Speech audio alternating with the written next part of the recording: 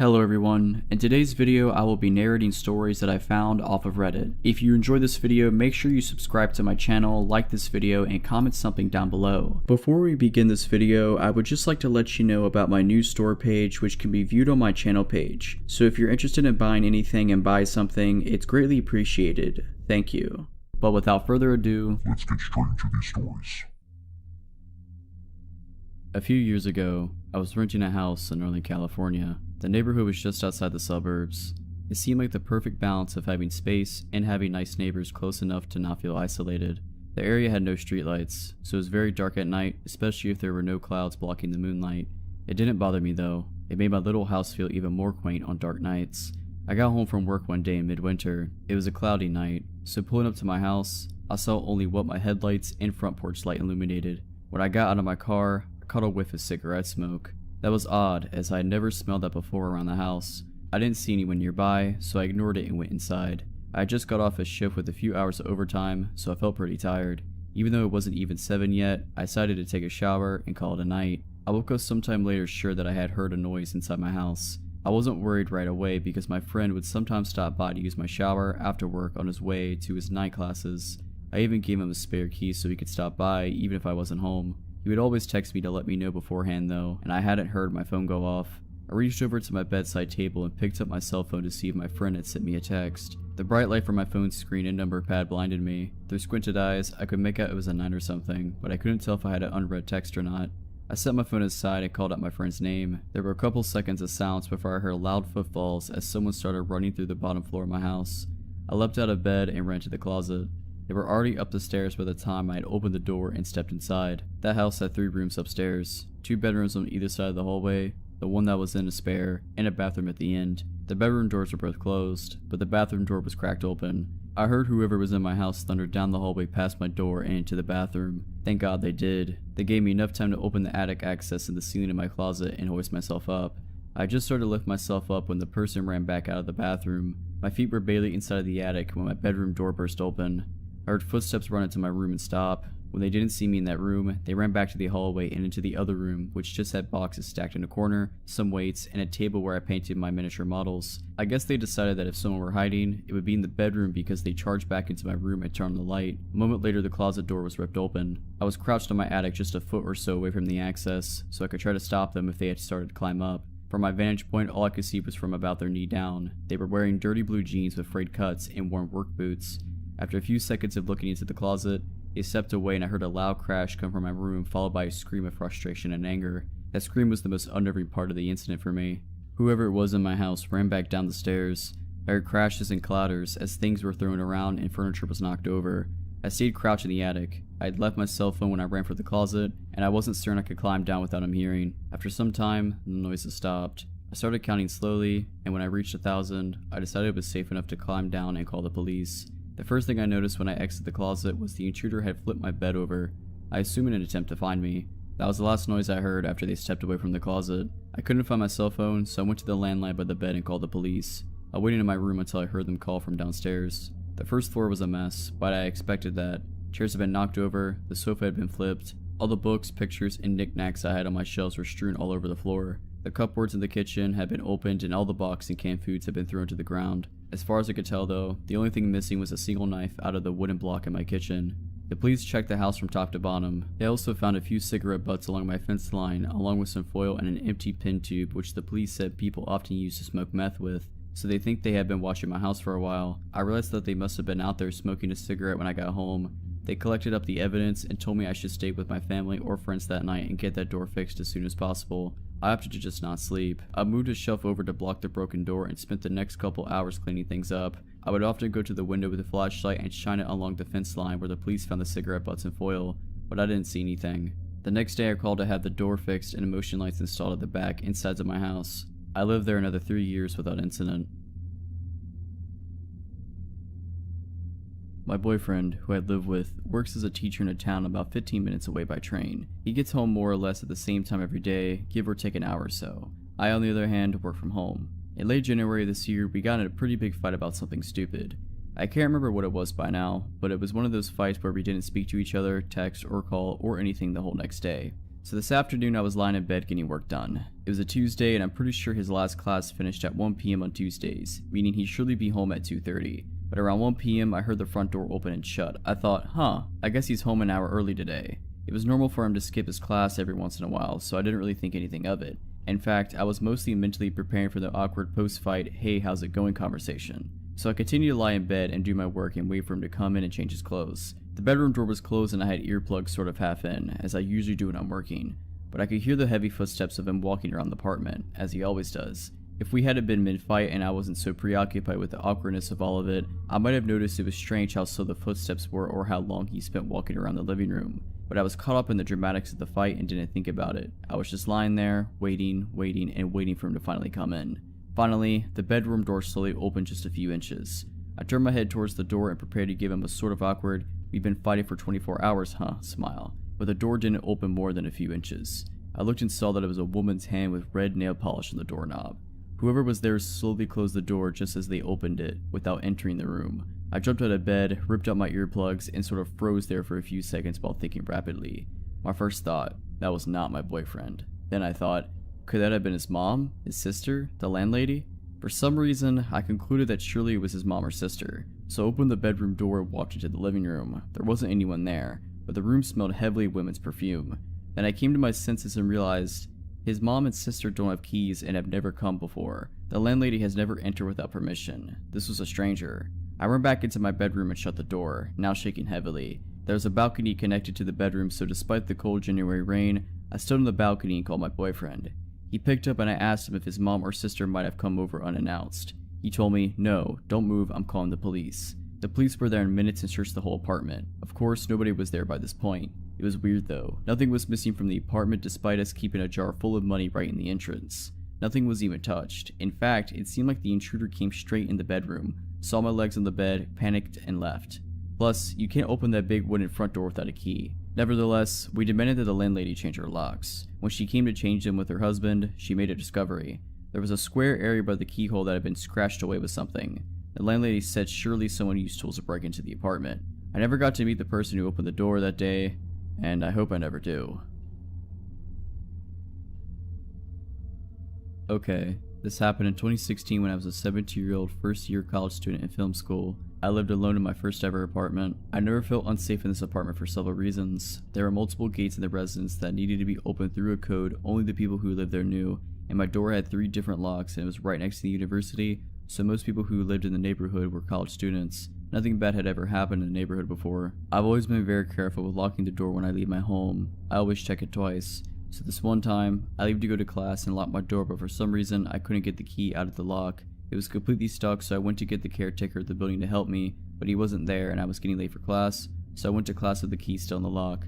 I took off the keychain first so it's not too noticeable.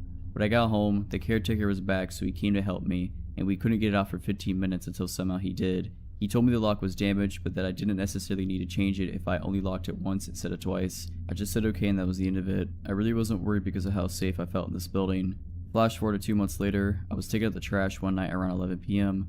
While on the phone with my sister, I remember telling her that I was taking out the trash. Then I would take a shower afterwards before heading to a party. As I previously said, I always locked the door, even just to take out the trash. Because of my lock being damaged, I only locked it once. When I got back to my apartment, I found the door unlocked, which immediately alarmed me. So I went to the apartment and locked the door immediately, with 3 different types of locks. When you walk into my apartment, which is just 215 square feet, you have the main room in front of you and the bathroom door immediately to your left. I left the bathroom door slightly open, enough so I could see a man in my shower, turning his back to me.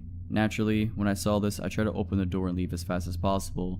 Except my main lock was damaged from 2 months earlier and I couldn't open it no matter how hard I tried. In this moment, all I could think of was the fact that I had to leave as fast as possible. I jumped out the window without really thinking. I figured it was the only solution, except I live on the 2nd floor, so I completely smashed my ankles in the landing. I started running in whichever way I could, and when I got a little bit further from the building, I looked back and a man was there, at my window, watching me run away. I thought of 2 possible outcomes. Either the man was going to jump and chase me, except I wouldn't get far with my twisted ankles, or he would get scared at the height and be locked in my apartment. Thankfully, he picked option 2. I went to hide in a bush a little further and called the police, who arrived in just 10 minutes because I live close to the station.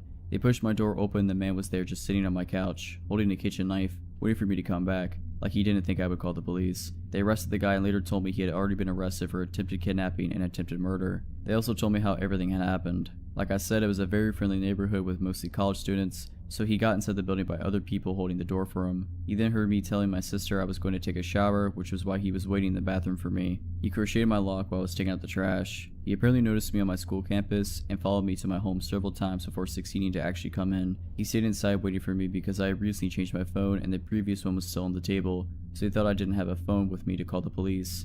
I don't live there anymore, but after that, to get into the building, we all needed identification proving we lived there. Building IDs were created and we had to scan them every time, and it was the only way to go inside the building. Nothing really bad happened in the neighborhood after that. It's back to being very peaceful and friendly.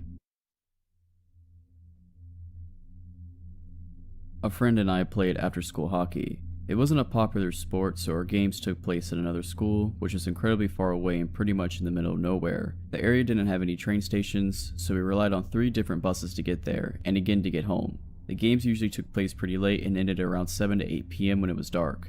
All the other girls in our team got picked up by their parents, but we always busted together home. We didn't feel it was dangerous because there were 2 of us, and being classic 12-year-olds, we thought we were mature enough to be independent. Because we had to change buses 3 times, and we lived so far away, by the time we got to our second bus stop it was usually pitch black. The second bus stop was desolate, far off from the school, in front of some kind of abandoned building, and basically a bit creepy. The stop was small and wasn't sheltered. It was just a steel pole with a bus painted on the sign. On this particular night, it wasn't raining as well, so we felt extra miserable standing out in the cold. The buses in my area are also notoriously unreliable, so it wasn't unusual for us to wait an hour at this bus stop. That night it definitely felt like we had been waiting there for over an hour when a car pulled up in front of us. A woman was in it. She rolled down her window and asked us where we were going. I told her the suburb we lived in, which was an hour drive away, and she said she could give us a lift if we wanted. If it had been a man, I would have immediately been suspicious and liked it. But because she was a youngish woman, looked about 40, it didn't raise any red flags in my mind. I remember thinking that she must be understandably worried about 2 young girls standing out in the rain at night.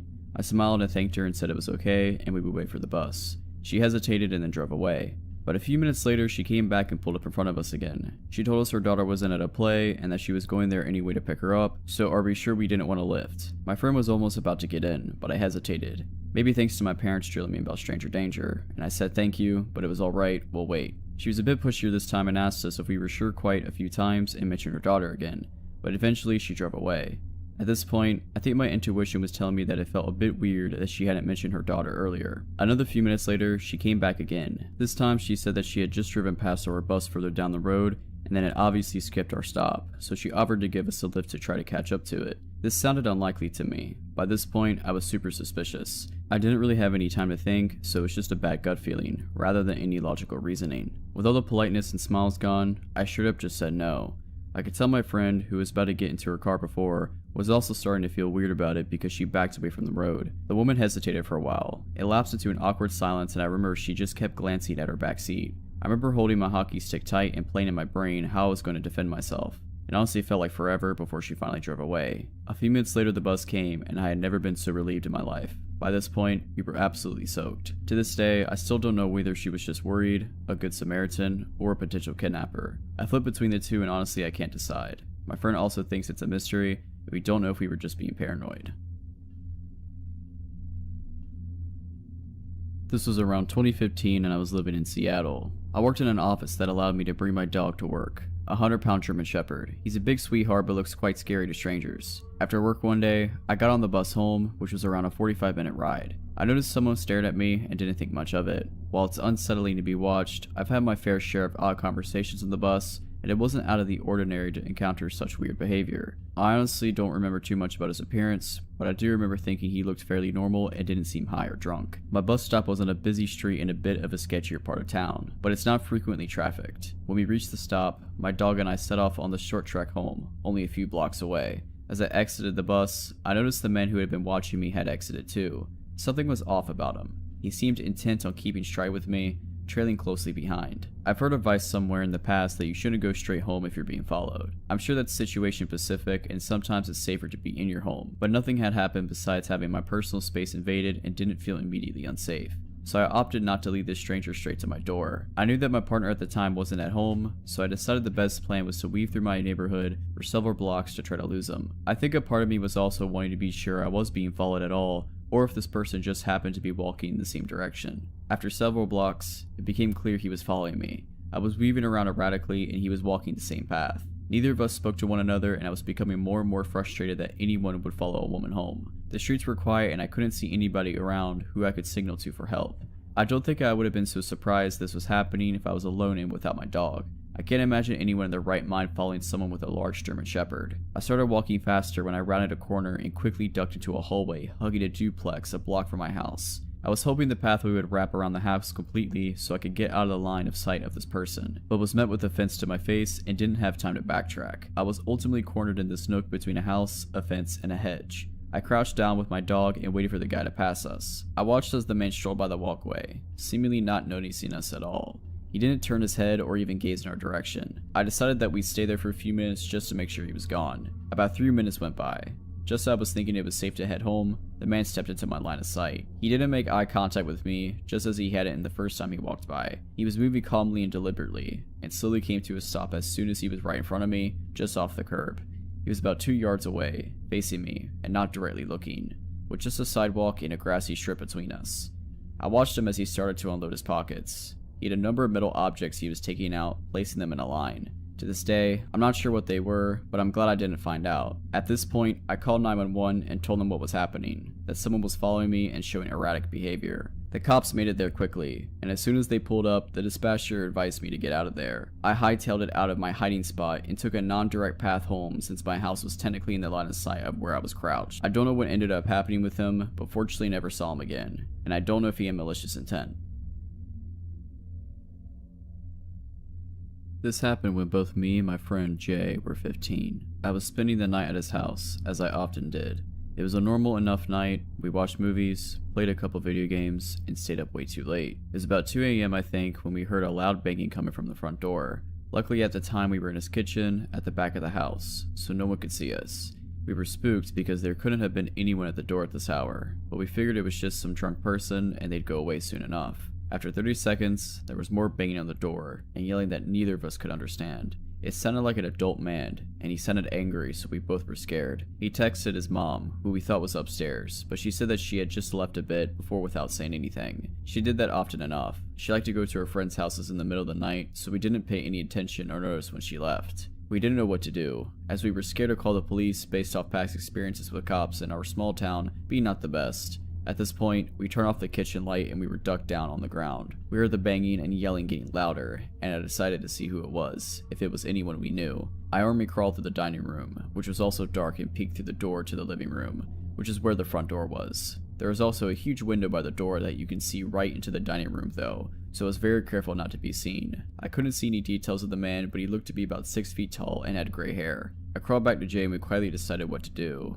We heard the knocking stop, so we decided to wait a bit before seeing if it was safe. We also decided to go around the table in the dining room in case he tried to come around back, which is where the kitchen was. After around 10 minutes of silence, we rock paper scissors for who had to check if he was there, and of course I lost, so I again army crawled to the dining room door. I saw the man staring through the window, hands cupped up against the glass. I made eye contact with him, and the moment he saw me, and I loudly said, causing my friend to panic and crawl behind me. I saw him pull out his phone, and he told me later that he was texting his mom to come home and save us. The man started yelling again, and this time we could make out a bit more of what he said. It was mostly cussing, although I definitely heard the phrase, "I'm gonna kill you," in there a couple times. I quickly looked past the man to see if any of the neighbors seemed to notice him, but no luck. I crawled back out of his sight and again discussed what to do with my friend. We decided to go into the basement for safety, which you could get to by moving the fridge. Confusing house, I know, but it was really old and not meant for modern-sized appliances.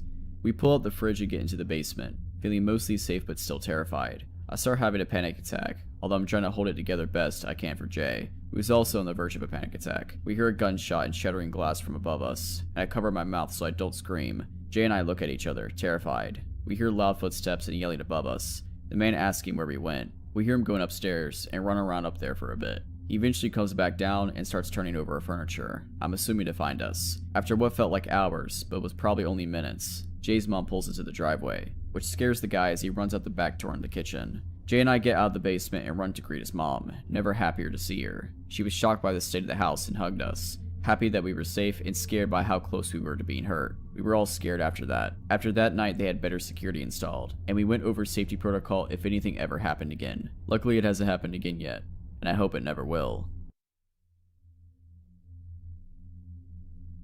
I work at a convenience store. I've had some creepy customers come in before, but this one was a little more disturbing. If it weren't for what had been said and done, I don't think this would have been that bad. I normally work third shift, which is around 4 p.m. to around 12 a.m., and I'm by myself for the last 4 hours of my shift. This man had come in earlier that day and was acting odd, jittery, chewing at his lip constantly, fumbling with his debit card, to the point I did everything for him except putting the pin in. Fast forward to around 10:30 p.m. I'm sweeping the floors as I'm supposed to do every night when the man entered.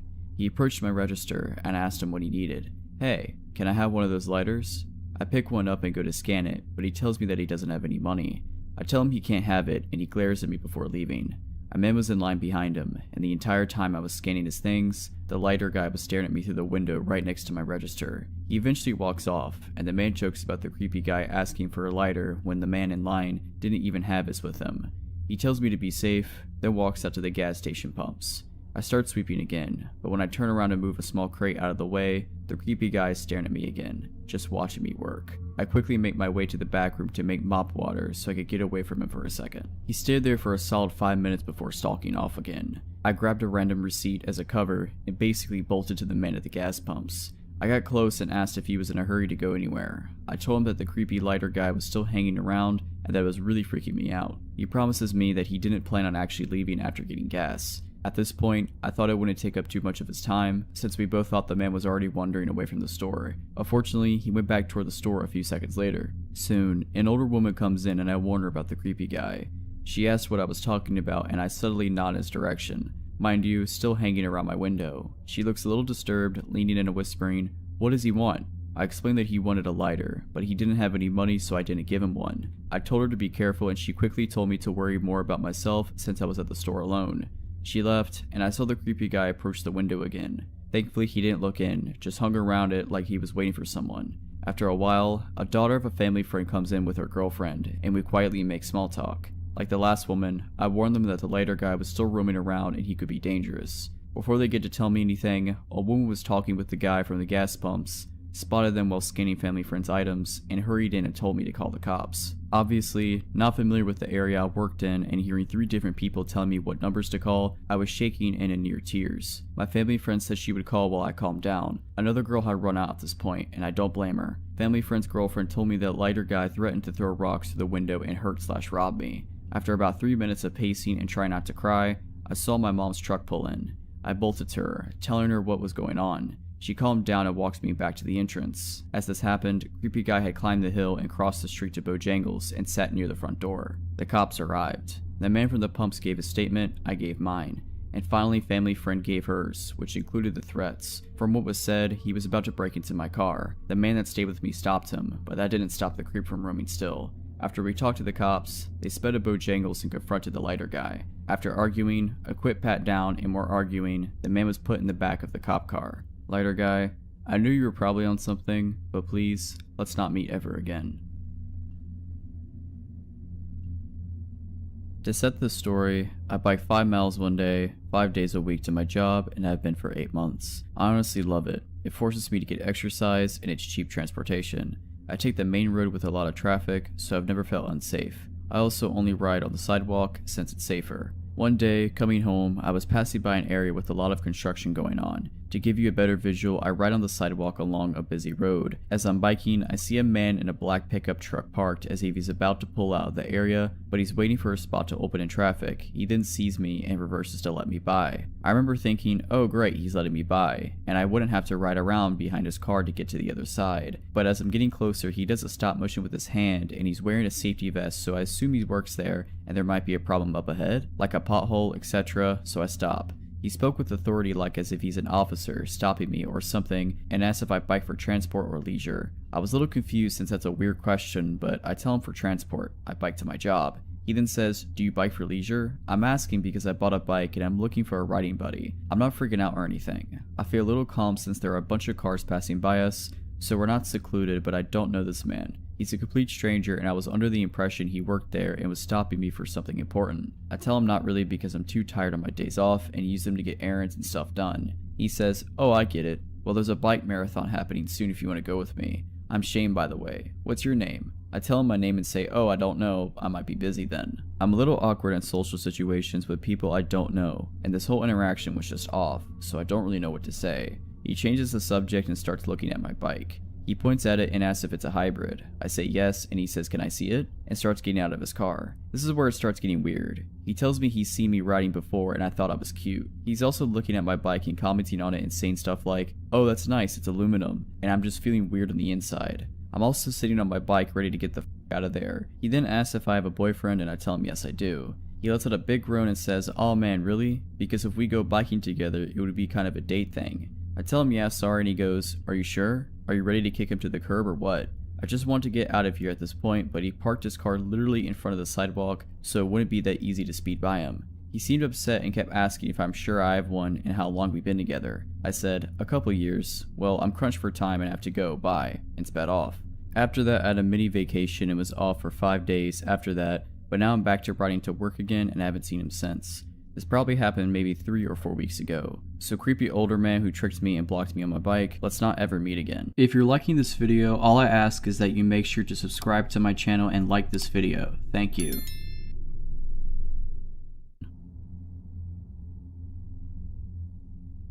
This was back in 2014. I had moved off campus and into a really nice part of town. I was a junior in college and this was my first time living on my own. Campus was only 2 miles away, so I would often walk back home from campus.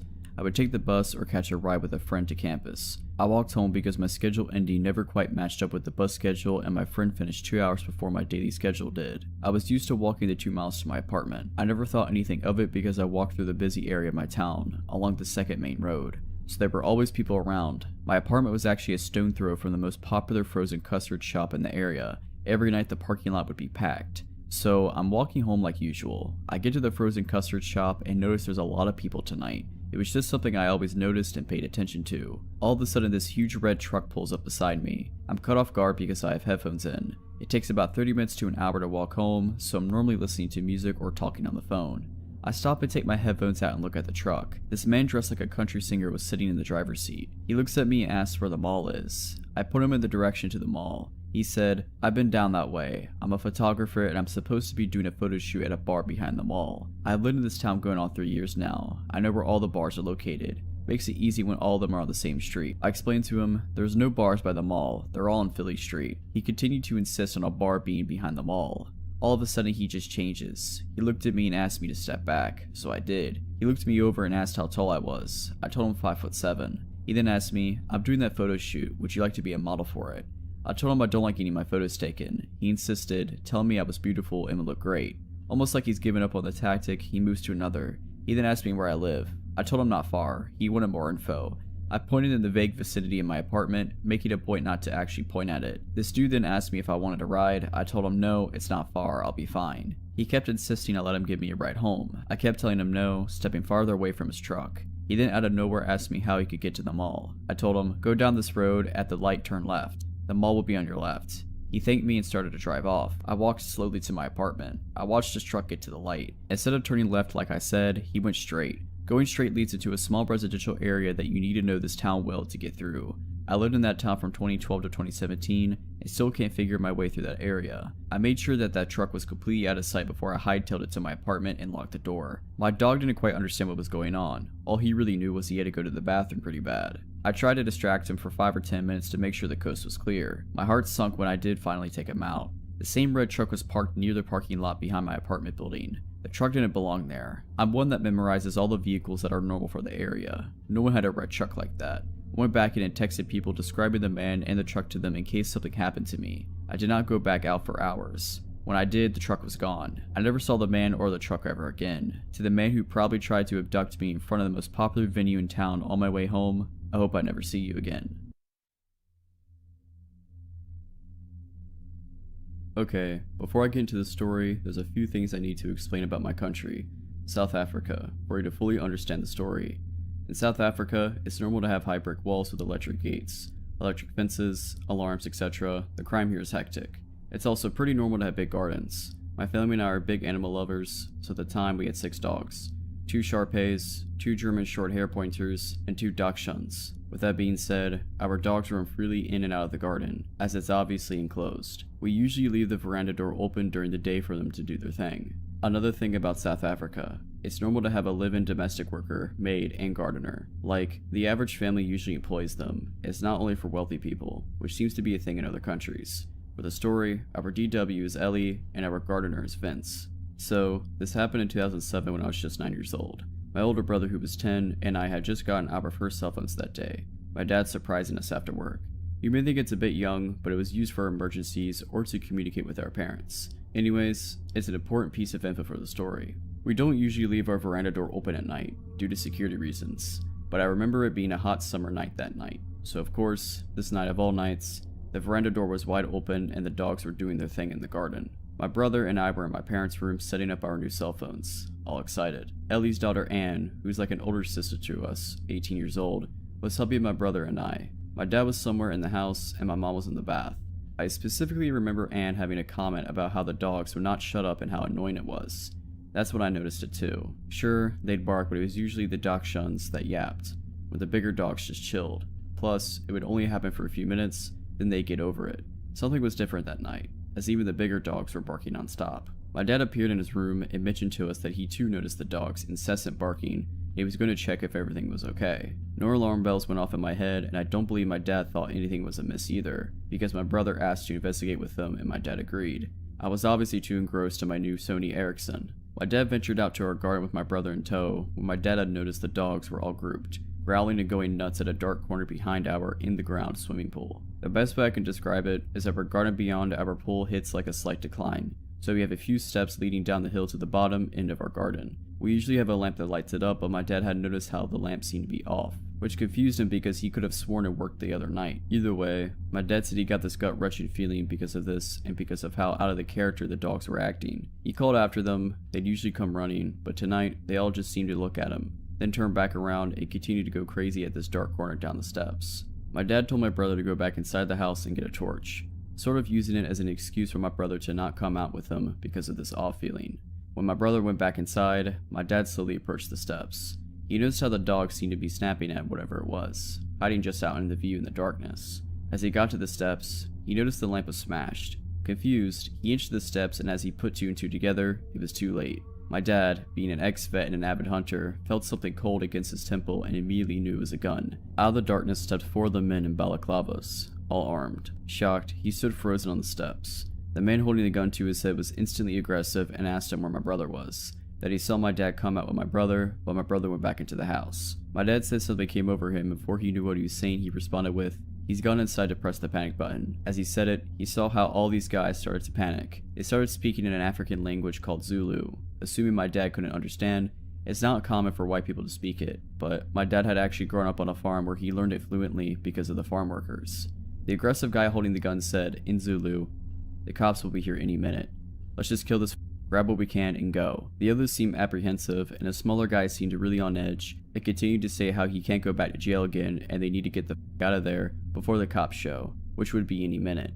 He was panicking. My dad then fed on this guy's fear. My dad then interrupted them, speaking English, pretending to not understand what they were saying, and said that we usually have armed response vehicles that drove in our area, and since my brother pushed the panic button so long ago, they'll probably be here any second. And that did it. My dad watched as their plan unraveled before them. The smaller scared guy started freaking out all the other guys, saying that they need to leave ASAP or else they'd get caught. He seemed to make the others more nervous and lose confidence until they started full-on bickering amongst themselves, their plan slowly turning to, as a third guy had put it. The aggressive one pointing the gun to my dad's head slowly lowered it as they started fighting, losing focus on my dad and shifting his focus onto his crew. My dad then used this as an opportunity to slowly back up the steps and turn to dart to the house. As luck would have it, as my dad ran into the veranda door, my oblivious brother was heading out with a torch. My dad scooped him up under his arm mid-ran and sprinted into the house, not even closing the door behind him. Silly, I know, but I think he just wanted to get my brother inside as quick as possible without even thinking. Anne and I were obviously also oblivious to everything. When my dad rushed to the bedroom door,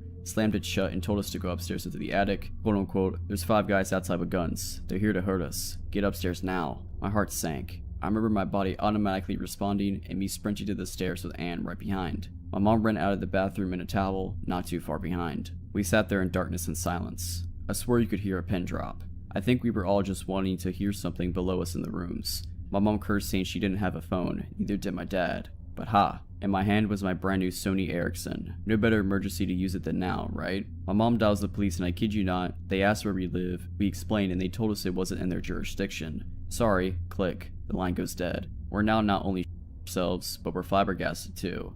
My mom starts cursing like a sailor again and that's when my dad realizes. He didn't close the veranda door and what about Ellie and Vince, who are in their rooms, blissfully unaware of the danger they're in. He gets his firearm in the safe in the attic and tells us whatever we hear, do not come downstairs.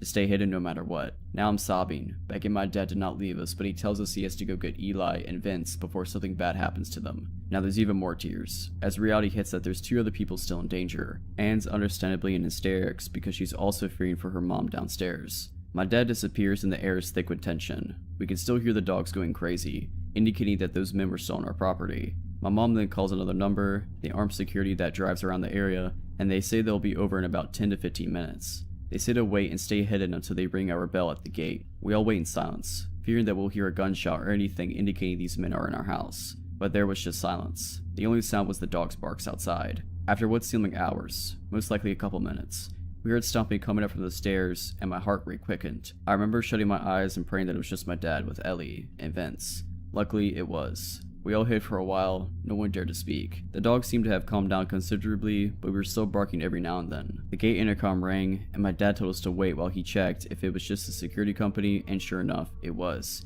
He opened up and the nightmare was over. I remember standing up and my knees buckling from the adrenaline my body endured. The armed security somehow notified the right police, and everyone investigated the garden. They found that there was actually 7 pairs of footprints and that these guys bent the spikes on our wall and just climbed over. We got an electric fence shortly after, so there must have been 2 other guys hiding in the shadows that my dad hadn't seen, which is actually creepy in its own right. Thank goodness nothing happened to my family, and I'm forever thankful for my dad's quick thinking regarding the panic button. Also, I'm so glad my dad understands Zulu and can manipulate the situation to benefit us.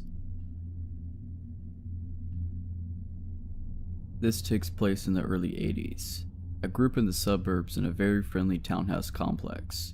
We all knew our neighbors. My first friends were the kids that lived in other townhouses. To describe my home, all townhomes are attached. They're also very tall and slender. I had 6 flights of stairs to go from the basement to the bedrooms on the top floor. We had a tiny driveway, and then there was the small roadway. On the other side was a raised flower bed that ran the length of the side of the townhouse wall across the street. The most important thing was a very bright street light in the middle of the planter. It shined ominously right into our front windows at night, and it had enough light to illuminate shapes above the kitchen counter on the 3rd floor kitchen, just the top part of bodies. You didn't need to turn on the kitchen lights at night if you needed to get something. One night I had a sleepover with my friend who lived diagonal to me. Us scouts had stayed up late and went to the kitchen for snacks. I peered out into the street to see an unfamiliar guy walking by on the roadway. There was no sidewalks. I noted to my pal that there was a weirdo walking by because he didn't seem right. He was tall and lanky with long 80s hair. With our familiarity with people in the neighborhood, we didn't recognize him. Our complex roadway did lead to a street, but it wasn't used as a shortcut because it was a long way to get around the neighborhood, so you didn't see others often, especially at night. As soon as I commented weirdo, he walked by our house. Only a couple of minutes later, he walked by again, going in the direction he came on the roadway. This time, we saw him out of the corners of our eyes coming along. Being scared kids, we immediately ducked as we were visible to the street. Up until then, we didn't think anything more of it, but our instincts told us to hide, so we did. My friends said we were overreacting after a few minutes being crouched down, so we carefully peered over the counter. Weirdo hadn't walked by. He was now standing in front of the flower planter looking up at our house. To this day, I remember that bright streetlight illuminating him from behind very ominously. He looked like a horror film killer come to life. We hit the floor again, thoroughly freaked out. I don't know how long we were there for. I could only hear the sound of our breathing for some time, until I thought I heard the squeak of the garage door handle. It was one of those old rusty ones that opened outward. I thought I was dreaming until I heard for the second time that rusty handle squeak. He was trying to get in now. My friend and I were frozen in fear. Luckily, my dad always locked the garage. The squeaking stopped. Even though my friend and I could have run upstairs or shut it to my parents, we were rooted on the spot, thinking if we moved, he'd get us somehow. We thought that was it as it was suddenly quiet. But a few minutes later, I heard the swoosh of the screen door and telltale sound of the front door handle being pressed down. The first screen door was never locked, but thank God the wooden door always was. The noise repeated a few times. The metal scratching of the screen door hinge and the click of the front door latch. I wanted to piss my pants, and my friend looked like crying. Again, we were too silly enough to move or do anything to help ourselves. We just shook in terror and hoped he'd go away. He stopped trying to get in after about 5 minutes, and all we heard after that was silence. About 8 minutes later on the kitchen floor, we moved to stand up. I thought we were still pretty crouched down and invisible. That wasn't the case. This time we heard a clear voice. The other kitchen window near the pantry had its screen window open. "Hey, I'm thirsty. Can I get a glass of water?" My friend and I stared at each other in disbelief. He was still there. We didn't move, but someone had to eventually. My friend, being the braver one, decided to peek out the screen window while trying not to be seen. He must have heard her. "I know you're there. Come on and let me in. I won't hurt you." This was the moment we decided to flee up those 2 flights of stairs to my bedroom. I always had an active imagination like most kids. I really hated that my bedroom was the very first one at the top of my stairs. My parents were at the back. Therefore, in mind, I would be the first one to be murdered if someone broke in, and that fear was certainly tenfold that very night. My friend and I hunkered down on my bed, deep under the covers, shaking. We did not sleep at all, waiting for the click of a door or worse. We thought we heard him try again, but at that point we weren't sure if we were hearing things. Until the day I moved out, I never really felt totally comfortable in my bedroom ever again. I'm a 21-year-old female, and this story took place when I was around 11. I remember this day clearly because it was the first time I was ever allowed to walk to school and back by myself. Up until the age of 14, I lived in what we thought was a safe place in Chautauqua County, New York. Everyone knew everyone here. If you thought you would get away with something, then be prepared to have your ear chewed off by the time you get home. There was this one day though, it was a cold winter day and school unfortunately was still open, so all the neighborhood kids had to walk through knee-high inches of snow just to get to school. It took me longer to leave the house as I was used to walking with my older sister to school since she knew the routes better than me. I always used to make fun of her for being paranoid and taking a different route every day from school, but after that day, I learned that was what saved my life. As I was waiting by the door to leave, my mom came up to me and told me that I should ride with her to drop me off because my sister was too sick to go today. Being a brat, I made a big deal about walking by myself because I was almost 12 years old and all my friends' parents let them walk alone. She looked at me for a long while, then told me to make sure I pay attention to cars. I got hit by a car and almost died when I was 9, so the worry that showed on her face was well warranted. I hurriedly nodded and headed out the door to go to school. My sister didn't like to dilly-dally, so she was always in a rush to get to school early, but seeing as it was just me, I thought it would be a good idea to take my time. I would play in the brown slush that was on the left side of the road, and even made funny looking snowballs to see how far I could throw them. Halfway to school I noticed a white van following behind me. Being the playful child I was,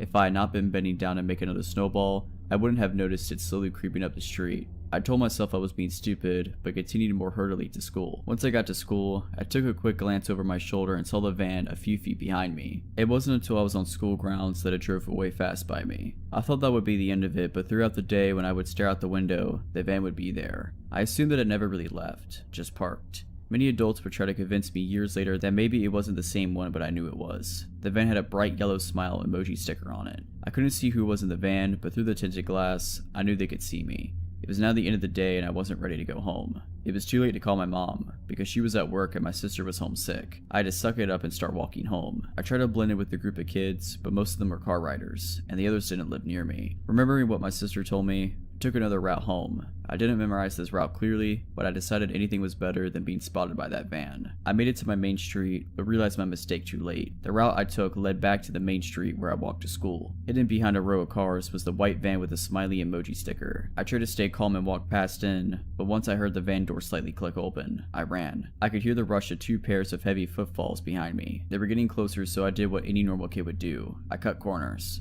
I cut into someone's backyard until I was directly inside of my house and forced myself into the thick snow to make it to the door. My heart was racing, not because I was running, but because I could still hear them behind me. I made it to the door and banged with all my might until someone came to the door. My sister looked confused, but one look at my face and she pulled me inside and locked the doors. The van was still outside. Truthfully, it stayed out there until my brother got home. Me and my sister don't talk about it, but we both knew how close it was to me going missing. Whoever you are that attempted to kidnap me and do God knows what else, let's not ever meet again.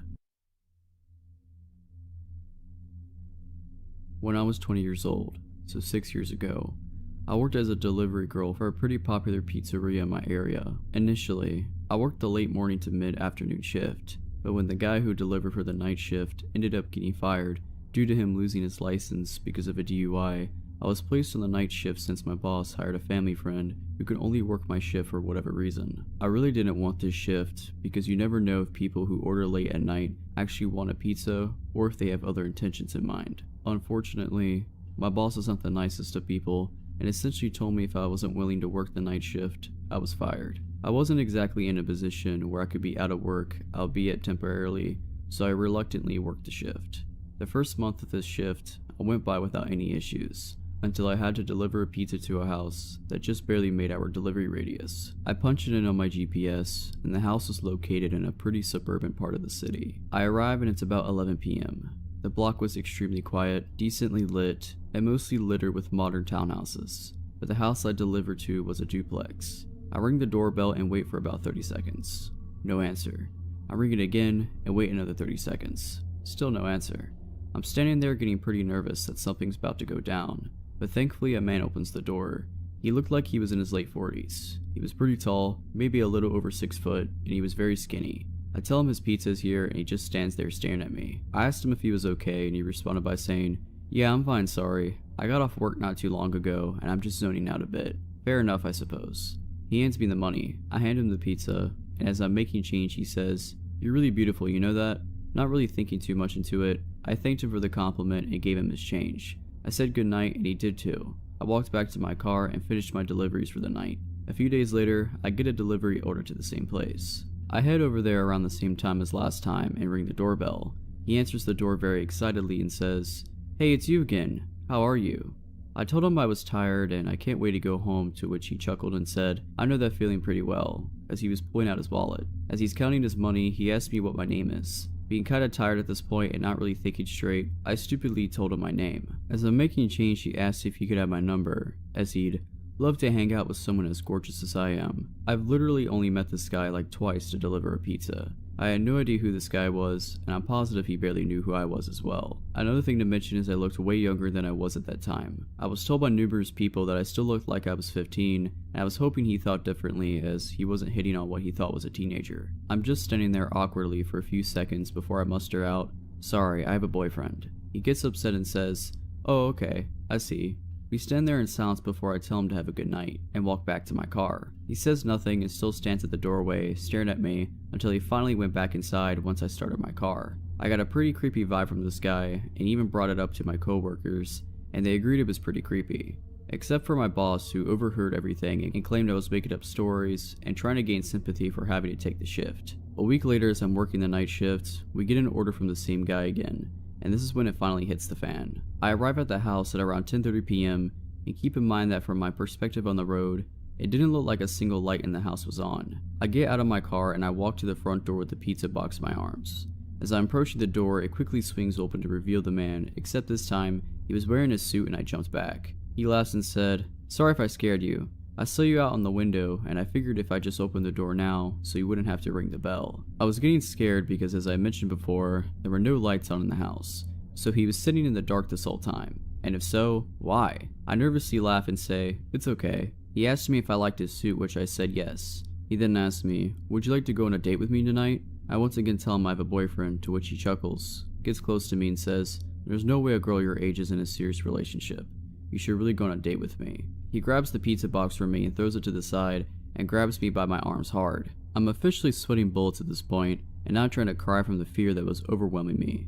I start pleading with him, "Dude, please. I just want to go home. I don't want to go on a date tonight." He just stares at me with the most sinister look I've ever seen on someone's face and says, "I don't care. Get inside now. We're gonna have a good time." He starts trying to pull me to the house, and I'm trying to resist as hard as I can. After a bit of struggling, he lets go of one of my arms and starts grabbing something out of his pocket, which I presumed was a knife. I did something to this day that I'm still thankful worked as he was doing that. I used my free arm to punch him as hard as I could in the stomach. This stuns me for a few seconds, and as he loosened his grip on me, allowed me to break free. I quickly run to my car, and as I get in, he runs at me and tries pulling me out of the car, holding the knife in the other arm, and just starts yelling. I grab a half-empty soda bottle I had in the cup holder and throw it, and luckily it hits his head and he lets me go. I slam on the door, and then all of a sudden he jumps right on the hood of my car and starts scratching and banging on my windshield with his knife. I put the car in reverse and quickly back out of the spot and quickly reverse down the road with him desperately trying to hold on. He's banging on my hood screaming, "Stop the car!" I turn onto the next road as swiftly as possible, and luckily, he falls off the hood of my car. I slammed the gas as hard as I could to get away from him as far as I could. In my panicked state, I drove a couple blocks down the street and kept making turn after turn onto other side blocks as I feared I was being followed. Eventually, I reached a red light and I slammed on the brakes and just sat at the intersection frozen, from what had just happened.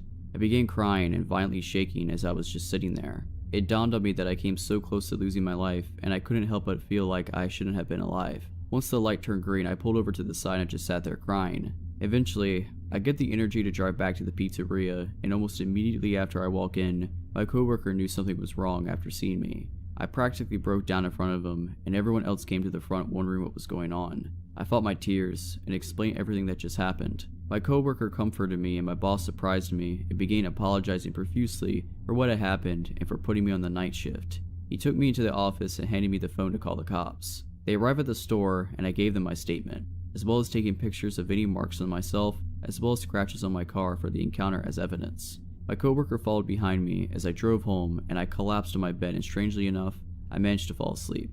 I quit my job the next day, and luckily a friend of mine managed to hook me up with a new job at her clothing store. As far as the psycho goes, 2 days later I received an update from the police. The entire duplex is owned by the guy's brother, who lived on the right side with his wife, and the psycho lived on the left side of the duplex. I learned that he had been in and out of jail constantly at first for robberies and assaults. He had been released from jail about 5 months ago apparently. When they arrived at the house, he was long gone and his family had no idea where he ran off to, but the police insisted they would find him, and indeed they did, albeit not alive. I spent the next 2 months in fear that he would find me and finish what he had in mind, but the police contacted me and updated me on the case. Apparently, he fled to another city nearby and attempted to kidnap a teenager walking alone late at night on the street. Luckily, somebody happened to be looking out the window at the right time, called the cops, and the police caught him by trying to force her into his car. He manages to flee and the police chase after him. He blew a red light near a busy boulevard and a van slammed right into the driver's side of his car. By some sort of miracle, the driver of the van only sustained minor injuries,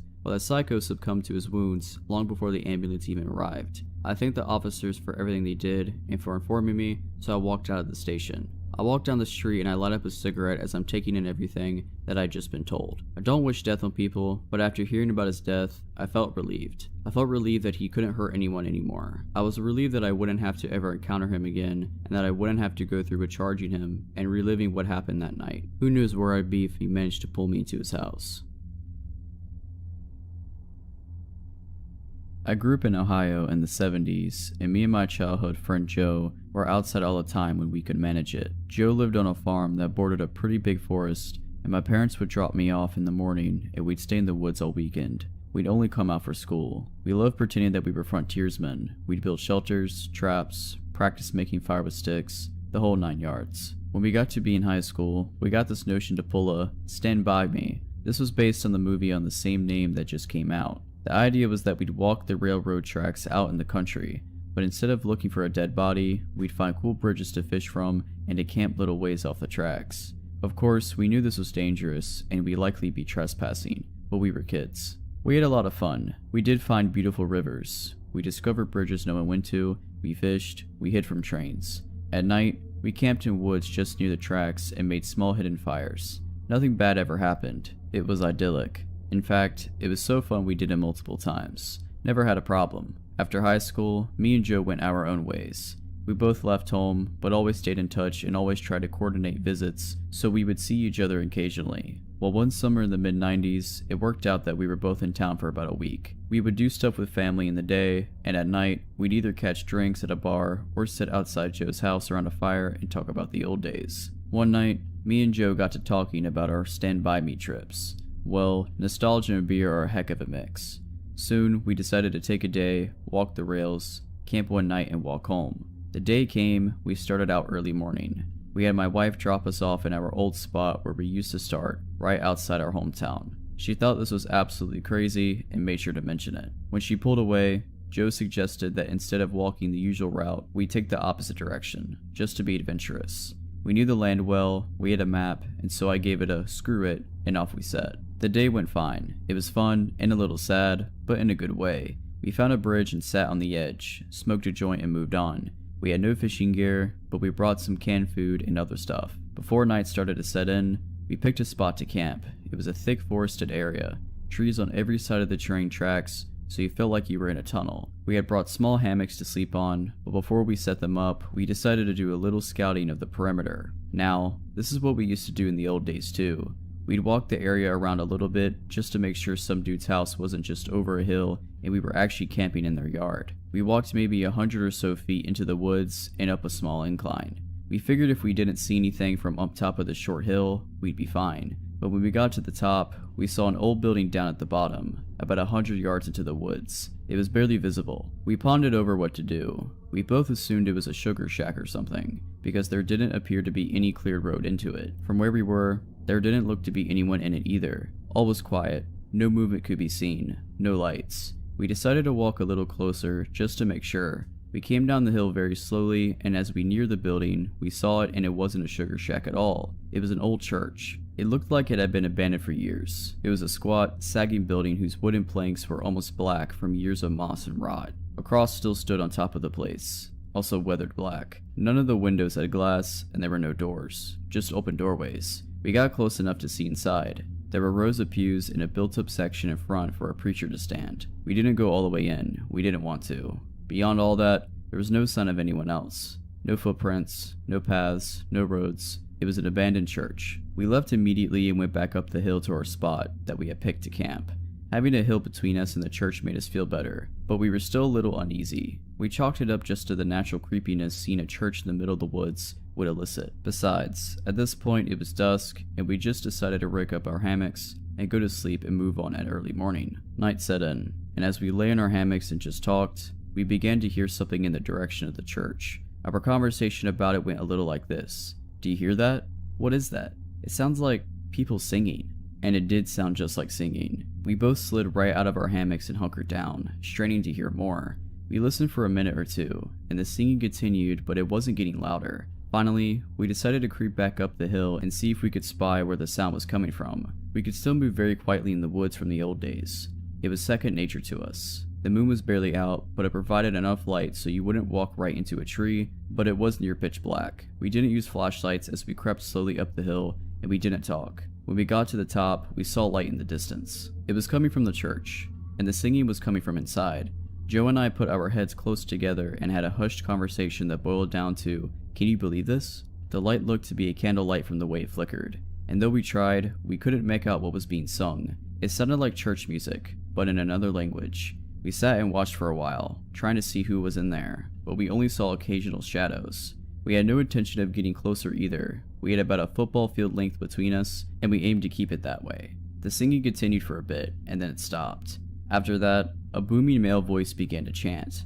I was already freaked out, but this voice thoroughly scared the crap out of me. It sounded like some Old Testament preacher you see in movies, but again, it was like he was speaking in a different language, because we couldn't understand a single word. Eventually, it got to where the single male voice would say something, and then a bunch of voices would answer in song. This lasted for a while, and then they all broke into this long, sustained wail that just kept getting louder. It got so loud and so disturbing that I covered my ears. Then it stopped. At this point, I was just getting ready to say, "Let's get the heck out of here," when Joe put a hand on my shoulder and hissed, "They're coming out." We were far enough away that we couldn't really make them out very well, but what we could see was a line of figures walk out the open doorway, all holding hands in single file. We could see some of them had flashlights. They began to sing again, and the light from the flashlights began to move toward us and the hill. We booked it back down to our campsite, grabbed our stuff, and ran to the tracks. Once there, we ran down the tracks in the direction we had come from. After a few minutes, we stopped and looked back. We saw lights coming down the hill, and they were moving erratically like whoever was holding them was shaking them. We continued to run in spurts and walk as fast as we could. We eventually stopped seeing the lights and came to a road. By our map, we knew a small town that was about 15 minutes down it, and we walked there, got to a 24-hour gas station, and called my wife to come get us. My wife and other friends all just thought it was kids messing around, but I heard those voices and they sure as hell didn't sound like any kids to me. Not sure who those people were, but it was definitely the most creepiest thing that happened to me out in the woods. So, this happened about 5 years ago while I was 9 months pregnant. I was Christmas shopping at the mall with my then 7 and 15-year-old daughters one Saturday night in a very safe city with very low crime rate. There was an Applebee's connected to the mall, and we ended our shopping pretty late, and the mall stores were starting to close, so I took my kids to the connected Applebee's for a late dinner. We finished up eating at about 10 p.m. to leave out the Applebee's entrance into the practically deserted parking lot with shopping bags in tow. As we got to the car, I was in the middle of maneuvering the shopping bags in my arms to find my keys, when a 50-ish-year-old looking guy starts walking up from somewhere in the parking lot with shaggy gray and white hair and a faded flannel shirt and old jeans. I noticed him briskly approaching when he was about 40 feet away, and he said, "Give me all your money now." My blood ran cold, and I stared at him owlishly and shakingly said, "What?" He then said he was just kidding and came up and stood right next to my daughters, who were standing on the other side of the car, waiting for me to unlock the door to let them in. He then starts making small talk with me and my girls. He's asking things like if they were being good girls for Santa, how old they were, if we got all of our Christmas shopping done, what kind of things did we get, etc. He didn't seem drunk, high, slow, or anything at all. He was very coherent and seemed sound of mind. Mind you, I was a heavily pregnant woman, alone with my 2 daughters in a mostly deserted parking lot at 10 o'clock at night. Was being approached by a stranger who came and stood right next to my kids on the other side of the car, just shooting the breeze, talking to me and my kids with his hands in his pockets and occasionally looking over his shoulder. I didn't want to aggravate him, so I was politely conversing with him and trying to look calm and nonchalant while trying to disguise my frantic hands digging inside of my giant purse for my car keys. This exchange went on for about a couple minutes while he periodically kept looking over his shoulder. I was silently panicking and trying to politely keep the situation from escalating by calmly and nonchalantly talking to him while also trying in vain to find my car keys to get us out of there. They were in there hiding good. I felt that at any moment he was going to pull a knife or gun or rob me, and my kids were right next to him, away from their mother on the other side of the car, and I couldn't find my car keys to get my kids into the safety of the car. He kept trying to engage them in conversation, and I could see that my oldest daughter was a little weirded out. She kept glancing at me to gauge my assessment and reaction to the situation. Being that he was only talking and acting friendly, and I was doing my best to stay calm, they were oblivious to the alarming situation we were all in. And being 9 months pregnant, and that I was no match for this full-grown man, especially if he was hiding a weapon on him. While still desperately digging for my keys, I tried to politely give him hints that the conversation was over by saying things like, "It was nice chatting with you, but I gotta get these kids to bed," and "It was nice meeting you," and telling my girls to say that it was nice meeting him too. My polite attempts to get this guy to leave wasn't working because he kept sidestepping my attempts and asking them what their favorite school subjects are and how nice young ladies they were, etc., while I was struggling with the shopping bags and digging in my giant cluttered purse for my car keys. My outgoing 7-year-old was completely oblivious to how not okay the situation was, because he was being friendly and because of the whole "I'm with mommy, so I'm safe" child mentality. So she started to talk about what she picked out for dad for Christmas, and started enthusiastically talking about kid stuff and asking him if he knew what Minecraft was, etc., and keeping this creep from leaving us alone by keeping him engaged in conversation. They didn't realize that I was becoming desperate to get them out of there. Then I suddenly felt this sinking feeling of dread when I realized that I may have lost my car keys in the mall, and that we were stuck outside with this strange man who kept looking over his shoulders and was showing no signs of walking away, and I was thinking that he was waiting for the perfect moment to pounce. All he had to do was grab one of my girls and threaten their life, knowing it would make me do whatever he wanted as long as he wouldn't hurt them. I started to feel my adrenaline start to spike, and my heart and stomach started doing flip-flops, and I felt like at any moment something was about to go down, as the gravity of realizing that there were no other people or witnesses around, and that they were totally alone with him at that moment, the odds were stacked against us and that he has his chance. He all of a sudden was all like, "Okay, it was nice talking to you, see you later," and walked off in the same direction as which he came. It wasn't until then I found my car keys and locked the car and told my kids to get in fast, and I got in too, and locked the doors and started the car and drove out of there. My 15-year-old lightheartedly and jokingly said, "Okay, that was weird," and laughed. I was overwhelmed with relief, and then I was confused over what just happened. I thought to myself, why the heck would a guy of seemingly sound mind think it was totally acceptable to go out of his way just to approach a woman and her kids in a deserted parking lot late of night just to chit-chat? But being that nothing bad happened, I brushed it off and joked about it too. When we got home, my husband greeted us and asked us how shopping went, and I said it went well, and my 15-year-old told him what happened in the parking lot and how weird it was and was kinda joking about it. I started joking too, saying how I was mentally having a panic attack while trying to look calm, and I started making fun of myself by telling my husband how I was attempting to inconspicuously rummage through my purse to find my car keys. My husband went completely white, and I acknowledged his horrified look of alarm, and I assured him that, albeit creepy, the guy was talking and eventually left on his own. Now, my father-in-law is a retired sheriff deputy, and my husband went through police academy training after graduating high school. He decided to go to business school instead of becoming a cop, and being that the knowledge he gained from that, plus growing up with a cop for my dad, I found out why my husband looked absolutely horrified when I told him about the details. What my husband told me completely rattled me to the bone. My husband told me that he was 100% sure the reason why that guy was hanging around us and chit-chatting was because he was waiting for me to unlock my car. And the reason why he was standing next to our kids was because once I unlocked the car and the kids started to get inside, he was most likely going to force himself into the car with the kids and hold a knife or gun to them to gain leverage on me to force me to cooperate, knowing that I wouldn't abandon my kids, which would force me to get into the car with them and then do whatever he wanted me to do, which most likely would be to drive to a remote location to do whatever knows what. And being that he wasn't wearing a mask, suggests that his intentions were to also leave no witnesses to identify him. I then remembered that he was positioned by the backseat passenger door where my 7-year-old was, standing by waiting to get in. My husband then told me that the most likely reason why the guy ended up leaving was because it took so long for me to find my keys, and the longer it took, the more anxious and spooked it made him. And that whole time, me trying to search for my car keys in my purse saved me from potentially being abducted. If you're liking this video, all I ask is that you make sure to subscribe to my channel and like this video. Thank you. I recently discovered this sub and immediately thought of this experience that happened to me 2 summers ago while I was cat sitting and house sitting for an older couple I met in a French class I was taking. This couple lived near a busy corner with a bookshop, coffee shop, a grocery store, and a movie theater in a nice neighborhood of a big city. For all these reasons and more, I was pretty excited to house sit there.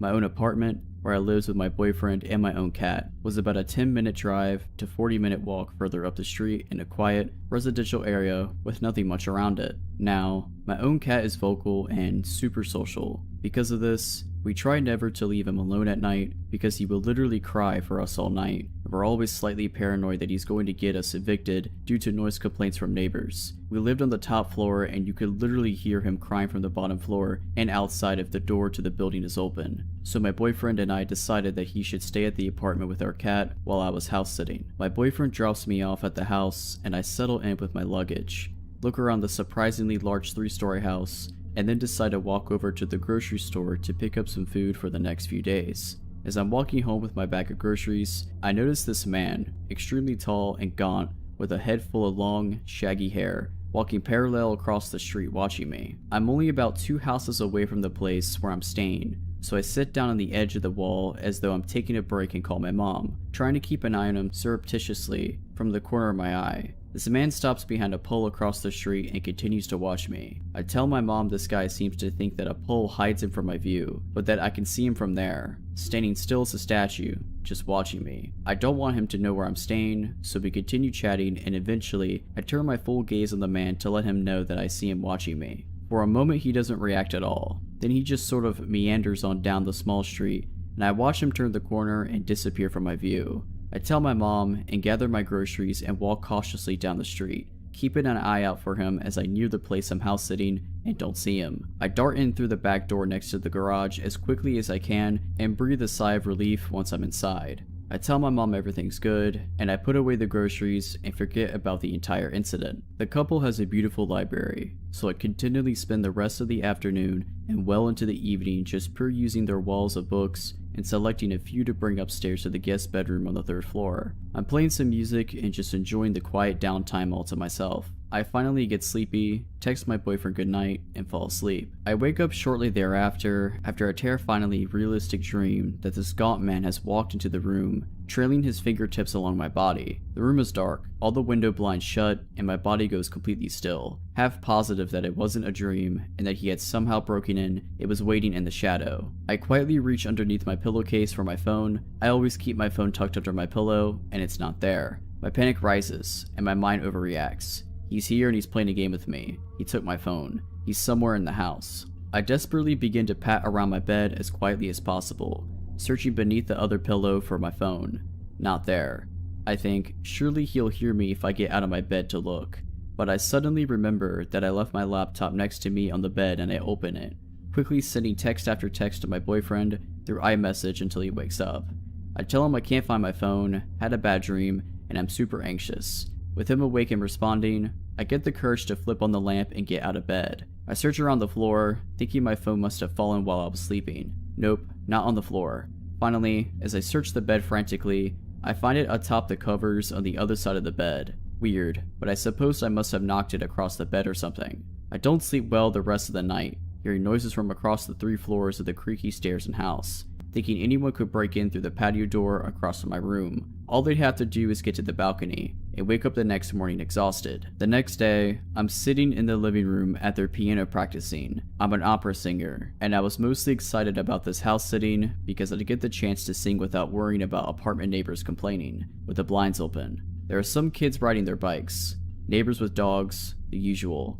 I'm enjoying my afternoon when I notice there's an odd, run-down, dilapidated, dark house nearly diagonal to this one, which doesn't fit in at all with the otherwise nice neighborhood. Gaunt man walks out of it and sits on the porch. My stomach drops. I call my boyfriend and tell him that the creepy guy apparently lives across the street. I shut the blinds facing that way so that he can't see me and retreat to the other side of the house with the kitchen. I spend the rest of the day chilling, convincing myself that I'm overreacting, that everything is fine and I don't need to worry. Nonetheless, come nightfall, the house seems just way too large, with too many entrances, and the bottom floor is so far away that I worry the noise wouldn't carry up to the top floor if someone did break in. Naturally, I cannot sleep at all. I end up retrieving a knife from the kitchen and stashing it under my pillow. Noises keep me up. Creaks, odd sounds. Around 11 p.m., I call my boyfriend and beg him to come stay with me, assuring him that our cat could survive one night without us. He drives over and pulls into the garage. I come unlock the hall door from the garage to let him inside. I still don't sleep well, but at least I get some sleep with him here, feeling a little safer. He gets a little weirded out about the knife under the pillow and tells me to put it back where I got it. I stash it in the bedside drawer, just in case. The next day,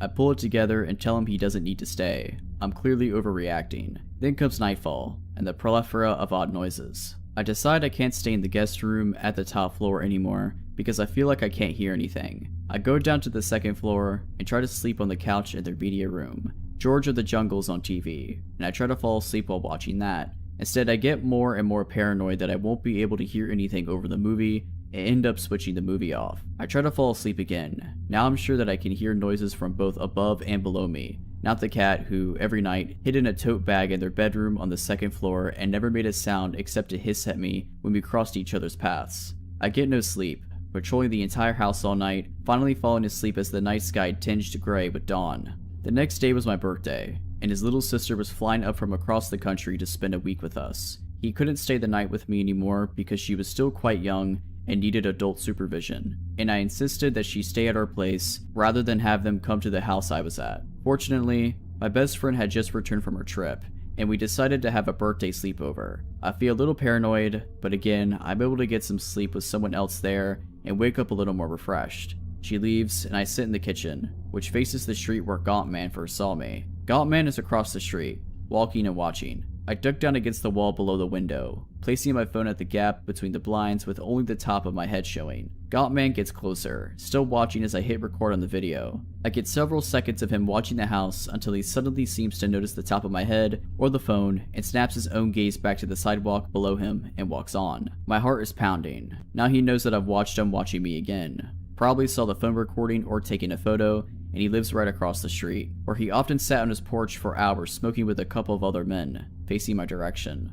The next few nights were a blur of me wandering around the house, checking closets and other closed spaces upon returning from going out, placing chairs against entrances so that I'd hear them scrape if they got moved, half sleeping in the media room, double checking windows, exhausted until the couple of hours of sleep I would get when the sky would tinge gray, and I'd felt I'd survived the most dangerous part of the night. My best friend found out I wasn't sleeping at all, and offered to stay with me for the last night. Boyfriend's little sister was still there, so he couldn't. I accepted her offer, feeling foolish and overdramatic, but thankful. We stayed back in the guest room on the top floor, watching Parks and Rec quietly with the subtitles on, so that I could still hear the rest of the house. It was around 1 a.m. or so when a shrill, piercing siren suddenly echoed throughout the house. My best friend and I sat up in bed, paralyzed for a moment with fear and confusion. Did they say anything about an alarm? She asked me. No, I responded, hesitantly, wondering if I had missed something in the notes they had left. We stared at each other for another long moment. What should we do? She asked. I don't know, I said. We should shut the door and lock it, right? She was the closest to the door. She shut it quickly and locked it. I moved the nightstand in front of it, a pathetic barricade. The siren continued to wail throughout the house. Should we call the police? I asked, my heart pounding into my mouth, opening the blinds with my hands and trying to peer through the dark street below. There was a window to the bathroom with the access from the balcony patio. I checked it, just to make sure yet again that it was shut and locked. We should probably call the police. Or should we? She had already begun to call the police, telling them that we were house sitting and an alarm had just gone off. We were concerned about a man who had been watching me over the past few days, and we were alone in the house. The police got our address and said that they would arrive soon. Suddenly, the alarm stopped. With the alarm off, we gathered the courage to remove the nightstand from the door and unlock it. I had pepper mace gripped tightly in my hand as we swung the door open, ready to confront whatever was out there. Nothing. No one. I checked the giant glass door a few steps away that led to the balcony patio. Locked. We made our way down the stairs, cautious, quiet. We finally made it down to the bottom floor when there was pounding at the front door. I hurriedly made it over to the door, removing the chair I had placed in front of it as quickly as I could, letting in 2 policemen. They identified themselves to the door. They came inside, asked me a few questions about this man, and then decided it was probably just a harmless homeless man. I didn't tell them that he lived across the street because I thought they'd accuse me of overreacting. Quote unquote, he was just walking home, not following you or watching you. End quote. They couldn't find a security system, and told us that it was the fire alarm that had gone off, but they couldn't figure out why. After checking the house and finding no one, they left. I emailed the owners the next day to tell them what happened, and that we had called the police to come check it out. They apologized that it happened, and thought it was strange. I left the next day and politely declined house sitting for them when they asked again a few months later. We moved out of the city and across the country last summer. My boyfriend only recently told me that he and my dad, who had come up to help us move, had seen Gottman walking across the street from our apartment, and that last week before we moved. So Gottman, even if you weren't stalking and watching me, let's not ever meet again. A couple years ago, one of my closest friends relocated cross-country with his long-term girlfriend to a work job he couldn't refuse. Only issue he had was that he did not want to fly his dogs out with them when they made the move, since they'd be staying in a hotel for the first month. He was also a bit reticent to fly them out due to health concerns for both pets. By the time he located a home to rent, he was missing his dogs and made the request of his sister, another close friend, and myself to drive them to him in LA.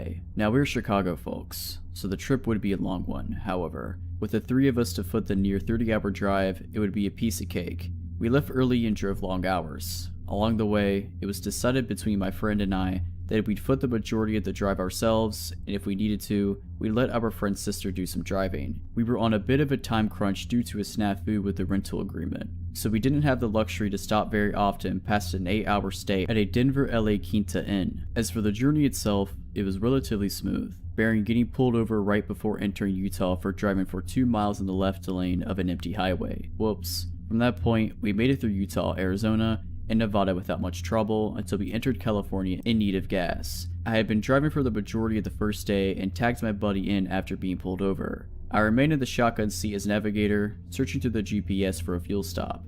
We kept our eyes peeled for road signs and discovered a sign pointing to Yermo Ghost Town or something along those lines, which had a mobile station. How wonderful. It was convenient too, as it was located almost directly off of the interstate. We rolled in on a little more than fumes when we approached the pumps. Normally we let the dogs out at every rest stop, but having stopped not long before then, and with both dogs sleeping snugly in the back, I decided to pump gas without anyone else leaving the vehicle. My buddy pulled us up on the opposite side of a beat-up green sedan with a short, plump gentleman who just turned in to approach the shop. I noticed a few other hoopties at the pumps, all unoccupied, and there were a couple of other cars parked up near the station, most likely belonging to the employees, so nothing seemed out of the ordinary until I swiped my credit card. The pump rejected my first swipe attempt, which I chalked up to a misread. I swiped again and the pump reads out, "Please see attendant." I was annoyed, but we needed gas. I tapped on the window and told my buddy what I was doing and asked if anyone needed anything. After taking their orders for Gatorade and Marlboro Reds, I walked up to the store and made a mental note of how strange this gas station was. Kinda quiet, especially for one right off the interstate, but that's no matter. As I walked in though, more weirdness. First thing I noticed is that there are some boxes of chips just left on the floor, like someone was stocking shelves and just quit. As I veered to my right, I noticed that immediately there is no one milling about in this place. With the 6 cars beside my own out there, I felt like I would see someone. Things got even weirder when I realized that there was no one behind the counter, no customers or workers, and then it dawned on me. What had happened to the gentleman who was at the pump adjacent to mine? Surely they can't all be in the bathroom. This is where I began to feel this gnawing sensation in my stomach. Something isn't right. I have always been a person who felt like I could trust my instincts, and those instincts were screaming at me just to get out of there. I want to run, but I hold back. I would look suspicious booking it out of a gas station that was empty and decide to just play it cool. Natural. Don't let your body language let on to how badly you're freaking out in your head. I was probably inside of this gas station for only a couple minutes when I left, but I stopped just before exiting to listen for something. Anything. A flushing toilet would have been a good sound, but nothing. As I exit the shop and see my car, I begin to feel dread. It's like that moment in a movie where the hero's about to make it to the end of their trial, but the celebratory fanfare disappears, and in that silence, something comes and strikes them down. I am about 25 yards from the car when I see this gentleman come out from around the side of the shop opposite of me. This is not the same man as I saw while pumping gas. He was larger and had a peculiar look on his face. The best way I could describe it, it was like Nick Cage's smile from Face Off before the titular act had occurred. I continued walking towards my car, but when I turned back to look at him, he was now walking towards me with a purpose. At this point, I noped my way back to the car with increased urgency in my step. And of course my friend has the door to the car locked like a complete douche clown. There is also the 95-pound golden retriever sitting in my seat. Apparently my travel companions did not notice how freaked out I was, or the creepy gentleman still walking in my direction. I punched the window and told him to unlock the door, to which he only half rolls down the window to tell me the dog was in my seat and they were afraid she'd jump out when I opened the door. I reached my hand in and threw the dog towards the back seat as hard as I could, while my friend is just now realizing how freaked out I am. He started the car and drove off quickly. I took one last look back and saw the guy had stopped about a pump away from where we were, still with that same look on his face. We found another gas station further down the road, this time with a ton of people inside and out. After thoroughly creeping out my friends with the story as I pumped gas, we made our way back to the interstate, which meant passing that gas station again. It's been about 15 minutes since we pulled out initially, and we go silent as we notice that those very same cars are still sitting in the same spots where we had left them. After thoroughly freaking out for a few miles, I received a phone call from my credit card company about a $100 charge at a mobile station. The lady on the phone was really helpful in fixing the situation for me and was as entirely creeped out by the situation as we were. In the end, we made it to LA and had a great vacation, but it still bothers me as to what was going on at this little gas station off the highway and what was that Smiling Man story. So, crazy Smiling Man and whoever else was lying in wait at the Yermo Ghost Town exit mobile station, let's not meet. I lived in New Mexico for several years before moving to the Midwest. My friend, Amy, and I, both females, would spend many days exploring the remote corners of the New Mexico, discovering abandoned ghost towns and enjoying the quiet, desolate beauty of the desert. One afternoon in March 2010, we were traveling from Ruidoso to Albuquerque. Always up for exploring, we took a back road rather than traveling the more direct highway. One leg of our journey had us on NM55. It's a remote, teeny tiny 2-lane highway. We love those types of roads, up until that day. This part of New Mexico is flat and desolate desert. You can see for miles, and there's virtually nothing except dirt and rock between towns, and towns can be miles apart. So we were on NM55 going north. After a few minutes, we saw a white pickup truck up ahead of us, going the same direction. Suddenly, he stopped his truck sideways in the middle of the highway, blocking both lanes. We were about a mile away from him, and as we got closer, we began to get uneasy. We could see no reason for him to do this. We were the only other vehicle out there, and we began wondering if we should turn around rather than come up to him and have to stop. We were about a half a mile away from him when he pulled over to the opposite side of the highway, but his truck was still pointed the direction we were going. We tried to relax a little. Surely, this guy was a rancher or something. Maybe he was checking something on his land. As we passed him, we noticed a few things. 1. There was only one person in the truck, a middle-aged guy who never took his eyes off us, and 2. He was talking into a walkie-talkie. A few seconds after we passed him, he pulled back onto the highway and started following us. But he never got too close. He would get to within a few car lengths and then drop back a little and then speed back up again to within a few car lengths. We were getting nervous. We realized how alone we really were. We had seen no other traffic on that road, and we hadn't told anyone about our great idea to take this detour. We checked our cell phones and neither one had signal. Typical for remote New Mexico, but scary given our present situation. Amy was driving and speeding up while I frantically checked the map, hoping to find a road that would have more traffic. There was no other road. We had to travel this one to get to the next town, Mountain Air. Turning around to go back the other way didn't seem like a good option. After a few minutes, we saw another pickup truck coming towards us. He was going very, very slowly, maybe 20 miles per hour, if that. This pickup was old and beat up, whereas the one that was behind us was newer. Amy had us up to 75 miles per hour, which wasn't typical for us on these 55 mile per hour highways, and we blew by the old pickup. As we passed it, we saw that it was another middle-aged guy, and he was talking into a walkie-talkie. After the white pickup passed him, he pulled a U-turn and pulled in behind it. As we watched all of this, we could see the white pickup truck guy talking into his walkie-talkie. No doubt these two knew each other. We were being deliberately followed, and for the first and only time in my life, I felt hunted. They stayed right behind us. We watched for obstacles in the road. We truly thought old beat-up pickup guy had set up a trap in the road and our vehicle would be disabled somehow. We talked about driving into the fields. We were in an SUV, but this was obviously their territory, and we were afraid of what would happen if we went off-road and got cornered. So, we stayed on the highway. By now, white pickup truck guy was right on top of us. We could see him talking into the walkie-talkie, and he stayed right on our bumper. And old, beat-up pickup truck guy was right on top of him. The three of us sped down the highway. The white pickup inched closer. His maneuvering and edging closer made it apparent that he was trying to bump us. I watched helplessly as he got to within inches of our back bumper. Amy floored it. We were passing 80 miles per hour and edging up to 90. The road was flat and deserted, but any little thing going wrong would have been catastrophic. We absolutely were not going to slow down or stop if we could help it. The white pickup pulled into the opposite lane and started to gain speed. The only thing we could think of was that he wanted to pass us and get in front of us. If he got in front of us and his buddy was behind us, then we'd be boxed in and trapped. We looked frantically at the rocky desert on both sides of us. Our only option was to off-road it. As we topped a small incline, we saw a sign that said Salinas Pueblo Missions National Monument, and it pointed towards a road on the left. And right at that moment, a blue pickup truck pulled out of the road and onto the highway in front of us. As we came up on the blue pickup, we saw the plate said U.S. Park Service. We looked at each other and then looked behind us. Both pickup trucks did U-turns and went the other way. We followed the blue pickup to Mountain Air and then made our way to Albuquerque. I don't know exactly what those guys' intentions were, but they weren't good. There is something seriously wrong out there. I notified the state police and they said they would keep an eye on things. So, let's not ever meet, or have anyone else ever meet, these guys. This story occurred roughly 14 years ago, when I was 12 years old and living in east side of an Australian rainforest. When I say rainforest, our house was on a 40-acre property surrounded by bush. The house itself was owned by a Swiss man named Hans. Occasionally, he would come down with his tractor and slash the long grass surrounding our house so we could access slightly more of the property in the summer. We lived about a 40-minute drive from the small town center. This meant that if we needed groceries, medical attention, or to contact our parents, say while we were at school, it would be a 40-minute drive before anything could be done. The house sat on a side of a large mountain, roughly 3/4 of the way up, so naturally, most of the land we called home was strewn with valleys, nooks, and hideaways. We had trails we could walk, and they led to a stream and a small waterfall.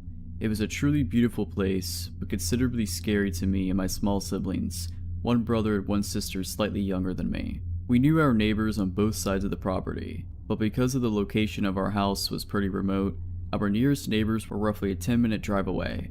One was a lovely old lady who used to wave to us when we got off the school bus before we made the trek to our house every day. I think our parents asked for her to keep an eye on us. The other was a middle-aged man and his family. He was a real jerk who excavated around the bottom border where our properties met and continuously interrupted the stream and waterfall's clear flowing water supply. Lots of strange and creepy stuff happens when you're living in the middle of nowhere, but one in particular involved a guy I certainly don't want to meet again. Being pretty removed from people, it was extremely rare that we ever got visitors we didn't know were coming. When people we didn't recognize turned up, it was usually because they were lost and needed directions. One day though, a man in a car came roaring down our driveway. I remember running inside to tell my dad someone weird was here. He immediately walked outside to see who this unwanted guest was. My dad goes outside to see what all the commotion is about, while my mom keeps us inside, being protective. The man has a large red furred dog in the back of his car that looks like a German Shepherd cross. It snarled at my dad, but immediately cowered when this stranger told it to shut up. Our own dog named Millie was snarling and going ballistic, whilst being chained up to the house. "Hi, my name is John." The way the man spoke was like he was a salesman, a really slick and smooth guy who on the outside seemed friendly, but with the overtone of wanting something. My dad immediately responded with, "So what are you doing out here then, John?" The man was taken aback, obviously not used to dealing with someone as hostile as my dad. They then talked for a while and I could hear my dad talking with a sense of confusion about whatever this man had to say. I did however overhear my dad say, "What are you thinking? Just call the cops." I found out later that the lovely old lady next to us had died. Apparently John was on the other side of her property and went to visit and found her dead. He also asked my dad if they should move the body to make it easier for police to investigate. This is obviously why my dad was telling the man to call the police immediately. Anyway, later that night the police showed up to take a statement from my dad and John, who was hanging around our house until the police arrived. I remember my dad pulling an officer aside and explaining that John wanted to move the body when he first arrived. The police left without any more questions, as it looked like she had died from natural causes. John was still at our house. I found him to be a very unsettling person. The way he smiled, the dark of his eyes. He was unfamiliar, but acting like he was one of us. I remember it was a school night and I was trying to watch TV and he was playing songs on his guitar with my mom and my dad at the table. I was angry because he was ruining my shows and I told my mom I wanted him to go and I thought he was weird. She smiled and told me she felt the same and told me I should go to bed. The next day things seemed normal. Went to school, came home. Not seeing the familiar friendly face of the old woman stung a bit on my way past her house. It felt strange and I hoped that she knew her family loved her before she passed. I was a bit sad on the walk home, until halfway down the driveway, I noticed John's car again and parked out the front of our house. I walked closer and was greeted by his dog, Rusty. He walked outside with my dad and I heard him call Rusty to his car as he was leaving. Apparently he was borrowing tools from my dad. He left and waved goodbye like he was someone that I was going to miss. Again, that sense of overfamiliarity made me feel uncomfortable. I didn't know this man. I didn't like this man and I was hoping he would never come down to our driveway again. My dad then pulled me aside and asked me what I thought of John. I labeled him a weirdo and told my dad I was hoping he wouldn't come back. For the second night in a row, when John returned Dad's tools, he was sitting in our house playing guitar and annoying everyone. My mom and my dad were visibly unimpressed by the situation. I heard my mom and dad argue about him hanging around until eventually my dad told him he needed to leave, as it was time for us to go to bed. He insisted it was early and tried to make an excuse to stay. I found that very odd. I was polite enough to know when someone didn't want me around, so why didn't this man? Or if he did know, why wouldn't he leave? After ushering him out, my mom and my dad had a big talk in their room and my dad told us all that he didn't like John and that he was going to ask him not to come over anymore, and if we saw John again, immediately to tell him. The next day was a Saturday, so we were going to blow up our cheap inflatable pool and go for a swim as it was getting pretty warm. Around 11 a.m., the sound of a car thundering down the driveway alerts me and I go outside. I run back inside to tell my dad that John is back. Just like the first time I ever laid eyes on John, my dad goes outside and we stay inside with my mom, watching and listening through a screen door. John, again with his weird, overfamiliar smile and dark eyes, greets my dad and is met with, "Look, I don't know who you are, but I don't want you coming around here anymore. You scare my kids and my wife and I don't want you to come back. You understand?" I didn't hear John's reply from his tone, but it sounded like he was confused and tried to reason with my dad. My dad wasn't having it and told him to go or he would call the cops. As he was leaving, my dad said, "Don't come back or you'll be sorry." This is where things truly get weird. As my dad lays this subtle threat on the man, his face completely changes one of rage. He glares at us in the house, sticks up his finger and speeds out of the driveway shouting profanities and churning up gravel, spraying it towards our house. My dad came back and told us we wouldn't be seeing John anymore, and if we did, we were going to call the police. I was relieved. This odd man made me feel uncomfortable in my own home, and the way he reacted when he left confirmed the feeling I got from him when I first saw him. I can't remember if it was the Sunday or the Monday after that day, but John did come back. He tried to reason with my dad and say sorry for whatever caused us to not like him. Before he even got out of his car, my dad said, "If you don't turn around and leave, I'm gonna smash your face in." He did just that. My dad then called the police to inform them of what happened. Apparently they were going to go and talk to John. I didn't hear any more of what happened to that conversation. A few weeks went by with no sightings or happening with John, and we all felt like things were back to normal. This was until our mailbox had been tipped out of the ground and smashed, or possibly run over. I remember asking my dad what happened, but he wasn't about to give me any ideas. He later told me that he knew it was John after the way their last conversation ended. The next weekend after the mailbox incident, we went into town to get groceries and a fast food dinner as a bit of a treat, and when we came home down the driveway, my dad immediately stopped my mom from proceeding and said that something was wrong. Next to the carport where we parked our car, at the back of the house, there was a window that opened to the bathroom. My dad must have spotted the window was missing. As we drove down, he got increasingly more tense until we all noticed the window was missing. I remember being confused in the back seat and not really knowing what was going on, until I saw it. A man, dark eyes, and overfamiliar, coming from the window that led to the shower. My dad was exploding with rage, and he told my mom to rush down the driveway. The man proceeded to escape the window and run down the back of our property into thick shrubbery. My dad, only being on one leg, let Millie loose as she was going ballistic tied up to the house. She raced down the grass-engulfed hill into the darkness. She came back with nothing. My dad went out with his flashlight and couldn't find anything either. I'm not sure if anyone slept that night. None of our possessions had been stolen or even moved. We must have caught this man just as he was entering our house. The police came the next day and searched for fingerprints with no avail. My father was furious and again alerted them to John and his strange behavior. They told us they would look into it once again. That was the last time we heard from John that year. I had almost completely forgotten about him and had the summer off to enjoy myself and get ready for high school. The school I went to was pretty large considering where we were, but everyone seemed to know each other pretty well, including the teaching staff. Within my first week at the school, we were introduced to all the teachers and teacher aides. I was caught completely unaware when that overfamiliar, dark-eyed man from the previous year was introduced as a teacher aide. Except instead of John, he was introduced as Gregory something. I went into a little bit of a spin as I was trying to make sense of all of it. I was 100% sure that this man named Greg something was the same man who had introduced himself to my family as John. At that moment, so many things rushed into my head. What if he killed the old lady? What if he didn't live close by? What if he wanted to move the body so he could frame my dad? If he lied about something as critical as his name, what else was he lying about? What if police never even made contact with him? I was sitting there for a good 10 minutes trying to piece it together until the teacher called my name to bring me back to reality. That is when he noticed me. The look on his face when he saw mine was one I'll never forget. He immediately recognized me. He looked shocked. His eyes were wide and he said nothing, just staring at me. I could sense that he was now the one feeling uncomfortable and on edge. Later that day, I rushed home to tell my dad who I had found. He was shocked and repeatedly asked if I was sure. He went to the school the next day and discovered the man had put in for an indefinite leave yesterday and may not return. When we learned of the news, my dad told me to watch out and let him know should John or Greg ever return. So John, Greg, whoever you are, let's not ever meet again. If you're liking this video, all I ask is that you make sure to subscribe to my channel and like this video. Thank you.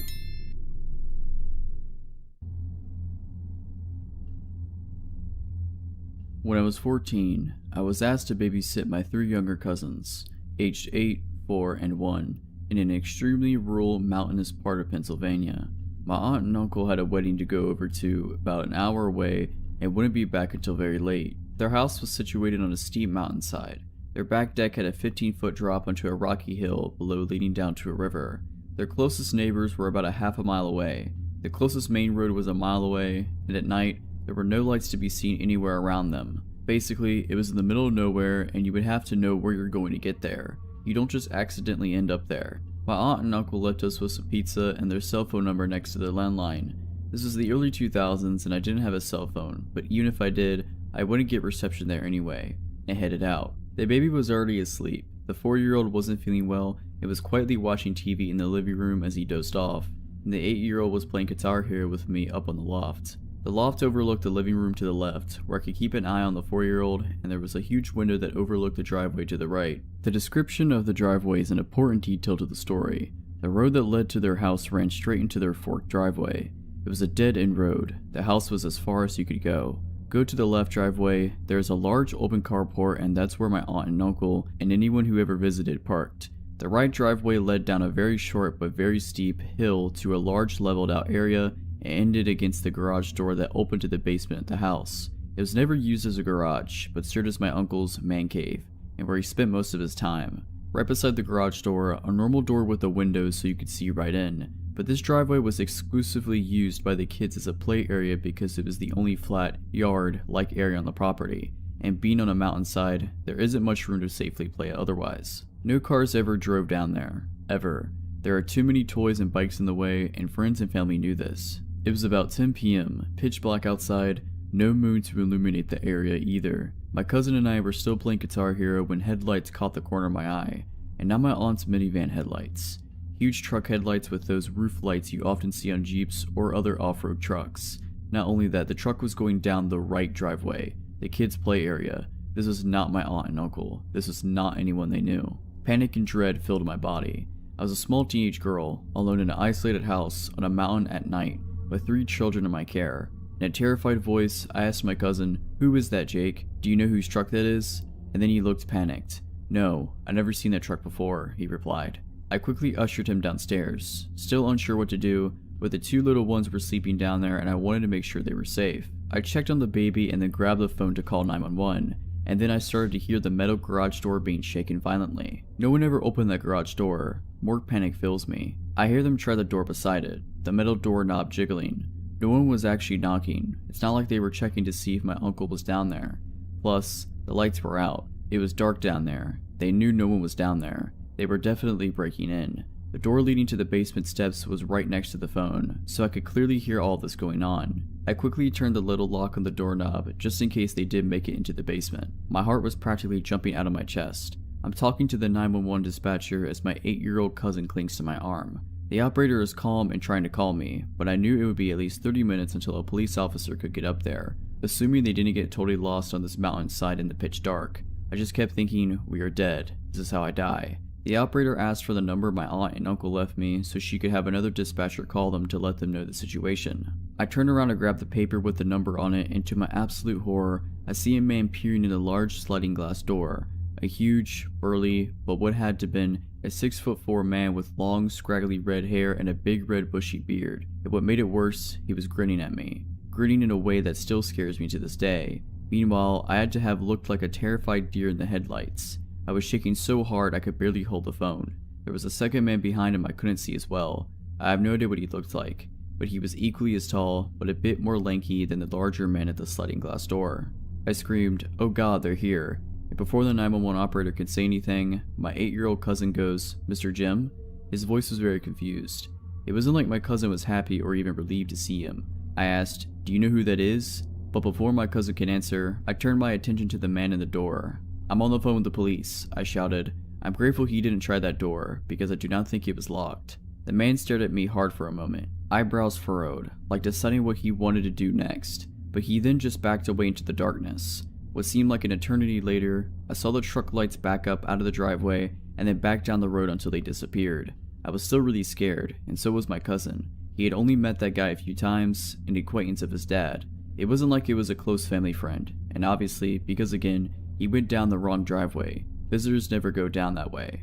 The 911 operator asked for a description of the man, then told me they'd gotten in touch with my aunt and uncle and they were on their way home. She stayed on the phone with me until the police officer showed up a bit later to make sure that the men were gone, and they stayed with us until my aunt and uncle got home so they could ask them some questions. My uncle was furious, not at me for calling them home early, but at this Mr. Jim guy. My aunt was mad at my uncle and told him to tell Jim to never come back. I didn't know at the time, but my uncle had a drug problem. I don't know what Mr. Jim or his accomplice were doing, or what they would have done if I wasn't on the phone with the police, but that grin was not a friendly one. It was sinister. And again, he also had to have known my uncle was not there, because the basement was dark. He would have seen through the windowed basement door. He had also tried lifting the garage door, something not even my uncle did. He intended to break into the basement. That much is clear to me.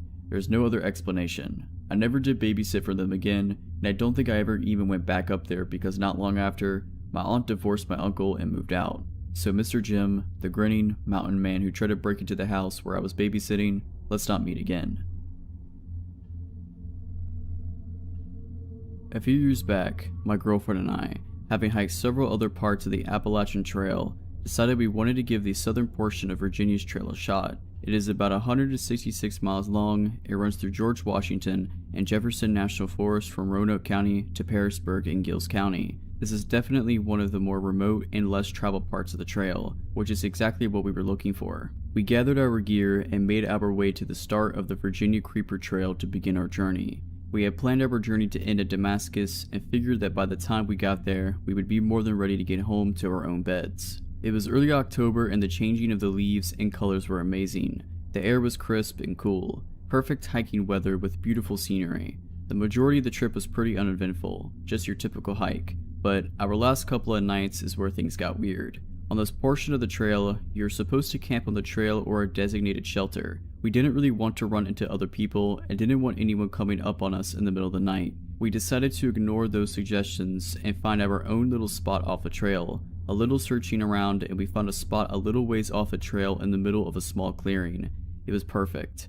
We set up camp, cooked some food, talked for a while, then snuggled up and went to sleep for the night. Somewhere around 2 a.m., I was awoke by my girlfriend shaking me awake, telling me, "Get your gun, someone is outside walking around our tent." She informed me that she woke up to what sounded like someone right outside the tent, running a knife or something along the side while circling us. When hiking, I carry a 1911 with me. You never know exactly who or what you might run into when on such a long hike in a remote location. I got the 1911 out of my pack, and then we sat silently, listening for any sounds. A few minutes of nothing but the breeze blowing through the trees, and then I heard branches snapping. It sounded like it was a bipedal, based on the way the steps were paced. I turned on the flashlight and flooded the area with light. I thought I saw someone move behind a tree.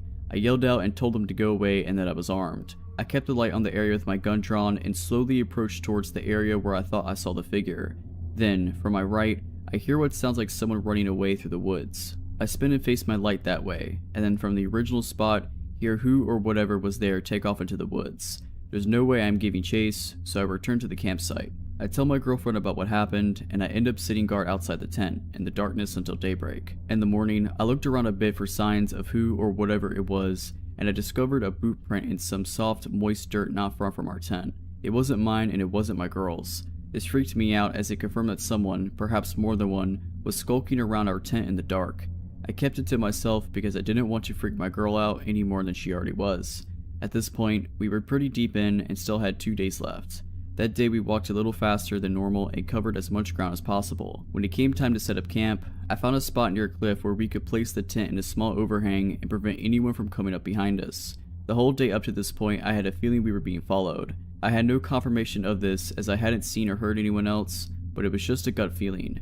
We set up camp and made some food, then retreated to the tent. I assured my girl that if I slept at all, it would be with one eye open. After a while, she drifted off to sleep and I stayed awake listening to the sounds of the woods at night. I was awake for a few hours, just waiting to see if anything was going to happen.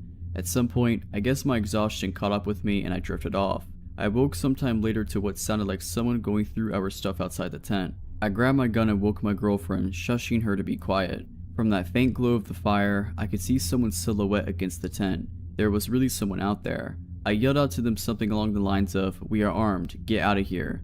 They dropped what they were doing and bolted. I came out of the tent, gun drawn and ready to shoot someone. Our stuff was strewn all about. They had rummaged through quite a bit of our stuff. I walked to the edge of the woods in the direction of whoever was out there had fled. There was a creek nearby and I walked to the edge, where there was a small trail running alongside it. Down the creek I could see a light. It looked like a lantern the way it flickered. Then I saw 3 more emerge from the other side of the woods. I told my girlfriend to start packing up whatever she could and that we are leaving now. We packed up everything of value, left the tent and a few other items and headed back onto the trail, in the middle of the night. I kept hearing people talking off in the woods and hearing branches snap from quite some ways. I kept looking behind us every few seconds to make sure nobody was coming up behind us. It was completely nerve-wracking. If something happened, we were still a long ways from anywhere and quite literally on our own, since we hadn't seen another hiker the entire time we had been out there. I really felt we were in serious danger. We had been walking for quite some time when I heard something in the woods behind us. As we rounded a corner, I turned around and saw someone step out onto the trail and just stand there watching us. It was just as the sun was coming up and barely any light. I couldn't make out any features, just the silhouette. I stopped and looked at them for a second and asked them who they were and what they wanted. They just stood there silently, watching us, and then turned and walked back into the woods. We picked up the pace and kept going, looking back every so often. We didn't see them again, but my gut told me they were still there for quite a ways. We eventually reached the end of the trail and got to where we had parked my girlfriend's car, extremely exhausted. We made it out of the Virginia woods without becoming a meal for some group of people of whatever knows what. I have no idea who they were or what they wanted. Maybe it was just someone messing with us, I don't know. But I'll never know because I will never be returning to find out. This happened over a decade ago, somewhere in northern Michigan during the summer. My friend Kathy, my boyfriend's half-sister May, and I drove down from our hometown to visit friends, and we were on our way back home in Kathy's bad little car. By bad, I'm talking this thing had engine problems, overheating problems, ignition problems. It was constantly falling apart. More than once, it had stalled or just stopped working in the middle of the street while we were trying to get somewhere, but Kathy thought we'd be fine since we hadn't had any problems with it on the way to our friend's house. It's a little past midnight and we're roughly an hour away from home. There's nobody on the road, dense woods on every side, no street lights, no moon. I could barely see past the windshield because I have a form of albinism, which leaves me legally blind in my left eye and with really awful vision in my right eye. My depth perception is terrible, and I can't see more than a few feet ahead of me at most, but usually I can make out lights and other cars when they pass, and sometimes street signs and people when they are close enough. We drove down this narrow, hilly road, and on the descent down a hill, the car makes a strange sound. Kathy starts braking, and we get to the bottom of the hill. The car quits working. Kathy swears and turns on the hazard lights. She and I get out of the vehicle and help pop the hood, which causes a bunch of smoke to fly out. After the smoke mostly clears, Kathy tries to figure out what went wrong this time. We stand in the dark for at least 45 minutes, maybe longer, before we realize she couldn't fix the car and needed a tow truck. These were the days of the MapQuest printouts and brick phones, so we couldn't whip out our smartphone and look up the closest tow truck. I decided to call my boyfriend Caleb to come pick us up and suggest we come with a tow truck to pick up the car when it was daylight. May and Kathy agree, so I take out my cruddy Nokia and called my boyfriend. It's then I realize, no service. I ask May and Kathy if either of them have service. They both check and shake their heads. May gets a bit panicky, and we all hold our phones up, trying to get a signal to no avail. It's really hot, and after failing to get any kind of service, we are all feeling a bit spooked and uncomfortable. May begs us to do something because she is more afraid than Kathy and I. Kathy attempts to calm May down, and I wonder if the thick woods and hills are blocking out our reception. I tell May and Kathy to wait by the car, and walk away from them up the hill we had just come down, holding my phone out. Still no signal. I walk further and further away until I reach the top of the hill. I can't see the outline of our car anymore, but I can still hear May at a distance. Even at the top of the hill, I don't get a signal. I know it's gotta be the trees in the way, so I get the idea of climbing up a tree and calling from there, just to see if it works. In hindsight, this was not my brightest idea, but me being an idiot. I saunter off into the woods in search of a climbable tree. At this point, I just want to go home, and this is the only thing on my mind. I find a nice tree with low branches and lift my body upwards towards the trunk. I climb the branches higher and higher, and about midway up the tree, I feel my pack of cigarettes fall out of my shorts pocket. I'm kind of annoyed, but figured I can just look for them when I climb back down. I take my phone out and hold it up once I get near the top. I have service. Relieved, I call Caleb, but he doesn't pick up, so I call again until he does. He answers in a sleepy but pissed voice, but I'm having none of that and simply explain our situation. He asks where we are, and I give him the name of the road and my best guess as to how far along we are on it. He says he will be on his way and tells me to go back and wait with May and Kathy, then he yells at me for being stupid and climbing a tree in the dark with my bad depth perception. I assure him that I'm fine. He's skeptical but says okay, and we hang up. I start climbing down the tree, but my hand touches a big glob of sap, so I stop and try to wipe the sticky goop off of my shirt. I'm already sweaty and gross, so I'm not too happy about the sap. While I'm failing at getting rid of this crud off my hands, I hear the strangest sound from somewhere below me. Swish, swish, swish. I completely freeze, not being able to place what the sound is, but it's moving pretty fast. I stare down into the darkness below me, but can't see anything. Just hear this noise continuing. It comes closer and closer, and then I hear it right below my tree. Swish. And then it stops, right under my tree. I hold onto the branches as tight as I can and wait. I hear leaves shuffling and twigs snapping, and after a while that stops, and the weird noise starts again, but it's heading away from me deeper into the woods. I wait until I can no longer hear the sound, then finish climbing down and jump out of the tree.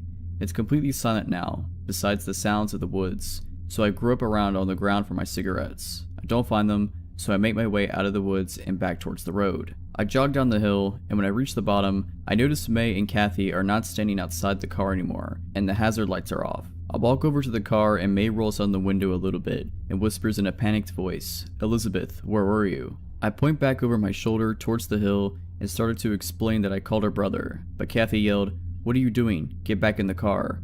I give them a weird look, but Maya unlocks and opens the door and I crawl into the back seat with her, slamming it behind me. Kathy slams the locks and double checks them while May rolls up the window and makes sure the rest are rolled up. One of the windows has never closed all the way, but there's less than a finger space, so it's not too big of a deal, but May's freaking out about it and Kathy has lost her cool as well. I am still confused and ask what the heck is going on. Maya tells me that a bit after I went up the hill, some weird person came out of the woods and ran really funny up the hill in the direction I went. They got freaked out and turned the lights off and got in the car. They thought he had got me. I am honestly scared at this point because if I hadn't stopped to wipe sap off my hands, I most likely would have got out of the tree at the time I heard the weird noise. I just knew it was that person. I tell them my story and everybody in the car is super scared. but are relieved that Caleb is on his way. We only have to play the waiting game now. We sit on the road for what seems like forever. The dread we were feeling made time seem like it was going slower than normal. Kathy and May are looking out the windows, surveying the area, and I'm just sitting there hoping Caleb will hurry up and come rescue us. Suddenly, I hear May whine, "What is that?" and she starts crying. Kathy snaps her head to where May is looking and stifles a gasp. I look where they are facing, I see nothing but the dark. But then I hear it through the small opening in the window. Swish, swish, swish. May ducks down, as though doing that will make her invisible, and Kathy hides her head behind the steering wheel. I follow their lead and sort of hunch down in my seat, but the noise comes straight up to the window. I can almost make out the silhouette of a tall, skinny man, and then he presses his face against May's window, and I finally see him. Nobody screams. You'd think we would, but it didn't happen. We all just stared at each other. He looks in at us for a while until Kathy switches her brights on, hoping it would scare him off, but it did nothing. The dude just walked to the front of the car and stood in front of the headlights. Maybe he thought he could block us from leaving? I don't know. I couldn't make out his features very well, but the guy had to be somewhere a bit over 6 feet and no older than 30 years old. He had the face of your average Joe, nothing special. Nothing really sinister or particularly creepy that you notice about him if you run into this dude in broad daylight. Dark shaved hair, pale skin, long face. May said he had light-colored eyes and stubble with eyebrows that made him look like he was always concerned, but there was no way I could make that out, so I had to take her word for it. What was really weird was it was like 80 degrees, and this dude was wearing corduroys, which is what the sound was. Corduroys making that swishy sound when you walk, and an oversized sweater with abnormally long sleeves. The sleeves went over his hands and flopped back and forth as he paced around in front of the car. I'm not sure how long he was in front of the car, but it was a while. Then good old Corduroy starts doing something really bizarre. He bends his arms up towards his face, which I can only describe as looking like a praying mantis, because of the way his sleeves were hanging, and then he begins walking circles around the car, rhythmically taking 2 steps forward, 1 step back like Willy Wonka but on speed or something. This is where I noticed the swish sound matched up exactly to the same sound I heard when I was back in the tree. He was doing the 2 steps forward, 1 step back in the woods, when he was going after me, as though this wasn't weird enough. By now, May was sobbing and Kathy seemed like she had to vomit, so I felt like I had to be the brave one. I looked at the slight space in the open window, and when he orbited his way over there, I said, "Hey man, can you just stop? You're really freaking us out." Corduroy definitely had heard me, so he switched to a halt and looked back into the car through the windshield, straight at me. I asked him very firmly to leave, and he took an extended pause, smiled, then Willy Wonka'd his way out of my line of vision into the darkness. After a while, Kathy said he disappeared into the woods, and May was like, "I can't believe that worked." We awkwardly laughed about what a weirdo he was and glad he left and whatever, and we went back to waiting for Caleb, somewhat reassured, but still paranoid. But after some time, Kathy said, "Oh no, he's back." I couldn't see, but apparently he was doing this 2 steps forward, 1 step back parallel to us on the side of the road, and this time he had a big tree branch he was holding with his sweater-covered hands. May got scared again, and I held her hand so she'd feel better about it, even though I was ready to piss myself. It was awful, because I didn't know if he was coming towards us, or if he was moving away, or whatever he was up to. It was kinda like when you knew there was gonna be a jump scare in a horror movie. Then I hear Corduroy switch back towards the Geo and out my window. He smacks it with the tree branch. May and I panic, and I scoot as close to her as possible. They see the dude back up into the woods, then come running back and slamming the branch back into my window, like he's jousting with no horse. Thankfully, the window didn't break, but it got terrifying hearing swish, swish, swish, clonk after a while, and he did this repetitively. Kathy perks up in her seat and starts pointing at the road ahead. I see headlights. She blares the horn and flashes the lights. Lo and behold, it's our savior, Caleb. He brought his older brother Alex, and they both get out of his car and head over to us. May's sobs turn into joyous laughter as her brothers approach. Now Caleb and Alex have always been tall guys. Walking around with them was like walking around with high elves. It felt very safe. Caleb was 6'8" and Alex is around 6'5", so I thought 2 dudes taller than the Corduroy jouster would make him leave. But nope.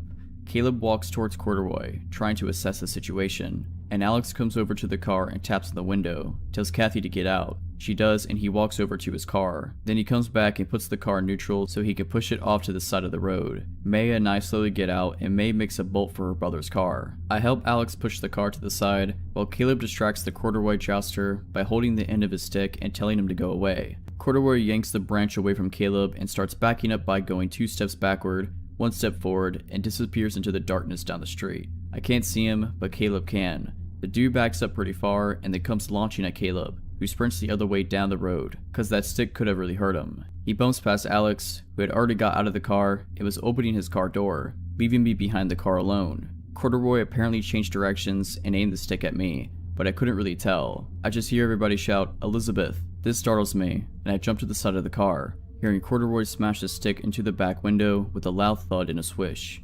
I take the long way around the car and sprint off into the road and feel Caleb grab my arm and tug me over Alex's car. I feel the wind has been knocked out of me and my legs don't seem to work, but Caleb manages to shove me in the back seat and scrambles into the passenger side. By now we are all safely in the car and Corduroy is standing like a mantis in front of the headlights again. He'd abandoned his stick and just stood there with no intention to move. Alex puts the car into reverse and slams on the gas, making me knock my head against the door, then makes the sloppiest U-turn ever and nearly drives us into the woods, but gets us back onto the road. Everybody was in 100% panic mode as Alex tore away, far over whatever the speed limit was. May and Kathy swear they saw Corduroy chasing behind us after Alex made the U-turn, but there was no way he was catching up. The next day, I went back there with Caleb, Kathy, and the dude from the tow truck place. There was no sign of Corduroy anymore, but when we approached the car, we saw that in the space where the window didn't close all the way were my cigarettes. The box was missing, but they were all neatly jammed in a row along the window space. I have no doubt it was the work of the Corduroy jouster. To this day, I wonder if he knew I was up the tree and took my cigarettes,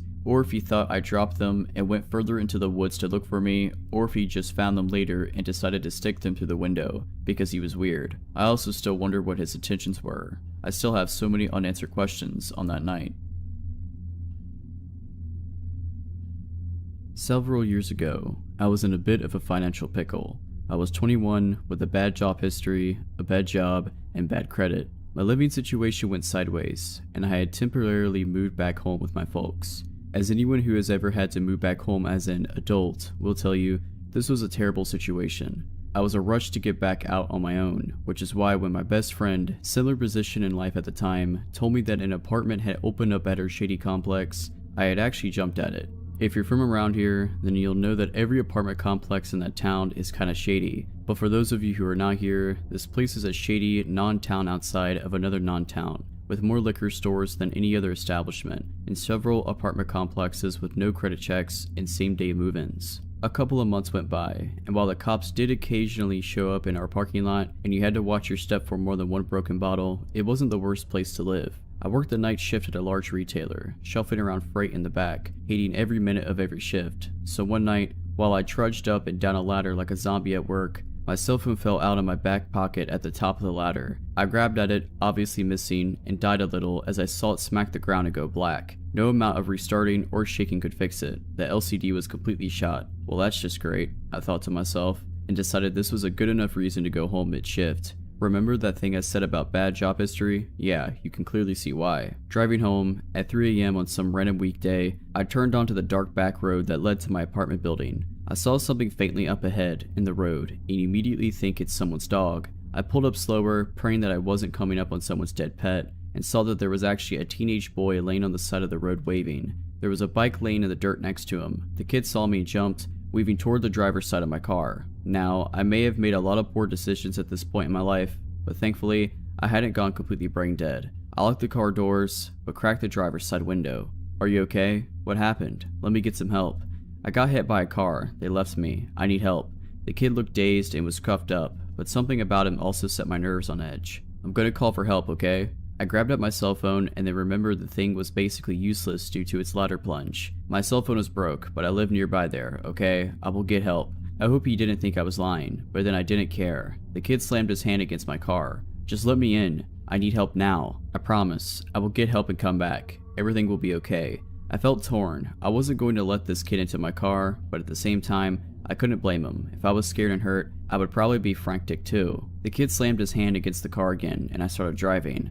I hadn't been exaggerating. It was a 30-second drive to my apartment. I didn't have a landline, and I didn't want to somehow lead this kid to my empty apartment with no way of calling for help. I saw my best friend's boyfriend's car parked in her spot, and immediately was thankful for the stroke of luck. I ran up the steps to her apartment and began banging on the door. Roy answered the door, probably expecting a crazy person. It was immediately even more alarmed to see me. "What is going on? Why aren't you at work?" I breathlessly explained that some kid had been hit by a car off the back road, but my cell isn't working, and that I needed him to come back with me. Melanie, my best friend, emerged from her room, sleepy and equally confused. Roy immediately took charge, told us both to get into the car, and drove us back to the boy.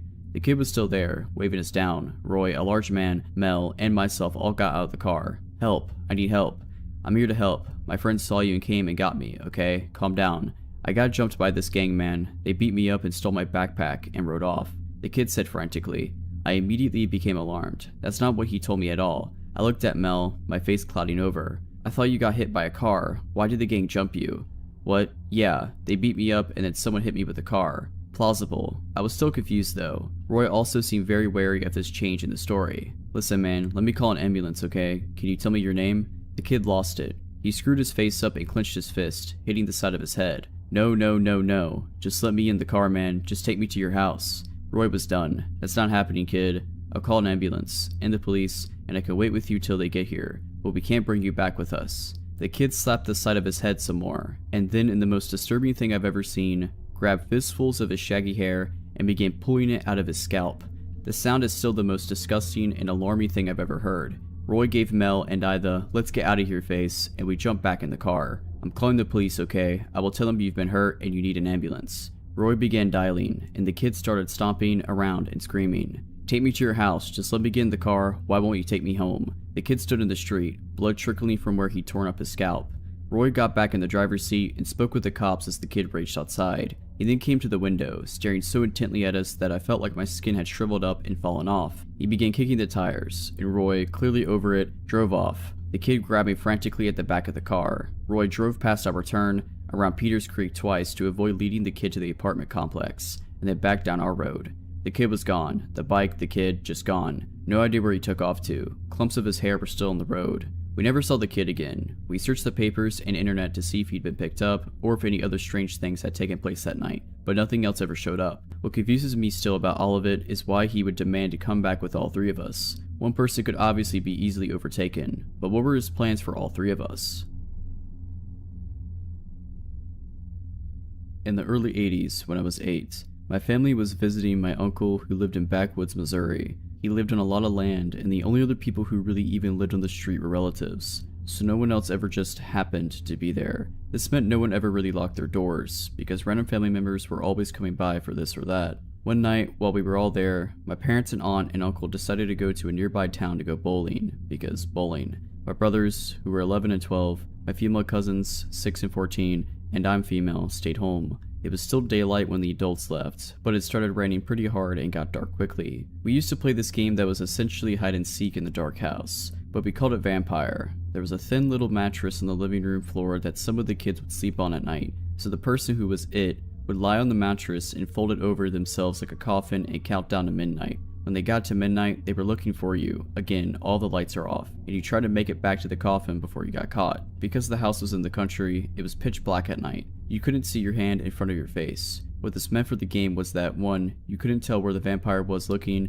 so you just had to make a break for it, and 2, if you were extremely lazy, and I'm sure by now you can guess which one of us met those standards, you could hide in the living room with the coffin and get to base quickly. Ben, my 11-year-old brother, was it and was doing the normal countdown. I was hiding maybe 6 feet from him. As he's counting, there was a flash of lightning. I don't know if I was already looking at the living room window or if the lightning made me look, but with the backlight of the lightning, I see a man with his face against the window. He had his hands on each side of his face as if he's trying to peer in and looks exactly like the stereotypical creepster. Heavy set, scraggly beard, etc. I could feel every hair on my body standing on end. Immediately, I began trying to convince myself that I didn't see what I saw, but then Ben sternly whispered, "If anyone is hiding in here, stay still." I sort of croaked out a "I'm here," right as there was another flash of lightning. Creepster was still there, but was no longer trying to look in the window. Instead, he was now looking toward the front door. Ben and I immediately knew what was coming next. From where he was standing, Creepster was probably only 5 feet from the front door. Ben was the same distance,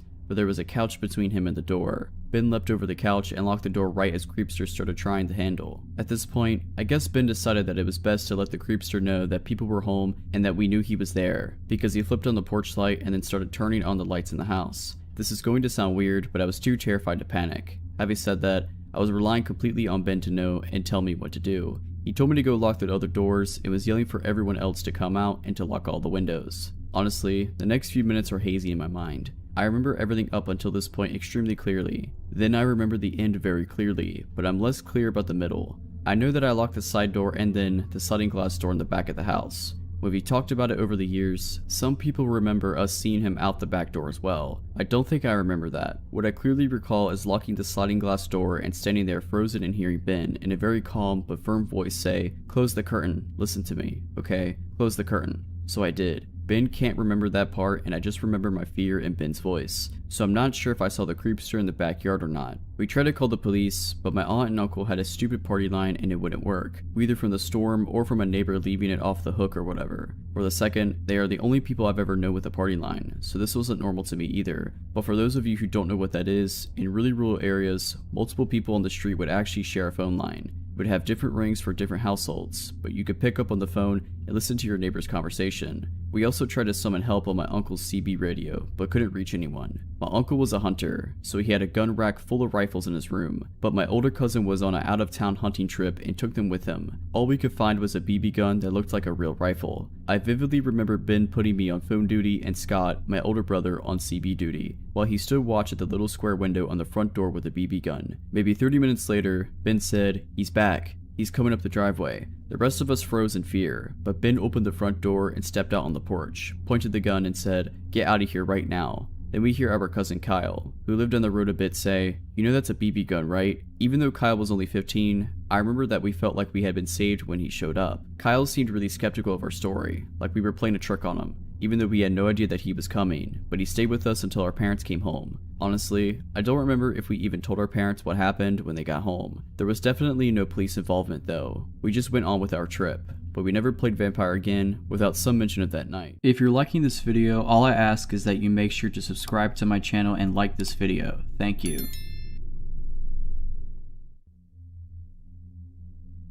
I was about 21 or 22 when this happened. I was in the military at Fort Sill and didn't know it, but Desert Storm was right around the corner. At the time, I lived in south central Oklahoma on the outskirts of a small town called Duncan. I was helping a friend round up some cattle that got out because someone had run across a T-section and went through their fence. It tore 2 posts down and left a 30-foot section open for the cattle to get out. We'd already found most of the cattle and we were missing another 3 or 4, so we were out at 1 AM on dirt bikes trying to find them before someone hit one of them and sued his father. My friend and I went east and the other guys went north and south. One thing you need to understand about Oklahoma is that most of it is farmed, either cattle or crops. It is also divided into 1-mile sections for the most part. In other words, the roads all run north and south or east and west and intersect at 1-mile intervals. If you ask directions for something out in the country, you're more likely than not to get instructions that include go 3-mile sections north and then 2-mile sections west. The area at this time was sparse and there weren't many homes. We didn't know how long the hole had been in the fence. My friend's father only checked the fence because he was missing livestock. They owned the entire mile section and a good portion of the adjoining mile section. The hole in the fence was on the east side of their land, at the furthest distance from their house. They checked the fence for such holes on a weekly basis, so the hole could not have been more than 2 days old. James and I were riding on these old dusty dirt roads with battery-powered spotlights to both show the way and to search for cattle. We'd stop at any of the million small wooden bridges and look to see if there were any cows down by the water. Our plan was to go out 10 miles and then go over a mile section and drive back 10 miles until we'd gone a total of 10 miles out and 10 miles over. Then we would do it all over again, but on the north and south roads instead of the east and west roads. If you were to plot it a map, it would be a 10 by 10 grid. We had been at it since before 9 PM, just as it was getting dark and we'd already gone 10 miles out and about 3 miles over.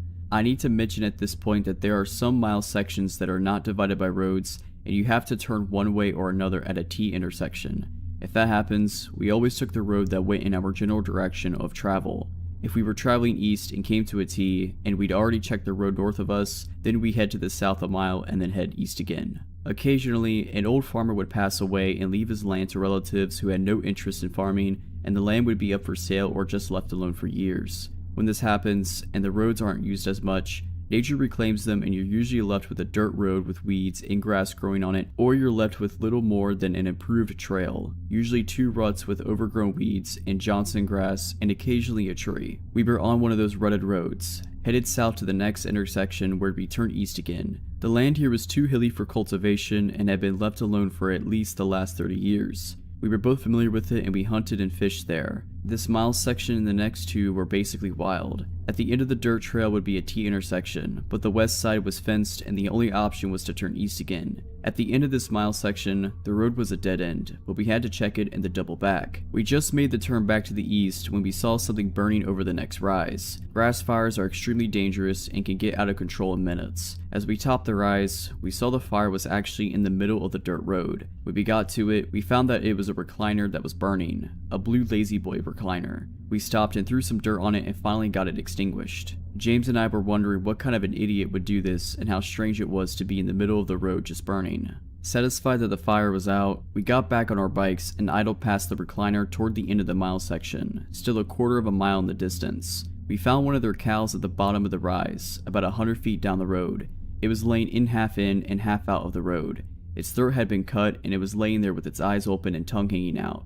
There was blood everywhere. As we were looking at it and trying to figure out what happened, James said, "Hey, look at this."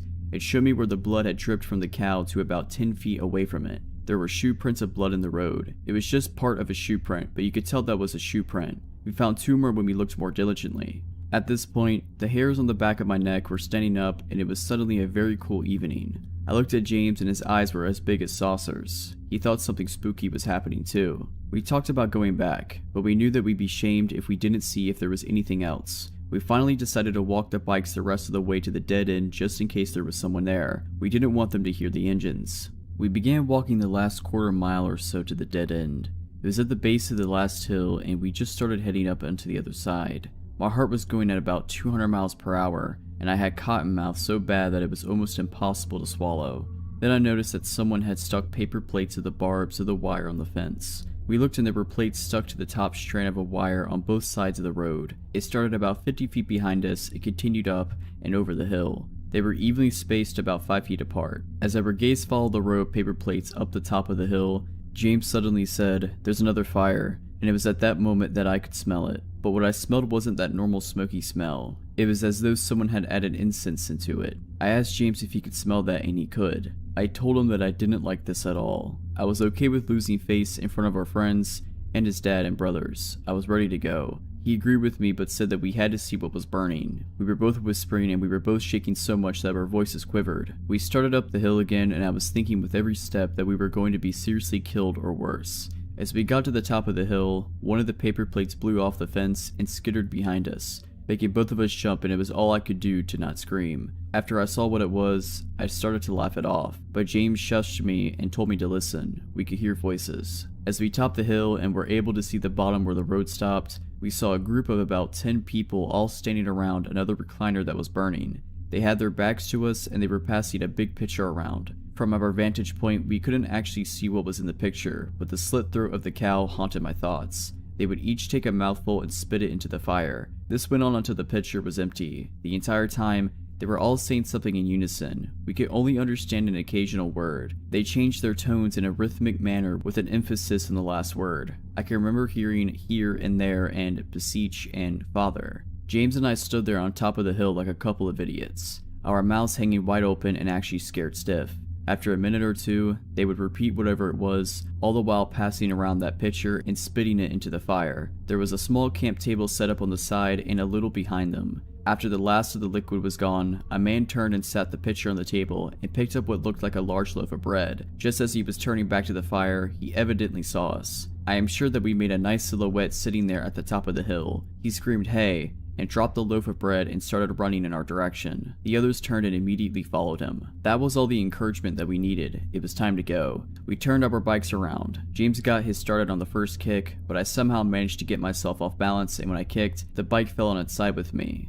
By this time I was near panic and was breathing in raspy, short breaths. I picked the bike up again and tried to start it, but it didn't start. I thought about running, but we were out in the middle of nowhere. I finally started pushing the motorcycle down the other side of the hill and jumped on it. It seemed like it took forever to get enough speed, but I popped the clutch and it started. James was waiting at the corner of the intersection to make sure that I was coming, and we were headed for his house, going way too fast for safety, especially in the dark. When we finally got back to his house, we told his dad what we'd seen. His dad called a couple of friends, and they all loaded up in their trucks with enough weapons to start a small war.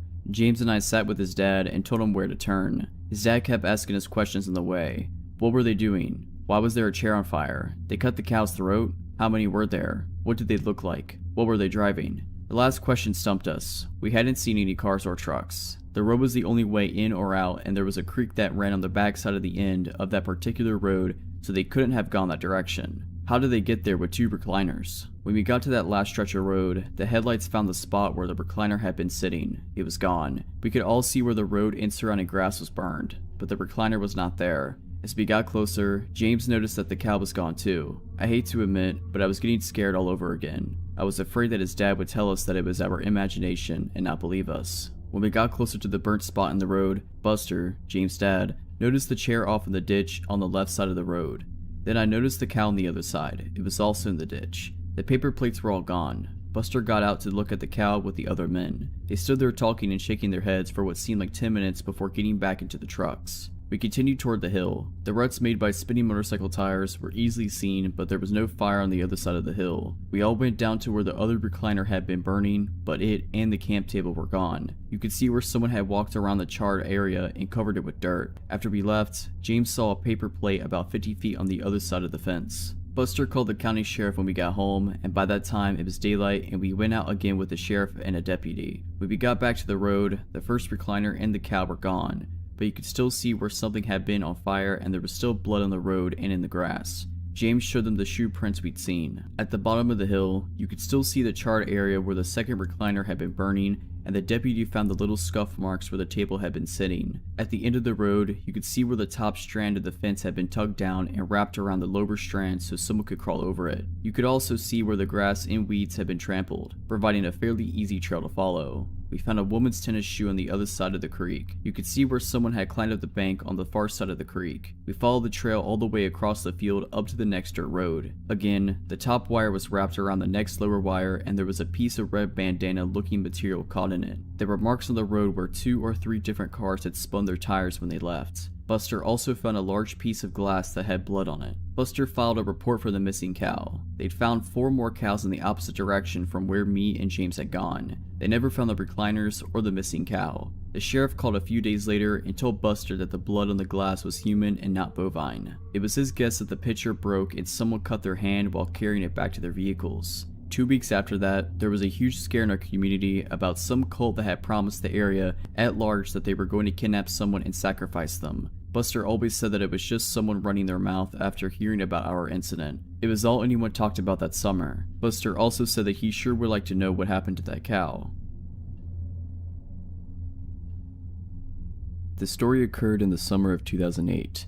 I grew up in Oregon and was acquainted with the outdoors at an early age. My favorite hobby came to be hiking, particularly in areas that are either very dangerous or isolated. The health benefits of hiking were secondary to the thrills of walking the edges of exposed cliffs, being in cougar and bear territory, knowing that I was very far away from help. Into the Wild was released in the fall of 2007, and I immediately fell in love. Being a high school senior, I could barely go another week living in my parents' house. The movie spoke to my sense of adventure and inspired me to hike the California portion of the Pacific Crest Trail upon graduation. I made it from the Mexico border to Northern California without much incident. I saw rattlesnakes and black bears, experienced dehydration, but nothing happened that made me fear for my life. Somewhere in the Lassen National Forest in northeastern California, I walked around a bend in the trail only to be startled by 2 people sitting on a rock dressed in nearly all white. Their faces were dirty, their appearance disheveled, and the man had a long unkempt beard. Both seemed to be in their 40s. What struck me as odd about the encounter was encountering anybody at all. I frequently went days without seeing a single human being. Their white clothes could be explained away by the need to escape the California summer sun. Their scruffy appearance could be explained away by the fact that most thru hikers abandoned personal hygiene on the trail. After I said hello, they said nothing and simply watched me as I passed. Even that I didn't find odd. I chalked it up to them being foreign and not knowing what to say. I camped a few hundred yards off the trail that night, as I always did. Following bare precautions, I hung the leftover food I had cooked that night from a tree approximately 5 feet off the ground. Packing up camp in the morning, I noticed the food wasn't there. I immediately thought a bear had entered my campsite, and so I began to look for paw prints. I didn't find paw prints, but I did find boot prints circling the campsite, 2 pairs of them. One of those prints led right up to the rope from which the food was hanging. I thought of the couple I had passed earlier and everything clicked. I quickly packed up and left. My mind was racing the entire day, but I figured the couple was simply hungry. If they had nefarious intentions, they would have come for more than food. Several days passed and my mind was at ease again. I had begun to circle my campsite with sticks to wake me in the event of an intruder, animal or otherwise. I awoke in my tent one night to the sound of those sticks crunching. I grabbed my hunting knife. I tried to relax by telling myself that in the middle of nowhere, the source of that noise is much more likely an animal than a person. Then I heard frantic whispering. It was impossible to tell which direction the voices were coming from. Being in the dark, surrounded by trees, 100 miles from the nearest city plays tricks on your senses. I debated yelling out claiming to have a gun, but instead decided to be silent and retain the benefit of surprise. I heard footsteps circling my tent and was ready to slash at whatever opened it. But just like that, it was over. No more footsteps, no more whispering. I lied frozen awake in my tent until sunrise and opened my tent to find nobody there. The only evidence something had actually happened were the boot prints, the same as before. Several more days passed and I was now in Shasta National Forest, probably 50 to 70 miles from where I first encountered the couple. The trail became more or less a goat trail, being on the side of a mountain and above the tree line. I could see the trail winding for miles in front of me and behind me. I stopped for water in the rare shade and noticed two hikers miles behind me. All I could see were two white dots moving along the mountainside. I immediately said out loud, "Screw this trip is over." I pulled out my map and looked for the nearest town, which appeared to be Castella, located off I-5. The only problem was that it was 25 miles away. I hiked well into the night trying to gain as much ground as possible. I kept losing the trail and decided to set up camp, this time far off the trail and into the forest. I got in my tent and tried to sleep, but every little noise kept me awake. After a few hours in my tent, I heard the telltale signs of another bad night. The footsteps, the whispering, the sticks breaking. Sounds travel far in the absence of other sound. I knew they were close, but wasn't sure how close. All I could think was, this is screwed up. This is so screwed up. Finally, a flashlight hits my tent, lights up the entire thing, and goes dark. I unzipped my tent and climbed out carrying my knife, yelling nonsense into the dark. Then I heard footsteps running towards the tent and barely made out a figure moving in my peripheral vision. I turned and ran deep into the forest. I tripped several times and ran into several trees. After running for approximately 5 minutes, I tripped, rolled, and came to rest next to a downed tree. I got under the tree trunk and laid still. I saw the flashlight moving around in the distance. I laid under that tree for hours. I was certain they were gone, but I didn't move. Eventually, birds started chirping and I knew sunrise would come soon. Once it did, I made my way back to the trail, abandoned my campsite, and walked the rest of the distance to Castella, where the Pacific Crest Trail crosses I-5. I hitchhiked my way to the town of Mount Shasta, and spoke with the police and Forest Service. They put me in a motel for the night, and my parents drove from Oregon to pick me up the next day. I followed up with the police and Forest Service months later, who told me there had been similar reports of items disappearing from campsites throughout the surrounding national forest. However, there have been no other reports of the terrorizing that I experienced. As far as I know, nothing ever came of the couple. This happened in the fall of 1993, when I was 20 years old. In the interest of context, this was before I started college, and I was working in the material prep department of a plastics factory on the night shift. I was the only woman in the department, and my male coworkers were initially skeptical that I could handle the job, but I proved myself and earned their respect. It was hard work, but on the plus side, it also put me in the best shape of my life. I had just gotten off work, and it was about 1:30 a.m. My car was running on fumes, so I stopped at a local gas station to fill up. While I was pumping gas, a woman about my age approached me looking nervous and scared. She said that she had been at her boyfriend's house and they had a fight. She'd walk up to the gas station to use the payphone and call her to pick her up. On her way to the station, our car pulled up as she was walking and the guys inside started catcalling and harassing her. With a slight moving of her head, she indicated a car that was parked off to the side by the gas station dumpsters. I saw a large light green car, like a Caddy or a Lincoln, with at least 2 or 3 shadowy figures inside. She said they threatened her and she was too scared to call her friend and wait. The woman was neat, well dressed, and didn't seem high or drunk or anything like that. She just seemed really nervous and freaked out, so I didn't even hesitate. I finished pumping my gas and told her to hop in the car, then I'd take her home. At that time on a weeknight, there was little traffic, so I booked it right out of the gas station and asked her where she lived. She kept twisting around in the seat to see if the car was behind us, and when I asked her to put her seatbelt on, she ignored me and kept looking for the car. I assumed she was just scared. A few blocks down the road, however, I noticed she was looking around the car, and she started asking me about the money. "Where's your purse? Where's your bag? I need money. You need to give me some money." My stomach sank. I have this woman in my car and now she's gonna rob me. But when I thought about it, robbery just didn't make much sense. I was driving a 1985 Chevette and was wearing my work clothes, a ratty t-shirt and jeans with combat boots. I did not look like a person with a lot of cash, primarily because I wasn't a person with a lot of cash. She twisted around in the seat again and started yelling, "There they are, there they are." She didn't sound scared anymore. I checked the rear view and sure enough, the light green car is right behind me. She started cackling and bouncing up and down in the seat. "My boys are gonna screw you up. They're gonna screw you up."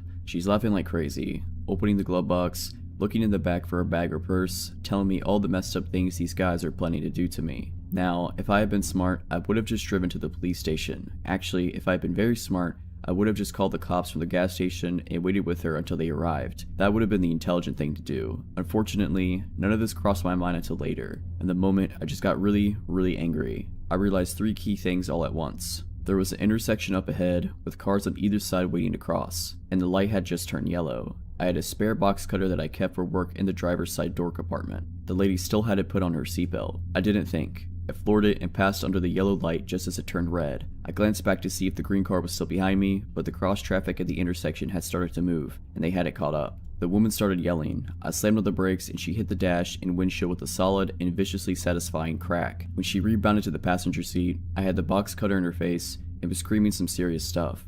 I can't remember exactly what I said, but it was along the lines of, get out of my car before I cut off your face and make you eat it." The crazy screaming and box cutter combo worked. She grabbed blindly at the handle and popped the door open, and I started shoving and punching her until she tumbled out the door to the curb. I stomped on the gas, got to the next turn, and squealed around it with the passenger door still open. I made a few more turns because I was afraid that the green car might catch up to me. After a little while, I stopped to close the passenger door, and then I cut across town and got onto the highway to go home. I was on the highway for about 5 minutes before the shake started. I pulled off to the shoulder to calm down and get my act together, and then I drove home. I told my older sister. I was living with her temporarily after the breakup with my ex. She grabbed me in a tight bear hug while simultaneously yelling about how stupid I was for not going to the police. I've never been so glad to be yelled at in my life.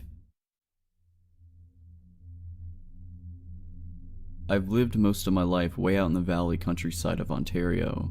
Given it's not a whole lot for an 18-year-old, but for me it's the only place I can call home. And I like to think that I know the entire area, as far as sprawling that is, like the back of my hand. Adventures across the long, cross-crossing roads, pastures, and woods that made up the skeleton of my village were a common venture in my childhood. As a young kid, I had a habit of biking extremely far out in hopes of finding new places, and sometimes my dad or one of my friends' parents would toss out bikes in their pickup and take us way out into a back road and let us explore for a few hours. This was how a lot of us first found that on one of these bad gravel roads, surrounded by thin woods, was a worn down old shack sitting just about 20 meters off of the path. Honestly, I never thought anything of it, except for the fact that it was creepy. It had no windows to see inside, and I never went anywhere near it. But one of my friends at the time said that her older sister had tried to go in it and that the door was always locked. We all had better things to do than to be curious about that at the time anyway, so I quickly moved on and became nothing more than a mundane landmark of that area. Honestly, I had completely forgotten about it for a few years now. Except last Tuesday. I was coming home from one of my very late classes at my university, and I usually take the back routes I used many years ago, as they're more straightforward and never have any sort of traffic. As I drove down the gravel path that would wind along the side of the country and eventually take me to the next street I needed to turn onto, I noticed a faint glinting coming from within the trees up ahead, maybe about 100 meters from my car. A flashlight? I thought, but as my car came closer, I realized what I was really seeing. The light inside of the shack was on. I should mention now that in all of the nearly 13 years I've spent living in my area, I have never seen that door open, and I've never seen a light on inside of that shack, ever. Not even once. I must have driven past that shack probably almost 100 times in my life, but this was the first time I'd ever seen any sign of a person's presence having been anywhere near that thing. That, coupled with the fact that it was 10 o'clock at night and pitch black outside aside from my own headlights, and the faint glow lighting up the door frame up ahead, immediately filled me with what I can only describe as a weird sense of dread. Fortunately, while my car approached the light, I was curious enough that despite the feeling in my stomach, I slowed down as I was about to pass, hoping that I could see what was going on inside, and this is probably the only reason I managed to spot the dark shape that burst out of the foliage on the side of the road, directly into my path. I wasn't going very fast at that point, but I still pounded the brakes rather hard in alarm, so my car came to a crunching stop on the gravel. For a moment, I was just really confused and freaked out. What was that? Had I almost hit a deer or something? This far out in the country, a deer would have been the most likely and most reasonable assumption, but in the beams of my car, I could see what had stopped me. A very tall, a very lanky old man with scraggly and balding gray hair. He looked dirty and unkempt, and as his clothes hung off of him, I felt extremely unsettled over what this guy could be doing way out here, and why he had walked out in front of my car. As I sat there confused, the old man came around to my window and knocked on the glass. I rolled down the window just a crack, only enough for someone to be able to hear me and for me to hear them. I was already creeped out enough as it was. Immediately, I had to say what I was thinking. What are you doing out here? In my peripheral vision, I could still see the light from the shack, but in my mind's eye, I wasn't really registering it anymore. Stupid, I know. I should have made the connection immediately, but I was still kind of shaken by the fact that I could have run this guy over if I hadn't been able to stop in time, and being a new driver and all, the thought of that was terrifying. After a small pause, the man started talking to me. He had a thick, croaky sort of voice, and he spoke very slowly. "My truck, it's broken," he explained. "Oh, okay." I was also getting the feeling that he wasn't really all there, mentally. I didn't have to look around to notice there wasn't any truck on the side of the road, but I did anyway, turning my head around to confirm what I already knew. There was definitely no truck. Had he somehow driven it into the trees or something? As far as I could remember and see, there wasn't enough space anywhere in them for a truck to fit through. What was the man talking about? While I was looking, it was honestly as though I could feel that he was watching me, and when I turned back, he was still leaning down to peer inside of my window at me. Where? I don't see it. I was definitely distrustful of this guy already. At first, he didn't respond, and my nerves were only getting worse the longer we were alone out here.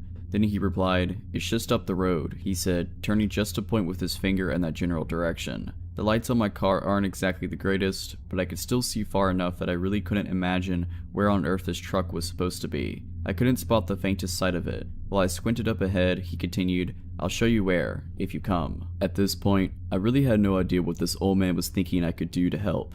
I'm just an 18-year-old girl. I don't exactly look like the type of person who knows a lot about cars or how to fix them. And for the record, I'm really not. But I was tired from a long day at school, so I absolutely was not at my brightest. And for some reason, a part of me felt guilty about leaving him out here alone if his truck really was broken. "Okay," I said, and I reached to my gear shift to start driving slowly up the road. But as soon as he saw my hand, he shook his head. "Just walk, it's not too far." "What?" "Excuse me, but no thanks. How was I going to see anything in the dark if I got out of my car and followed him anyway? There was no harm in driving wherever he was trying to lead me. The more I talked to the guy, the more unnerved I was getting, and the more red flags were starting to pop up in my mind. I couldn't see a car anywhere, and this total stranger wanted me to get out of mine and follow him into the dark on this creepy road in the middle of nowhere. No, I'd rather drive to it," I responded. I could see his brow furrow, and he looked kind of agitated. He insisted, "Your car won't fit in the trees anyway." "So, did his truck crash then? Why the trees, if we were going up the road?" I remembered what I'd just been thinking a minute earlier about there not being enough space, and I asked him, "Then how did yours get in the trees?" The only logical explanation would have been that his truck had swerved off the road, but even if that were the case, there was seriously nothing at all that I could have done to help him fix his car or get it back out again. The entire situation was beginning to make me very scared. There was a lengthy enough pause between my question and him speaking up that I was beginning to think that he didn't hear me or something. So I asked again, still no immediate answer. When he finally did reply, he was staring at me directly in the eyes. "You really don't look old enough to drive." I hear comments like this a lot, since I do look very young because of my size. Normally, somebody would say this with a smile or something to signify that this is, in fact, meant to be taken as a joke, but this guy's face didn't change even slightly. He just kept staring at me with a completely cold expression. That type of a remark in this kind of situation immediately had my heart racing, and all I could think was, what did this guy want from me? What I wanted to say next was, "Well, who are you?" But instead, I anxiously fumbled for my phone in my pocket, babbling in a way that probably made it really obvious I was completely freaked out of my mind. Okay, I could just call someone to come help you out. There's not really anything I can do." As I said that, it occurred to me to wonder, did this old guy not have a cell phone of his own? I know not every older person has one, even if they're becoming much more common, but seriously. And then I also remembered, with a sudden streak of massive fear, the shack with the light on. I could still see the light coming from it just up ahead in the trees.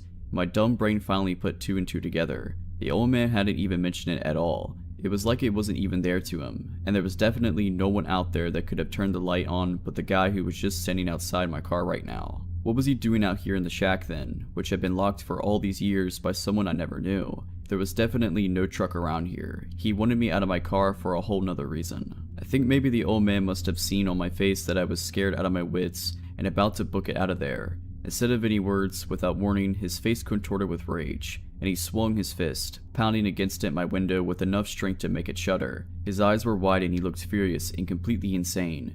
Even though I was panicking more than I ever had in my life, and I was sure he was about to smash the window in if he tried again, I screamed, threw my phone onto the floor, switched gears, and slammed my foot down on the gas pedal. I hurtled down the road, and when I glanced into my rearview mirror, I saw his dark shape turn from standing in the road, and I watched as he turned, and he walked off the road, directly back towards the light of the shack. I didn't slow down at all until I was nearly home, and absolutely sure that there was no way that he could have followed me. When I got home that night, I spent a long time crying about what had happened with my mom. And though I don't think she believed all of what I told her, we don't have the greatest relationship, she called up everyone she knew to ask if anyone knew the old man, or if they knew who owned that shack. In a town like ours, just about everyone knows each other, but no one had any clue who he was.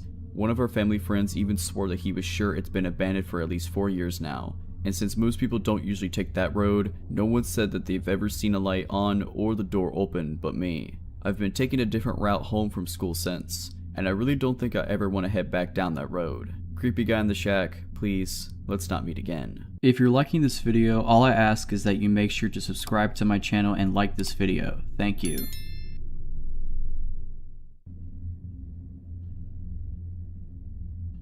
This happened when I was in college. I lived in Isla Vista, the student community at UCSB, notorious for being a party school.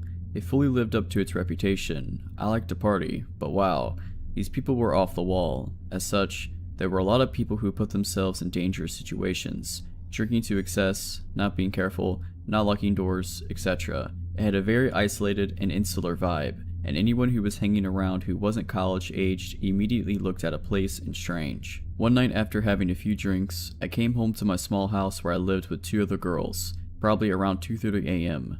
We were all serious students. I was probably the least serious actually, and we partied, and it was not your typical UCSB mega rager, more like a small get-together with friends. We would often have a few people spend the night, sleep in our furniture, or in our beds as this case may be. That night, my roommates had a few people over who I didn't know, and I saw when I returned home that one of them had opted to sleep on the couch from the shadow that I saw there. I didn't turn the light on so I wouldn't wake anyone up, but as I was passing the couch to enter my bedroom, I noticed that the figure was lying very stiff. He just had this weird energy to him. He was lying down, but it was like he was putting all of his energy into lying as still and rigid as possible. I paused, and the guy quickly jerked his head to face me, without moving his limbs. So quickly that it startled me. I could see his wide open eyes glinting in the dark. Figuring that I'd startled him, or that he was drunk, or maybe on some kind of stimulant and unable to sleep, I just hurried past into my bedroom and locked the door. The dude made me so nervous, and I wasn't taking any chances. I fell asleep. At 4:30 a.m., I woke up. There was a strange sound at the door, almost like somebody was drumming their fingers against the wood very quietly. I lay still and listened. There were more quiet sounds like someone scratching the door with their fingers, which got louder and louder until it was clear that he was using both hands and scratching as fast and as hard as possible. It created an extremely loud and intimidating sound that filled me with fear. I got my cell phone and texted my roommate because I was afraid to make a sound. "Your friend is freaking me out. Is he coked out? Can you talk to him? He's banging and scratching on my door." She didn't text me back, probably because she was asleep. I texted my other roommate to the same effect, covering all of my bases. Keep in mind that the scratching has been going on at this point for a couple minutes. I have no idea how he could have sustained it. Scratching a wooden door with your fingernails can't feel good. He also grabbed at the knob and jiggled it super forcefully. Because neither of them answered, I decided to call and really wake them up, though I was scared to make a sound. I know it sounds stupid, but there was something seriously horrifying about being teased like this through the door. I knew that he was trying to terrify me. I felt like a little kid, but I could tell this guy was screwed up or something, and maybe the police needed to be called, and I wanted to loop my roommates in since it was one of their friends. The scratching stopped abruptly, and I called my roommate, who answered sleepily. "Yo, your friend is messed up. Can you please deal with it? Do we need to call the cops? He's seriously scaring me, and he was scratching at my bedroom door. He's really weird." She didn't say anything for several seconds, and when she did speak, her voice had no sleepiness in it at all. "What friend?" she said. "That guy that was sleeping on the couch," I said. She was quiet again. "We didn't have any guys over," she said. "Call the police." My adrenaline surged, and I told her to please lock the bedroom door as quickly as possible. I realized that I hadn't heard scratching in a while, and I had no clue where the dude had gone. Suddenly, I heard a loud banging in the other end of the house, where my roommates, Lauren and Monica, shared a bedroom. The bangs were followed by the sound of them screaming in fear. I quickly dialed the police as this maniac proceeded to bang against the luckily locked bedroom door of my 2 roommates as they screamed. The heaviness of the blows left no doubt that he was trying to break the door down. I told the 911 operator the situation and she dispatched 2 squad cars. The police in Isla Vista are generally used to peeling drunks off the sidewalk and breaking up brawls. This was really serious and strange, and I think the dispatcher got the sense from my tone how terrified I was. She stayed on the phone with me.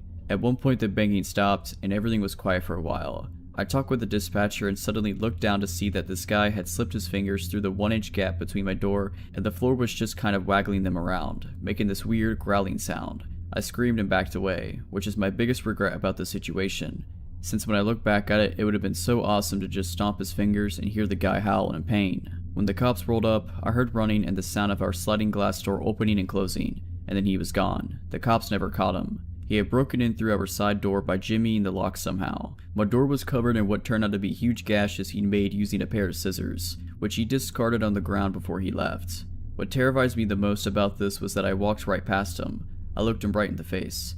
I realized now that he was not trying to sleep or on drugs, but was lying so stiff like that because he was hiding. He probably heard me open the door and freaked out because he hadn't realized there was another girl living there and tried to blend into the couch in the darkness. This story takes place in August of 2013 in the mountains of southern Oregon. I'm a USAF Security Forces Airman, military police. My girlfriend was at work, and as a sweltering hot day began to turn into thunderstorms, my buddy Nick, another military cop, and I decided to go explore some back roads and get out of the heat in town. Southern Oregon is crisscrossed with logging roads, some actively used, and many totally forgotten and grown over. Nick and I spent many of our days off starting on roads that we knew, finding roads we didn't know, driving for hours into the mountains, eventually navigating back to paved roads. On this particular day, with storm clouds building over the mountains, we set off on a road we had never been on, and began the drive into the mountains. After driving for around an hour, we hadn't seen nor heard any signs of other people in the woods. We rounded a bend in the thick fir woods, and emerged in a meadow that was totally surrounded by thick aspen groves. The meadow was perfectly flat, and eerily still. We both noticed the strange stillness almost immediately. No birds, hardly any insect noise, no squirrels, and certainly no other people. On the far side of the meadow, right at the edge of the tree line,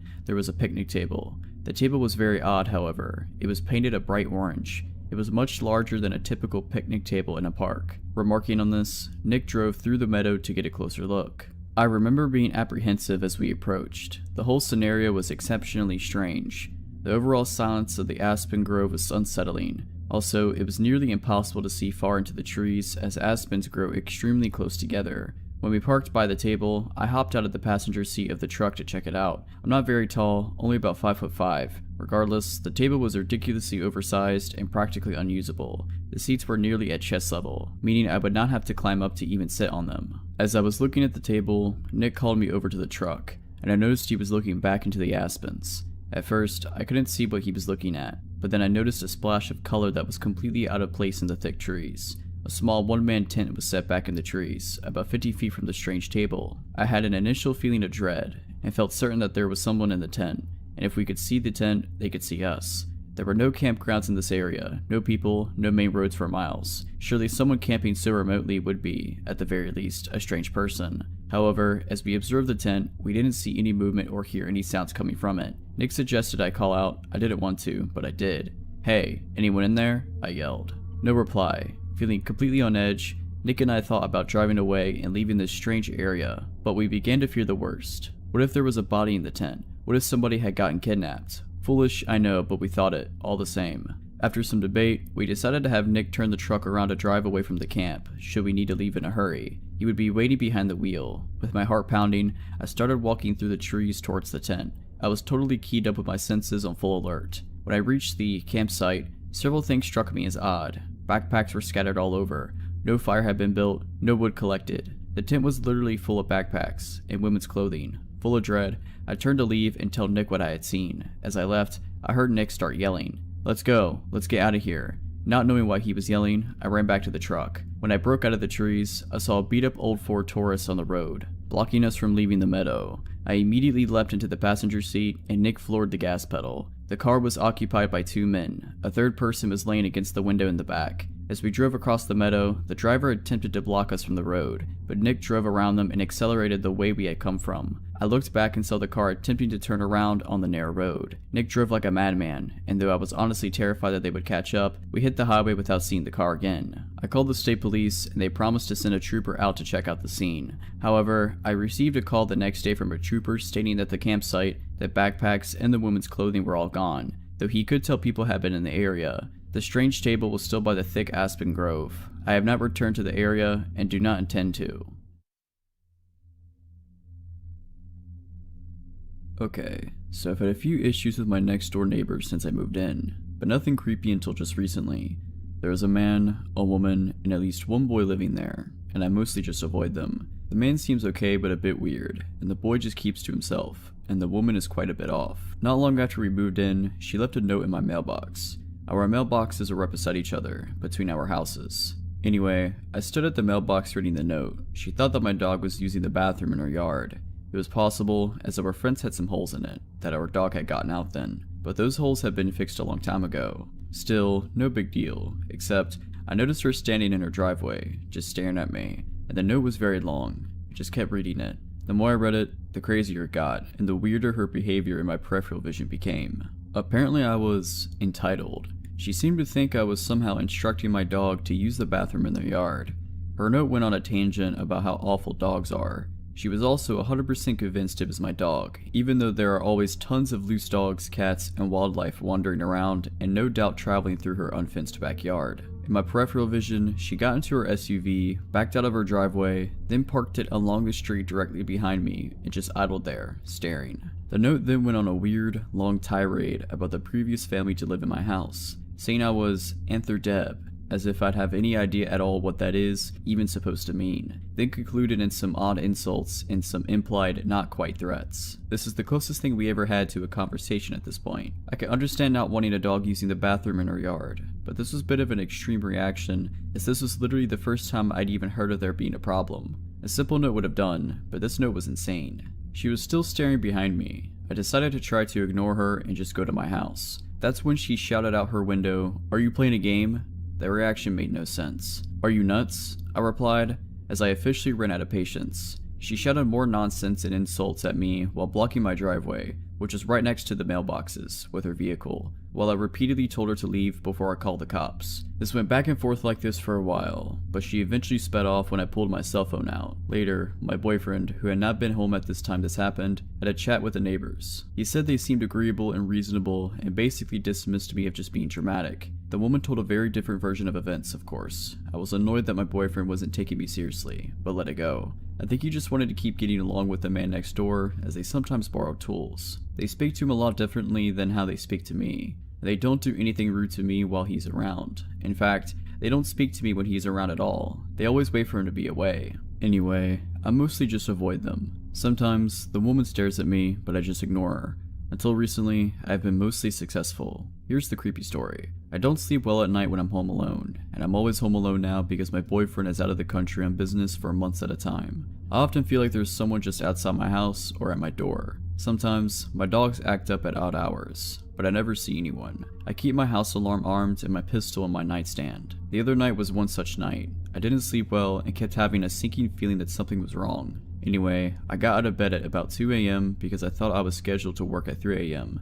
I had mostly given up on getting a restful sleep then anyway. As I left my house, I heard something to my left, the direction of my neighbor's house, but didn't see anything. I was always nervous in my driveway because the motion sensor light was broken, but there was always a lot of darkness between my door and my truck, so I always moved quickly to my driveway. I got in my truck and went to work. It turned out that I misread my schedule and didn't work at 3 that morning after all. Annoyed at the mistake, but grateful I'd get to go home and sleep a little more before the actual start of my shift at 7, I went home. I pulled into my driveway and didn't see anything in the beam of my truck's headlights. I always look around my truck before getting out. I turned the headlight off and got out. I took a few steps ahead of my truck, and then all of a sudden a large man called out to me, shouted really, from the shadows at the corner of my house. He scared me so bad that I screamed, reached for my pepper spray, and fell down. not useful. He apologized in a tone that didn't sound sorry at all. It was my neighbor, and that wasn't much of a relief. Apparently, it was my fault that he occasionally found trash in his yard, in windy Colorado. Complaining about this seemed to be a lot more important issue than scaring the heck out of me while I'm alone at night. He showed no real concern or realization that was even wrong at all. Again, I have no problem with neighbors bringing issues to my attention, but seriously, hey, can you make sure trash from your bins isn't blown into my yard is not a question that takes 10 minutes,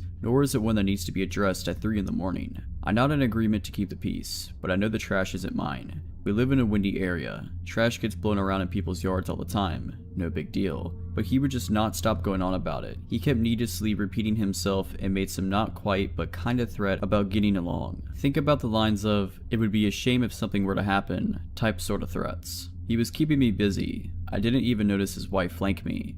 Before I even knew she was there, she appeared from the shadows by a tree. She wanted to yell at me about some eggs. A few weeks ago, I found a bunch of eggs smashed on the road near our shelved mailbox. As the carton was right next to them, I thought the carton had obviously just been dropped, not that someone was trying to egg anything. I assumed my neighbor had dropped the eggs on her way to get the mail and just left them. She denies this, but I still think that's the most likely explanation because no one else has any reason to be out at our mailbox with eggs. But I didn't care enough to say anything to her about it at the time, so I just let it go and forgot all about it. Now she was accusing me of leaving eggs around. Again, inexplicably expressing the grievance at 3 AM. Weird that she hadn't brought it up weeks ago when it happened, but I know why she didn't. My boyfriend was still here then. My boyfriend has been away on business for several weeks now, long enough for them to have noticed his absence. They were also probably aware that my motion sensor light was out. They sure seemed to know how to avoid my headlight beams. Being surprisingly patient, I explained that I knew nothing about the eggs. I mentioned that I later found a lot of the shells in my yard and figured a squirrel must have carried them there. She proudly informed me that she tossed them onto my yard herself. Apparently she thought that was okay, but someone dropping them in the first place isn't. Anyway, this is where I started to get over my shock a bit and started getting pissed. Initially, I had been somewhat relieved that the man in the shadows had been my neighbor, not some random crazy person, but now I was pissed. I had now been outside with them for like 20 minutes, while they accused me about stupid stuff. While I tried to be polite and agreeable even though I had nothing to do with it, but now everything wrong with the situation had just kicked in. I eventually remembered that I don't actually have to put up with any of this and cut her off mid-rant and said, "It's 3 AM, I'm going home, good night," and turned on my heel. I heard her say something in an unkind tone as I left, but didn't catch what it was. They had staked out my house, waited for my boyfriend to leave, and long enough to be sure he was gone, all to complain about some insane stuff long after it supposedly even happened. If they have concerns, surely there are better times to address them than at 3 AM. What were they doing out at 3 AM anyway? And that man had totally purposely hidden a shadow at the corner of my house where he could avoid my headlights. and didn't reveal himself until I was out of my truck and exposed. And shouldn't the woman have walked up beside her husband, not gone around while I was distracted? They kept doing odd behavior, never enough that they're doing anything illegal or anything to report the police. But none of this is normal behavior. Honestly, I think these complaints are just excuses, and they're really just taking the opportunity to intimidate me. I think they're messing with me on purpose. Then again, I could be wrong. Either way, I will be installing a motion light soon. I was so shaken up and had my adrenaline so high from someone scaring me from a blind spot by my house. Because seriously, that could have been someone else and a whole lot worse.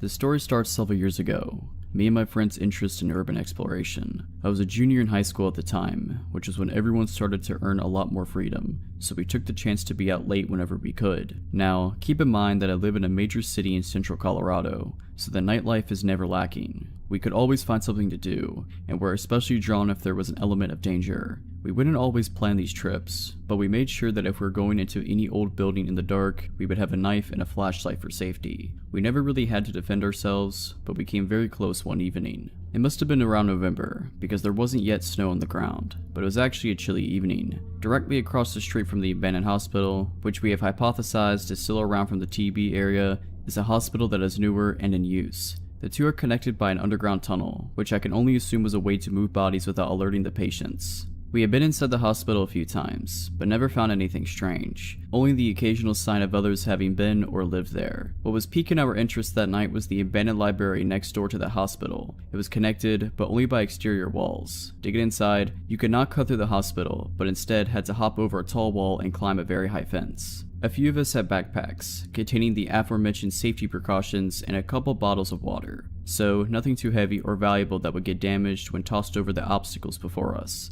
A little ways off the road, it was dark if you clung to the buildings. We did for a while before stepping behind a small patch of shrubbery, which we determined was an easy way over the first wall, since the other way around to gain access was by a chained, unclimbable gate at the bottom of a set of stairs facing away from the ledge. Both were parallel with the library, so when tucked back in that corner behind the bushes, no one could see us from the street. I don't believe I went first, but I did not remain behind to be last over that wall. It was too high up for me to jump and haul myself over, so I resorted to stepping on a pipe jutting out somewhere lower along the wall. It gave me a bit of a needed boost, and soon I was up and over, moving into the library's courtyard. Another girl and I waited for our 2 other girlfriends to join us. Upon an initial glance over at the courtyard, there was no obvious way in. To our right was a dilapidated fountain, which I took joy in imagining springing forward a spray of water from its detailed stonework in the brighter summer months. People laughing and talking with the surrounding trees bringing them shade. Now, however, it had been in long disuse, and the earth at our feet was cold and hard. There were no signs of another soul for years, save the 15 chain link fence directly in front of us separating the courtyard in half.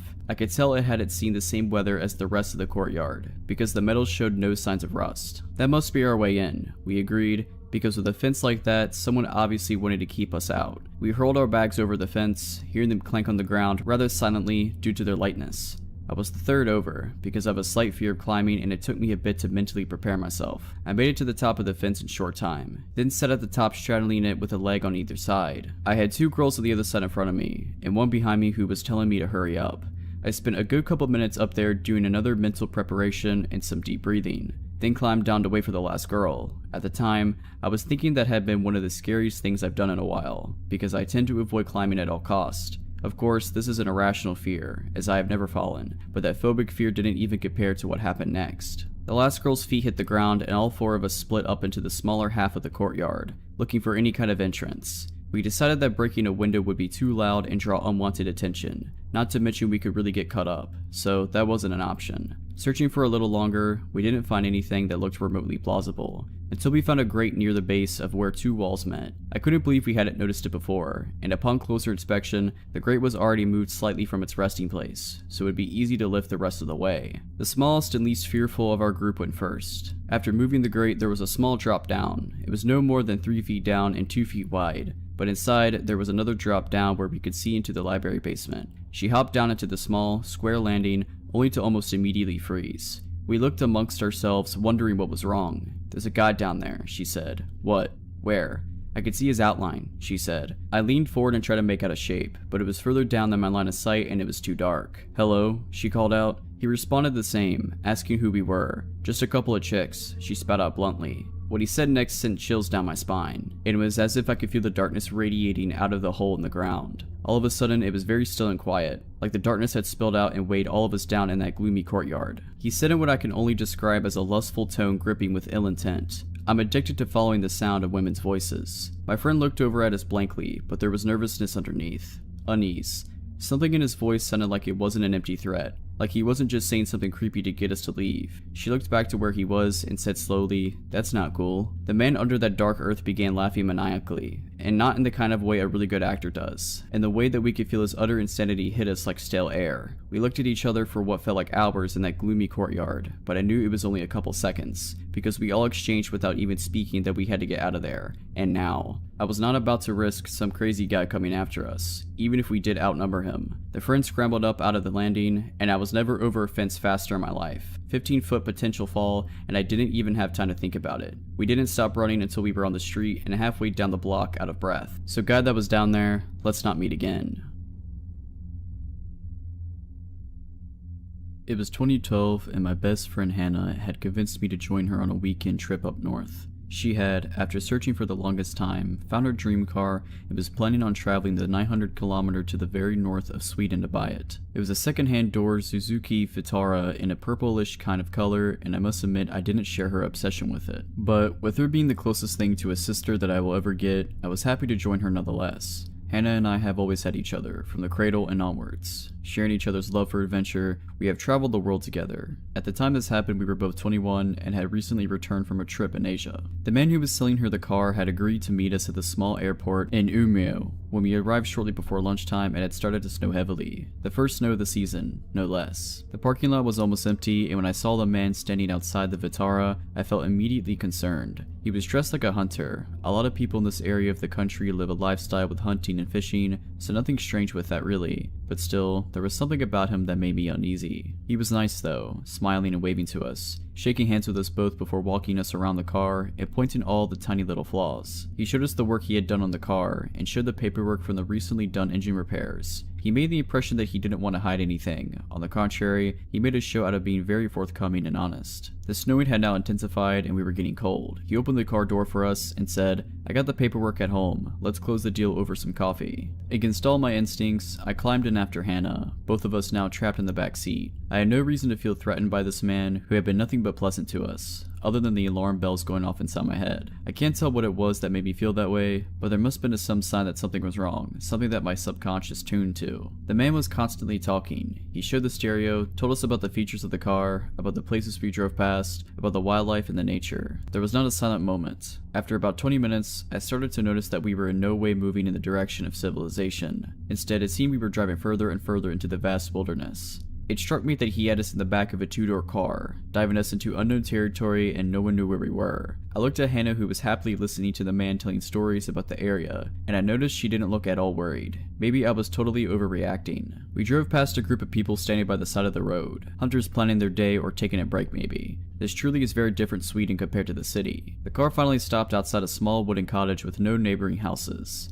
apart from a small cabin that we drove past a few hundred meters down the road, but it had looked empty. We followed the man inside. He was still talking non-stop and continued to do so until the moment the door closed behind us. Hannah kept asking things about the car, and I could sense that her voice had a new undertone now, a thin, sharp tenseness that made me wonder if she too had started to feel that something wasn't right. "I'll put the kettle on," he said, and as he passed us to go into the kitchen, he let his hand touch Hannah's hair and he smiled smugly. "May I use the bathroom?" I asked politely and made my way to the door with a little red heart on. I was washing my hands when I saw something in the stained bathroom mirror. Something was behind the water cistern. I pulled out a rolled up plastic folder, and as I turned the pages, I felt my blood run cold. It was very violent pictures that looked like had been cut out from magazines, and they were glued to the paper, surrounded by cut up pieces of handwritten text. Put it together made a horrifying story about how a woman was lured into a car with the promise of getting to buy the car cheaply, and then it quickly turned into a horror story. I know this will sound silly, but when we traveled together, Hannah and I had a code word for whenever we felt it was time to get out of a situation.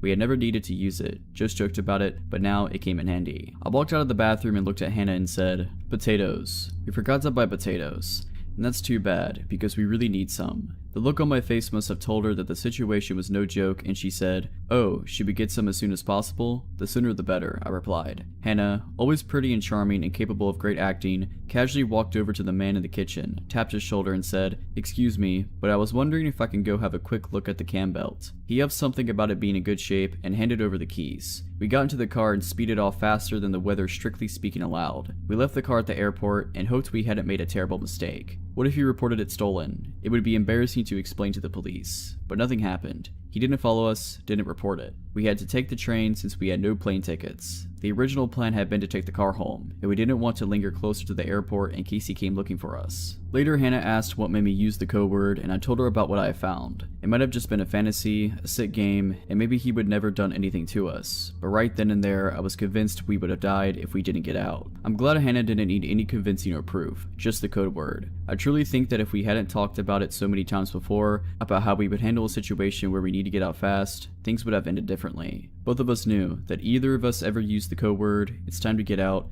no questions asked, just move. If you're liking this video, all I ask is that you make sure to subscribe to my channel and like this video. Thank you. Okay, so I've had a few issues with my next door neighbors since I moved in, but nothing creepy until just recently. There is a man, a woman, and at least one boy living there, and I mostly just avoid them. The man seems okay but a bit weird, and the boy just keeps to himself, and the woman is quite a bit off. Not long after we moved in, she left a note in my mailbox. Our mailboxes are right beside each other, between our houses. Anyway, I stood at the mailbox reading the note. She thought that my dog was using the bathroom in her yard.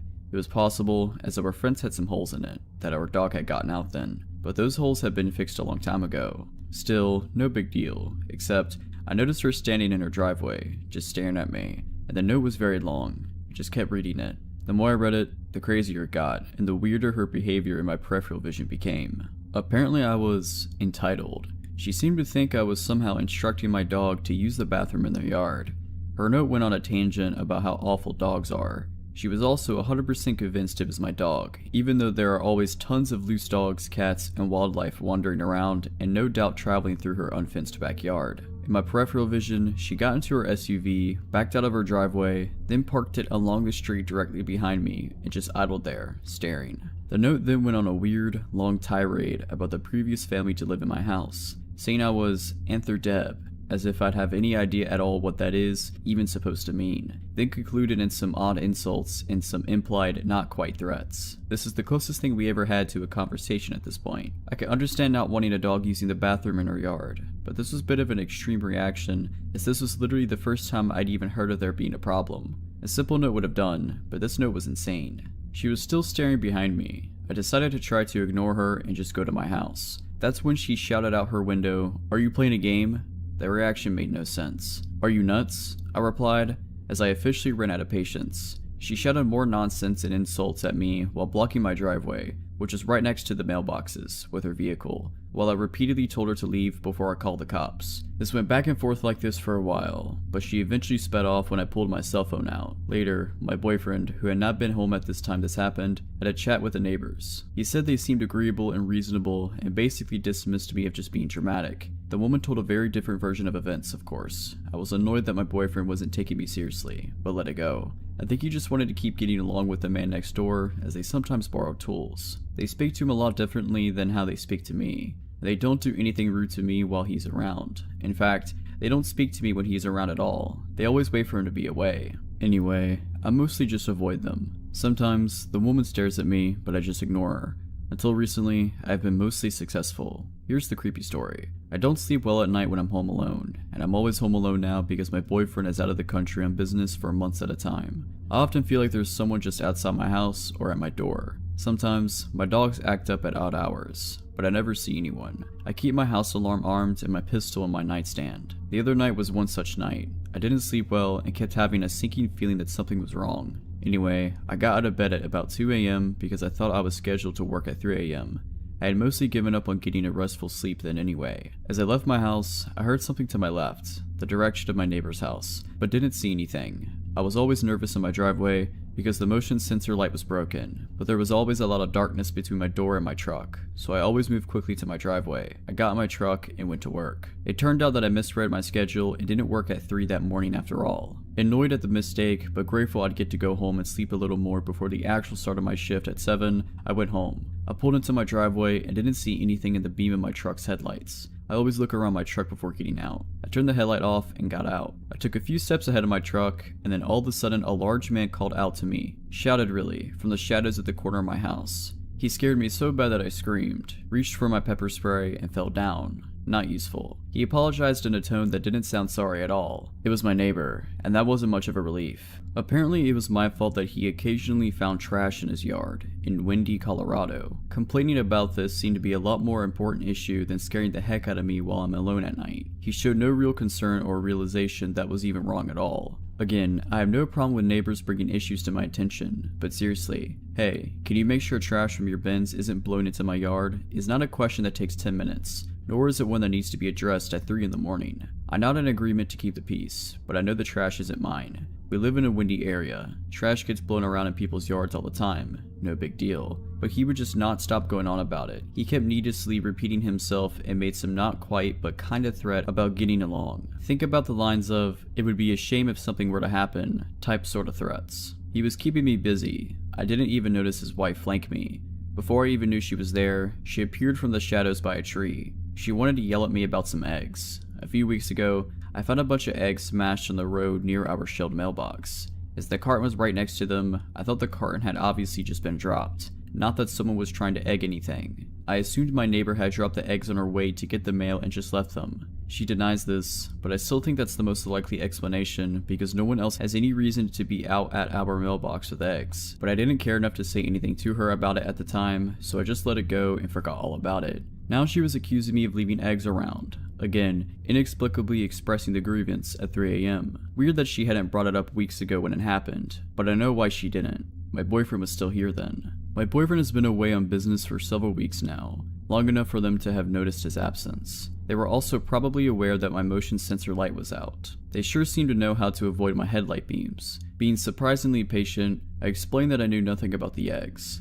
I mentioned that I later found a lot of the shells in my yard and figured a squirrel must have carried them there. She proudly informed me that she tossed them onto my yard herself. Apparently she thought that was okay, but someone dropping them in the first place isn't. Anyway, this is where I started to get over my shock a bit and started getting pissed. Initially, I had been somewhat relieved that the man in the shadows had been my neighbor, not some random crazy person, but now I was pissed. I had now been outside with them for like 20 minutes, while they accused me about stupid stuff. While I tried to be polite and agreeable even though I had nothing to do with it, but now everything wrong with the situation had just kicked in. I eventually remembered that I don't actually have to put up with any of this and cut her off mid-rant and said, "It's 3 AM, I'm going home, good night," and turned on my heel. I heard her say something in an unkind tone as I left, but didn't catch what it was. They had staked out my house, waited for my boyfriend to leave, and long enough to be sure he was gone, all to complain about some insane stuff long after it supposedly even happened. If they have concerns, surely there are better times to address them than at 3 AM. What were they doing out at 3 AM anyway? And that man had totally purposely hidden a shadow at the corner of my house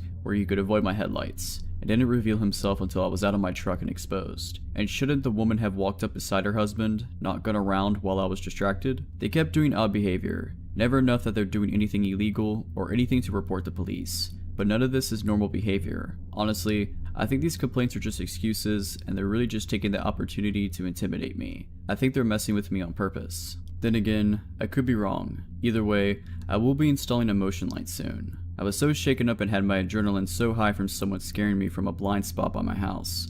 Because seriously, that could have been someone else and a whole lot worse. The story starts several years ago. Me and my friend's interest in urban exploration. I was a junior in high school at the time, which was when everyone started to earn a lot more freedom, so we took the chance to be out late whenever we could. Now, keep in mind that I live in a major city in central Colorado, so the nightlife is never lacking. We could always find something to do, and were especially drawn if there was an element of danger. We wouldn't always plan these trips, but we made sure that if we were going into any old building in the dark, we would have a knife and a flashlight for safety. We never really had to defend ourselves, but we came very close one evening. It must have been around November, because there wasn't yet snow on the ground, but it was actually a chilly evening. Directly across the street from the abandoned hospital, which we have hypothesized is still around from the TB area, is a hospital that is newer and in use. The two are connected by an underground tunnel, which I can only assume was a way to move bodies without alerting the patients. We had been inside the hospital a few times, but never found anything strange, only the occasional sign of others having been or lived there. What was piquing our interest that night was the abandoned library next door to the hospital. It was connected, but only by exterior walls. To get inside, you could not cut through the hospital, but instead had to hop over a tall wall and climb a very high fence. A few of us had backpacks, containing the aforementioned safety precautions and a couple bottles of water, so nothing too heavy or valuable that would get damaged when tossed over the obstacles before us. A little ways off the road, it was dark if you clung to the buildings. We did for a while before stepping behind a small patch of shrubbery, which we determined was an easy way over the first wall, since the other way around to gain access was by a chained, unclimbable gate at the bottom of a set of stairs facing away from the ledge. Both were parallel with the library, so when tucked back in that corner behind the bushes, no one could see us from the street. I don't believe I went first, but I did not remain behind to be last over that wall. It was too high up for me to jump and haul myself over, so I resorted to stepping on a pipe jutting out somewhere lower along the wall. It gave me a bit of a needed boost, and soon I was up and over, moving into the library's courtyard. Another girl and I waited for our two other girlfriends to join us. Upon an initial glance over at the courtyard, there was no obvious way in. To our right was a dilapidated fountain, which I took joy in imagining springing forward a spray of water from its detailed stonework in the brighter summer months. People laughing and talking with the surrounding trees bringing them shade. Now, however, it had been in long disuse, and the earth at our feet was cold and hard. There were no signs of another soul for years, save the 15 chain link fence directly in front of us separating the courtyard in half. I could tell it hadn't seen the same weather as the rest of the courtyard, because the metal showed no signs of rust. That must be our way in, we agreed, because with a fence like that, someone obviously wanted to keep us out. We hurled our bags over the fence, hearing them clank on the ground rather silently due to their lightness. I was the third over, because I have a slight fear of climbing and it took me a bit to mentally prepare myself. I made it to the top of the fence in short time, then sat at the top straddling it with a leg on either side. I had two girls on the other side in front of me, and one behind me who was telling me to hurry up. I spent a good couple minutes up there doing another mental preparation and some deep breathing, then climbed down to wait for the last girl. At the time, I was thinking that had been one of the scariest things I've done in a while, because I tend to avoid climbing at all costs. Of course, this is an irrational fear, as I have never fallen, but that phobic fear didn't even compare to what happened next. The last girl's feet hit the ground and all four of us split up into the smaller half of the courtyard, looking for any kind of entrance. We decided that breaking a window would be too loud and draw unwanted attention, not to mention we could really get cut up, so that wasn't an option. Searching for a little longer, we didn't find anything that looked remotely plausible, until we found a grate near the base of where two walls met. I couldn't believe we hadn't noticed it before, and upon closer inspection, the grate was already moved slightly from its resting place, so it would be easy to lift the rest of the way. The smallest and least fearful of our group went first. After moving the grate, there was a small drop down. It was no more than 3 feet down and 2 feet wide, but inside there was another drop down where we could see into the library basement. She hopped down into the small, square landing, only to almost immediately freeze. We looked amongst ourselves, wondering what was wrong. "There's a guy down there," she said. "What? Where?"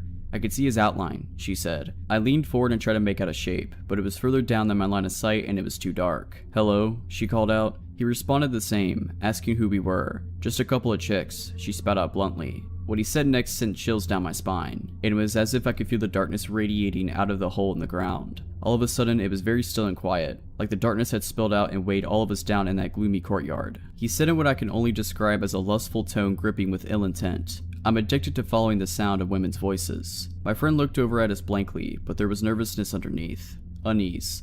Something in his voice sounded like it wasn't an empty threat, like he wasn't just saying something creepy to get us to leave. She looked back to where he was and said slowly, "That's not cool." The man under that dark earth began laughing maniacally, and not in the kind of way a really good actor does, in the way that we could feel his utter insanity hit us like stale air. We looked at each other for what felt like hours in that gloomy courtyard, but I knew it was only a couple seconds, because we all exchanged without even speaking that we had to get out of there. And now, I was not about to risk some crazy guy coming after us, even if we did outnumber him. The friend scrambled up out of the landing, and I was never over a fence faster in my life. 15-foot potential fall, and I didn't even have time to think about it. We didn't stop running until we were on the street and halfway down the block out of breath. So God that was down there, let's not meet again.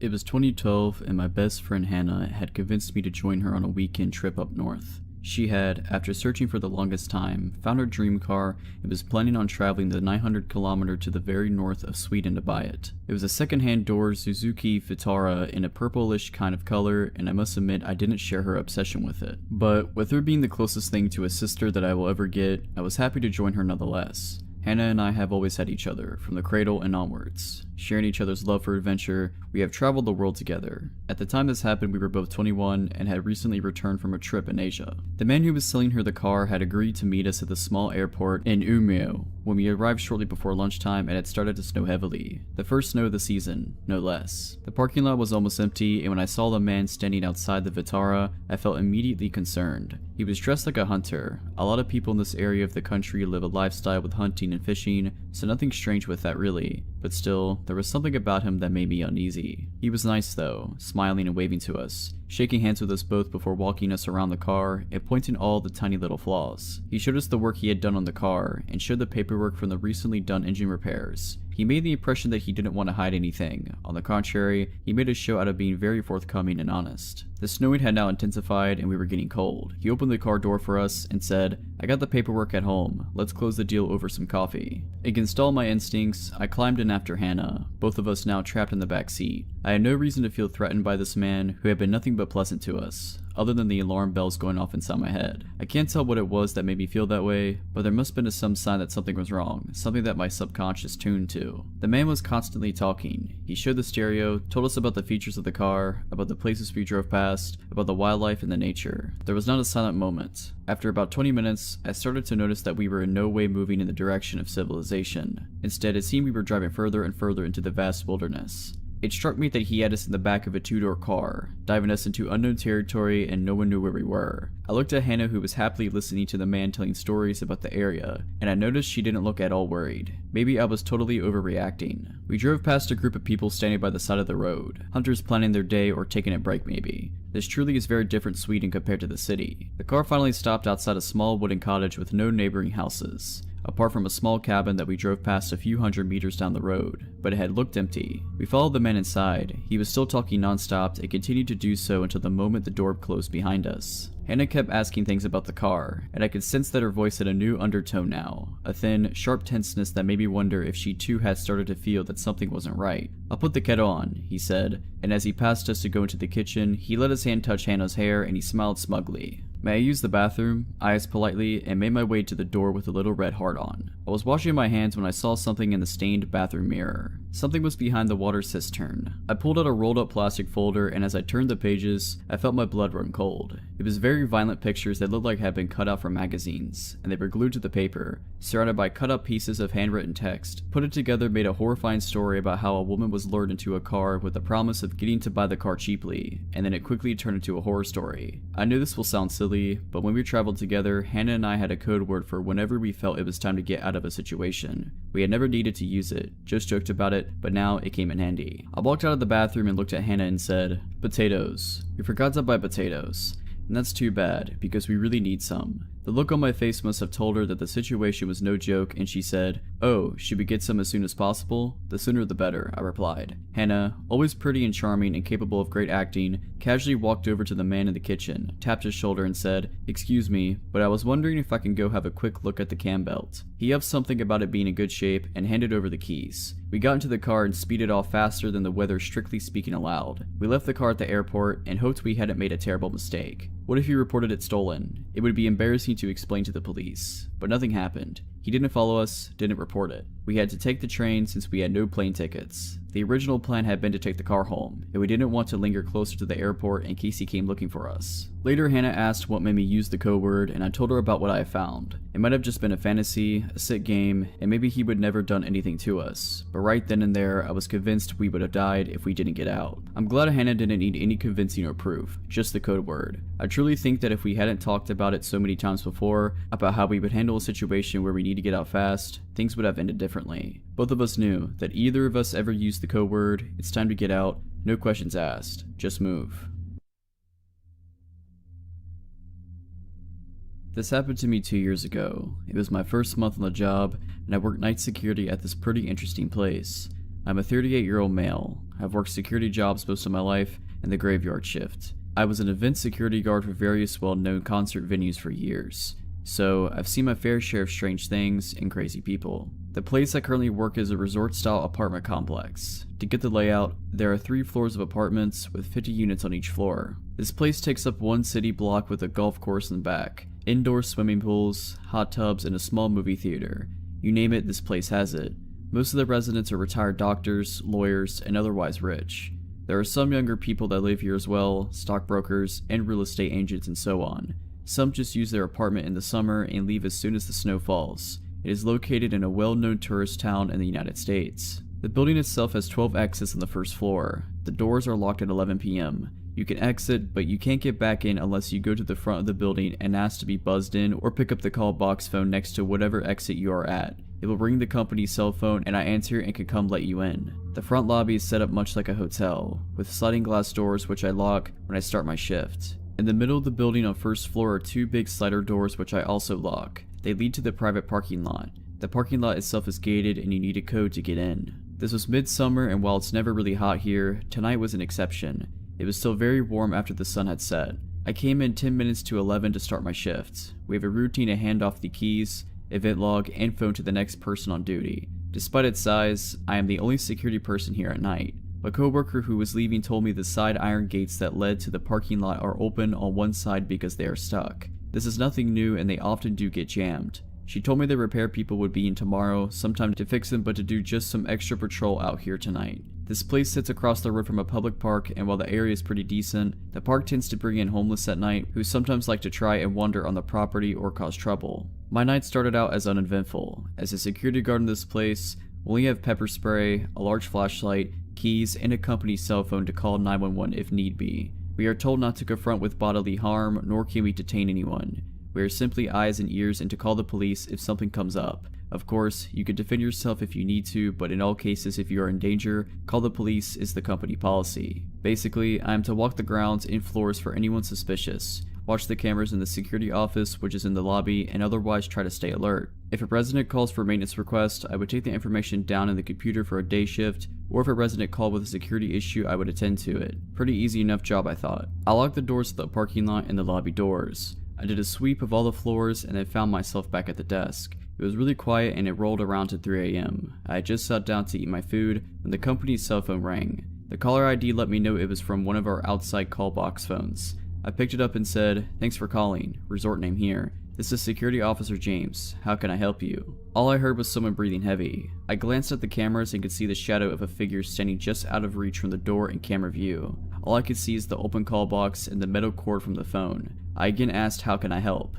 The man started to breathe heavier and laughed in silence. I got up from my chair and started to walk out of the office into the door he was at when it rang again, this time from call box number 2, which was further down. I quickly looked at the camera and saw this large figure in a hooded jacket. I knew this was strange as it was very warm outside. He was holding a black bag in his hands but had his back to the camera. "I'm coming for you," they said in this raspy, deep tone. He hung up before I had the chance to say anything. Then the phone rang again. This time I picked up and before he could speak, I let him know the cops are on their way and to leave the property now as he is on camera. He tried the doors and both were locked. This time he was at yet another call box. The guy had to be running at top speed to make it to the next and the next call box as they were a good distance between doors on the outside. "I can see you. The cops won't make it much easier in time," they said. I spoke loud and pretended like I was talking to another security officer and asked him to send 3 other security guards to such and such location and that police are dispatched. The guy slammed the phone down loud against the call box receiver and I watched him on camera take off into the darkness to the park area. I figured it scared him off. I was going to call the police, but honestly the location of this place, it would take them at least 15 minutes to get here and I figured this guy was just some homeless guy from the park. I scanned the cameras and walked the back lot just to be sure no one was there. I had my pepper spray in my hands just in case, but no one was out there. I returned to my desk and wrote what happened in the incident log. But a half hour passed, I had finished my food and was just about to do rounds when the phone rang again. This time it was from an unknown number. I thought it would be a resident calling for a repair issue or something. I picked up and said my normal line, then I heard, "Where are the cops? I don't see them, but I see you," the voice said. It was that guy again. I scanned the cameras and did not see anything. I went to the front door to look out there. There was nothing but darkness and a few front floodlights on. "I know you're alone," he said. I basically told him to get screwed and hung up. I called the non-emergency number to 911 and let them know what was going on. The dispatcher said she would send out a car to check the area and make contact with me. The next thing I hear is a loud thud against the glass windows to the day manager's office, which sits across from the security room. Another 3 loud bangs. I run to the door and unlock it. I pull up the shades and shine my flashlight through the window into the darkness. I catch the face of this hooded man. He looked to be about 40 with long, stringy hair poking down and these wild eyes. He looked right at me and grinned before slamming his head into the window to try and break it. I started yelling at him and told him the cops are coming and to get out of here. That's when he pulled the biggest butcher knife I've ever seen and make a slicing motion like he would use it to cut my throat. The guy was crazy. He continued slamming his body against the glass trying to break it. He used his head to try and break the window but managed to bust his head open, so the window now had blood all over it. I backed out of the office and locked the door to it. I then decided to wait for cops as this guy was out of control and my pepper spray wasn't going to stop him, and the last thing I wanted was to handle a bloody crazy person. He then ran to the nearest side door and took the call box phone off the hook. He then ran to each call box and removed all the phones, which caused my company's cell phone to ring and jam up the line. This guy had to be on something because he ran as fast as I could imagine. I watched the camera and noticed to my horror, the sliding door to the garage was open. Now it was common for residents to go out to their cars and unlock the doors themselves. It's just a sliding lock like the kind in department stores, but this is the last thing I need with this guy running around. I sprinted across the building and took a shortcut through a couple banquet rooms to make it to the garage. As I was doing so, I saw that crazy guy running up the garage pathway. I slid that door as fast as I could and locked it before he got to the entryway. He then slammed his body into the glass, over and over, but the door did not move. I locked the second set of doors in case he got through the outside ones, he would at least be trapped or slow him down. I reached for my pepper spray, thinking maybe he would just leave and yell the cops are here. He started to laugh and howl and then held that knife up again before running to the darkness of the parking garages. I called the cops on my personal cell phone to let them know that the man has a knife. The dispatcher told me the cops will be there shortly, and I let her know what happened. I made my way to the front again and locked myself in the security office. At least this place had no windows and I could watch on camera. I heard another loud thud and bang and realized he was at the front lobby doors trying to get in. I was hoping the cops would roll up any minute, but they didn't, and while it probably didn't take them long, it felt like forever at this point. The guy was standing at the lobby doors with a knife in hand. He faced the camera, and by this time his hood had fallen back. He was bald-headed with wild, long, stringy hair on the sides of his head. His eyes were huge, and I will never forget that grin on his face as he mouthed to the camera, "Die, die," while making stabbing motions with that knife. Blood running across his face from slamming it into the glass, he then ran out into the darkness. About 5 minutes later, the cops show up. They sent one officer. He asked me what the guy looked like, and I told him I have camera footage. He drove through the area first and shined a spotlight. The cop returned to tell me he couldn't find anyone, and he had driven around the entire block and back area behind the golf course. I showed him the footage and printed out a picture from the camera. The cop said he didn't see any sign of the guy, and that he would patrol the area and to call back if he came again. It was now nearly 5 a.m. when the cop left. I waited until 6 a.m. when it was daylight and the people were starting to get out and about before I walked around and hung up all the phones from the call boxes. This guy literally took all the 12 phones off the hook. When my manager came in during the morning shift at 8 a.m., I told her what happened, and she said that they would keep an eye out and have a meeting to let everyone know who worked here know and to be aware. They had an extra security guard on my shift for 2 weeks after, but the guy never returned. The cops never found the guy or who he was. So crazy bloody guy with a knife, let's not meet again. If you're liking this video, all I ask is that you make sure to subscribe to my channel and like this video. Thank you.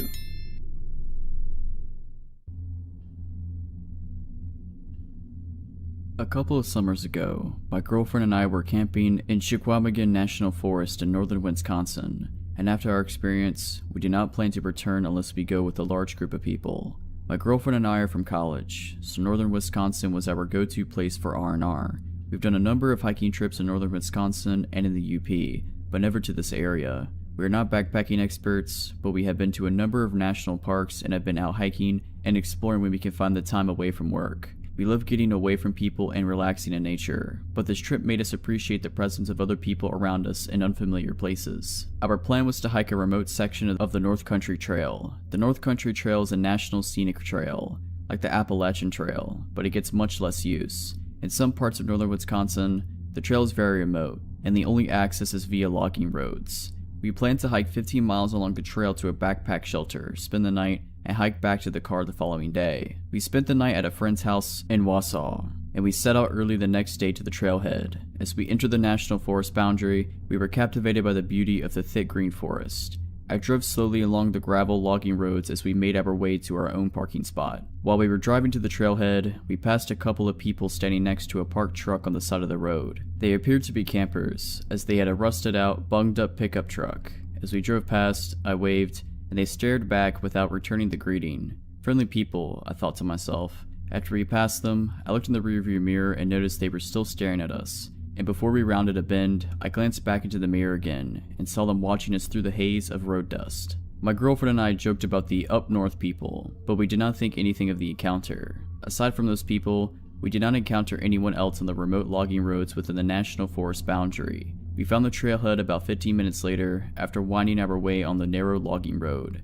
There was no one else parked at the trailhead, a perfect chance to get some needed solitude, fresh air, and relaxation. After parking and making sure the car was locked, we hoisted our packs and set off on the trail. The weather was relatively cool, which thankfully kept the mosquitoes and biting flies at bay. We took pictures along the way, and we marveled at the lushness of the forest and the topography of the glacial moraine. After a solid 8 hours of hiking, we found our campsite. It consisted of a wooden backpack shelter and a fire ring. Even though the shelter provided ample space for us, we opted to set up our tent in a small clearing about 100 feet behind the shelter. We built a fire at the shelter fire ring, and I boiled water for our dehydrated trail food. As we ate, we watched the sky slowly turn dark. My girlfriend and I passed around a Nalgene filled with wine, and we marveled at how many stars you could see away from the city. When the fire was reduced to a small pile of glowing embers, we decided to head back to our tent. We settled into our tent and looked through the pictures we took that day, but after lugging a heavy pack for 15 miles and drinking some wine, I was ready for some shut-eye. When we camped at state and national parks, I usually wore earplugs, but that night, there were no RVs or other campers to make noise, so I closed my eyes and let the noise of the forest lull me to sleep. My girlfriend was very uneasy that night, but she normally had some apprehension whenever we were sleeping away from home. I'm not sure when we drifted to sleep, but we awoke to a bone-chilling noise. It was pitch dark outside, and over the insects in the forest, I heard a dull thud. It sounded like someone was hitting two logs together. My girlfriend and I were wide awake at this point, and we lay silently in our tent, hearing the noise again. Our old tent had mesh windows, but the backpacking tent we were using had no window. We could only guess at what was making the sound outside our tent. We initially thought that an animal had got our food and garbage bag, which we left in the shelter, but the noise was too distinct, and it did not sound like rustling through food wrappers or our camp equipment. Our hearts were pounding as we heard the persistent knock in the darkness. Unarmed and scared, we did not know what to do. I would normally have carried a can of bear spray, but I decided to leave it at home to save on weight, against the wishes of my girlfriend. The knocking continued, but we remained still as to not give away our location. For all we knew, whatever was making the noise had already spotted our tent. After what seemed like an eternity, the knocking sound ceased.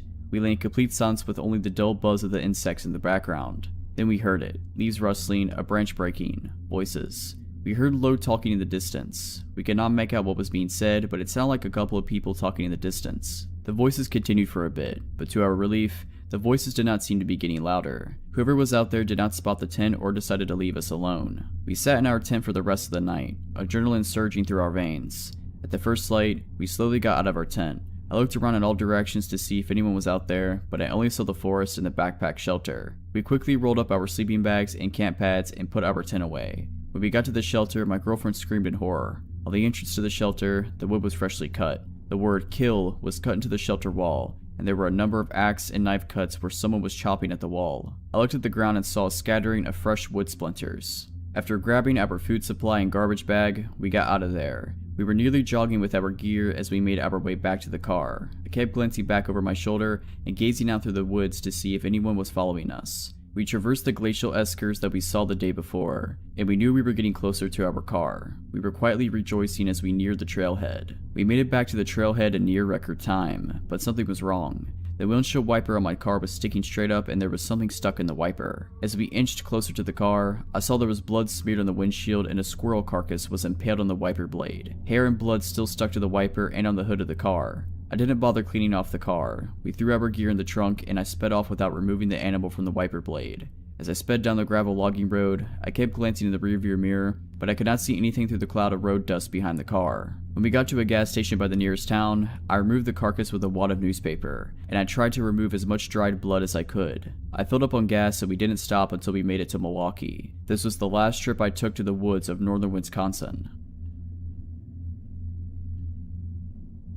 A few years ago, my friend Tez and I set out on the Great American Road Trip. We were going to drive from New York to Los Angeles, zigzagging through the country for 6 weeks. We were both in our early 20s, pretty broke, and as my mom had been a long-haul trucker, I suggested that to save a ton of money, we would sleep in the back of our hatchback.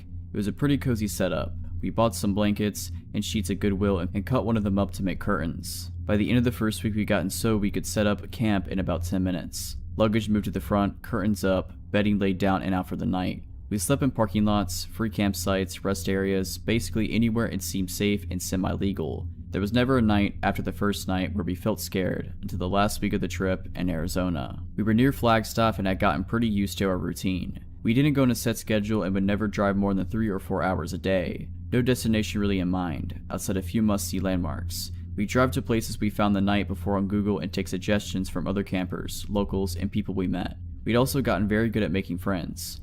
We went to Denny's with a group of people we met at a campsite in the back of their pickup because I got hungry and overheard them saying they were going to go. We met an 80-year-old cowboy who took us out drinking and taught us to line dance at a country bar, played the guitar with some musicians in the middle of a thunderstorm, got fed breakfast and dinner by tons of campers who invited us to hang out with them, spent the 4th of July with a family who basically adopted us into their campsite. Basically, every encounter we had with a stranger was a positive one. This night didn't look out to be any different. We found a free campsite on Google and drove up into the woods, following our GPS. We were pretty far out of town and something seemed a little bit off when we pulled up to the campsite. There was one RV parked and 2 cars further up in the trees. We pulled up near the RV and a man opened the door. Tez waved hello and he just stared at her. His expression was completely blank. Then, as if she hadn't said anything, he just slowly closed the door again, staring at us the entire time. Figuring he just wanted some privacy and thought we'd be obnoxious, we pulled further down the road and found a flat spot to park the car. Instead of our usual routine of setting up camp immediately while it was still light out, We goofed around for a while, smoking and laughing and taking dumb photos of ourselves. Tez pointed out a campfire further down the campsite and we decided to go be friendly. We'd met some pretty cool people in the previous 5 weeks by just going up and offering beer or just chatting, so we wandered over. Near the campfire there were 2 men, the owners of the cars we'd seen earlier. They seemed friendly and we sat down to chat with them. They were drinking and smoking and we sat down and had a beer with them. One of the men seemed pretty off, and we came to find out that the 2 of them didn't actually know one another. The older man was definitely on some sort of drugs. He was spinning in circles and talking about UFOs. However, he seemed harmless. This left us chatting with the younger man, who claimed to be a former park ranger. He was handsome and easygoing, and we spent several hours just chatting up about our trip, families, everything. Then he started talking about the bear. He'd seen a bear earlier in the forest. Tez didn't believe him and he pulled out his camera to show her photos of the bear. It was very close to the campsite, and we both were a little freaked out. It wasn't unheard of us for one of us to go get up to the bathroom in the middle of the night, so the idea of a bear hanging around in the night spooked us. The ranger just laughed, and then his expression changed completely. It's hard to describe, but his voice seemed somehow cold. He said, "If you get out of your car in the middle of the night, it's not a bear you should be worried about." I kept waiting for the laugh, or for him to nudge Tez with his elbow. Jokes on the foreigner and the city girl, right? He never did. I laughed awkwardly and made a dumb joke about serial killers in the woods. My friend laughed as well and joked about Texas Chainsaw Massacre. We moved on to another subject, but within 5 minutes, the ranger had come back to it and was talking about how something grabbing us from our car in the middle of the night. No matter how we tried to steer the conversation away from serial killers, he kept latching back on. The older man was high as a kite at this point and was staring at the stars, not talking. We would just awkwardly laugh and sip our beer and try to get the conversation going somewhere else. Then the ranger stood up and walked towards the cooler to get another beer. At this point, it's pitch black out, and I can't see anything outside the circle of light from the campfire. The beer cooler was outside of that circle. Suddenly, there's a red dot in the darkness, and it took a moment for me to realize that it's a camera. The ranger is holding a camera. He had taken a photo of us. I could see the screen of the digital camera lit up. Now, it wasn't odd for people we met to ask to take pictures with us. It was an entirely strange thing to have this person taking a photo of us without asking or even indicating that that's what he was doing. We were both staring at him like deer in the headlights at this point, but instead of realizing what he was doing was a bit weird, he checks his camera, adjusts some things, and takes another photo, this time with the flash. No asking us to smile, no proposing a group photo, and no explanation. After this photo, he comes back to the fire and sits down, not a word said about the photo. At this point, me and Tez are mutually freaked out. We make some BS excuse that we need to go set up our campsite and nope the heck out. When we stand to leave, the UFO guy smiles and says to have a good night. Ranger, however, looks at us with a smile that doesn't reach his eyes and says, "Be careful out there. There's more than bears in the woods." Every hair on my body stood on end. I wasn't alone in my discomfort either, because Tez laughed a response out and pulled me away from the campfire towards our car. We rushed back to the car, which we only found in the dark by referencing the RV, and jump in the front seats. My friend Tez is all but hyperventilating. "Why did he take pictures of us?" I was shaking. I responded, "I read that serial killers sometimes warn their victims." She stared at me for a second and locked the car doors. "Do you think he just took victim photos of us?" We both freaked out. She's in a full panic and turns the headlights on in the car. I immediately yell at her to turn them off, because now he knows exactly where our car is. That is the only night we not set up camp. We didn't need to tear anything down, so we just put the car in drive and floored it out the campsite. As we got into the dirt road, Ranger was walking towards our car with that same cold expression. "Ranger, let's not ever meet again." This happened on a Sunday night when I was about 10 years old, in the mid-90s. My family house was on a short street, a dead end created by a railroad track. We had a 3-story house, which was the farthest from the tracks, with windows on every floor, 2 in the basement. The stairs from our bedrooms upstairs led directly to the front door, which connected to a closed-in mudroom/porch, which also had a screen door and a glass door that only locked from the inside. Even friends and extended family would wait outside to be let into the porch, as that's where the doorbell was. From inside the porch, you could see right up the stairs to the window in the door. Across the house, parallel to the front door, was the back door. Both had a large window in them. It must have been June because my older brother had a soccer game, and I only had a week of school left. I personally found watching him struggle on the field and being forced to cheer while being eaten by bugs really boring, and I just gotten a box set of books I desperately wanted to be alone with. After about an hour of reasoning and pleading, I finally convinced my parents to let me stay at home alone for the first time while they went to the game. They were only going to be gone for a few hours, and although we didn't live in the best neighborhood, our neighbors were close family friends. I'd be fine. Mistake. Usually before a game we'd all go out and eat together, but since I was staying home, they ordered a pizza from down the street, my brother's favorite. I'd already been face deep in the first book for half an hour when the doorbell rang. Pizza. I walked up from my bedroom and down the stairs to my living room. I got to the bottom of the stairs, and my father was at the door having a conversation with the delivery guy. They were talking about soccer, so I just decided to take the pizzas and keep on keeping on, which is when I noticed the delivery guy staring at me, intently. He was a middle-aged Caucasian with an accent, and he was smiling at me in a way I recognized. It was the same smile I had on my face when I told my parents I was old enough to spend the evening in the house alone. Fake, but convincing. I walked past him through the living room to the kitchen and threw the pizzas on the counter and shoved my face into my book. My father talked to him for a few more minutes about sports, and then closed the door. My family sat down to eat and chat while I forgot all about them, the food, and the delivery guy. Before they left, around 6:30 p.m., my parents wrote down all the emergency numbers, gave me instructions not to open the door, and headed out with my brother, and I waved them off, excited to finally have the house to myself, if only to read in silence. I locked the main door and headed up to my room to read. It was blissfully quiet, save for the sound of my dog's occasional barking in the backyard. I had just finished the first book, and immediately started on the next when the doorbell rang, and my dog lost it in the backyard. I was up in my bed immediately. I looked at my alarm clock for the first time since they left. It read 8 p.m. My whole family was at the game, and any extended family in the province was as well. No one would be coming over without calling, especially on a Sunday night. The doorbell rang again, and again. I remained frozen in place, my book crumpling in my shaking hands. I, for the first time, was completely alone and terrified.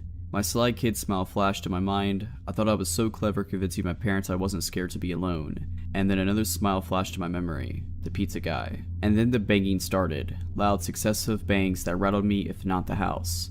And now from the backyard my dog was livid. I could hear him barking and whining at the back door. I wanted to call someone, but the only phone was in the kitchen, which involved walking right past the front door. I panicked. I was scared to leave my room, as my feet would be visible to whomever it was once I entered the hallway. But what if it was just a neighbor?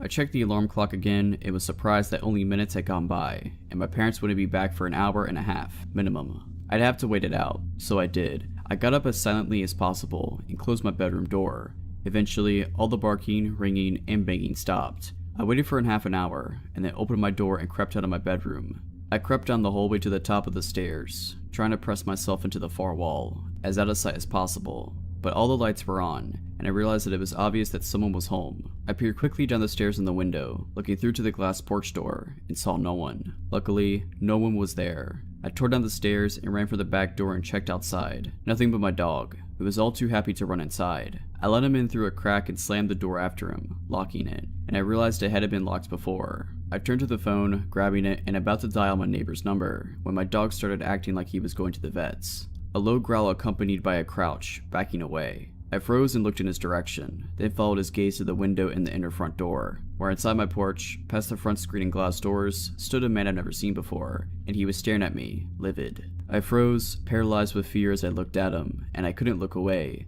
He was tall, slim, and had bags under his eyes. His hair was shoulder length and unkempt. He lifted his hand and placed it on the window, and then looked down, as he tried to turn the knob, twice, but it was locked. I came out of my paralysis the second his eyes left mine, and I moved quickly to the side of the wall that led to the basement stairs. It blocked us from being able to see each other. Hiding felt good. My dog, still in the corner, inched towards me, low to the ground and still growling. I couldn't breathe, my heart was pounding. This couldn't get any worse. Wrong. I saw you, boy. I saw you. Open the door. My stomach nestled in my throat. I started crying. I've never really had a flight or fight moment. Only flight or flight. But there was nowhere to go. Back upstairs led right past him, and going down into the basement seemed even more terrifying, as I'd have to walk past the window in the middle of the staircase that looked out into the alley leading to my backyard. I saw you. You can't hide forever. You have to pay. You have to pay. He screamed through the door window, shaking the door as he pulled on it. I thought he would just break the window and unlock the door, so I descended slowly down to the steps to the basement, going just halfway to put some distance between us. I stood still, waiting, and then silence. For a minute, nothing, and then the sound of the glass door and screen door to the outside opening and slamming. More silence. My dog straightened out, walked over to the top of the stairs, and then looked right past me, and started growling. I can still see you. I see you. I see you, boy, and you have to pay. I jumped and turned my head, and through the window to the alley, I saw his face. He was laying on the ground, staring at me. I see you. I know you're home. I see you. I bolted up the stairs to the inner front door, ripped it open, and then locked the glass door to the porch, and backed up into the living room, closing the main door behind me, locking that too. I ran to the kitchen, grabbed the phone, and unplugged it, and turned back around. He was at the door again, this time outside the porch. I steered myself and ran up the stairs with the phone, dog in tow, to my parents' bedroom, which was the only room with a working phone jack and a lock on their door. And then the doorbell started to ring. I closed and locked their door behind me, left their light off, and plugged in the phone. I dialed my neighbors and got their answering machine. I dialed again, no answer. Every ring of the phone was matched by a ring of the doorbell. I called them over and over, finally whispering a message. "Tom, it's Kevin. I managed trying to get into the house and I'm alone." I peered out of my parents' window and looked down into the front yard. He was still there, pacing, walking up and down the stairs, looking in the windows, walking out of sight as he entered the alleyway, and then back into the front. I noticed my neighbor's car wasn't there. They weren't even home, and it still hadn't occurred to me to call 911, so I hunkered down and waited for my dog, watching from the corner of the window. He walked back up the porch, tried the door, and then the doorbell went off a few more times. And then he walked down the stairs and headed back out into the street. He walked a bit down the sidewalk away from the dead end, towards the main road, and then stopped, and turned around, walking back towards the house. He stopped again and looked up, directly at the window I was looking through, but the room was dark. He couldn't see me. Instead of turning back around, he continued walking down the street, and crossed the street when he reached the train tracks. He walked back up the other sidewalk, staring at my house all the while, and kept going until he reached the main intersection, and turned the corner. I stood in the corner of the window, watching the street for what seemed like hours,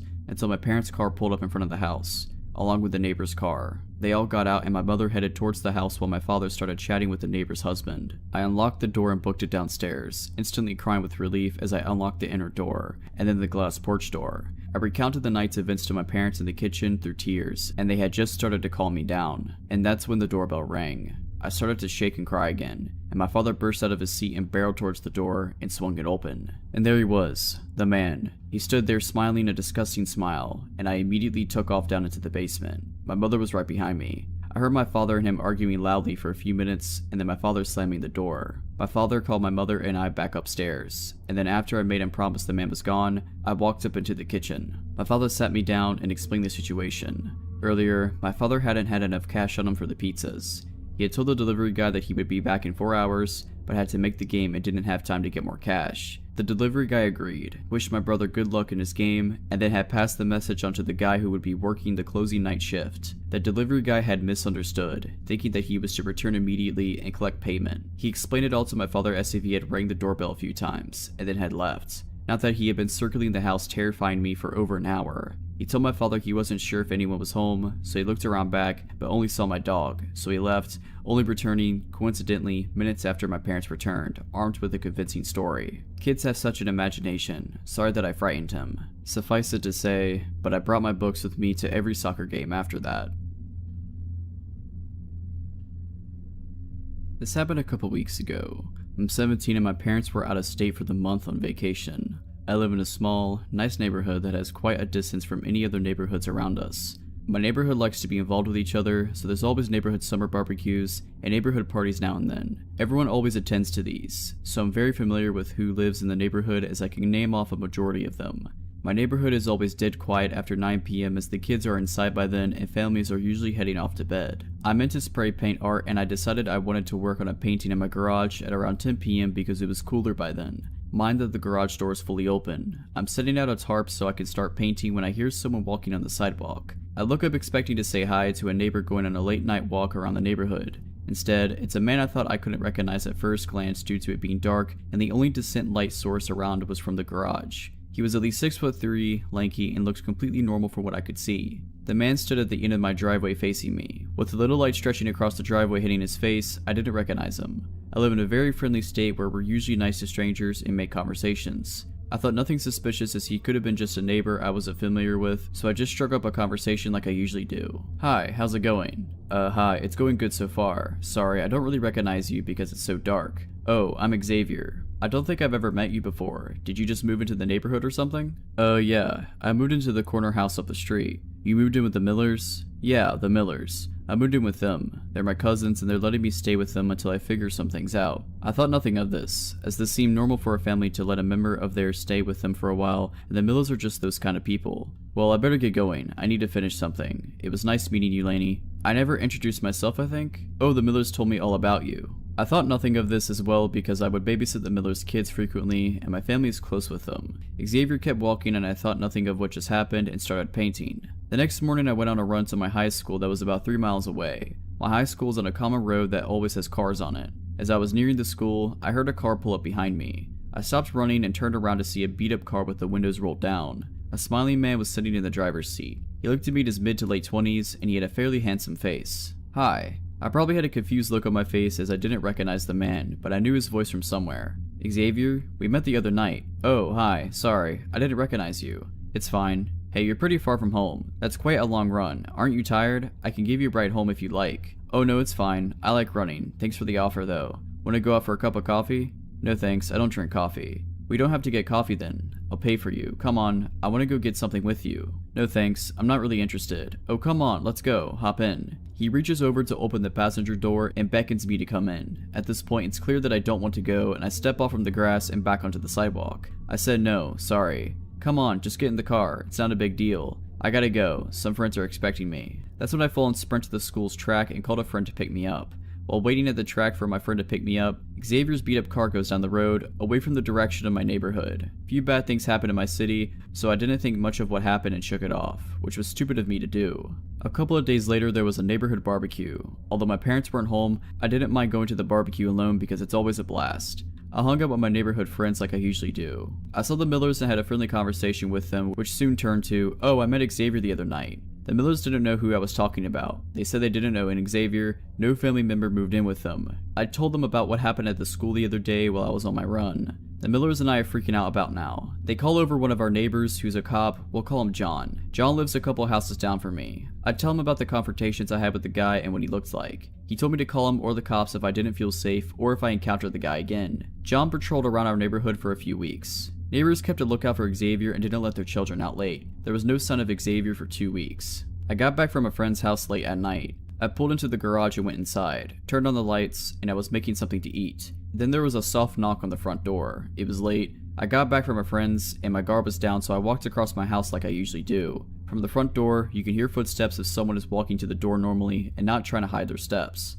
I thought it was just a friend. I looked through the peephole and saw a wide smile that belonged to Xavier. He was at my door, late at night, and he had a large backpack with him.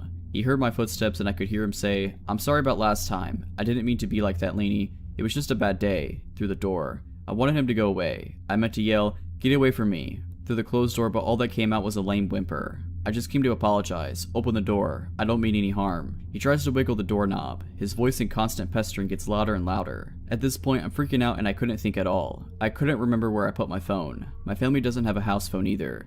Xavier began pounding on the door and repeatedly pushing on the doorbell and kept repeating, "Open the door, Laney. Open the door. They're waiting for us." My dog heard the ringing of the doorbell. I don't think he heard the soft knock because he was upstairs somewhere, but when my dog hears the doorbell, he's always excited to go look out the front window and see who's standing on the porch. If it's someone he recognizes, he'll just stand there quietly looking at them until one of us opens the door. When it's someone he doesn't recognize, he barks. He's a German Shepherd and his aggressive bark is very loud. My dog comes running down the stairs, looks at the window, and he doesn't recognize Xavier, so he starts barking at him from the window. Xavier laughs and I hear him say, "They never told me you had a dog. You're smarter than they said you were, Laney." With my dog barking, I guess I snapped back into my senses. I realized I left my phone in my car in the garage. I called the cops and John. By the time they got here, Xavier was gone. I gave a description to them and they drove around the area for an hour looking for the guy, but they never found him. I stayed at a relative's house for a couple of days until my parents got back and we changed all the locks in the house and installed a security system along with floodlights. My parents had me on lockdown. John patrols around the neighborhood for a while after his shift ends every night now.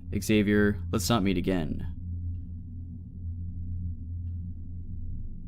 I'm from the middle of nowhere, born and raised, which can get awfully boring. In order to shave off boredom in my particular little corner of nowhere, my friends and I often enjoy something called contra dancing, which is basically New England folk dancing, where one pairs off with a different, random partner at each dance. This hobby would bring us to all corners of the area and in contact with lots of interesting and usually older people. One night, a friend and I had driven about 40 minutes into the woods to this old townhouse. It's an incredibly scenic little area. Even at night, great view of the stars, crickets chirping, people dancing in the tiny town hall. A perfect hot summer night with friends and about 60 others. Again, mostly old town folk. I had even made cookies for everyone to enjoy, which was announced at the beginning of the dance and was applauded by everyone there. I had danced maybe 2 dances when an older man in his mid-60s approached me for a dance. This was far from unusual. In fact, most of my dance partners were over 40. I had seen this guy at several contra dances, so he definitely wasn't new. This guy came off kinda creepy though. Most of the older guys struck 18-year-old me as grandfatherly, but some just are uncomfortable to be close to. I refused him, saying I promised my friend a dance. He insisted that I dance the dance after with him. Not wanting to be rude, I agreed, trying to be as perky as possible so he didn't know he was making me uncomfortable. "You look so beautiful tonight," was the first thing out of his mouth when we paired up for the dance. I kind of just smiled and nodded. I didn't want to be encouraging. He was sweaty, had a walrus mustache, and was bald except for a crown of gray hair. The dance was a particular extravagant one, with a move called a gypsy, when the partners stare into each other's eyes while circling around each other into a swing. He started making remarks under his breath during this move, such as, "Get over here," and "Can't get away from me," while pulling me closer. Gross, but nothing too bad. "I heard you made the cookies. They were delicious. I'll have to get the recipe out of you, or just make you my wife. Then I have them all to myself." I almost stopped the dance to get away from him, but I shut down and refused eye contact and conversation. I was sufficiently grossed out, but it was nothing too bad. I pulled my friend aside after and told her about him, and then enjoyed the rest of my night. After summer dances, the young people often drive down to a small pond and swim to get off the sweat and grossness of the dance. Skinny dipping is encouraged, as this spot is really in the middle of nowhere, no houses around, and an absolute amazing view of the stars. My friend and I spent about 20 minutes hanging out in the water, with people slowly leaving until we were the only ones left. That's what I thought at least. Until I saw a figure standing at the bank of the pond staring out at us.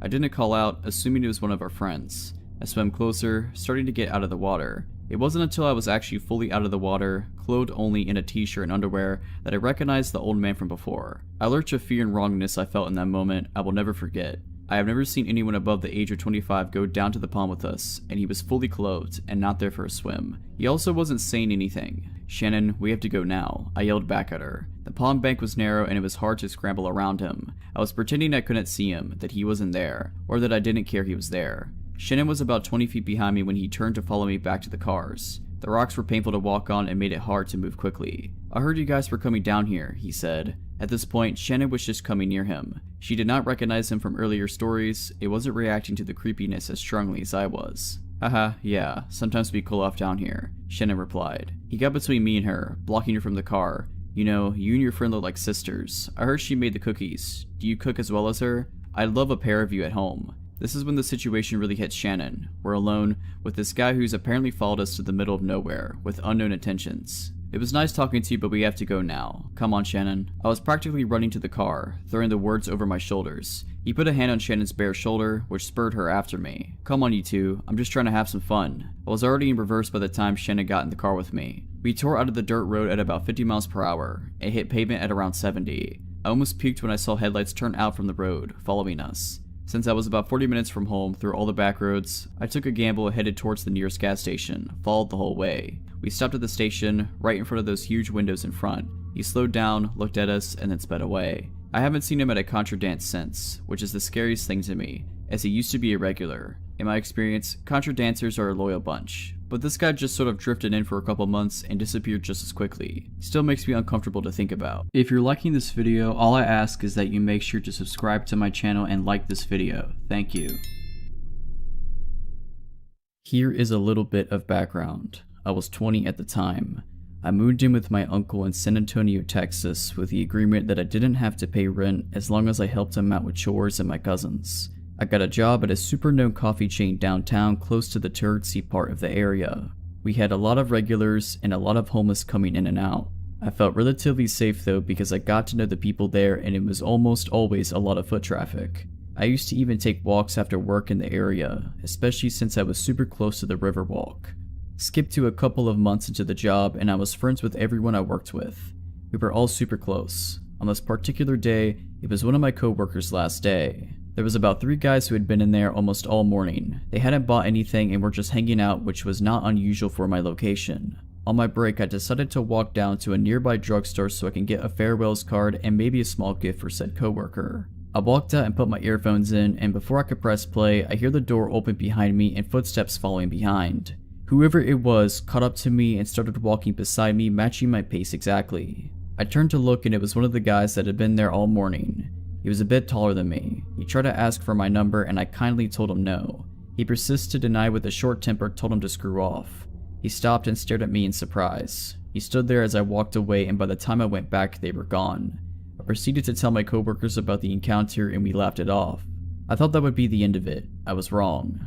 Every shift after that he would already be there just hanging out or would walk in mid-shift. Sometimes with somebody else and sometimes by himself. I assumed he was just another homeless person because how else was he always able to be around? My shifts were sporadic. Some days I opened, some days I closed, some days I worked mid, but it didn't matter, he was always there. At that point I started feeling paranoid. I would always catch him staring in my direction. He never ordered anything, never talked to me, and luckily wouldn't follow me. He would just sit there, watching me. I started mentioning it to my coworkers and they started noticing it too. One of my team leaders would help me out by sending me to wash dishes in the back or organize the cooler. My coworkers would also try and place themselves to try and block me from his view. I started feeling uncomfortable at work. Sometimes when I closed, a coworker would walk me to my car before heading home themselves. Or if I didn't close, they would walk me to my car and turn around and head back to work. Then one day of him just staring, I was working the register that day. He walked up and ordered a water. I asked for his name for his order. I now had his first name just in case. He took his water and sat down. I had mentioned him before to my manager, but because he hadn't really done anything, we couldn't do anything beside note it in the manager book. The next day I worked with my manager. It was him, 2 other coworkers, and me. I told him I had to go to the bathroom real quick. There were 2 bathrooms right next to each other, but sort of hidden from the coffee bar and register, and they weren't gender specific. I walked around the bar to the lobby area. I had to pass his table and walk down the lobby to get to the bathrooms. I noticed him get up before going inside the bathroom. I sat down to do my business when someone rattled the knob. I shouted out that it was occupied, but whoever it was kept rattling the door until I finished. When I opened the door, no one was there, and walking back I noticed him adjusting back into his chair. I was super freaked out and told my boss. He couldn't tell him anything because we had no proof that it was him. Later that shift he got up and picked up a coffee from the pickup area. My boss assumed that he had ordered it and let him take it. I told him it wasn't and that it wasn't even his name. My boss used this as an opportunity to tell him if he does something like that he can't come back. The man apologized and actually stuck to the rules every day after that. He went back to just watching me. Cut to Valentine's Day. One of my team leaders and I would be scheduled to work certain Thursdays after close to deep clean the store. We would stay until 1 AM. This was one of those Thursdays. We were almost done and I had to clean the bathrooms as one of the last chores. I finished and as I walk out the bathroom I see him peeking in with both his hands pressed to the window, eyes wide, just staring at me with this super intense look. I froze for a second just staring back. I notice on one of his palms that is pressed to the window a purple foam heart. He doesn't move at all. I freak out and run back into the bathroom. I shout, "Hannah, Hannah, he's here, he's back." She barely hears me through the music we were blasting. Hannah was the team lead who would help me hide me from him, so she knew the huge fear I had towards him. She walks towards the bathroom shouting back, "What are you saying? What's going on?" As soon as she gets close she sees him. I told her again, "He's here, he's watching me." She started shouting through the window, "You need to leave. If you don't leave, we're calling the police." I step out a little to see if he'll leave and he's ignoring her and his eyes were fixated in my direction. I step back into the bathroom and my lead continues to shout at him to leave and threatens him with the police. About 5 minutes pass and he realizes that I'm not stepping out until he leaves, so he does. The next day my lead and I told my manager I want to file a police report and he tells me to wait until he talks to his boss. He shows up again that day and I was only there to talk to my manager and leave right after. When I got home, a friend convinced me to call the cops. So I text my boss that I don't care what he or his boss says, I'm scared and I'm gonna file that report. I dial 911 and tell them a summarized version. They tell me they're going to send someone to where I live to take the official report. The 2 officers were nice and supportive. I told them my whole story and how my boss didn't feel the need to get cops involved since I wasn't harmed. The officers told me that I should have called right away and defend me, saying they could get him for harassment. I thank them and they tell me that if he shows up to dial 911 so they can take him in for trespassing and harassing. I think that day my manager banned him and warned him because he never showed up to the coffee shop again. A few months later when I was comfortable again with downtown, I went out with some friends to walk around. We were close to where I worked at and as we round a corner I see him and so I ducked into a little corner store and my friends follow. I told them I saw him and they kept an eye out. Once he was out of view we left the store and that was the last time I saw him. I just hope that he never comes back. I'm in a school still and work for my family member on certain weekends at a local college selling concessions at the stadium. It's about once-twice a month and the stadium is off towards the edge of town. It's Friday night and I just gotten out of school and I had to go straight to work. I get to work for 4 hours, half shift tonight, and my boss, my aunt, tells me we need more spoons for tomorrow's event. We sell ice cream, and these events have like 5,000 plus people at them. I say okay and I'll go grab them on my way home. The only store open with heavy duty spoons is all the way on the other side of town, and I still wanted to go meet up with some of my friends and mess around. I decided to take the faster but more sketchy way around the outskirts of town. I live in a weather bipolar state. It snowed last night, but I figured the roads would be fine enough even if they weren't plowed. I take off to the store and the first 5 minutes go by and nothing's wrong. I haven't seen a single car or any buildings the entire time, but keep in mind it's approaching 9 PM and I'm on the outskirts of town, and no one really takes this way in case they really have to. All of a sudden I see something in the corner of my eye, and it looks like a man, roughly 5'8" I'd say, wearing shorts, t-shirt, and a backwards hat. He's in the ditch, walking in snow when it's 10 degrees out. My first thought is to pull over, but I'm on the phone with my mom at the time and she warns me not to as some things have happened before in this town. I consider stopping, but for some reason I tell myself not to. I wasn't really worried about anything. I pass the man, going about 40 miles per hour. Like I said, roads aren't the best. I drive not even 500 feet past him, and immediately, a car that I did not see at all before turns on and pulls out of a field entrance off the road and starts to follow me. At first I thought I just was focused on the man in the ditch and didn't see a road and that's where they come from, but I later found out there was not a road there. I start to approach the town again and have to take some turns to get to where I'm going. I turn left, the car turns left. I turn right, the car turns right. I go around a roundabout and skip my turn and go twice as no one else was there. Car follows. At this point I start to worry a little, but maybe they just need to go to the store also. I then pull up to a stop sign and I turn without my turn signal. The car follows. Now at this point I should have went straight to the police station, but I still didn't think much of it. I'm 2 miles from the store where plenty of people will be. I take a few more turns and the car continues to follow me. I completely blew a stop sign at a non-busy intersection and the car does a quick stop and go and catches up. At this point, I have 2 turns till the store, so I'm still not worried. I turn into the store and the car turns also. The store also has a gas station, so I pull there first to act like I was getting gas. The car sets off to the side of the road, in between gas station and store, and just sits there. I wait about 10 minutes and the car doesn't move. At this point, I start to get worried. I call my friends I'm supposed to meet up with later on and give them the license plate for worst case scenario, then take off to the store. I cross the street and the car comes straight behind me. I'm freaking out on the phone, not knowing if I should call the cops or not. I go and park as close as possible to the store, and the car parks 3 rows behind me and a couple down. It's getting late at this point and the store's closing soon. There's only a couple others in the lot. I turn my truck back on and go park on the complete opposite side of the lot. Get out and I completely bolt inside the store. I get spoons and take my time in the store. I go to call my friends to walk back outside and my phone is dead. I look out the sliding doors and suddenly there's a white van next to my driver's side. Looks like no one's in it, but the back windows are covered and it's running. I run to customer service and explain everything, but they think I'm some young kid messing around. At that time I didn't see the original follow car, but no way I'm going outside with that van next to my truck. After waiting for about 30 minutes, the van pulls forward, and the original car appears from the side of the building. I wait another 10 minutes and dash outside. I speed to my friend's house, and when I get there I park at his garage. My one buddy asked why there's a big orange mark on my tire, and my heart sinks. When I was inside, the follow car must have marked my tire. After inspecting the rest of my truck, we find a small pipe dropped in the bed of my truck surrounded by snow. It was wrapped in duct tape. It was not mine. I was alone, no phone, scared, in a part of town I'm not familiar with. I can't help but think what would have happened if I walked outside. Last December, I was visiting my family down in Florida and we spent some time in Treasure Island. My brother and I took my dog down to the beach at about 2 AM to play some fetch and drink and have a good time. If you walk along the water, you can reach a few restaurants and bars and hotels that line the beach.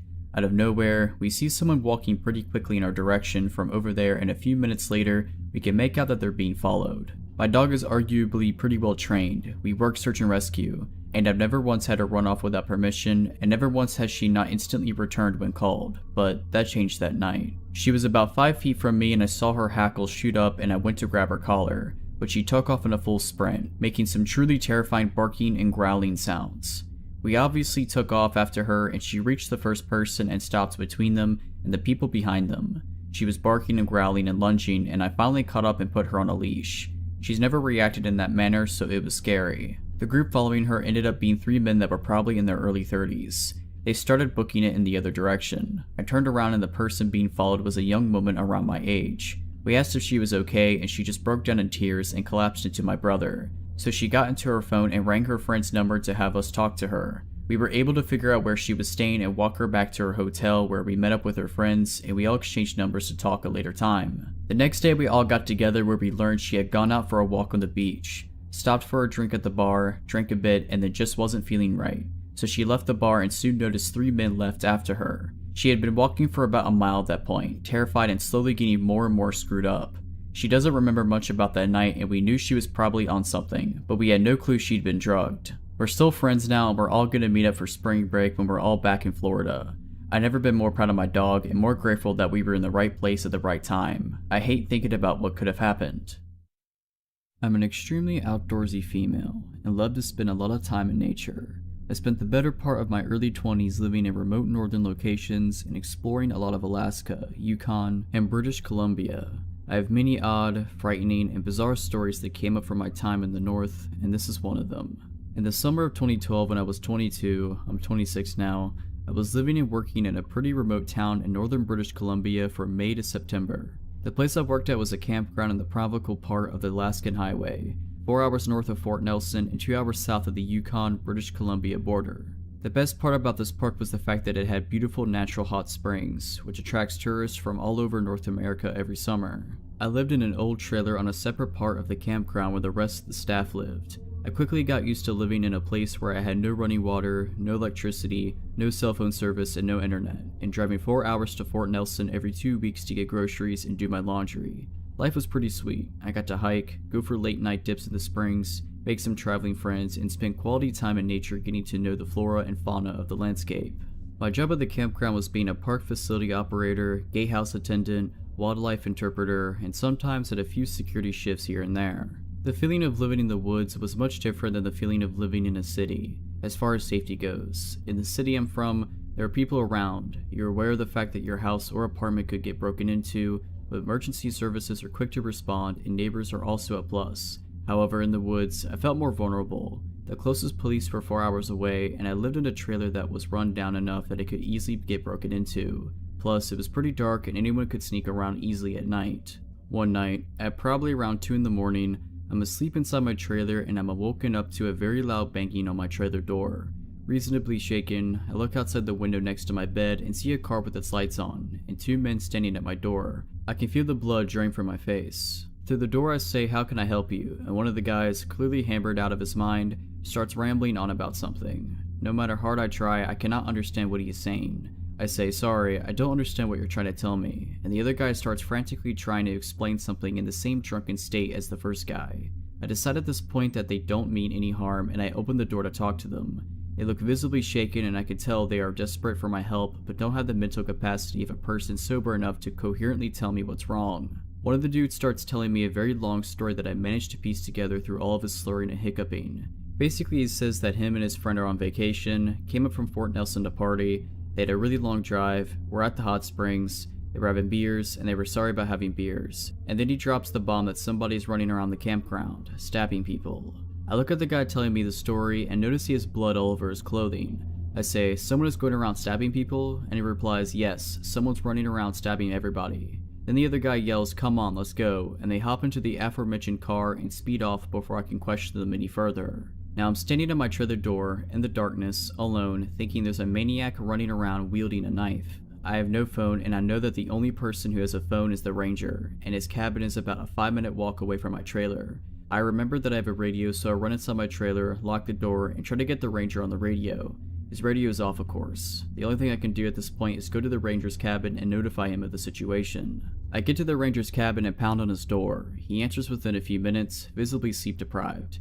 And I tell him the whole story. While I'm there, he calls the police and they tell him that they are on the way and they will be there in 4 hours. The ranger grabs my gun, walks me back to my trailer and says, "Don't let anybody in." I stay up the rest of the night, listening for any sort of disturbance around me, the intense kind of listening where you're concentrating so hard on any external sounds that might be made that you almost feel deaf from the silence.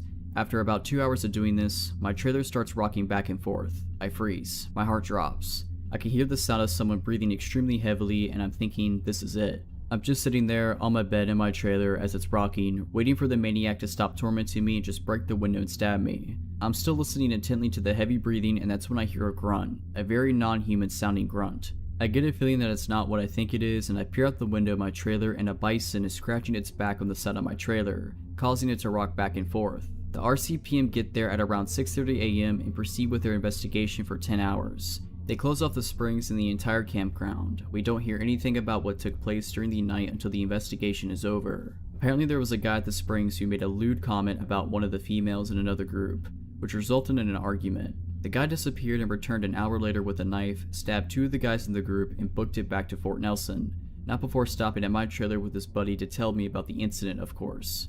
Yeah, one of the guys at my trailer, he was the dude stabbing people. My guess is that him and his friends stopped by my trailer to try to make it seem like they were innocent. Drunken logic. The 2 guys that were stabbed survived, which is good. I just hope that I never have to wake up to someone like that at my door again.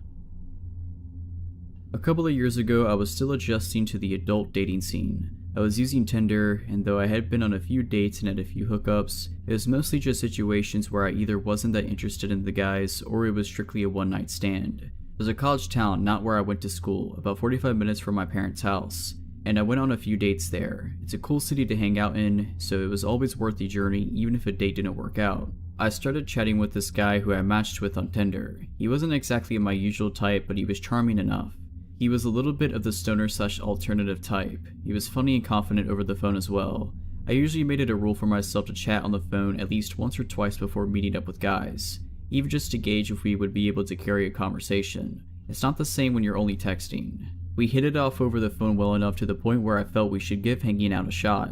We talked about how I went to karaoke night often at a local bar close to where I attended school. He said he and his friends liked going to karaoke too. Great. He lived in the previously mentioned college town, and I agreed to attending karaoke night with him and his friends. He said they were hanging out at a local coffee shop near where he and his roommate lived, and I could meet them there. A girl he knew worked there as well, and he said she'd give me a coffee on the house. Before leaving, I texted one of my friends where I was going, just to be safe.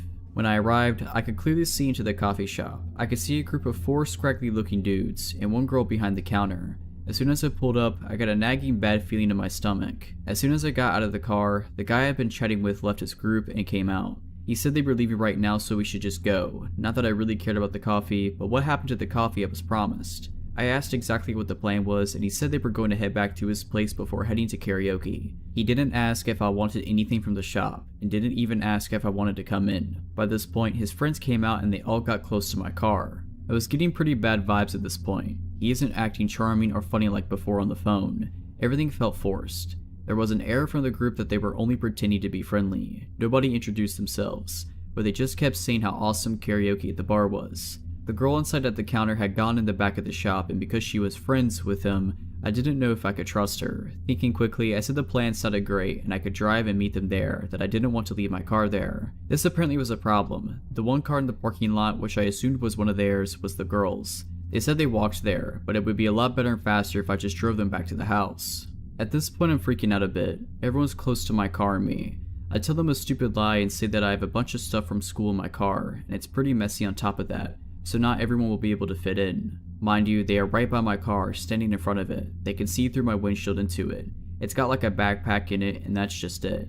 I just lie and say I'm kind of embarrassed because the floor is messy. I'm saying anything I can get to get out of this. I tell them I'm really sorry, but if they order an Uber, I could just meet them at their place. I'm not budging on not letting them get in my car. The guy I'm supposed to be on a date with tells the other guys to head back inside the coffee shop, and now I'm alone with him. He asks why I can't just drive everyone. He tells me it's not a big deal, and that it's just easier if I just drive everyone there. I stand firm that there's not room and my car's messy. I tell him I promise to meet him at his place if they order an Uber or walk, just text me his address. He says that it'll take too long to get back to his place, so I should just meet them at the bar instead. He won't give me his address. He texts me the address to the bar, and I apologize about the car thing. I tell him I'm so excited for karaoke and I'll meet him there. I smile and act as naturally as possible, and then I get in my car and try to drive normally while in view. As soon as I'm out of sight, I take off and just drive in different directions haphazardly before heading back home. I was constantly watching in my mirrors to see if anyone followed me, and thankfully nobody did. Not long after arriving home, I got multiple texts from him. He told me I was just another girl pretending to be nice and I deserved to die. Clearly I made the right call. I blocked his number and blocked him on Tinder. I never heard from him again, and I hope it stays that way. This happened to me when I was about 10 years old, but even now as an adult in my 30s, I remember it like it was yesterday. My My parents had taken my sister and I out to a movie, and then to get ice cream in celebration of my older sister getting straight A's on her report card. I remember my dad had gotten off work later than usual, so by the time the movie was over and we had our ice cream, it was well past our bedtime. It didn't matter though. My parents were happy and proud of my sister. We had a great time, and we took our time getting home. If it wasn't for what happened when we got there, I would have always looked back fondly on this night. We got home at around 10:30. Bedtime was usually 10, so I went straight to my room to put my pajamas on while my sister went to brush her teeth. I remember thinking that it seemed a little more chilly in the house that night, but that's the only thing out of the ordinary I can recall from when we first walked in. I barely had a chance to change when I heard my dad yell our names from what I thought was the kitchen. I didn't know what was wrong, but I knew it was bad because I heard fear in his voice for the first time ever. It scared me really bad. I bolted out the door and into the kitchen as fast as I could. My sister was already there, and her and my parents were standing very close. My mom looked like she was on the verge of panic, and she motioned for me to come close. She wrapped her arms around my sister and my dad was already dialing on the house phone. Then I noticed some glass on the floor. I asked my mom what was wrong, but she didn't want to tell me. She said we needed to go outside right away. As we headed out the front door, I heard my dad talking to a 911 operator and telling them that when we got home, he found our back sliding glass door shattered and objects strewn about the kitchen. He went to the neighbor's house and waited for the police to come. After a few minutes, my dad joined us. He seemed to be well shaken up, which was a new sight to me. The police arrived and searched the house extensively. It was a big scene with all of our neighbors outside and flashing lights illuminating our entire street for hours. They never found anybody in our house. Whoever had been there had come and gone. The thing that gets to me is that nothing was stolen. Whoever it was didn't want any of our possessions. What they did take was our canned food out the pantry and stacked them into a small pyramid on our kitchen counter. They also turned on the TV in the basement and moved a few random objects to different parts of the house. It was like someone had been in our home and did things for reasons that only made sense to them. As the police were finishing up and ready to leave, I heard one of them ask my mom a question. They talked quietly, and I'm sure they thought I didn't hear. I pretended not to be listening, but I heard everything. We kept magnetized letters on our fridge, and we used them to leave each other messages for fun sometimes. The cop was asking my mom if the message on there that night was done by any of us. It wasn't. I watched my mom turn pale when we told her what it said. It still makes my skin crawl to this very day. It said, "Always watching." The police didn't find any fingerprints. They said the intruder had to be wearing gloves. For the next few days, the entire family was extremely uneasy. Within a few months, we decided to move. It was all just too scary for us to stay in that area. We moved to a house several miles away. We were never bothered again, but I do still think about it. This happened many years ago, but the hairs on my neck still stand up sometimes to this day. I just wish that we never experienced something like that again. In April of last year, my boyfriend and I were walking home from our friend's house, and I had just finished my first year at college and we wanted to go out and celebrate and have some fun. We live in a rural town and our friend lived on the far side of it, so our walk was about a half an hour or so. I had a drink or two and smoked some of the joint they had rolled. Smoking makes me paranoid, and this night was no different. Anyway, we left at maybe 10 or 11 p.m. and everything was perfectly normal until we got to the end of the long street that would eventually lead to my house. This street always feels so long to walk on, like hours can pass and you can barely make a dent in the amount of steps made. The street we turned onto this road was maybe 10 blocks from my house. A few minutes after we turned onto this road, I felt like something was off, but my boyfriend said that I was stoned and reassured me that it was just that. This white pickup truck that was parked in front of some house turns on and begins to drive slowly away and would then park. I watched it to see if it was just me being paranoid or not, but it proceeded to stop a couple houses down and sat there with the car still on. As soon as we get close, it would drive away, parking a little further away. This continued on until we got to the end of my street. At this point, I kept telling my boyfriend that I'm not paranoid and that this truck was screwing with us and he had gone quiet. A couple houses down from mine, this truck drives to the end of the street, my house on the corner. There's a dead end by my house because we live near a river. It stops for a moment at the dead end and proceeds to turn on their high beams and begin to slowly drive towards us. My boyfriend sticks his arm out in front of me, stopping me from walking any further as this truck continues to approach. My house is so close, yet so far. This truck slowly drives by us. The windows are tinted, but we can see two silhouettes. And because they had blinded us, we didn't think to look at the license plates or even the model of the truck. My boyfriend, being pretty quick on his feet, waited until the truck disappeared from sight and took my hand before racing to my house and locking the door. He had thought about turning down one of the other streets so we could try to lose them, but he figured he'd wait until they were out of sight to book it to my house so they wouldn't see which house we went in. We looked out one of the front windows very carefully and saw this truck come back into view and began to drive around the block. I'm assuming looking for us. This went on for about 10 minutes. I called the police to inform them that we had been followed, but without the license plates or model, they could only keep their eyes open for suspicious white trucks. I was adamant that these people had to know one of us, if not me, because they drove until they were beside my house. Whether they actually knew it was my house or not, I don't know. My boyfriend tries to insist that it was probably a bunch of kids trying to mess with us, but I don't believe that. A few days later, we heard that someone was picked up and was last seen in a white truck. Since this night, there have been stories in the paper and online that people have been grabbing people and these people were trafficked in the area.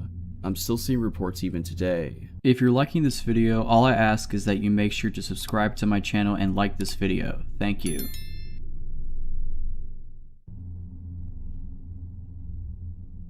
So when I was about 15 or so, I would always go grocery shopping with my mom. This time she didn't just need groceries, but some other things that weren't close by. We lived out in the country and the closest town didn't have what she needed, so we went to the bigger town/city about an hour away. Our last stop was the grocery store, as my mom didn't want to leave a bunch of groceries in the car on a hot summer day while she got whatever else she needed. While we were there, I noticed an older man, tall, skinny, semi-ill looking, that was paying a lot of attention to us. I also caught him talking to himself a lot. I almost ran into him when we were switching aisles and I said sorry, and since then I had seen him like 5 times, and every time I felt a shudder and I looked around and he would be somewhere staring at me. I told my mom and she said we were almost done. A few minutes later we got distracted talking about ice cream. I was telling her about this ice cream brand that my brother, who's a health nut, told me about, and that it was supposed to be a lot better for you than well-known name brands. We started searching for it. I was on one end of the aisle and she was on the other. I ended up finding it. I reached into the freezer to grab it. When I turned around, the old man was right behind me, like way too close. He said something like, "You're too pretty to be eating that. It'll rot your teeth." And I freaked out. I pushed past him and ran back to my mom and said, "Found it, let's go." And she saw the look on my face and looked past me and saw the man. We headed quickly for the registers, and unfortunately we had a lot of groceries and the old man got in the line next to us and only had a few things. He kept talking to himself. I was keeping a very close eye on him and was relieved when he exited the store, but unfortunately that wasn't the end of it. When we left the store, I noticed him sitting in his car outside the doors. He sat there and watched us put the groceries in the car and got behind us as we went to go leave the parking lot. I was freaking out. My mom told me it would be okay and that she was right there with me. We ended up taking some back roads home. My mom thought maybe he would get lost. As I said, we were about an hour away from home, and the back roads made it even longer. We were about 5 to 10 minutes away from home and he was still following us. When I asked my mom if I should call the cops, she said, "No, call your dad and tell him what's going on. Tell him to be waiting outside with the shotgun." So I called my dad and told him what was happening, and he had an idea. Since we lived way out in the country, my parents' neighbor was about half a mile down the road from us. They had a long driveway that you can't see their house from the road. He told me to have my mom go there instead so that the guy wouldn't know where we lived. My dad got there first, told the neighbor what was going on, and they both grabbed their shotguns and waited outside for us to pull up. The guy followed us down the long dirt driveway, and as soon as he got to the clearing with the house and saw my dad and our neighbor with their guns out, he threw his car into reverse and hightailed it out of there. So far since that incident, my family nor I have seen that man again, and I hope it stays that way. This happened a few years ago, in my old one-person flat. I had a strange feeling that something wasn't right for a few days. Like I was sure that food in the fridge was less than I put back the last time, I found pills for my couch on the floor, stuff like that. I lived alone back then, so there wasn't anyone else with access to my flat, or so I thought. Well, one night I woke up around 1 in the morning sweating from a nightmare. Since I was drenched in sweat, I decided to take a shower. So I put my phone up in the bathroom for music, turned on the water, and enjoyed my shower. A few minutes in, I heard the door move. I never close it, but it still never moves. I took a look at the shower curtain and saw a shadow against it, and a look at my phone confirmed someone was there, since I could clearly see a reflection on my screen that showed someone was standing next to the shower curtain. It took me a lot not to scream and to keep acting like I didn't notice anything, while silently taking the shower head off the holding and turning the water all the way to hot. Our water got really hot when you cranked it all the way to hot, and a few seconds later steam was raising and the water hurt my feet flowing to the drain. I turned around, ripped the shower curtain open, and held the shower head right at the person behind. It was a woman and she screamed in pain. I whacked her in the face with the shower head and jumped out the shower and ran to the door, taking the key out of the lock and locking it closed behind me. A little later she started to bang on the door, but the door didn't give. I called the cops and went to the kitchen to get my big kitchen knife, just for safety. I felt like my throat was closing up when I saw it missing and realized there was only one place where it could possibly be right now. The police came and arrested the woman, who turned out to have been the former person living in the flat and was evicted after not paying rent. Seems she made a copy of the key and came into the flat when I was at work and sometimes at night. I just hope that I never have to experience that again. This happened 5 years ago. I was 25 and used to live alone in a small flat in England, about an hour south of London. It was a medium-sized town well known for being a good place to live, with excellent schools, low crime rates, and minimal unemployment. The kind of place where people didn't panic if they left their front door unlocked when they left for work. My flat was on the first floor above pavement level, midway down a hill. There was nobody underneath me. My flat was a kind of bridge with a footpath below it, and my kitchen window was directly over a pavement on a fairly busy road. The flat had a small galley kitchen, a living room, and an upstairs bedroom. There was nobody beneath or above my flat, and because of the hill, my kitchen window was literally face on with the pavement and where people walked. There was a printing company opposite that went out of business, and then just grass. I always used to close the blinds once the sun had gone down, but liked having the kitchen window open during the afternoons. It had a safety latch so it didn't open far enough for anybody to reach in, and I was not on the ground floor, so I didn't worry too much. One day, I got home from work early, about 5:30, and as it was summer, I had the kitchen window open and the blinds open. I'm chopping garlic for my dinner, glance up and see an older man literally stood on the pavement watching me, only a few feet away. I glare back as if to say go away and decide to walk out the kitchen into the living room as if I'm talking to someone. I walk back into the kitchen, glance at the window, and the man is still there, watching me with a small smile on his face. At this point I am slightly panicked. I am alone, nobody's around as I have no direct neighbors. I go into the living room and sit against the wall, clutching my phone. I didn't want him to be able to see me at all. A lot of front doors in England have a kind of two-door system. Directly on the street you have a glass door, normally with decorations on them so you can't see everything in and out, just blurred images, and a proper wooden door inside. I had been out for a smoke so the glass door was shut and locked, but the wooden door was wide open. From where I'm sitting, I can see the glass door, and I see a figure walking towards it. Sure enough, as it gets closer, I can see that it's the man from the pavement, standing at my front door and trying to look in. He tries opening the door, but luckily, I locked the outside door after my smoke, and it was a strong door. He drops a cigarette, says, "Screw it," and after about 15 to 20 seconds, he turns around and walks away. I run to shut and lock the wooden door and go to the kitchen window as he walks away and down the road. Just before he turns the corner, turns around and smiles at me, making eye contact. A few days later, it was on the local news that a man matching his description chased down a group of young women in my neighborhood.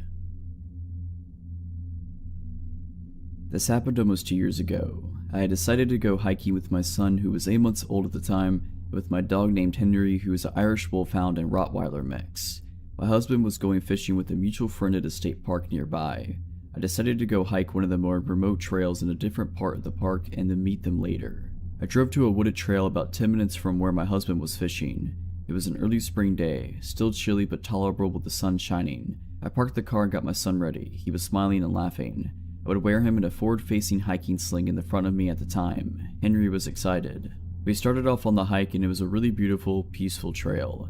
Towering trees mixed with pine. A crystal clear creek wove its way through the trail at points. We would periodically stop and all three of us would play. About an hour and a half into the hike, we had gone about 3 miles and rounded a narrow bend in the trail when we nearly collided with a gentleman in his late 40s or early 50s. Henry was snarling and lunging for the man. Before I even completely registered what was going on, I quickly backed up and pulled Henry back the best I could. My bumps were goosed at this point. Henry would not calm down. This is very unusual behavior for him, but not if he was trying to protect us. Trying to talk over Henry, I loudly said, "I'm sorry, Henry's just very protective of my son. If you move off to the side, we can pass you." My son was very quiet during this entire exchange, which I found a bit odd. The guy was staring very intently at my son. He then laughed slightly and said, "Oh, he should be. It's a good thing he's with you." Then he motioned to something around his neck and said, "I'm just out here taking pictures. It's a hobby of mine." Except he wasn't wearing any kind of camera around his neck or anywhere that I could see. He had a canteen around his neck. I politely asked him again to step aside so that we could pass. At this point, Henry was sitting down but growling still. Henry would not take his eyes off this guy. I have no doubt that Henry would have eviscerated this man if he had tried anything. I am positive this guy felt that.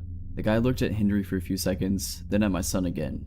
He took a few steps off trail so there was room to get by and so that Henry couldn't reach him when we went by. As I warily walked by him, he was like 10 feet to my left. He muttered something about how he used to be able to see his kids. I kept looking back as we walked away to make sure he wasn't turning around to walk our way. He did continue to stare after us for several minutes though until I could no longer see him. We kept hiking and eventually came to an opening point where cars would park. There was no one there and luckily I still had cell phone reception. I called my husband. He and his friend came to pick us up right away and they took us back to my car. There was no sign of the guy we encountered. We went home after that. Henry has since passed away and I am sad that my son doesn't get to grow up with him. He was really the best dog ever. So thanks Henry for being gentle yet fierce. I hope I never have to see that photographer ever again. This story happened about 2 years ago when I was 19 and my foster sister, Kira, was 16. It was the summer before I was going to college, and I mostly lived with my mom and Kira except for every other weekend, where I'd stay with my dad. Now, summers where I am can get really hot and humid, so we had a habit of waiting to walk the dogs until 6 or 7 p.m., because that's when it'd be cooler but still light outside. On this particular evening, Mom wasn't going to be home until late, so it was up to me and Kira to walk the dogs by ourselves, unless we wanted our younger dog, Samson, to throw tantrums due to pent-up energy. Even though we lived in the countryside and could have walked them down our street, Kira and I decided to drive out 20 minutes to a park instead. At around 7:30 p.m., Kira and I harnessed our 2 dogs, packed them up in the car, and drove them to the park. Let me quickly explain the layout of the park so that's easier to understand why we get nervous halfway through our walk. This park isn't very big, but it's popular because of its loop.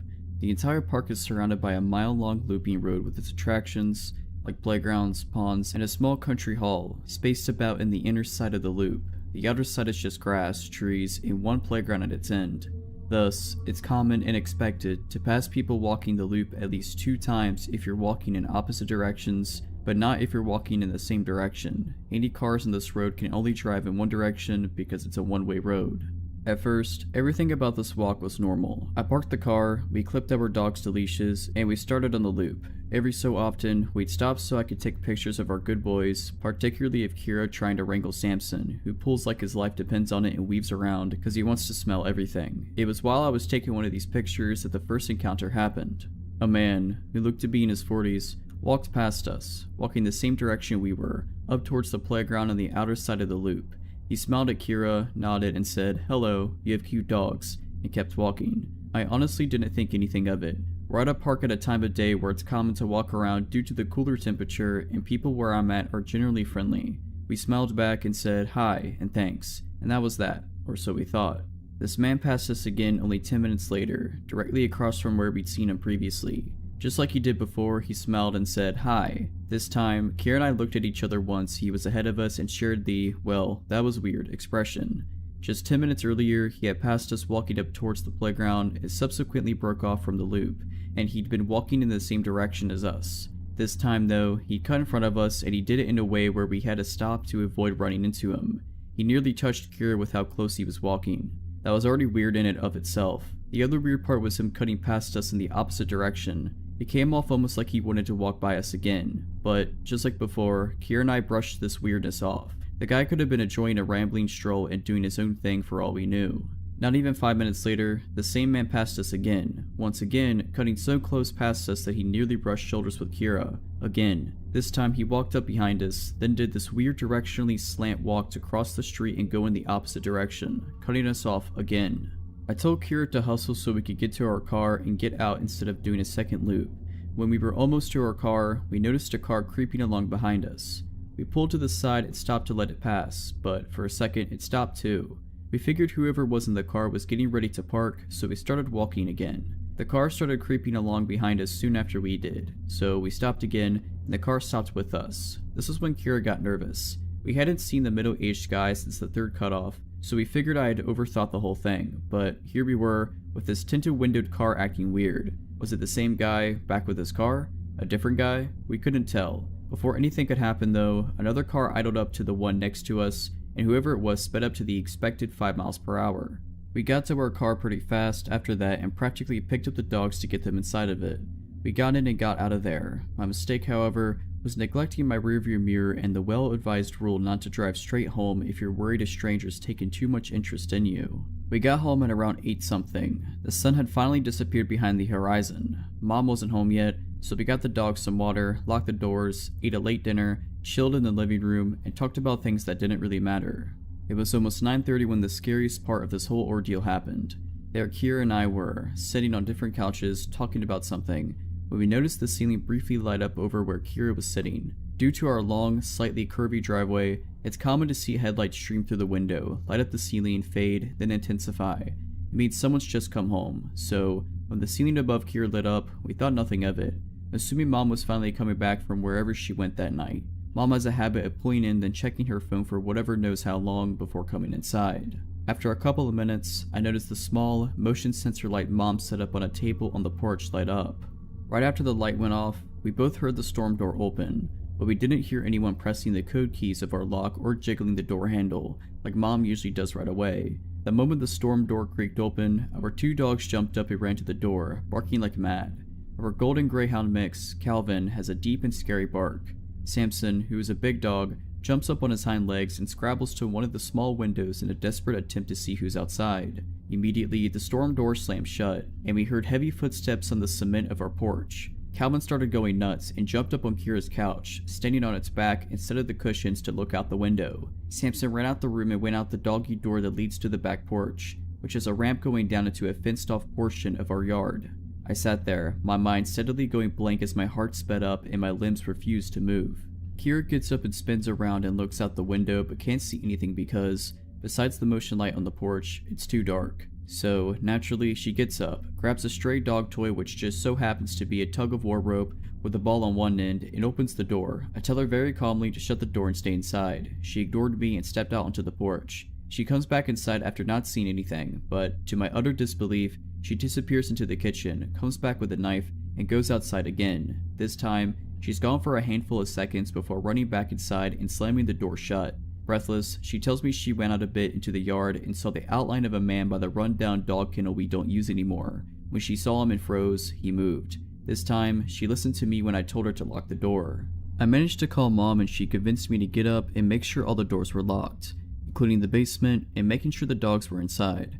After Mom got home and looked around, finding nothing, we called the non-emergency number for the police, not wanting to bother them in case we were overreacting. 2 cops came by and walked around our yard and found nothing. We got the sense they didn't believe us, but instead saw us as 2 overexcited girls with exaggerated imaginations. Still, they humored us and told us, after we told them about the park, that if we think anyone might be following us, or if someone's acting a little too creepy, not to drive straight home and to check if anyone's following us. Then, they left. But when we heard those footsteps and Kira went outside, she swears she saw someone. The dogs don't run up to the door like that and bark their heads off if no one's there. I don't know if whoever was at our house was the same guy that ran into us at the park. If it was, I don't know the reason why he cut in front of us multiple times. I don't know if he was in the car that inched behind us and stopped when we stopped. I don't know what would have happened if Calvin didn't have a scary and manic bark. I don't know much of anything, but what I do know is, if you're out and about, minding your own business, and a stranger is taking a lot of notice of you, following you, frequently running into you, or whatever, trust your gut. Don't drive or walk straight home, meander, get to a public space, or just take your time. Pay attention to your surroundings. You never know who is watching you.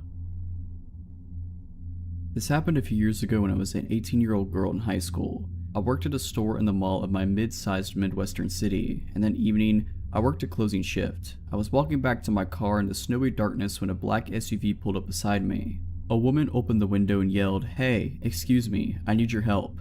She was a round-faced woman in her 30s or 40s and spoke with a very heavy Spanish accent. She went into a story about how her sister got into a car accident and the woman needed to get gas in her car before she could help the sister.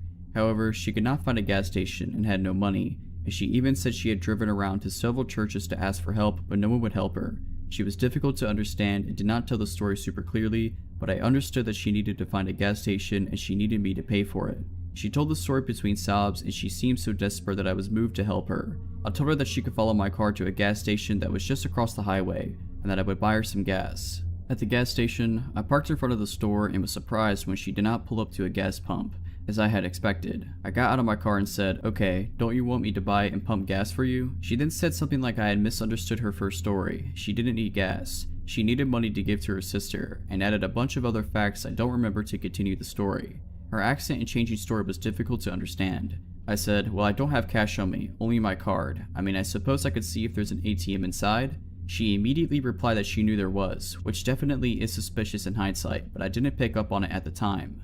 I agreed to go in and get her some money from the ATM, and as I turned to go inside, she said, "Wait, but if you give me money, I will have to repay you somehow." I said, "No, that's okay, you don't have to." She said, "No, give me your phone number so I can contact you to meet up later so I can repay you, or give me your address and I will send the money to you." I refused both, and she tried again several more times, begging me to meet up with her later to give me the money.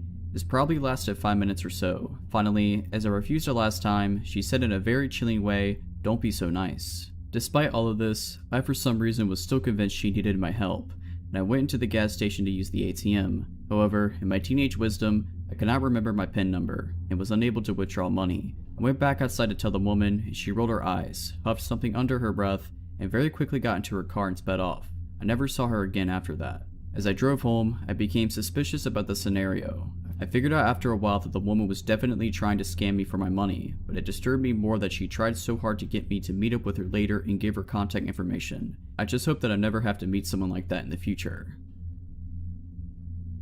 When I was young, I used to live in rural Pennsylvania. Where I lived wasn't quite suburbs, but the houses were all within walking distance of each other, and we knew nearly all of our neighbors. My small neighborhood was blocked off from the ones on either side by decent-sized creeks, and to get to them you needed to climb down a fairly steep slope. This is an important detail later. My friend Rachel was a bit younger than me, by 2 or 3 years. I was 11 at the time. We had decided to go on a bike ride and ended up dropping our bikes and helmets at the top of the hill leading down to one of the creeks, and we went exploring. We were making a racket, I'm sure, squealing as we jumped around trying not to get wet. We noticed bubbles in the water and became concerned for the swans that lived down at the other end of the creek in the pond.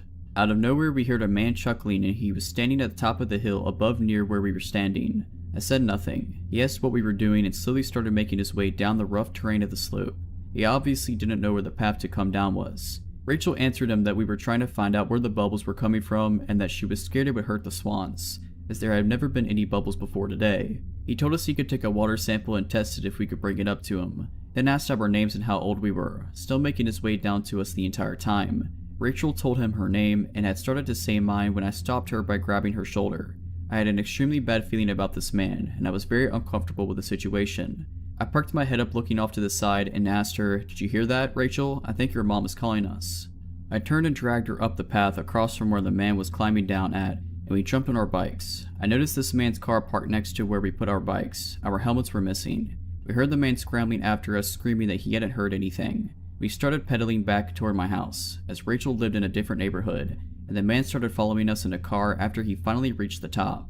The man was still trying to get us to talk to him, so I turned off into my uncle's yard where I saw my cousin out cutting the lawn and started yelling for him. He was a big dude, 16 or so at the time, and the man in the car burnt rubber speeding off when he saw we were no longer alone. We ended up calling the police, and we were not the first girls that had the same issue with a man of that description and that car that day. So whatever that man's intentions were, I'm just glad that Rachel and I didn't have to experience them. If you're liking this video, all I ask is that you make sure to subscribe to my channel and like this video. Thank you.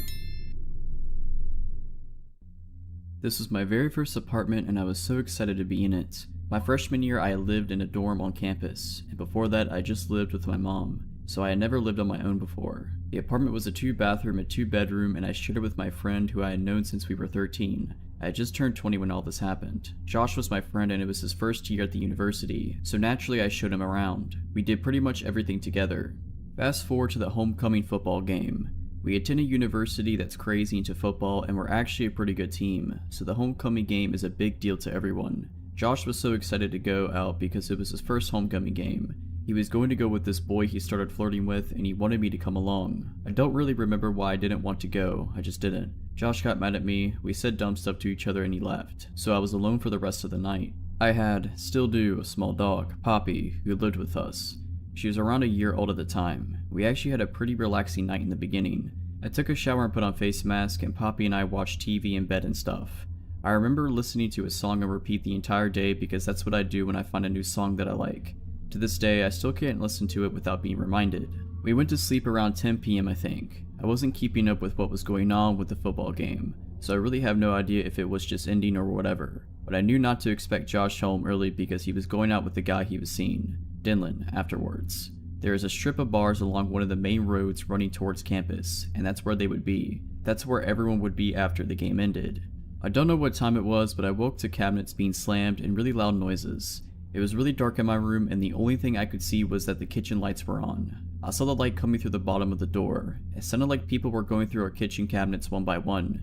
Poppy was at the edge of the bed barking like a crazy dog. I had never seen her act this way. I was struggling to keep myself awake because I'm a really heavy sleeper, not anymore, and I just knew it wasn't Josh or Dylan, but some stupid part of me decided to call out, "Hello?" But it was weak sounding and I really don't know if they heard me or not. Suddenly, my bedroom door opened. I shot up.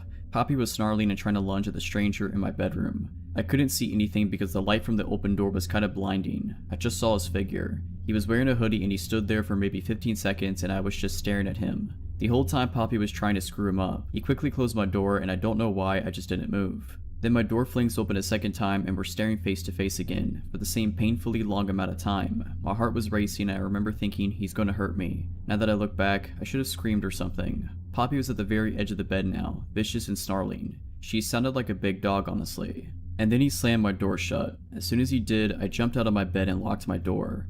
I heard them take my car keys. I was terrified they would find my car and steal it since I had just parked directly outside. I frantically called 911 and was sobbing the whole time. I said, "Someone is in my house, they came in my room, please help." And it took them 30 minutes to get there, when I know that there were cop cars everywhere surrounding the bar since it was homecoming, which I live a 5-minute drive from. When I finally came out, the living room and my roommate's bedroom were completely ransacked. My roommate's TV was on the floor because they tried to carry it out, but I guess decided just to leave it. They stole my Xboxes and all my games. They stole my book bag with my textbooks and my homework in it. The 2 policemen got here and I told them everything and asked if I could call my roommate. Josh picked up the phone but was heavily slurring and I could tell that he was inside of a bar and could barely hear me. I just screamed, "Please give Dylan the phone," hoping that Dylan was at least more sober than Josh was, so Josh put Dylan on the phone. And I don't know how, through my tears and sobs and through the screaming, people, and house music, but he heard me say that our apartment was robbed. He frantically said, "We are coming," and hung up. They probably ran. While I was waiting for them, one of the policemen asked if he could try to take the prints from my roommate's TV and I agreed. He proceeds to then drop his flashlight directly on the screen, and as it shattered, he just looked at me. So then Josh and Dylan get back and the policemen totally change their tone. They get aggressive and say that they were targeted for a reason. I'm pretty sure that since it was homecoming, the robbers were not expecting me to be there, and were trying to just rob apartments blindly. We also lived on the ground floor, so it's easier to get in those than in the 2-story and 3-story apartments. Josh is in the military, but Josh looks just like any other regular college freshman boy, and his only friends at the time were literally me and Dylan, so we were the only ones who knew he was in the military. They tried to accuse Josh of stashing guns and drugs everywhere, and that's why we got robbed.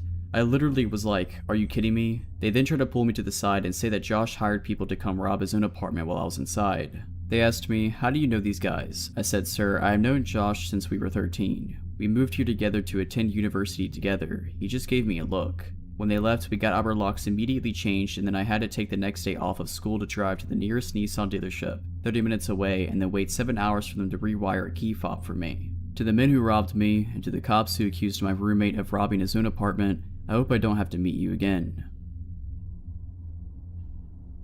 This happened to me 4 years ago when I was 16 years old on a school trip, but I still remember it to this day. I had recently graduated from one school and enrolled in another, more advanced one via special program. Germany's system of education is sometimes complicated. There were about 20 people who did the same as me, and we were all put in one class to catch up with the regular students. To get to know each other better, the class went on a 3-day trip to a youth hostel in our county town. The trip was organized by our school and overall pretty nice. 2 of my friends had transferred with me and we had fun, except for the second evening. It was late summer and the sun was still up despite it already being around 7 p.m. One of my friends, Sarah, and I decided that we wanted to go for a walk before accompanying our other classmates to the river to have some drinks. We wanted to visit the newly built benches along the river and just talk for a bit. To get to those benches, we walked over a long parking lot next to the river. Between the parking lot and the river, there was a small path which was, in some places, divided from the parking lot by a small grass strip with a few bushes and trees. On the other side of the parking lot, there was a bridge approach which could be used by cars and pedestrians alike. This will get relevant later. There were some rocks in the parking lot to prevent cars from driving too far and falling into the river. My friend and I had some fun by jumping from one rock to the other. At some point, a man on a bicycle, probably in his early 20s, emerged next to us on the other side of the parking lot. He applauded us for some weird reason we didn't understand. My friend applauded back ironically and we just continued walking but stopped jumping on the rocks. When we arrived at the benches, we chose the first one we came across and sat down. Bicycle guy stopped right next to us, got off his bike and just lingered. I started to feel uneasy, but since there were no free benches left, I thought he just wanted to hang out there too. At some point, he pulled out his cell phone and called someone. Even though he was right next to us the whole time, I couldn't understand him because he was speaking a foreign language. Sarah and I sat there for about 1 to 2 hours until it started getting darker. Bicycle guy was still right next to us and still on the phone, circling the area around us and just generally creeping us out by continuously staring at us. At this point, Sarah had also started feeling uneasy and we shared our feelings about this guy. Since it was almost dark, there was no one around anymore. We wanted to return to the hostel. The second we got up and started walking towards the parking lot, Bicycle guy also got onto his bike. My heart sank into my stomach when I realized he was going the same direction, just slow enough to stay next to us. He continued following us. When exiting the bench area, Sarah and I took the path next to the river to get to the parking lot. Directly at the beginning of the parking lot, there was one part where the path had one of the strips with trees next to it. Bicycle guy directly went past us and onto the parking lot, passing the trees on the right side. We went to the left. He continued staring at us before he went further ahead. The second Sarah and I set a foot on the path, I stopped her and told her that if he turned around after the trees to get onto our path, which he would have no reason for if he didn't want anything from us, we would turn around and run the opposite direction. Well, Bicycle guy turned onto our path. We booked it out of there as fast as we could while desperately clutching each other's hands while Bicycle guy was following us. There was not a single person around to help us, so running was our only chance. We couldn't process what was happening to us in that moment, but we just knew that we needed to run. Remember the bridge approach I mentioned earlier? We went across the smallest part of the parking lot and went up there so we could take another route back. While walking up the narrow sidewalk, still grabbing each other's hands, we glanced down onto the parking lot. If I hadn't been sure that he was following us, then I definitely was in that moment. Down on the parking lot there was Bicycle guy, circling the area and staring us down while we were almost running up the bridge. It got even worse. We were halfway up when suddenly, another guy on a bicycle passed us and stopped a few meters in front of us. He started talking to Bicycle guy who had been following us and then also stared at us. Bicycle guy had basically called another friend over for whatever he was trying to do. Sarah and I immediately changed to the other side of the bridge approach and took the stairs down there. We chose to take a route where we wouldn't be alone on the streets. I was shaking the whole walk back. I am incredibly thankful for my gut feeling. To this day, I still think about this encounter when I'm walking somewhere alone in the evening or night. I don't think I'll be able to forget this anytime soon. For background, my family moved to the countryside from the city when I was about 7 years old, and I'm 21 now. Both my parents had grown up in the suburbs, and I lived in the capital of our state for about 10 years before we moved. It definitely took us some time to get used to the train tracks that ran by our house, the wild animals, the weird but kind neighbors, and the odd visitors. Another thing is that if you get off the main road and turn onto a long gravel drive to get up to our house, we can see the entire length of the driveway from certain points in our yard, which is about 3 acres. A few years after we moved in, my dad got a promotion at work, and as a result, started to go to conferences and business trips that lasted from a few days to a week, at least a couple times a year. My mom felt nervous about being home alone with 2 young kids. I was 10 and my brother was 6, and so we decided to get a dog.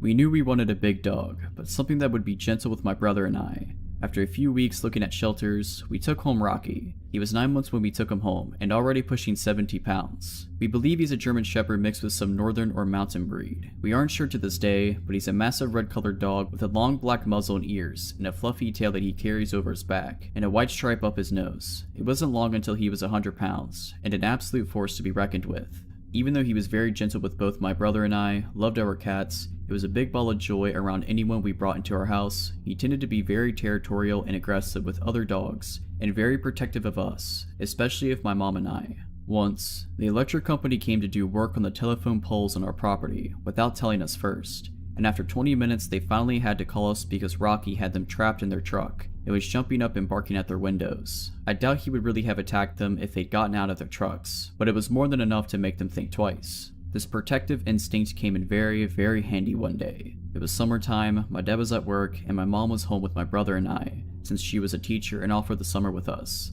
My mom was working in our garden, and my brother and I were playing close by, with Rocky watching over all of us. Rocky all of a sudden sounded the alarm, throwing his head up in the air and barking and howling. He makes a deep woo-woo noise. I looked up to see a dirty white pickup truck pull off from the main road and into our driveway. This wasn't necessarily alarming at first, as people sometimes used our driveway to turn around when they got lost. But the white pickup truck slowly ambled up our drive, and I could see something strange in the bed. It was lumpy and discolored, but I couldn't really tell what it was until he pulled all the way up to our house. where our other cars were, and honked the horn to get our attention. It was meat. Giant, red chunks of meat with some of the limbs of various animals still attached. It was the creepiest thing I'd ever seen in my life. Just a weird man who looked to be in his early 50s, driving a pickup truck full of meat in the southern July heat. I immediately just got a really bad vibe from the guy, and I remember my mom telling my brother and I to go inside, and we did, but watched out the glass door. Rocky had surprisingly been quiet at that point, but was now next to my mom, and she had her hand around his collar. The guy rolled down his window and asked my mom if she wanted to purchase some meat.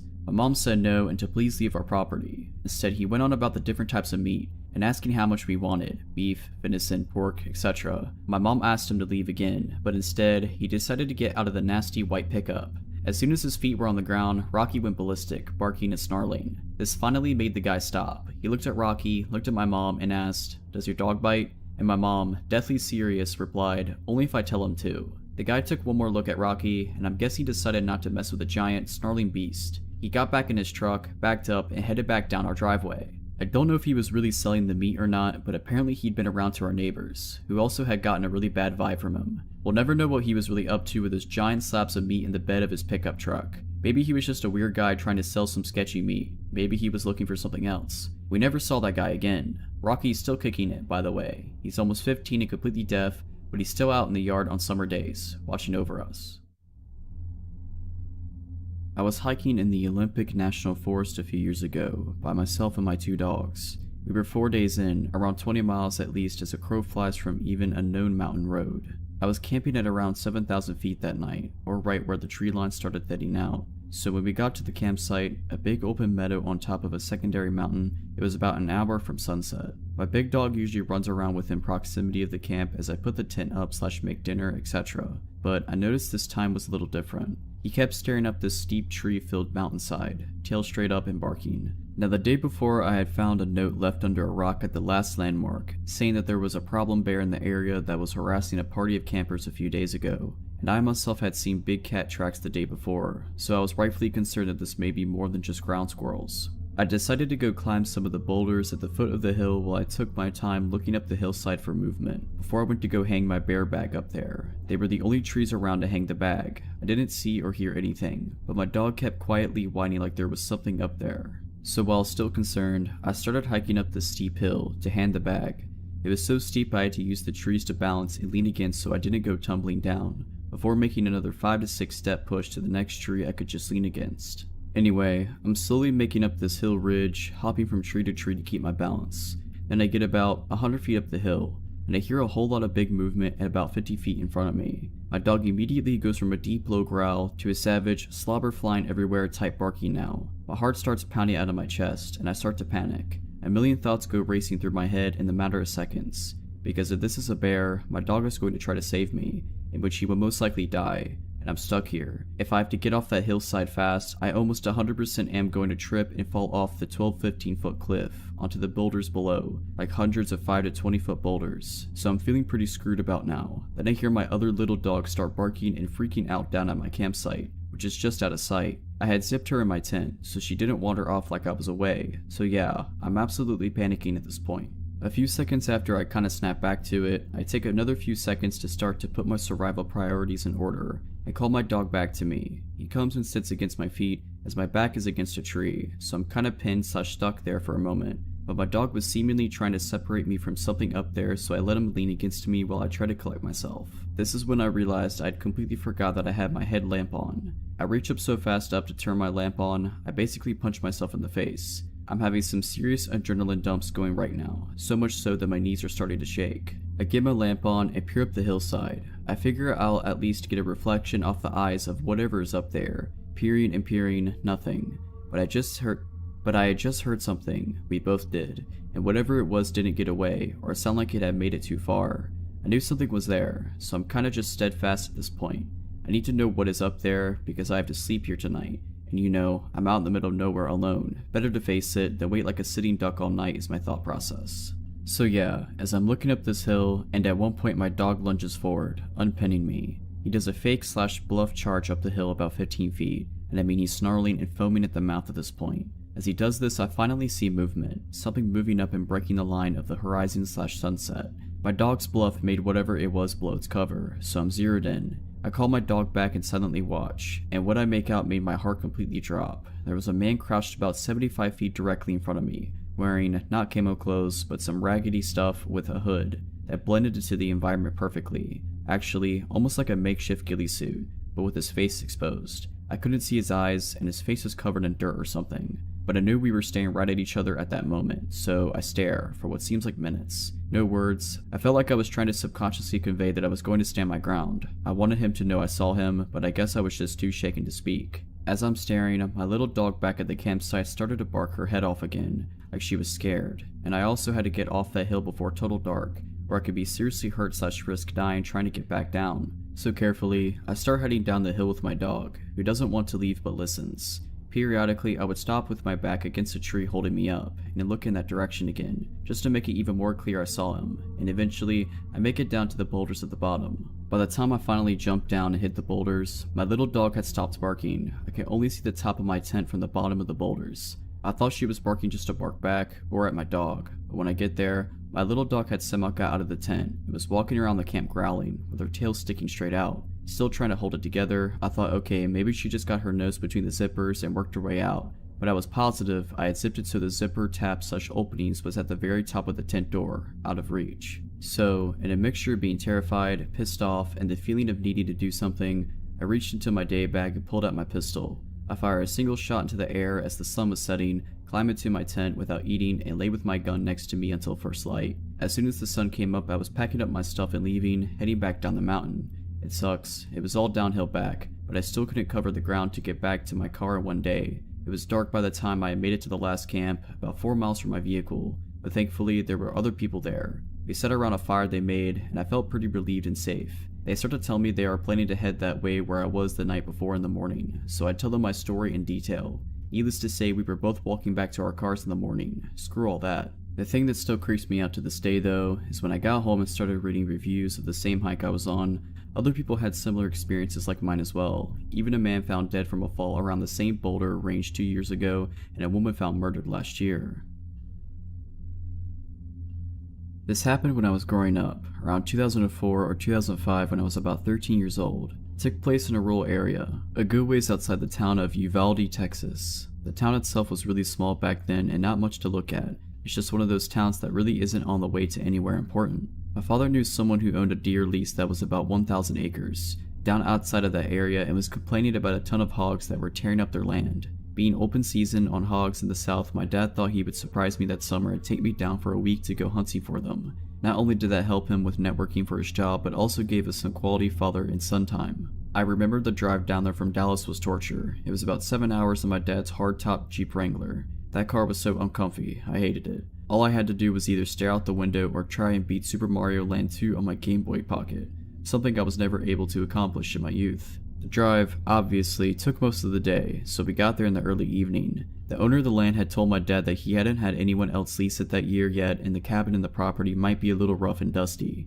I didn't really care. At this point in my life, I had been in scouts for a couple years and spent a lot of my free time in the woods or fishing with friends. Needless to say, I was pretty comfortable roughing it. So after unlocking the gate and driving to the cabin on the land we settled in, the cabin was pretty rough, dust and dirt everywhere, flies. I remembered that it looked like some raccoons had gotten into the cabin. After cleaning up a bit and getting the sleeping bags out, then setting up the cots, we decided to sleep. Something about that night was weird. I was never able to get comfortable enough to fall asleep for any restful amount. I couldn't put my finger on why, but I had that feeling of being watched. I was finally able to drift off for what I guessed was an hour maybe. When we woke up, it was early, about 7 a.m. We decided to scout around the land for tracks and signs of hogs and find a good place to set up a blind. It was the summer and horribly hot in the afternoons, so morning was the best time to be out and about. After walking for an hour or so, we came to an area of trees, lightly dense, and luckily found some signs of hogs. Typical torn up ground where they had been rooting, so we followed them into the trees. I was looking for more signs when my dad stopped me with his arm. I remember looking up and seeing someone standing about 50 yards away.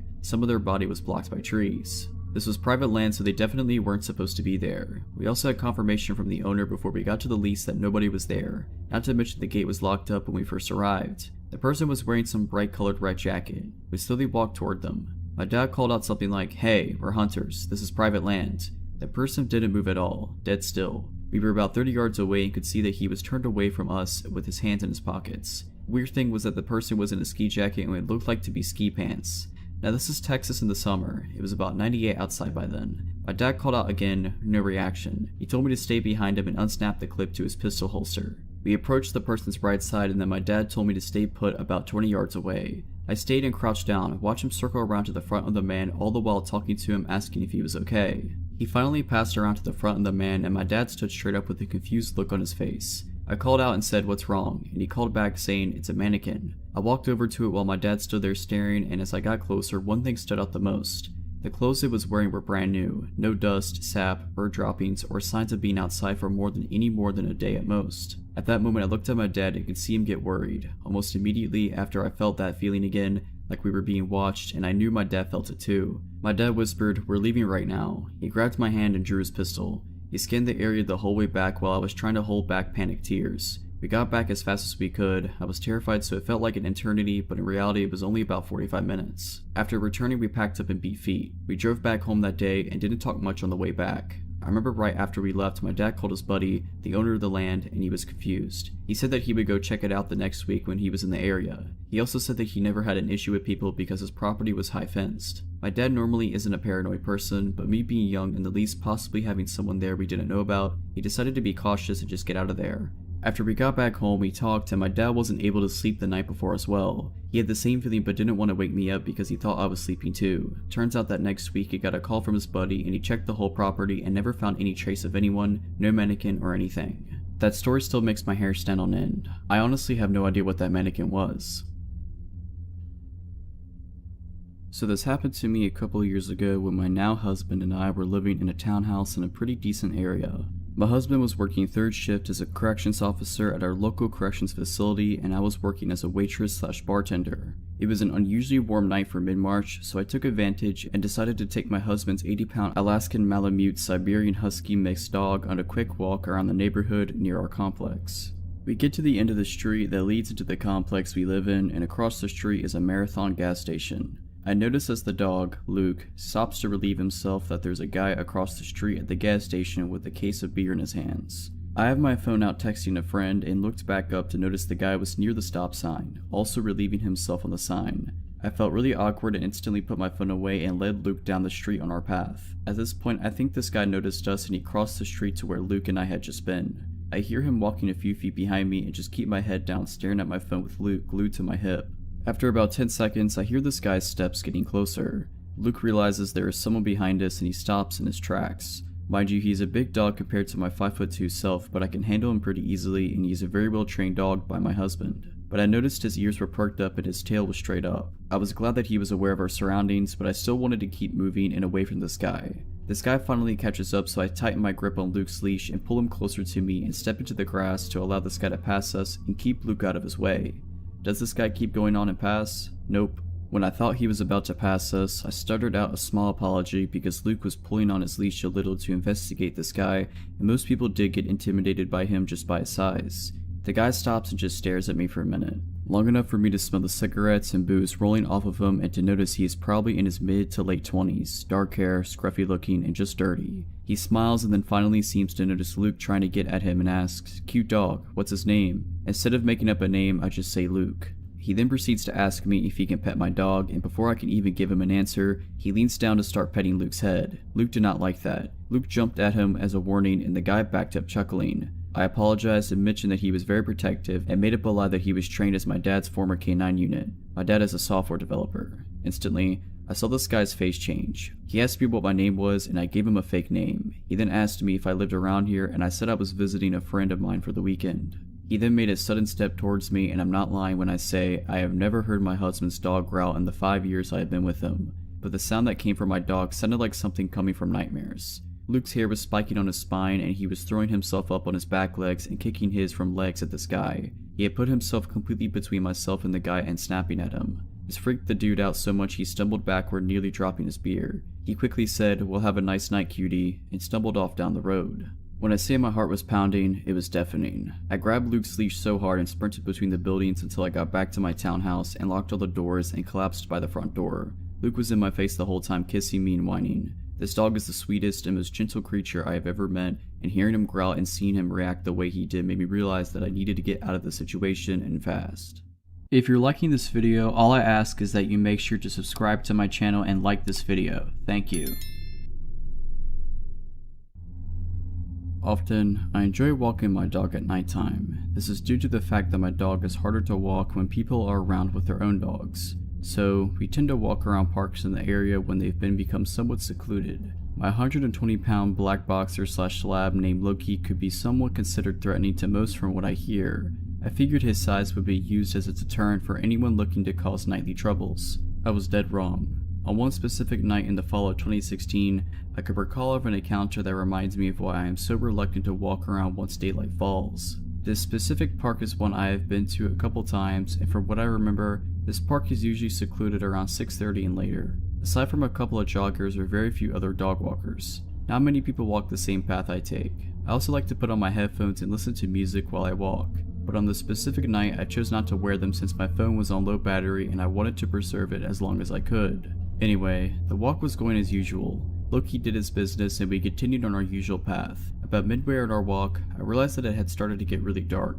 Since he was done with his business, I decided to cut the walk somewhat short and we took a shortcut that kind of led us off the path. This path had a bunch of trees surrounding the area and there were still leaves on the branch. With that being said, I felt a weird feeling as if I was being watched. I could not for the life of me shake off the feeling of being watched. I peered back to see if anyone had been following me out of anxiety, and every time I did, no one was there. In fact, no one was anywhere. This whole shortcut was essentially secluded. Suddenly, Loki stopped walking and also looked back. I told him, "Loki, come on boy, we've got to go." One thing I failed to mention was that Loki is a big coward. I noticed his tail was tucked between his legs, which is a telltale sign that a dog is afraid. I was also curious and a bit nervous, but I surely did not want to find out what he heard or noticed. I just wanted to get out as soon as possible. I pulled a little and he began to walk, but every now and then I'd see him peer back. After maybe a minute or so of him walking, he stopped again and this time he began to growl. Despite being a coward, Loki is a bark but no bite kind of dog, so I took this chance to see exactly what he was growling at.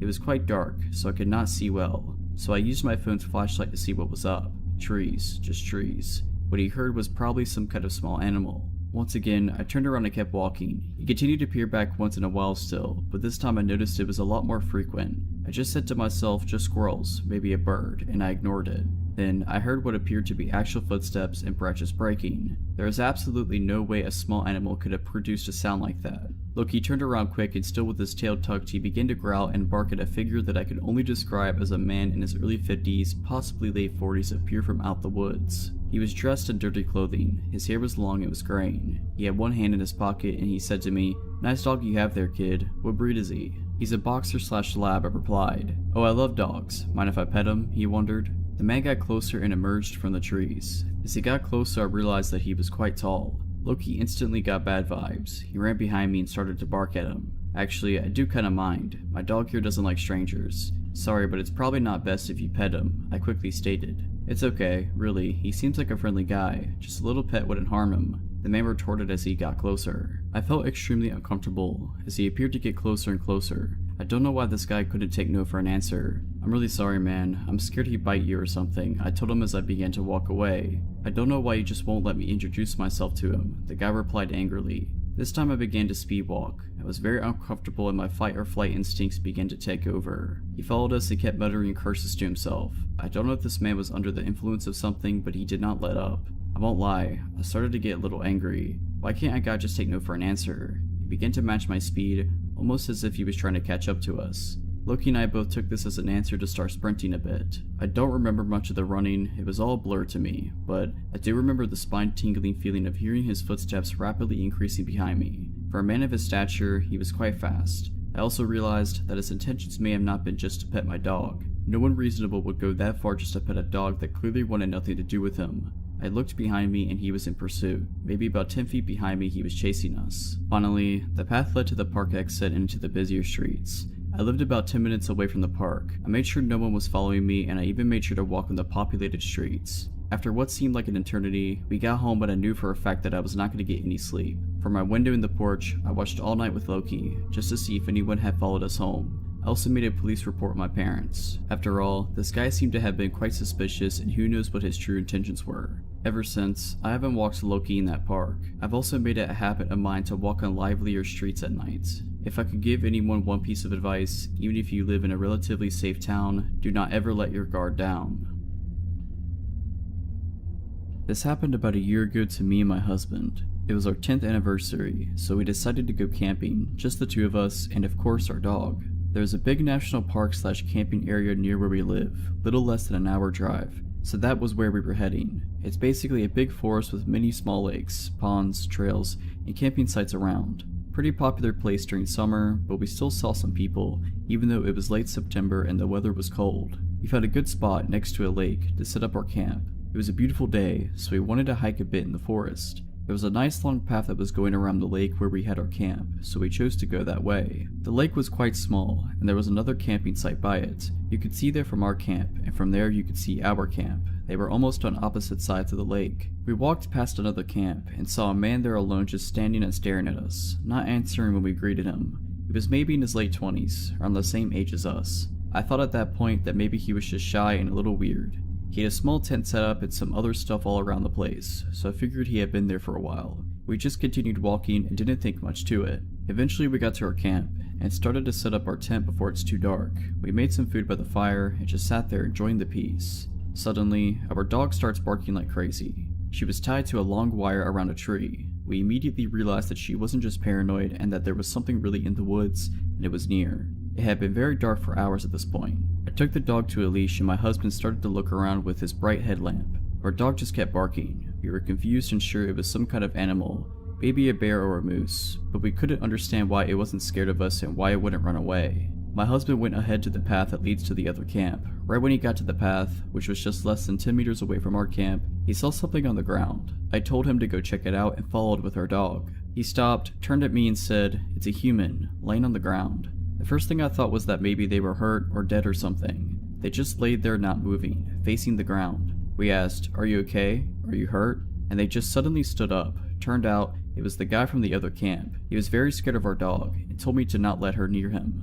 I was kind of relieved that it wasn't some bear that was going to eat us, but I soon learned that a bear might have been less scarier than this guy. After he stood up, he walked straight to our campfire and sat down. My husband tried to ask him multiple times why he was sneaking in the dark forest without any light. He didn't give us an answer. We even laughed a bit and told him how we thought that he was a bear or something, but he didn't even smile, just stared at the fire, looking annoyed. His right leg was soaking wet. He probably stepped off the path and dipped it in the lake on his way to our camp. He sat with us for 30 minutes, not talking much. He also clearly wanted to know where our dog was at all times. I saw he had a knife hanging from his belt, but I guess it's not that weird when you're in the woods. Every few minutes he put his hand in his pocket and just peeked at whatever was in there. Kind of like checking the time on your phone without taking it out from your pocket, but it wasn't a phone he had there. I felt very uncomfortable and anxious by the whole situation. So, when the 30 minutes had passed, he again stood up and mumbled about going back to his own camp, and left. He never gave us any explanation of why he came to our camp or why he was stalking us in the dark.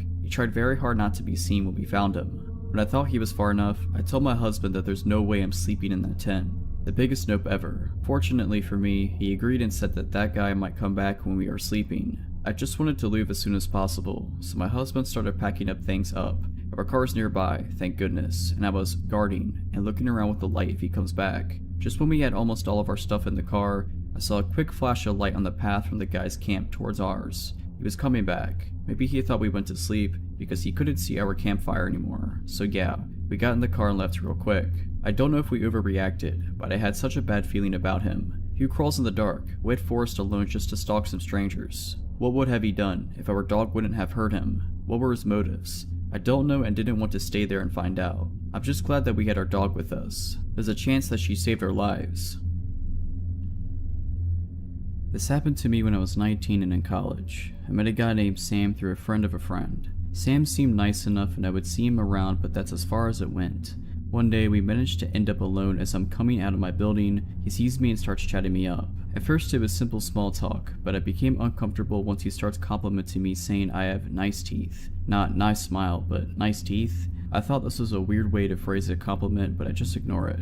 He then goes on to ask me, "What are you?" meaning he wants to know my ethnicity. I tell him I am Latina. He asks if I speak Spanish and I say yes. He makes a comment saying he likes Shakira's music and that he likes her song La Tortura. He then asks me what La Tortura means. I tell him it translates to the torture. I notice his eyes get wide and he starts smiling. At this point I'm done talking to him and I tell him I have to go. I make a mental note to stay away from him after that because throughout the rest of the conversation he had a really creepy smile on his face. I get busy with classes so I forget about him quickly. One day I get a call on my cell phone from an unknown number. I decide to answer it and I hear a raspy male voice breathe heavily and say, "La Tortura." I hang up and think what was that, but I just take it as a stupid prank and move on with my day. For the next week or two I keep getting calls from an unknown number but I don't answer. Weeks go by. I had forgotten about the phone calls when I end up running into Sam again outside my building. He starts making small talk again, then with a giant grin he says, "Have you been getting any phone calls lately?" It takes me a second to realize that it's been him calling me from that unknown number. I don't want him to see me reacting so I say no, but internally I'm freaking out. He then goes on to tell me, "I've been watching you through your window for weeks and you never noticed." For context, my dorm window was split into 3 parts. One big glass pane in the middle, with 2 smaller panes on either side that you could open for fresh air. If those side panels were open enough, you had enough room to slip your hand in, move the curtain out the way, and get a good look inside. Obviously after that I was thoroughly creeped out and was wondering how many times he watched me dress, nap, or do any of the other things you do in the comfort of your own space.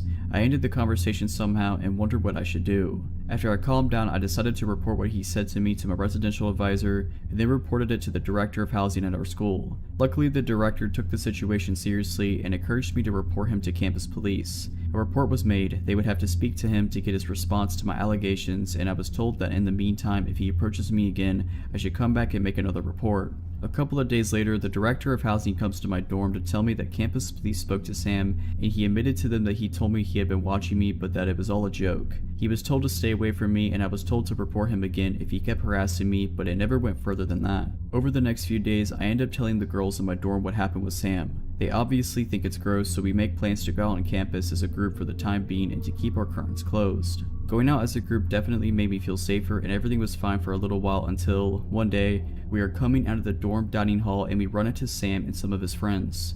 He sees me, gets visibly upset, and starts approaching me yelling, "Why did you tell him what I said?" I got scared thinking he might do something, but luckily my dorm mates rallied around me and rushed me out of there. I knew he was mad about reporting him because before this happened our mutual friend, a male, had told me, "He's mad that you reported him." Thankfully, this is the last time I was ever near that guy. The school year ended soon after this happened. I moved off campus, got a new friend group, and moved on. Who knows what would have happened if I hadn't made a report and ignored him. When I was 16, I used to attend English classes that were for people of all ages, so I was used to having colleagues older than me that also wanted to improve their language skills. I was really close to another girl my age back then, Jasmine. She was much more popular than me, so she would always introduce me to new people. One day I noticed this guy in her group. He was 32 and very talkative, always smiling. For some reason though, he made me feel uncomfortable from the get-go. I think it's because he would stare at me for no apparent reason. While everyone was talking as a group, he seemed to address me specifically every time, but I didn't give it much thought. As the days passed, he started waiting around before my classroom door and started conversations about my friendship with Jasmine, my high school, my family, etc. I thought it was weird that he was so interested, given that he was much older, but I felt guilty for feeling bad, like he was just being nice and I was being mean to think he was weird. I should have listened to my instinct. Instead, I forced myself to answer, to make small talk. He told me how close he was with Jasmine and that made me feel a bit safer. When I asked her about him though, she said she didn't know him that well, but that he seemed nice enough. One day I got a call from a number I didn't recognize. When I picked it up, it was him. He said he got my number from Jasmine. I was upset and confronted her about giving my number to him, and she said he insisted, so she ended up agreeing to it. He started calling me all the time, like 2 to 3 times a day, to ask about my day, saying he missed me and wanted to chat. He started telling me private stuff about his life because he felt like he could talk to me since I was so mature for my age. I didn't like it, so I stopped answering, or would make an excuse and quickly hang up, and he would send me messages. That's when things started getting worse. The messages would vary in tone. Sometimes they were really childish, with lots of emojis. He would wish me a lovely day or say he was thinking of me. Other times they would simply say, "You're so pretty, too pretty," with no context. He would say he was glad I didn't have a boyfriend, that I should never get one or he would be mad. I never answered to those and showed them to Jasmine. I told her I didn't want to see or talk to him anymore before or after class, and she said she would help. I started going to class late so I wouldn't meet him in the corridors. I leave class immediately after the end, but I saw him watching me. I could feel he knew what I was doing but actually sort of enjoyed it. I felt like it was a game to him, making me feel uncomfortable. He stopped talking to Jasmine and everyone else, but continued to message me saying, "I miss you," or "Why are you so busy?" I blocked his number. I thought that would be the end of it, and started relaxing a bit, but one day I was talking to another girl outside the school and he showed up. with a big smile and said that it's been too long, and why I wasn't answering his messages. He acted like he was worried about me, that I was studying too much, etc. He invited me to go have a coffee with him in his house. I told him no and went inside, where I pretended to study in the library until he left. He waited around doing nothing more for an hour. I started really being scared then. Since that day he invited me to his house, he became more aggressive, making fun of me whenever he bumped into each other in the corridor, saying stuff like, "still busy" or "I'm in no hurry." He found my social medias and sent me messages there, each time more explicit. He would comment on my pictures saying I was sexy and that he knew what I was up to, teasing me. I blocked him everywhere, but I always felt like he was watching me all the time. He stopped talking to me but would always stare at me in class. One day I was going back home alone after class. I noticed a car was right next to me, driving slowly, and when I looked it was him. He talked to me through the window and invited me in, said he would give me a ride home. It was a residential street, not many people around. I said no and continued walking. He kept insisting and saying he knew where I lived, he could drop me there. I started walking fast then, stopped interacting with him at all. I just wanted to get to the main road so there would be more people around. He got angry then, said, "Get in a voice I almost didn't recognize. I looked at him in shock and his facial expression had changed completely. He had a dark look in his eyes, no smile at all. He looked like he wanted to hurt me. So I ran and got into the first shop I saw, a mini market. I waited until his car left and then sped home. After that I didn't want to go back to class. I asked my mom to change classes. I never told her why. For some reason I felt ashamed, like I somehow caused the situation. I finished the semester without incidents and thought it was all over, but after 2 years, yes, 2 whole years, he came back. By then I was starting university, and any thoughts of him were out of my mind. Until he created a new account on Facebook and started messaging me again, like nothing happened, like no time had gone by. He said he was hurt I cut him out of my life, that he wanted to be my friend. I blocked every account he made without ever answering. One day to my panic he showed up in my campus. I went to a university that was close from home, but still, it couldn't have been a coincidence. He was just across the street, watching me. I hurried and got into a bus before he could talk to me. The next week I wasn't so lucky. I was eating a snack at the cafeteria with a group of friends and he just suddenly came by and introduced himself to everyone, like we were old friends. I could barely breathe. My friends noticed I wasn't feeling well and he seemed to enjoy the confusion and my fear. I pulled him aside and asked him what he was doing, asked him to leave me alone. He said he wouldn't and again had that dark look he had in the car, years before. The creepiest part was just how different it was from the expression he had around everyone else. He looked like a different person. I told him I would tell everyone, and he said he knew I wanted him. He knew I was just a dirty little tease, but that he would get me. My body and mind just shut down when I heard that and I ran back to my friends and started crying. When I finished telling them everything, he had gone away and I never saw him again.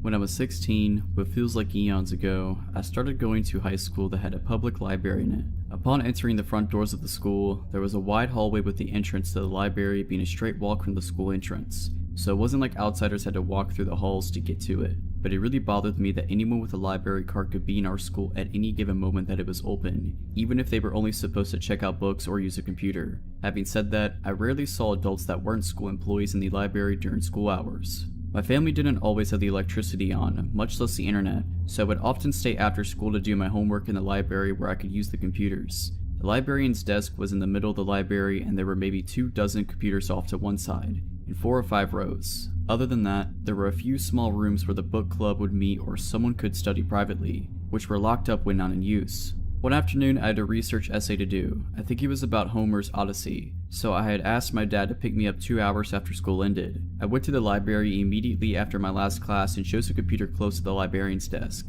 Blissfully, only the librarian and I were in the room. I was really pleased to be able to work quietly, and started plugging it away at my assignment. 30 minutes into writing, I heard the doors of the library open. I didn't look up, but I could hear a maid speaking boisterously to the librarian, with her responding in a very chummy way. They were talking like they knew each other very well. After a few minutes of chatting, the librarian excused herself. I can't remember if I heard her say why, but she bustled out of the room and did not return before I left, more than an hour later, which hadn't happened before. I can't say for sure, but I'm almost positive that she was supposed to not leave the library unattended while it was open. They actually closed it when she took lunch sometimes because I'd seen the "back in X minutes" sign on the door previously. Almost as soon as the librarian left, this adult man decided to use a computer. Being that we were the only 2 people using computers, you would think he sat nowhere near me, right? He sat 1 chair away from my right. I could see from the corner of my eye that he was a very large man in every sense of the word, but otherwise, he looked like your average guy with generic black frame glasses. After the first peripheral glance, I tried to avoid looking over at this guy. I also told myself that the librarian knew him, so he's probably okay, just some dude checking his email, nothing to be paranoid about. As I'm continuing to research for my essay and make notes, I start hearing this guy giggle in between clicking the mouse. At first quietly, but he starts chuckling within a minute. I didn't want to, but I felt my whole head turn to look at this guy's computer. His monitor was showing what appeared to be a photo covered by colorful jigsaw puzzle pieces. As the guy clicked on the puzzle piece outlines, they disappeared, revealing the picture underneath. When I first looked at it, the picture was completely visible except for 2 pieces. The image was a naked man posing with his arms over his head. The creep looked over at me, still chuckling. I had the feeling he was canvassing for my reaction, which was unmasked disgust. I logged off and moved to a different computer, which I thought sent the message that he may be uncomfortable. I logged into my new computer, and as soon as I started typing, the guy got up, walked over, and sat down next to me. I promptly stood up, kicking over my chair, unplugged the computer. I wanted to log out really fast, and ran out. My dad wasn't going to be there for another 30 minutes, at least. So I waited in the bathroom. Whenever it was about time for me to get picked up, I walked toward the front doors to leave the school, and I decided to peek in the library. The creep was sitting at the computer still, but his body was turned to face the doors and he was looking straight at me, with a big grin on his face. I dropped out of school that year, and this honestly played a part in that decision. I felt so vulnerable, and looking back I think that librarian might have been secretly creeped out by this guy and was playing nice in front of him. She might have made a lame excuse to leave the room so that she didn't have to entertain him, which I would understand if she wasn't leaving him alone with an underage student. I didn't trust the school to take it seriously, especially the librarian, so I didn't tell anyone. I just hope that guy isn't prowling around the high school still. Last year I, a 20-year-old female, had taken the morning off from work so I could pick up my friend from a pretty serious medical procedure. It had been a tense time and I really just wanted her to get through it okay so she could begin to heal and feel better. I live in New York and her appointment was right off of 42nd Street by Grand Central Station, which is arguably one of the most well-populated, busy areas of the city. I had just gotten off the subway and was walking east past Grand Central Station when I made eye contact with this dude walking towards me, and half a block away. He was a thin, looking guy with really creepy eyes, and he was looking basically directly into my soul. It was incredibly unsettling. We were far enough away that I tried to play it off, looked down, and casually strafed to the right a bit so that our paths wouldn't cross. When I looked up, I noticed he mirrored my movements so our paths were directly aligned again. I strafed again to the left, and he again moved to be in line with me, eyes still locked on me. I felt a sick feeling in my stomach and started to freak out a little. He was getting much closer now and we were basically trapped in a group of people, so I didn't really have space or time to cross the street. I also didn't want to turn around and go the opposite way because then my back would be towards him. I took my headphones out and kind of slowed down, but he was absolutely still coming for me. When he inevitably got close enough to me that we were within arm's reach of each other, I guess my fight or flight took over and I grabbed him by the shoulders and shoved him aside, sidestepping him. He was full on attempting to collide with me. The group of people around us barely reacted, which is crazy to me. I thought I dodged a bullet, except after shoving him out the way, he began screaming at me. I yelled back at him, "What were you doing? Get out of here, you're creepy, keep moving." And other random phrases that just felt right in the moment. Deep down I think I was just hoping if I made a scene someone would step in to help, but nobody did, and then I noticed that he'd stopped walking and had fully turned his body around to face me again, and then began to walk toward me again. He was yelling at me this time, calling me disgusting, crude names, telling me he was going to smack me and teach me a lesson, etc. I absolutely panicked and began jogging away, only to look back and realizing that he was now jogging after me, still threatening me and screaming at me. He was getting closer and all I could think was find a cop. You're at Grand Central. Where are the cops? Not one stranger noticed or intervened. He was literally 10 feet away from me when I finally just ran up to the biggest, burliest dude I could find and yelled help at him. He was a little surprised and didn't do much, but this younger couple next to us stepped in. The guy got in between us and started telling the creepy dude to get lost, that he's making a scene, and that he needs to go, etc., while the girlfriend consoled me. The guy glared at me one last time until he finally turned and started walking away, still cursing. I thanked the couple and continued along my way, making it about 5 paces before absolutely breaking down in tears and calling a friend. Thank God for the coffee place nearby that let me loiter while I collected myself before going in to pick up my friend. I thank the universe for that brave couple that stepped in to protect me. To this day I wonder what the man would have done to me if I hadn't shoved him aside or if that couple hadn't stopped him from chasing me. Just goes to show, no matter how many people are around you, if you're having a bad feeling, listen to it, and don't be afraid to yell for help. If you're liking this video, all I ask is that you make sure to subscribe to my channel and like this video. Thank you. To give you a little background about myself, I'm a female from a South Asian country. That being said, there are some states which are relatively safe. 2019 had been a rough year for me, but by October I started feeling rather better and decided to take a solo trip for my birthday. I spoke to some friends and decided to head to the small village down south. My brother helped convince my overprotective mother as he'd already been there. To put her mind at ease, I decided to get pepper spray. Unfortunately, we couldn't find one, so I kept a ball of deodorant and a knife handy. I decided to stay there for 5 days and booked a room at a guest house only for 2 days, thinking I'll check out this guest house that my friend had suggested and hopefully move there. To tell you a little bit more about this village, everyone is extremely friendly and warm, and they have tourists coming from all over the globe. Once I got to the room, I was a little paranoid because it seemed a bit dingy. Forget about a security system, the latch on the door was barely functional. The first night was a bit unsettling, but nothing happened. The next day was my birthday, so I rented a bike and went on exploring the village. Sometime after lunch, I decided to check out the guest house that my friend had recommended, which was a little secluded but extremely peaceful. As I reached there, I was greeted by the owner, who showed me around. This place had big huts on one side and a row of small rooms on the opposite side. I decided to take the latter as it was cheaper and I didn't plan on being in the room much anyway. We exchanged numbers and I told him I'll move in the next day. The next day, I got there and had lunch with the owner and he told me about the history of the place and a bit about himself. I realized that he wasn't around when my friend had been there. I was trying to read him, seeing if I was getting any creepy vibes from him since I was going to spend 2 nights there. I didn't see any red flags in particular. After lunch, I went to a restaurant that was right behind the guest house. I met some of the locals whom I was already acquainted with. Along with them were 2 new guys, one of whom was from my city. The 3 of us instantly clicked and started hanging out. Once it got dark, we came back to my guest house to chill, when the owner told us that he's planning a bonfire with some of his guests/friends who were sitting at another table. An hour passed as we ate and played cards, but those guys didn't seem like they were in the mood for a bonfire and soon left the place. Since the owner had already set things up, we decided to spend some time by the fire with him. We were all sitting and talking up until midnight, when the other 2 boys decided to take off as they weren't staying there. I told the owner that I head back to my room too. He tried to convince me to stay a bit longer, but I didn't want to be alone with him. My room's door had around 4 to 5 locks, but only 2 of them were functional. So I locked them and realized that the windows facing each other did not have any panes and the curtains were made with scraps of thin cloth, which meant anyone could peep inside and see everything. So I went into the bathroom to change and clean up. As soon as I stepped down and started taking my stuff from my bag, I heard someone whisper my name, twice. My heart skipped a beat and I froze for a few seconds. I decided to ignore it and quickly shut all the lights. Before going to bed, I decided to keep the bin right in front of the door, so in case someone tries to open it, it would make some noise. I took out my deodorant and knife and kept it right next to my pillow before laying in bed. I kept looking at both the windows on the side to see if anyone's outside. After about half an hour, the metallic door started rattling violently, as if someone was trying to force it open. Instantly, I stood up and got hold of the knife and deodorant. My mouth went dry and my heart started beating fast. I didn't know if I should scream because I only knew of one other girl who was staying in the opposite hut. After what felt like forever, the door stopped shaking and I collapsed into the bed. I checked the windows to see if anyone was walking by, but no one did. I tried to think of what it could have been. Maybe it was just the wind, but the curtains hadn't moved one bit.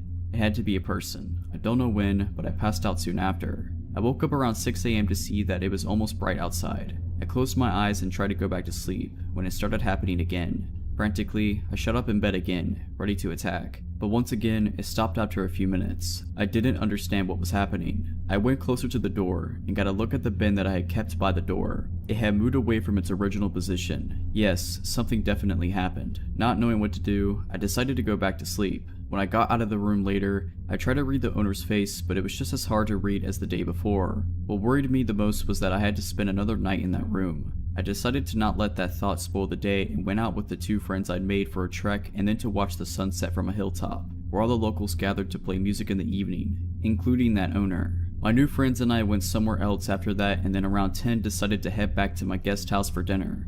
As I was nearing the hotel, I got a text from the owner asking where I was. I didn't think much of it because it was late and he was probably wondering if I was safe. I didn't reply as we were almost there. When we sat down on the futon, the owner said I was just about to text you and show me the message he typed on his phone. I was just thinking about you. I'm not sure what that meant, so I looked at his face trying to read him and realized he was trying to do the same. Quickly I decided to act normal and told him where we were. We all sat, met a couple more people, ate, smoked, and around 11, the guys decided to head to their guest houses. At that point I got up and told him I'd head to my room too. He looked at the time and asked me why I was ending the night so early. I told him that I was really tired from all that walking and that I wanted to be up early. He didn't push any further as there were other people around. I went back to the room filled with anticipation and dread, but thankfully nothing happened that night. The next day I checked out, but my bus wasn't until 5 p.m. I didn't want to be left alone with the owner, so I met up with the guys, leaving my luggage at the reception, which was also the eating area. When I came back, I picked up my bag and thanked him and left in a hurry. I still have no idea if it was the owner or the only helper that I saw around. Whoever it was trying to forcefully get through my door, let's not meet. I may have been 8 to 9 years old. I lived in a nice little middle-class neighborhood. One of my best friends, Raven, lived across the street diagonally, one house down, so I often spent evenings at her home after school. Raven's mom would always call my mom to let her know I was leaving and to expect me in the next minute or so. This way mom knew to unlock our front door. Often she stood and watched from the screen door to make sure I got across okay. I had begun noticing this beat-up red car, possibly an old Volkswagen or Buick, that would pass by almost every night as I ran back across the street. I would always head home just after dark, so possibly around 8:30 anytime I was leaving Raven's house. It was always rolling super slow, speed limit was 25 miles per hour, and I want to say this vehicle was always passed at maybe half that. One night as I was leaving perhaps a bit later than usual, I stepped out the side door of Raven's house just as the car was about to pass the house completely. It stopped in the road and backed up as I approached the side of the road. The window rolled down just as the car stopped in front of me. A little woman with short reddish brown hair and blue framed glasses was smiling sweetly at me. "Hi sweetheart, it's a little late for you to be out right now, isn't it?" she asked me. Her voice was low and pleasant. "No, mom lets me. I'm just walking home," I replied stupidly. "Oh gosh, how silly of your mom. There's all kinds of bad people out late at night. Where do you live, sugar? I'll give you a ride." Just then, my mom came bursting out the front door and screamed, "Leave her alone," as she began running to me. The woman's pleasant demeanor dropped and I heard her mutter a word, possibly as she slammed her foot on the gas and took off at well over the speed limit. She didn't stop at the nearby stop sign, just blasted through it to make her escape. I got a nice lecture that night, but also a lot of tight hugs. My mom was super glad that she chose to look out the storm door to check on me instead of just letting me wander home. I could have been taken, and she told me as much. I cannot remember if the police were called, but I never interacted with any officers. This doesn't end here though. Like most little kids, I really liked setting up lemonade stands. Like most little kids, I also enjoyed hand making and baking cakes and brownies and cookies, and also selling those at my lemonade stands. About 2 weeks after the prior incident, a beautiful sunny Saturday, mom helped me with the baking and helped me make lemonade and set me up in the front yard with my sign. She had been paranoid ever since the prior incident and had hardly let me out of her sight, aside from school and the bus, and this was no different. She stayed outside with me all while I sold my little treats to passerby, until she had to run to the restroom. It would obviously be a pain to take everything down and bring it inside while she went, and then to bring it all back out and set it up again. She figured I'd be okay for a few minutes, considering it was the middle of the afternoon and usually kidnappers aren't that stupid. Mom left me alone for several minutes when she went to the bathroom and presumably went to grab a snack as she was gone for 10 or so minutes. A familiar face walked up, about 8 minutes in. She appeared from around some bushes down the street. I didn't see her in the distance walking up. I honestly saw her stand up from behind some bushes and brush herself off and begin walking towards me. Her clothes were smart and sophisticated looking, almost like a pantsuit. It was a real clash with how ratty her car had been, but that same placating smile was on her face and her eyes glinted behind the same glasses. "Aw cute, a lemonade stand. Hi again, sweetie. Sorry for bothering you the other night. I didn't realize how close to home you were. Mama told me to not talk to you. Go away." I said it as meanly as I could muster, but mom had rightfully made me so frightened of this woman that I'm sure I just sounded like the scared little girl I was. "Come on now, Mary." She spoke my real name, first and last, and my eyes got big. "I'm a friend of your parents. I live down the street. Remember, we met at the pool this past summer. I had no recollection of her. If you're their friend, why did you leave so quick?" "Mom," I began shouting for my mother. This made her crouch down in front of my table, eye to eye with me. "We don't need to do that. I just want to talk to you. You like to bake, right? I have a really fancy kitchen with a nice baker's oven. All sorts of cool gadgets to make baking cupcakes and stuff like this super fun." "No, no, no, Mama." I stood up and pushed the table into this woman and started running for the front door. This woman kicked the folding table away and started to chase me until my mom appeared in the doorway. She flung the door open and I barreled into her, and the woman stopped running and stood in the yard. "What are you doing to my daughter?" my mom shouted at her. "My God, your child is rude. I was just trying to buy a cupcake and she shoved the table into me and ran. Now I have lemonade all over my clothes." The woman lied through her teeth. I don't think she was expecting my mom to come back. "That's the lady from that night, in the car." I was now trying to get around my mom and hide behind her. My mom pulled out her cell phone and this time I know she called the police. The woman immediately ran off back the direction she came. The cops appeared, one took statements while the other one patrolled the neighborhood searching for her. They ended up finding her car parked at the grocery store that was up the road about half a mile at the other end of the neighborhood. They waited for her to show up and claim it. She never did. They couldn't find her. So, random lady in the red beater, please, let's not meet again. This happened a couple years ago when I was 16. I had just recently got my first job at a chain sandwich shop. It was located in the shopping mall outlet at the far end. There were quite a few businesses around it, including a restaurant down the way and a super Target on the other side of the mall on the far end of the parking lot. My parents were always super protective and taught me at a young age to be aware of my surroundings and protect myself, and rarely even let me walk alone to begin with. On this particular day, I had left my phone at home because I wasn't allowed to have it at work and had a daily time limit on it anyways. Thanks, Mom. I had ended up finishing up my shift early, and my mom was still shopping at the Target, so told me to go ahead and walk over to meet her. I began walking towards the Target and had to wait for passing cars. One silver car stopped and let me walk across. I smiled and waved thank you, and the man in the car did the same, and turned on the street going the direction I was walking. I didn't think anything of it, as it was a relatively busy parking lot and most of the shops are over on the other side by the Target. A minute or two goes by and I spot the same car now driving in the opposite direction towards me. I make a mental note but think I'm just overreacting. That is, until he turns back around. At this point I'm concerned and notice I'm now a part of the mall that's a little less crowded with a more empty parking lot. I get this uneasy feeling in my stomach that he's following me, and to test my hypothesis, I switch my direction. Instead of heading towards the Target, I walk towards the restaurant. The car immediately turns into the parking lot. I switch into freak out mode and speed walk to the front doors. In my time of panic, I didn't realize that the parking spots for the restaurant were completely empty. I pull on the doors and they're locked. They were apparently closed on Sundays. At this point, the man in the gray car was parked in the lot in front of the restaurant watching me. The way he was parked, I would have to pass this car to go back on the path I originally was on. I stand there a moment pretending not to notice and think about what to do next. I obviously don't want to walk any closer to the car than I already was. I decide to cut through the side shrubbery of the restaurant and head towards the closest shop I could find. The gray car comes out of the parking lot still following me and I bolt into the dollar store across from the restaurant. I see the gray car park and I walk up to one of the cashiers and explain what happened and I ask if I could use her phone to speak to my mother. She says of course and tells me to stay in here until my mom comes to get me. I call my mom and tell her about the car and she of course freaks out. By this time, I think the man in the car caught on because he eventually backs out and leaves. My mom shows up and thanks the cashier lady and we drive to the Target. Aside from us both being shaken up, we were okay. It definitely ruined me for walking alone again. Now that I'm an adult and live on my own, I carry pepper spray and a plucking knife anywhere I go just in case. I rarely walk anywhere unless I'm with someone or it's only a few minutes away. It still scares me today to think of what could have happened, or what that man's intentions were. So, to the man in the gray car, let's not meet again. This all happened last summer when me and my childhood best friend, we were both 15, decided to go camping for her birthday.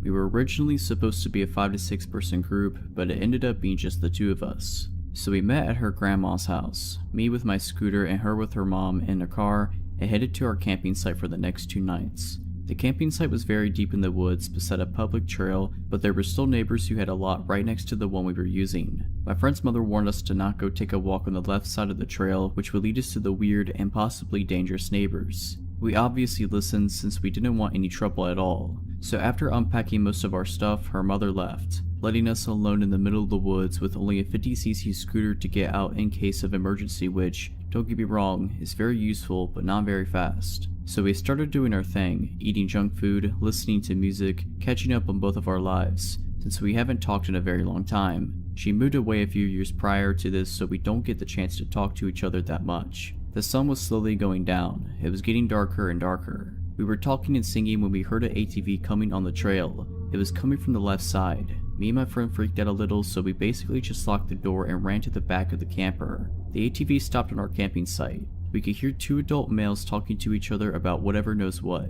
It took something like 5 minutes, but they finally left. At this point, we weren't that worried because we thought it was just some curious people who wanted to know if there was anyone in the camper, which had already been robbed in the past, so we just continued our stuff, listening to music and all. By this time, it was already dark outside and the moon wasn't out yet, leaving us with no other lights than our candle. There was no water and no electricity in the camper, which also meant we had to go outside to use the bathroom. Fortunately, it was a full moon night, so eventually the moon would come out and we will be able to see outside pretty well. So again we were talking, everything else was quiet, no music, no animal noises either, and then we heard an ATV coming our way once again, so we turned out all the candles and stopped talking, waiting in silence. We quickly sat on the ground of the camper to make sure no one could see us from outside because the curtains were still opened, and then we listened. The ATV stopped a little before coming up to our camping site and everything went silent. A couple minutes after that we could hear footsteps all around the camper. Yes, it could have been an animal, but with the ATV sound and what happened after, we know it wasn't an animal. The steps eventually faded away. We then quietly moved to the back of the camper, closing every curtain, making sure the door was locked. We brought 2 knives with us. We eventually heard another noise. We immediately went silent and we hid the candlelight. We then heard the noise again. It was like someone was trying to open the camper door just by turning the handle. We then heard footsteps going all the way around the camper and we could hear the person testing every single window to see if any of them were opened. We were almost crying. After they tested all the windows, the steps faded away with maybe 1 hour of tranquility and silence during which we were quite panicking. When we finally calmed down, we heard noises at the door once again, but this time, it sounded more like someone was trying to unlock the door with a lockpick. We could hear the lockpick inside of the mechanism and then the person would try to turn the handle. After 5 minutes of trying, the person probably got mad and started turning the handle angrily and punching and kicking at the door. We were freaked out. I had my brand new iPhone in one hand, hesitating on calling the cops or no. No service was available at this location, but 911 can still work most of the time. The noise was still going on at the door and all around the camper. This lasted for at least 30 minutes. The person was trying every window and then at some point gave up once again. We then started to make up a plan.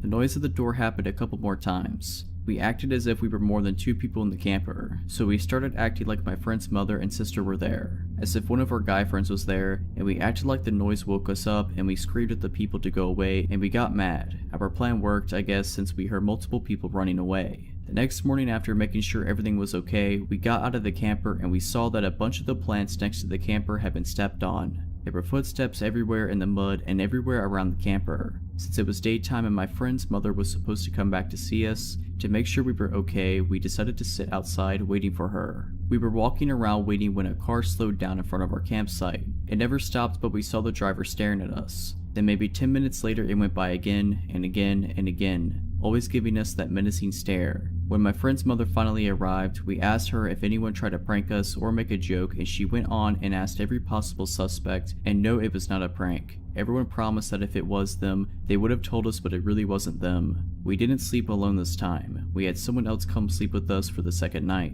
I'm just glad they weren't able to open the door to the camper.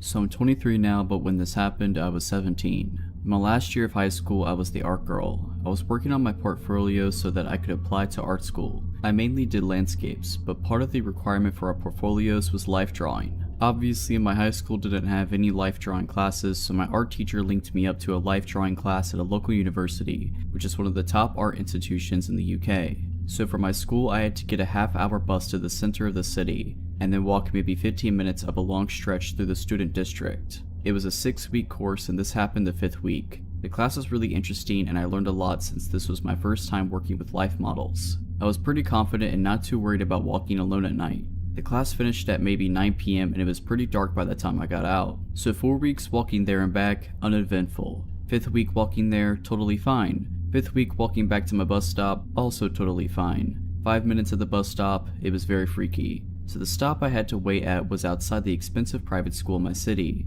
There's a strip with about 4 bus stops and it's also pretty busy. So busy that people don't even see what's happening right in front of them. So I must have been one of the first people there, so I'm standing just outside the shelter because I'm smoking, and obviously I don't want to be a jerk and make other people breathe in my smoke. So there's only about a few minutes left to my bus and I'm minding my business when this guy comes and stands super close to me. Like, not as in infringing a bit of my personal space here close, like literally I can feel him standing against me. He must have been in his 40s and just had that general creepy vibe and looked really grubby. So obviously I'm a bit freaked out and sidestep away. So does he. I look at him and he has the creepiest smug grin. But at this point I'm like, okay, he's trying to freak me out and he knows I know. I step away again, like fairly far away this time. He follows me again and is literally standing with the front of his body dead up against the back of mine. Honestly, I do not know how nobody noticed this or called him out. We were outside the shelter and it was dark. People are on their phones or their own conversations. I guess it must have been just that. I literally just froze in the moment, even though there were people around who would have helped. I don't want to overreact, maybe it's just a misunderstanding. I don't want to seem rude. So anyway, it gets worse. After dodging this creep for a few more moments as time dragged in slow, finally this bus comes around the corner. I know if I get on this bus before this guy, he is going to sit next to me, which is what I want to avoid. So politely I gesture and say after you. He gives me that creepy look again and says no, you go first. I insist but he refuses again. There's a big queue now and I don't want to hold anyone up, so reluctantly I get on right before this guy. I get on the bus and do the only reasonable thing, which is to sit next to an old lady right at the front of this empty bus. The seats are only in pairs, so there's no way he could sit beside me now. Like I said, this bus is almost empty, so where does he sit? In the seat directly behind me. I'm just sitting trying to ignore him, which is pretty difficult to do when this guy keeps leaning forward and literally playing with my hair. I have really long hair and his hands are on it. I pulled out my phone and tried to text my mom, but the sending bar would just stick. It happened to literally every time I tried to message her. Obviously, I was scared to call her. I didn't want him hearing what I had to say. I messaged my friend and told her what was happening and that I thought that if I got off this bus, the guy would most definitely follow me. I still had a 10-minute walk home after I got off this bus up a long straight road, so my friend calls my mom and tells her what's happening. My mom then calls me and relays what my friend had told her. Now, I'd been on this bus for about 15 to 20 minutes and my stop was coming up in 5. It's not a big city. My area is suburban and I don't know everyone, but I think I recognize most. I'd never seen this guy before. He wasn't local to my area, so I reasoned he had definitely been on this bus longer than his stop. Anyway, my mom called. I just said to her, I will be getting off this bus in 5 to 10 minutes. You need to get to X Street now and meet me. As soon as I said that, the creep pushes the button for the next stop. Literally as soon as I say it. He stands up and makes sure to bang into my arm and drag his body hard across me as he walks past. He stares at me from the door and through the window as the bus drives away. I'm not 100% certain if he actually had bad intentions, or if he just got off on a 17-year-old girl who was on her own. The fact he pressed the button as soon as I confirmed someone was meeting me makes me think he did intend on following me. I didn't go to the final week of that class. This happened this past year, my senior year of undergrad. I attend a big university with 2 bus stops. The first one is for a smaller portion of the school, and the second one is the main one that people use, but they're pretty far apart. I got out of class and was next to the small bus stop around sunset. This guy, I'll call him Eric, comes up to me of all people in line and starts asking if this bus would take him to one of the student housing areas. It was kind of odd because it was partway into the year, but whatever, he seemed genuinely confused. I explained yes, this bus would take him there and his stop is the same one I get off of. He asked if he can wait in line with me and he was nice, so I said sure. We're talking and waiting for the bus and it doesn't come, so I decide to walk to the main stop and he follows. Again, at this point it's not creepy because it's just small talk. We walk to the other bus stop and we just jump on one over there. Eric sits next to me and is berating me with questions that I'm now answering very shortly. Then everything he says is flirty, like, yeah, come see my pool so we can tan. Let's work out together and get sweaty in the sauna. All very weird or random and I just don't say much because everyone on the bus can hear the conversation. He then asks for my number, which I lie about, but this guy says okay, let me call you. Obviously, I get a call and Eric's just confused and I just say oh my bad. I knew he would call it again, so I just gave the right number. Now I'm regretting telling him my stop, but I still get off with him. He's continuing the flirty comments, but the street I'm parked on is opposite of his route home. I say goodbye and wait till he's out of my sight and to get in my car and drive away. At this point it's late and he was gone, so I just went home and forgot about it. He texted me a couple times the next few weeks, all of which I ignored. Eventually he stopped and I forgot about the encounter. Fast forward a few months and I rarely use the bus anymore because I have a parking pass. One day after class I decided to go to the Vons right next to my original bus stop. I park in the farthest row because it's very busy and my car is in the middle of the row. I'm on a quick mission, so I'm rushing down the first aisle and some guy turns around to check me out, but I ignore it and keep going. I felt the guy's eyes on me still and thought, how do I know this dude? Then I get in line and there he is at the front of the line grinning at me. It's Eric from the bus and I'm like, screw this, so I switch lines. He checks out way before I do and leaves. I get my stuff and walk out to my car. I was parked just far enough that you couldn't see my car, just the direction it was in. As I get closer, there's Eric standing right in front of my car. This was disturbing because he wasn't waiting at the door of the store or in the middle of the lot. Nope, right at my car. He positions himself in between me and my car and he's grinning and he says, I know you. I play dumb saying sorry, you must have me confused. He says, no, you're from school. I say no, that's not me, I don't go to that school. He believes me and starts aggressively asking me out. I say no thank you, I have a boyfriend. He says, okay, so you can't have friends? And I look at him and say sarcastically, "Do you really want to just be friends?" He just grins at me and replies no. He then says, "Don't worry, when you're single, I will find you." The way he said it was very unnatural and creepy. He finally gets out of my way and lets me into my car. He watches me leave the parking lot and I drove to my brother's house just because of how unsettling that encounter was. On one occasion, I came from a group project and had to take the bus. It was crowded when I got on, so I sat in the first seat I saw. I can hear the conversation behind me and instantly recognize Eric's voice. The girl he was talking to seemed to be really into the conversation, surprisingly. But now here I was on a bus to a school that I told this creep I didn't go to. I tried to get off quickly, but somehow Eric and the girl got off before me. I'm relieved and try to keep a distance. I don't see them anymore and turn a corner and there he is again waiting for me. He doesn't move though, he just grins at me and says, "Hi, are you going that way or this way by now?" He used my real name and the fake one I used when I played dumb at Vaughn's. I just walk away and call my friends to meet on campus. The shelter in place was issued the next week and I moved home. Luckily I never have to see Eric again. If you're liking this video, all I ask is that you make sure to subscribe to my channel and like this video. Thank you. This story is from my days as a gas station clerk. This happened during a football Saturday, so the store was full of people from the moment I walked in. Most of the night is a blur because it was just cashiering for the first 6 hours of my shift. It was around 3 a.m. and things were finally starting to taper off. There were only a dozen or so people in the store. I just usually kept my head down and focused on the transaction in front of me so I wouldn't get overwhelmed, only looking up now and then to make sure the store isn't on fire and no one's stealing the wine case. I wasn't even looking around when I saw him. I just saw something strange in the corner of my eye and spun my head to look at him. When I got a good look, I was startled. This guy's skin was almost translucent white and he was soaking wet. His teeth were gritted and looked too big for his mouth. He was shaking as fast as he walked past the counter. I could hear the bathroom door slam from around the corner. I went back to my transaction and told myself that I needed to remember exactly where he was. I couldn't forget he was in the bathroom. I rang out the next few people, watching for him the whole time. After another 10 minutes or so, the store was suddenly empty. Customer rushes tend to be like that, from 100 miles an hour to just nothing.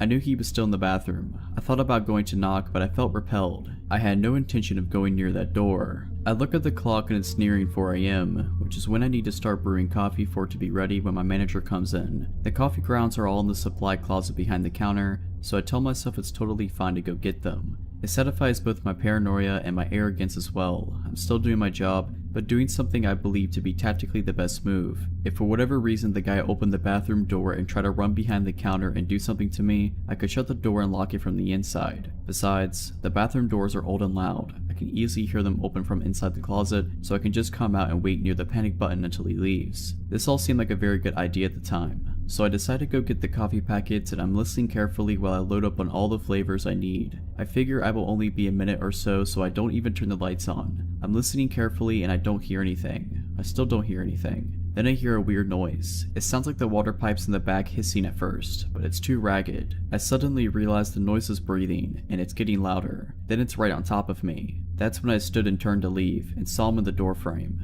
We just stood there both staring back at each other. Later when my manager reviewed the footage, she saw him leave the bathroom by slowly pushing the door open. Without making a sound, he had wandered behind the counter and peeked into her office, stepping in far enough to trigger the automatic light. After that, he had wandered behind the food service counter before making his way to the open supply closet door. The next thing she saw on camera was me flipping out. I stepped backwards, my body shaking so hard my knees almost buckled. At this point, I think he realized how absolutely horrifying this entire scenario was to me. He put up his hands and started apologizing awkwardly. He was really twitchy and still gritting his teeth. I basically went on autopilot for a moment and said I wouldn't talk to him until he got out from behind the counter area. He walked backwards until he was barely on the other side of the employees only entrance, standing next to the soda machine. He began asking for an iPhone charger, telling me he was lost. He said he had no money and just needed to charge his phone here until he could call for help. I told him I don't have an iPhone charger and I couldn't help him. He sighed and looked down for a moment, seeming to think about what to do. Then he flipped his head back and screamed as loud as he could. He then punched the soda machine, hard. I backed up and ran around the counter, up to where the panic button was under the register. I watched him as he walked around the store, punching the walls and kicking the counters and screaming. I heard myself shouting over and over, "Get out right now." After a second he stopped and turned around to look at me. He quietly apologized before wandering out of the store and running off into the dark. At this point I was shaking, but tried to pick up and keep working. I started brewing the coffee, checking the windows to see if he was out in the parking lot, but I couldn't see him. After another few minutes, a regular came in and told me a strange man had come up to him asking for a ride. He said the guy was soaked and his teeth were gritting. That's when I decided to call the police. They found him in the parking lot next door, screaming and punching the moving trucks. They took him to sober up and calm down. They informed me that he was very sorry for losing his cool and he was just very drunk and very lost. He had come from out of state for the game and got separated from his friends. In the end, nothing bad happened, but it made me realize that something easily could have.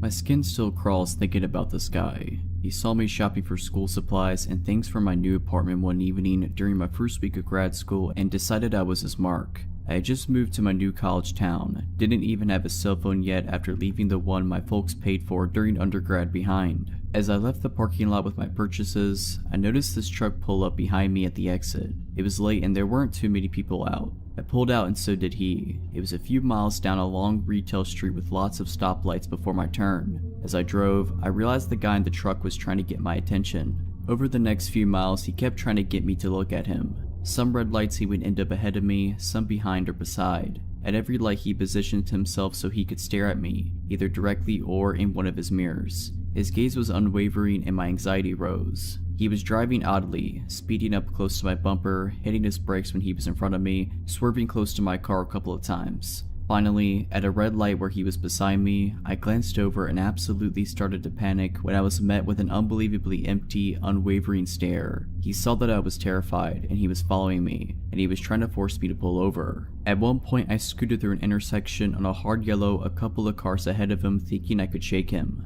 Nope. He went around the cars at the light and ran the red and got back in front of me. A freeway entrance ramp came up and I tried to fake him out by putting on my signal and getting into the merge lane for it. He took the bait and started up the ramp. I quickly got out of the merge lane and continued straight. Again, I'd hoped to lose him, but he drove his truck down the embankment to keep following. At another light where he was beside me, I pulled through the light and then he turned at the last possible second. He made a U-turn and ran another red to follow me. My panic really ramped up at that point. With no cell phone, no sense of direction, in a new city, I really didn't know what to do, so I turned on some music and forced myself to sing along and forced myself to go to the speed limit so I wouldn't crash out of terrified stupidity. I decided to drive to the supermarket across town because I remembered it had a police station in it. He followed me all the way there. He burned out of the lot as soon as he saw all the cop cruisers parked out front. I filed a report and asked for a police escort home. I insisted because something told me this creep was waiting for me to leave the police station. He was. As soon as I pulled out, I saw him.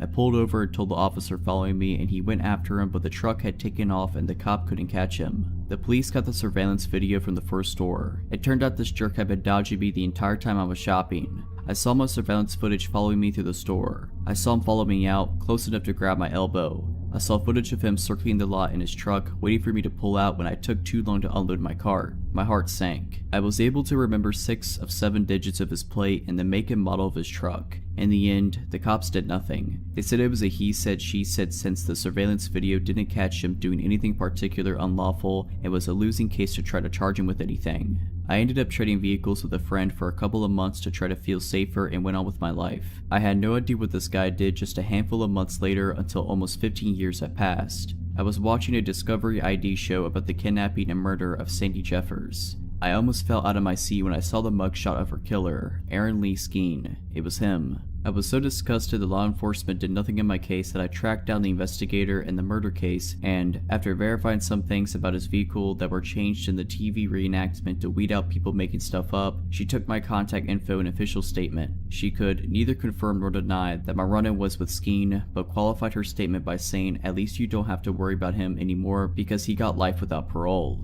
I only wish something could have been done when he terrorized me. Perhaps things would have been different for Sandy. So yeah, creepy murderous stalker crazy dude, let's not ever meet again. I go for a short run every night, right after sundown, when it's finally cool out. I always take the exact same route, a loop through a quiet and sparsely populated neighborhood. And now I realize how easy of a target that's made me. A short section of the route passes by an unlit park. A couple of weeks ago, I'd seen a guy hanging out behind a truck that was parked next to the entrance. and it was so unusual to see someone else up there that I decided to be extra cautious, turn around, and head back home. I didn't get close enough to get a good look at his face. A few days later, I saw what looked like the same guy by the park again. I figured I was probably just being paranoid, but I decided to turn around again just in case. I hadn't noticed any activity by the park in the last several days, so I resumed my normal route and didn't even think about the guy I'd seen up there. Then last night, as I was passing by the park, I had this inexplicable feeling that I was being watched. I couldn't spot anyone nearby, but the park extends into pitch black darkness, so someone could easily hide there unseen. I decided to just keep running, look confident, and try to hurry past the park as quickly as I could. Suddenly, I smelled a strong wave of cologne in the air that immediately put me on edge, and I'm pretty grateful he was wearing it so it tipped me off.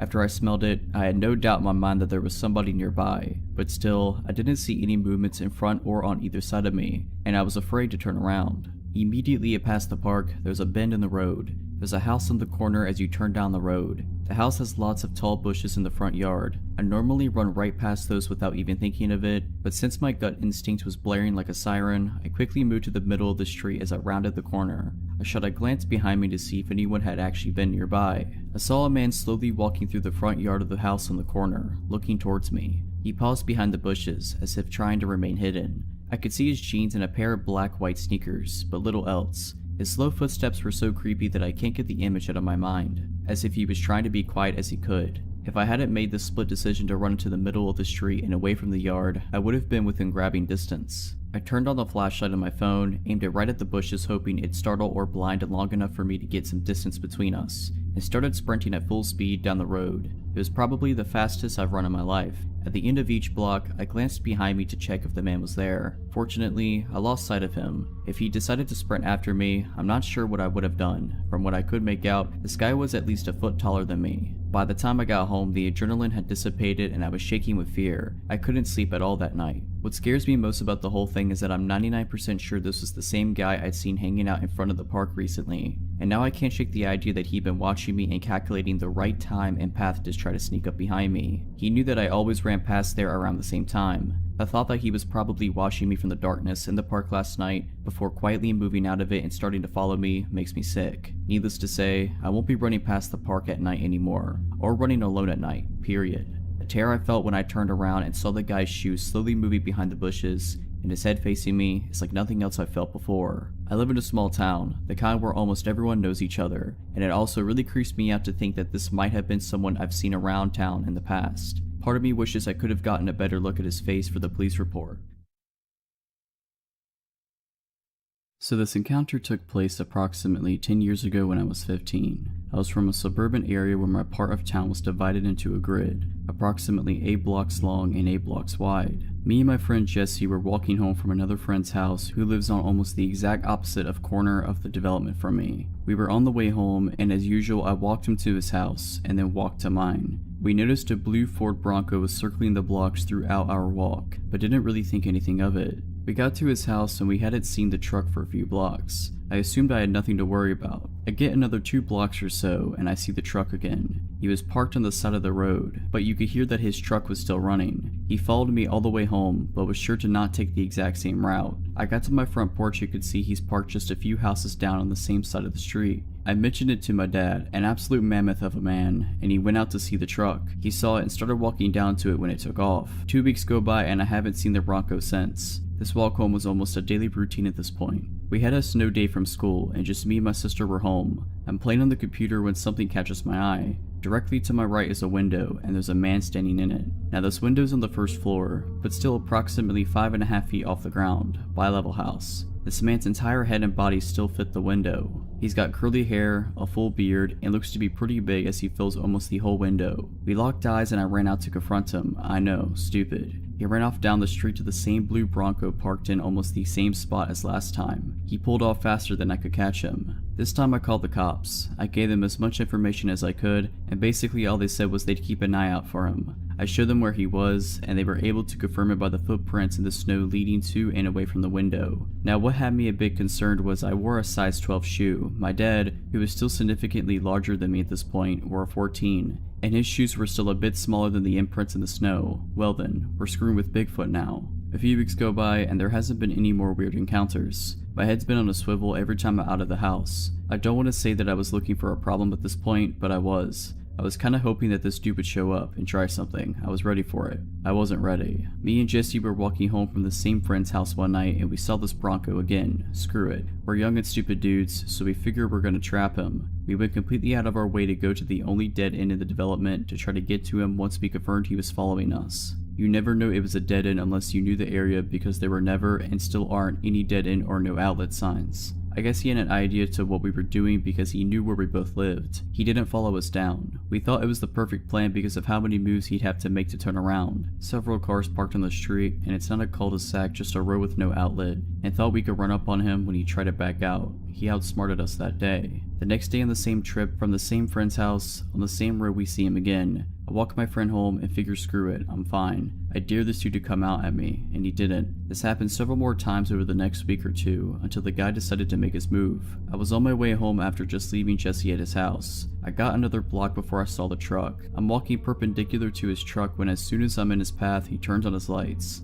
I ran up the few blocks to my house and waited on the porch to see where he was and what he was doing. This time he stayed put just a few houses down. I told my dad again and he went out to see. Truck's still there. Me and my dad start walking down to the truck and it's still not moving. This ballsy dude had the audacity to get out of his truck to confront us. Terrible idea. He gets out when my dad is still 25 feet from the truck. I guess my dad is about 6'4" and under 300 pounds with a body built by Bud Light and manual labor. This guy though had some size on him. What I saw next was one of the most impressive things I've ever seen in my life. So my dad's not much of a talker, and at this point he's already got a problem with this guy. The guy gets out of his truck with the most sadistic smile on his face. My first thought is the guy has a gun. I yelled to my dad that he might have a gun, and all he yelled back was, "I got it." Well, he definitely had it. They walked up to each other, and before a word was even said, my dad swung. The dude was done in. Before he even started to crumple, my dad hit him again. He hit his truck and hit the ground. I never saw the guy again, and after just moving back into my parents' old house with my young son, I hope I never do. So big dude with the blue Ford Bronco, I hope you never come back to my window. So this happened about 14 years ago. I was 21, and it was the days of MySpace. I never used my real name online. It was in the mode of constantly posting pictures of me smoking, etc. So yeah, I happened to work at a local sandwich shop, and upon taking an order from a customer, I hear, "Hey, aren't you?" enter my MySpace name. To which I asked why, of course, and he proceeded to tell me his MySpace name, and I realized we have randomly commented on mutual friends' pages. Okay, whatever. He and his friends sit in the dining area and eat their lunch, but before leaving he came back to the counter. I thought he wanted a refill on his drink, so I went to the counter to ask him what he would like. "Would you like to get drinks with me sometime?" I was a little surprised, but fresh out of a bad breakup and was ready to date, so I said sure, why not? I told him to message me online later and we could work it out. Cut to 2 days later, it's Friday, and he picks me up and we head to a bar across town. I had known this bar was there forever as I grew up there, but had never been inside. We were the youngest ones there by about 30 years, and there was literally only 10 people total inside, including us and the bartender. Weird, whatever. We have a few drinks, play some pool, and it's time to leave. I kept my pace and only had 2 cocktails because I didn't want to get drunk with someone I didn't know. He, unbeknownst to me, was about to be pretty tossed, so we leave. Not wanting to go home, I agreed to go to his house and hang out some more. He lived with his grandmother at the time and had a pool table. We wandered the house for a bit, him showing me random pictures of him growing up, awards won, etc. We play a game and I let him know I need to be getting home. I lived about 20 minutes away by car. He says he's too drunk to drive and that I should stay. Now, I lived with my mom and we didn't always see eye to eye, so calling her 2 to 3 a.m. and waking her up to ask for a ride was not in my list of plans. I told him fine, I would walk. It would have taken me over an hour to walk home, but I was not about to sleep at this guy's house and would have rather taken my chances. The route home didn't go through any bad areas and I had been a pedestrian for years at that point, so I was used to walking everywhere and was fine with it. All of a sudden, he can drive and doesn't want me walking home alone. Again, whatever. We get to my house and I thank him for the ride, and now he tells me he is too drunk to drive and can't drive home. The place my mom and I lived in was 3 stories and I had the whole bottom floor to myself and a makeshift living room with couches, so I figured screw it. Sleep it off on the couch and go home in the morning. By now, I had already decided this was going to be the only date we ever went on. Not because of the whole driving situation, but I just wasn't into him. He proceeds to lay on my bed the minute I let him inside like some stray dog or something. So being tired and annoyed and just basically over it, I said fine, I'll sleep on the couch. Well, I don't know how long I was asleep or how he even stayed awake, because it took me forever to fall asleep knowing he was there, and this was all just too weird. I wake up to this guy's hands around my throat. Well, kinda woke up.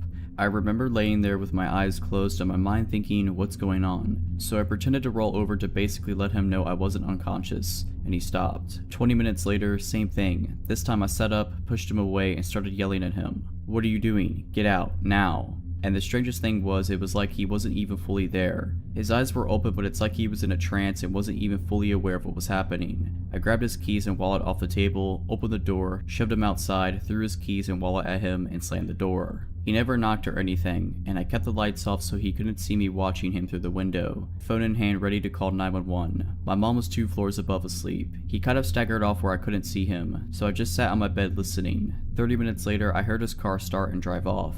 I logged onto MySpace right away, blocked him, and blocked his number in my phone. I showed my boss his picture the next day, explained the situation, and just let him know that if I ever saw him walking again, that I was walking to the back until he left, and to just tell him I quit. Never heard from him again. I, a 23-year-old female, grew up in a rural area in Ontario. It was the kind of place where you never lock the doors because you know everyone in town. The all too trusting small town mentality stayed with me once I moved to a big city for university. I got an apartment in a student area with a college nearby and plenty of bars within walking distance. I lived with a guy friend, Roddy, who was a few years older than me from the same small town. I would go to the bars with friends on the weekends and stumble home by myself around 2 a.m. One night on my way home, my neighbor Kyle and I met in the hallway, both headed to our own places. He was also drunk and good looking. He said hello and invited me inside. I ended up staying the night with him. He was nice and it was a fun night, if not a little awkward. We didn't exchange numbers and it didn't seem like we cared for anything to come out of it, so I went home in the morning and that was that. Fast forward to 2 days later. I was asleep in my bed and my roommate was half asleep on the couch with the TV on. He heard a sound that might have been the door creaking open, but he ignored it in his tired state. A few minutes later, he opened his eyes to see a naked man standing in front of him, lifeless and staring into his eyes. It was Kyle. Roddy tried to talk to him and ask him what he was doing here, but he didn't respond. Roddy ran to my room and said, I think Kyle's here to see you. So I followed him out into the living room and saw completely naked Kyle, staring at us with the most serious and concentrated eyes I had ever seen. Roddy tried to talk to him and asked him to leave, but once again he didn't respond. Instead, he went into our kitchen and opened the fridge. He proceeded to take our butter out and start smearing it all over his face and chest, saying nothing, and still with a completely serious look on his face. Roddy and I ran to my bedroom to talk about what to do. While we were in my room, Kyle walked down the dark hallway that led to us and stood in the dark right before the light of my room could reach him. All you could see was his silhouette and he started whispering, "Hi, hi," repeatedly. Roddy and I ended up calling the police and staying in my room until they came and took him back to his house. They said he must have been on drugs but probably wasn't a threat. I agreed I didn't think he was a threat, but I didn't sleep well that night knowing he was a thin wall away from us in that apartment.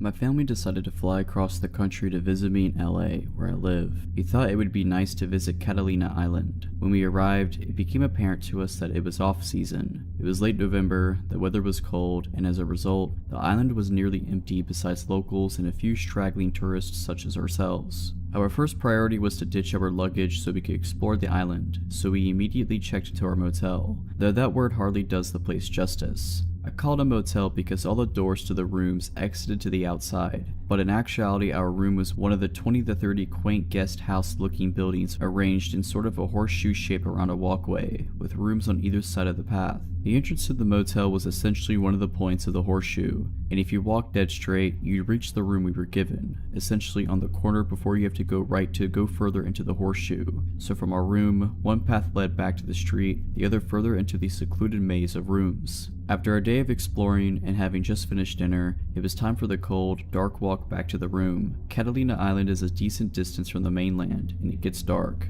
I pulled my black hoodie tighter over my freezing ears and walked ahead of my parents to the hotel room, telling them I just wanted to go to sleep.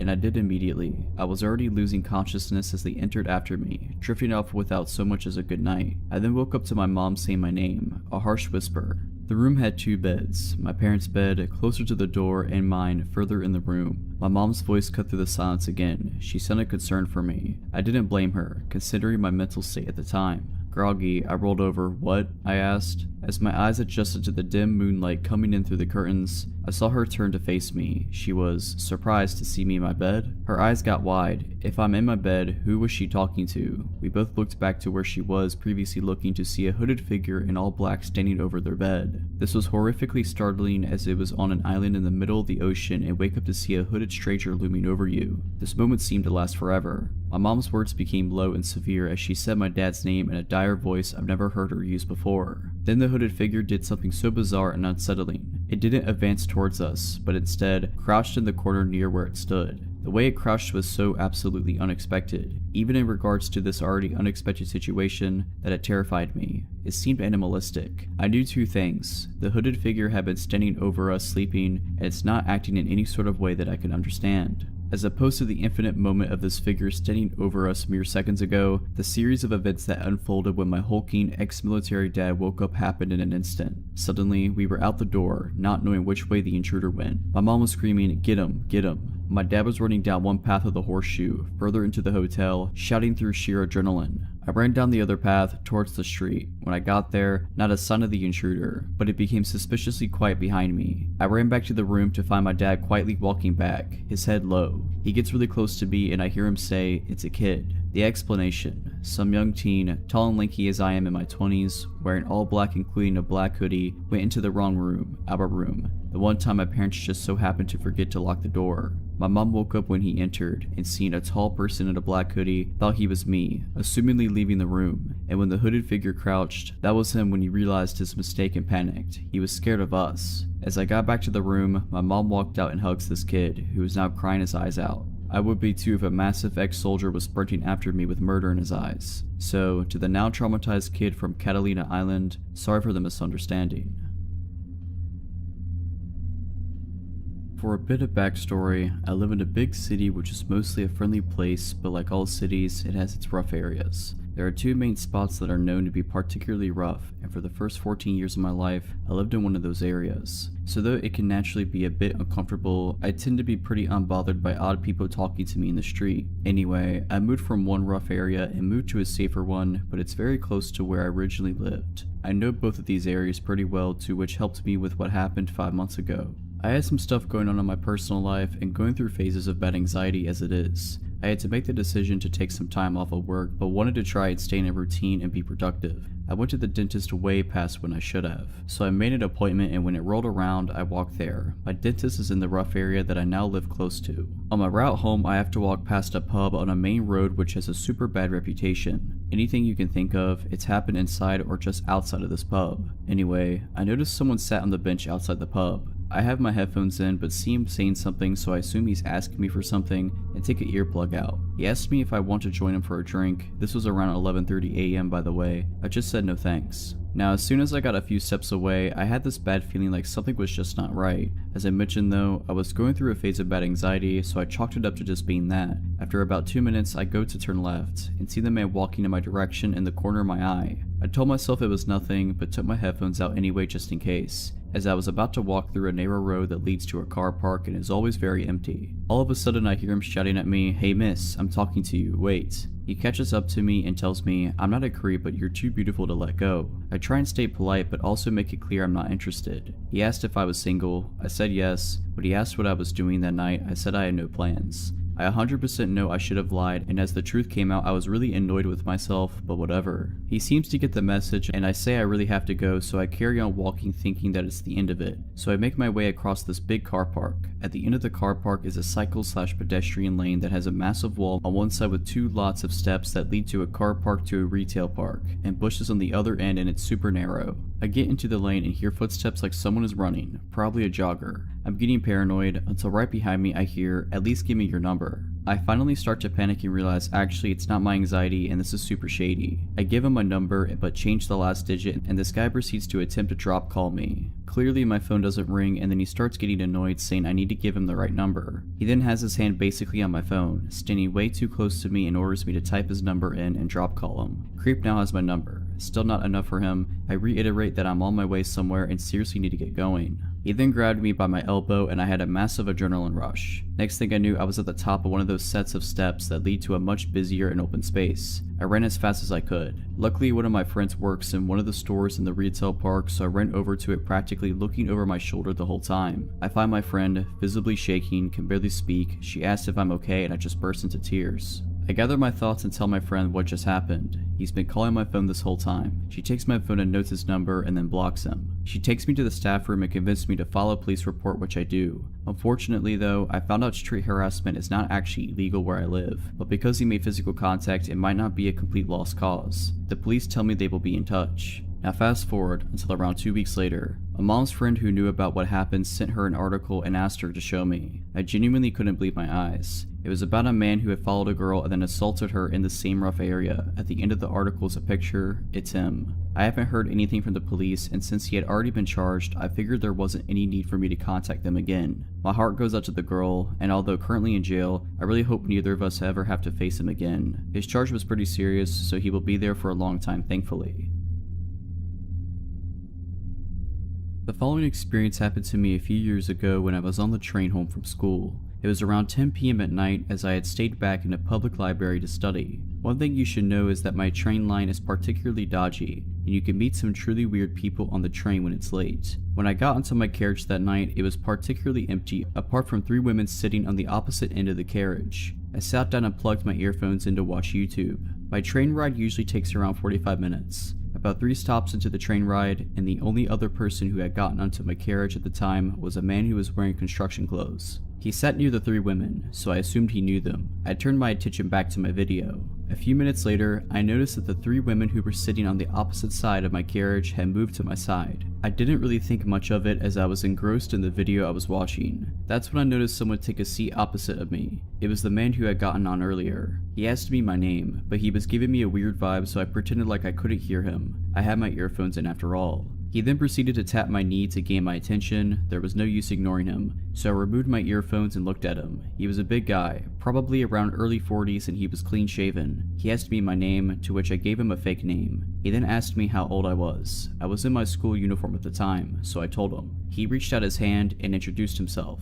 Not wanting to be rude, I extended my own hand to shake his hand. This is when things started to get weird. His handshake was super weird. His grip was abnormally tight and he seems to pull my hand towards him as he shook it. I quickly withdrew my hand. He then asked me if I had a girlfriend, as he thought I was quite attractive. Alarm bells began to ring in my head and glanced over at the 3 women who refused to even look over my direction. Seeing as they would be no help, I would just have to look out for myself. He then took out his phone and started showing me a picture of a girl who seemed to look around my age. He then asked me if I thought she was beautiful. Again, not wanting to be rude, I simply nodded and said she was. He then asked me if I would be interested in marrying her. I just started laughing as I thought he was just joking around, but his eyes were dead serious, and he just glared at me. He repeated his question, to which I responded that I did not know her and that it was inappropriate. He suggested that I give him my number so that he could arrange for us to meet. This seriously creeped me out and I politely declined, stating that I was busy with school and that I was not looking to get into a relationship. As I said this, the train was coming to a halt at a station. I was still 3 stops away from mine, but I decided that it was time for me to get out of the situation. I apologized that this was my stop and that it was nice to meet him. As I got up to leave, he extended his hand for a handshake and thanked me for talking to him. I didn't want to shake his hand, but I did not want to trigger him, so I reached out my hand. Suddenly, he grabbed my hand and pulled it towards him. His eyes were full of anger. He then asked, "What, you don't want to marry my daughter? I will break you." I quickly broke the grip and left the carriage. As it was nighttime, there were always police officers patrolling the platforms. I rushed towards one of the officers and told him everything that happened. I then described his clothing and which carriage he was sitting on. While waiting for the next train, the same officer came up to me and told me that officers had picked him up 2 stations down and thanked me for letting him know. Although the officer asked for my details, I was never notified as to what happened to him. I just hope that I never have to experience a man on a train like that in the future. If you're liking this video, all I ask is that you make sure to subscribe to my channel and like this video. Thank you. I was about 19 and I transferred to a college very far from home. My parents had raised me pretty dependent, so it didn't upset me. I saw it as a fun challenge. One of the biggest changes to get used to was not having a car. I could have gotten one, I guess, but it would have just been a hassle to find places to keep it when I wasn't at school, etc., so I just opted for the bus instead. I'm not a big fan of person-to-person interactions, so I always made sure to sit up front, hopefully by myself, with my bag in the other seat, and not only headphones in, but a book open as well, all friendly signals to please go away. Thing is, I'm not that great at actually telling people to go away. I had gotten on the bus to head to the mall for a bit, and I realized someone was talking to me. I paused my music and looked up. A homeless man was asking if the seat was taken. There weren't really a lot of people on the bus, but I felt awkward and very rude saying no, like I was judging him. I didn't want to appear unkind, so I moved my bag and then made a big show of putting my music back on and raising my book up to read. I had to keep pausing my music because the man kept talking to me. I kept trying to downplay it to myself that it was just his idea of small talk, even though the questions pointedly fixated on details about me, my age, how pretty I was, if I had a boyfriend. I lied and said yes, of course, and that didn't dissuade interest at all, and so on. It was a very, very long 20 minutes. He kept getting closer, never overtly touching or filling the space in a way that I could make an obvious complaint about, but by the time we arrived he was practically faced completely toward me. It was definitely blocking me from moving to another seat. Finally my stop came and I jumped up. He was perfectly nice about moving so that I could get by, or so I thought. Turns out he was actually just getting up himself to get out of the same spot, not pausing for a moment and talking to me. Great. It was the middle of the day on a crowded street, so I didn't feel like I was in imminent danger, and therefore felt that anything other than open welcoming would be the height of rudeness for me. I smiled awkwardly and moved on toward the mall, only for him to fall in step with me, continuing to ask for details about myself and my boyfriend. Being naive, I tried to cut him off with, "Oh, I'm headed to the mall," but of course that only gave him the chance to say, "Me too," and well, we headed there together. He started talking to me about how good of friends we were now and how close he felt to me and so on. Honestly, I checked out a good while ago and was trying to find ways to ditch this guy. I ducked into the first store I saw when I got to the mall and he followed me in. I was at this point not even making full sentences, just mumbling things about, "Oh sorry, I need to," and then I tried to lose him down another aisle. It didn't work. I finally made a turn he couldn't follow quick enough and literally hid behind some shelves waiting for him to go by. I dashed out of the store and he saw me and yelled at me to wait and ran after. I ran down the strip and dashed into a random store and went straight to the back to the dressing rooms. I hid in one of them for as long as I felt that I could, and then I peeked out and saw him in the larger mall area, scanning. He finally moved off down the wrong way and I stayed in the store another half an hour, pretending to look at clothes. I don't know what the shop girls must have thought. I was clearly shaken into the point of tears, but I had called my mother by that point and was keeping her on the phone. When I left, I ran out of the mall and went around to a different bus stop, in case the man would be back at the first one. I was so scared that he would show up again and this time follow me to my apartment. There's a lot I didn't do right in that situation, but I'm just glad I was lucky enough to lose the guy. I can't say what my job was, because what I did was literally the name of the company, but it had something to do with law in a small basement office. This office had 2 main rooms and a bathroom. The boss worked in the room in the back, while the rest of us, 3 in total, worked in the front. This wasn't a place where clients came and met with us. It was just where we got work done on computers and packages sent before leaving. Oftentimes I worked alone the last 3 hours, which in reality was great. I got to listen to whatever music I want, sing and get stuff done on the computer. On occasion my boss would come to pick something up or just get a bit more work done. And on this day he did, but he came in with an older gentleman that I didn't recognize. My boss explained that the man was a customer from one of the companies on the top floor and he left only to realize he really needed to go to the bathroom and asked to use ours. My boss stuck around near my desk until the man left and then got to work. As I continued to work, I began to cough and wheeze a bit. Breathing became painful and, at first, I didn't know why, until I gradually got a whiff of smoke, cigarette smoke. None of my coworkers smoked, and I don't know if I'm allergic or intolerant to cigarette smoke, but I instantly feel ill whenever I begin breathing it in. I shrugged it off and watched my breathing, being sure nothing bad was happening to me, and not soon after my boss grabbed his coat and began to leave. He said, "Your coworker will be coming in a bit just to pick some stuff up," and as he opened the door, the scent of smoke burst through and on the ground were cigarette butts from what he said. Thus, he continued with, "And let's have you lock the door behind me too." I couldn't agree more. That was creepy. But if it was the man who used our bathroom, it wasn't too strange to assume he hunkered at the bottom of the stairs to take in some smoke before leaving. When my boss left, I made extra sure that the door was locked before continuing with my work. Another hour had passed by, about an hour and a half remaining of work when I began to smell smoke again. My heart sank as I turned my eyes to the door and quietly got up from my chair. I usually took off my shoes at work. Like I said, we didn't have clients come there. We were pretty chill when it came to wardrobe, but even with them off, I tiptoed over to the door and pressed my ear against it. I didn't hear anything at first, however, the scent of smoke was prominent there. For one reason or another, I decided just to go back to my desk and wait until my coworker got there. Not 10 minutes more in though, I heard this click, click, click sound. It was subtle and I had to look around to spot where it was coming from. It was the doorknob of our office. From where I sat, I could see it just slightly jerked back and forth. The person was doing it slowly as I was sure they were trying to be quiet. By this point, I called up my coworker to come sooner. In some ways, I felt safe. I was in a locked area after all, but who knows, right? After calling him though, the scent began to diminish and the doorknob stopped moving. I tried to listen for someone going up the stairs. I didn't hear anything for a long while until I heard someone coming down them. It was my coworker. He came in and said, "There are like 10 cigarette butts out here." I explained further what had happened as he came in and locked the door himself. I also explained the man who'd come in to use our bathroom prior. Like I said, I couldn't be sure if they were the same person. There wasn't much to take from the offices. The computers were fairly old, wouldn't at all get a good chunk of money from them, and everything else was paper. We weren't at all at a place that kept money around. So if it was him, I can't fathom what he saw that he'd feel the need to come back in to steal. My coworker somewhat brushed it off. He figured that the person was gone, all was fine, and went to pick up what he needed to. He ended up staying for a while, I'm not sure why, perhaps he felt like he needed to, because as I began finally finishing up my work, the smell of smoke came back. My coworker and I looked at each other, almost as a way to confirm that we both smelled it. The click-clacking of our computer stopped and we just waited and waited and waited. We didn't take our eyes off each other as the click, click, click came back. I just didn't want to deal with this and go home as soon as possible, but I shirked the thought of walking out there. My coworker was far more fed up. He stood, stomped at the door, unlocked it, and opened it. There was a man there. I didn't get a good look at him. I saw him raise his arm, freeze, and then he disappeared and sprinted up the stairs. My coworker walked me to my car soon after, told our boss about it, and we made it a rule that we always lock the door from that point on. Especially me, because after that day, every now and then, I'd smell smoke and hear the doorknob attempt to twist. Whenever I did, I either called up my boss or waited every now and then I heard the steps leave. Frankly, we should have put a camera up or called the police, something at least. When my coworker described him to my boss, it seemed like he was the same man who used our bathroom, but that is just speculation. We have no idea what he wanted or if there was a purpose. Be careful letting people use bathrooms. They could have ulterior motives.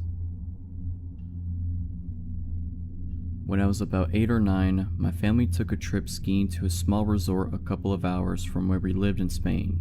The resort itself was a sleepy little town of about 400 to 500 people max, with a few small supermarkets and hotels and not much else. Typically, we picked the worst time possible to embark on the trip, which we had been planning for a good few years. The night after we arrived there was a blizzard, and so we spent the first half of the week locked in the hotel. Although we were able to go outside for the remaining few days, we had little to do given that the slopes were shut. The story I want to tell comes from those first few days locked in the hotel. Despite my parents' annoyance at the timing of the trip being a nightmare, myself and my sister, who was 11 months older, were having a fantastic time. Locked up in the mountains with nothing to do, we were able to spend our days running around the hotel, eating sweets and watching the TV in the lobby. I should probably mention at this point that the hotel was somewhat of a maze. The large bar restaurant area where my parents sat each day reading was at the center of the hotel. The myriad of smaller rooms then connected to the bar area at random points, shooting off in different directions. These rooms often had no discernible function. Each one had the same mahogany interior,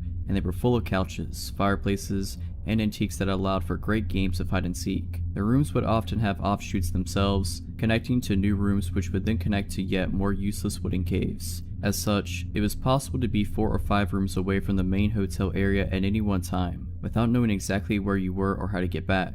Anyway, at some point along the weekend, myself and my sister decided to play hide and seek. Bearing in mind the above, it was almost an impossible challenge to find the hider. At one point in the game, I was just about to give up on searching for my sister until I heard her voice from what sounded like a few rooms away. After successfully navigating the web of rooms, I emerged to find her sitting on a couch alongside a German man with gray hair, probably in his 60s if I had to guess. As soon as I emerged into the room, the man turned to me and told me he was taking my sister to the swimming pool and asked if I wanted to come. I remember immediately thinking it was odd that there was a swimming pool that we hadn't heard of. My parents had been complaining that morning about how much TV we were watching, and so I was sure they would have taken us there if they had known about it. And besides, the hotel did not seem of the size to be able to host one. I told the man that I have to ask my parents first, and told my sister to come back with me to find them. He immediately replied that I should go and that he should take my sister on ahead. I told my sister that she absolutely had to come with me, but excited at the thought of the swimming pool, she said she didn't want to.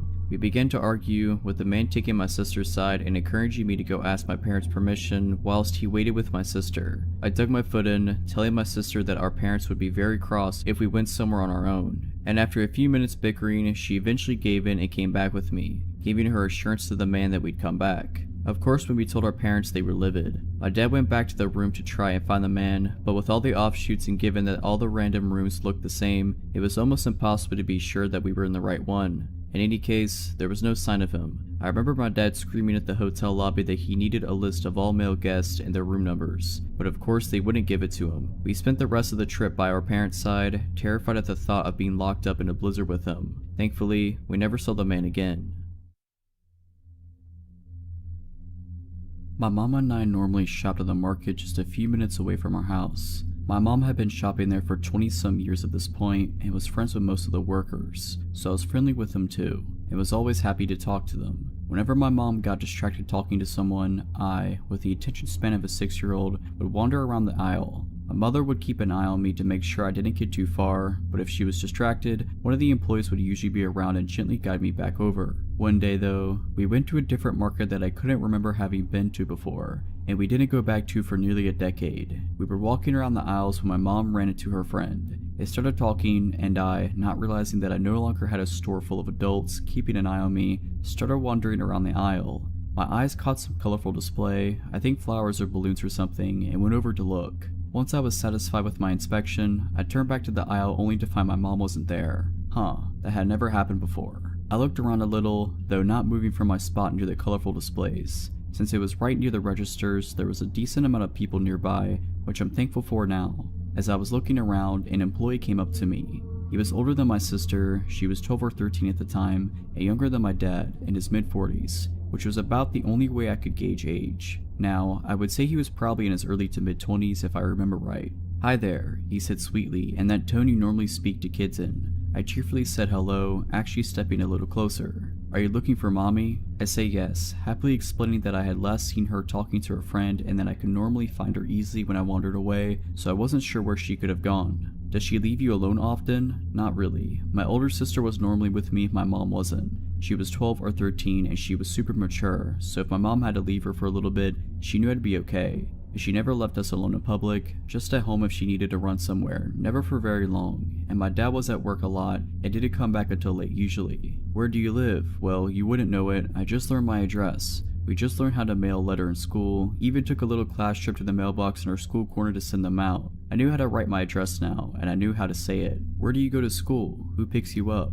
"Well, I go to the local elementary school. I don't know the address though, sorry, but I know which street it's on because I wait on the sidewalk for my mom or daycare sitter, depending on the day, so I see the street sign a lot since I'm usually waiting for a while to be grabbed." It had only been a few minutes since I last saw my mom. Even with how much information I was dumping, I was a very fast talker, but I was starting to get a little antsy. Not because I was uncomfortable talking to a stranger, but because I had skipped lunch that day specifically to calm my mom into letting me get a bagel from the store next door, which is why we were at the market in the first place. My mom was holding onto the bagel to make sure I didn't try to eat it too fast and choke, which I had done several times in the past. I wanted my bagel, and while I liked talking to this grown man who made me feel smart and was oh so interested in my life, I liked bagels more. Plus, if I caught my mom when we were near the bakery section, I might be able to use my charm and get a cookie. So I gotta find my mom now. "Oh well, I'll walk around with you and help you find her. You wouldn't lead me through the market you work at where you can easily bring me to the back room, meat locker, or any number of places?" "Yeah, sounds good."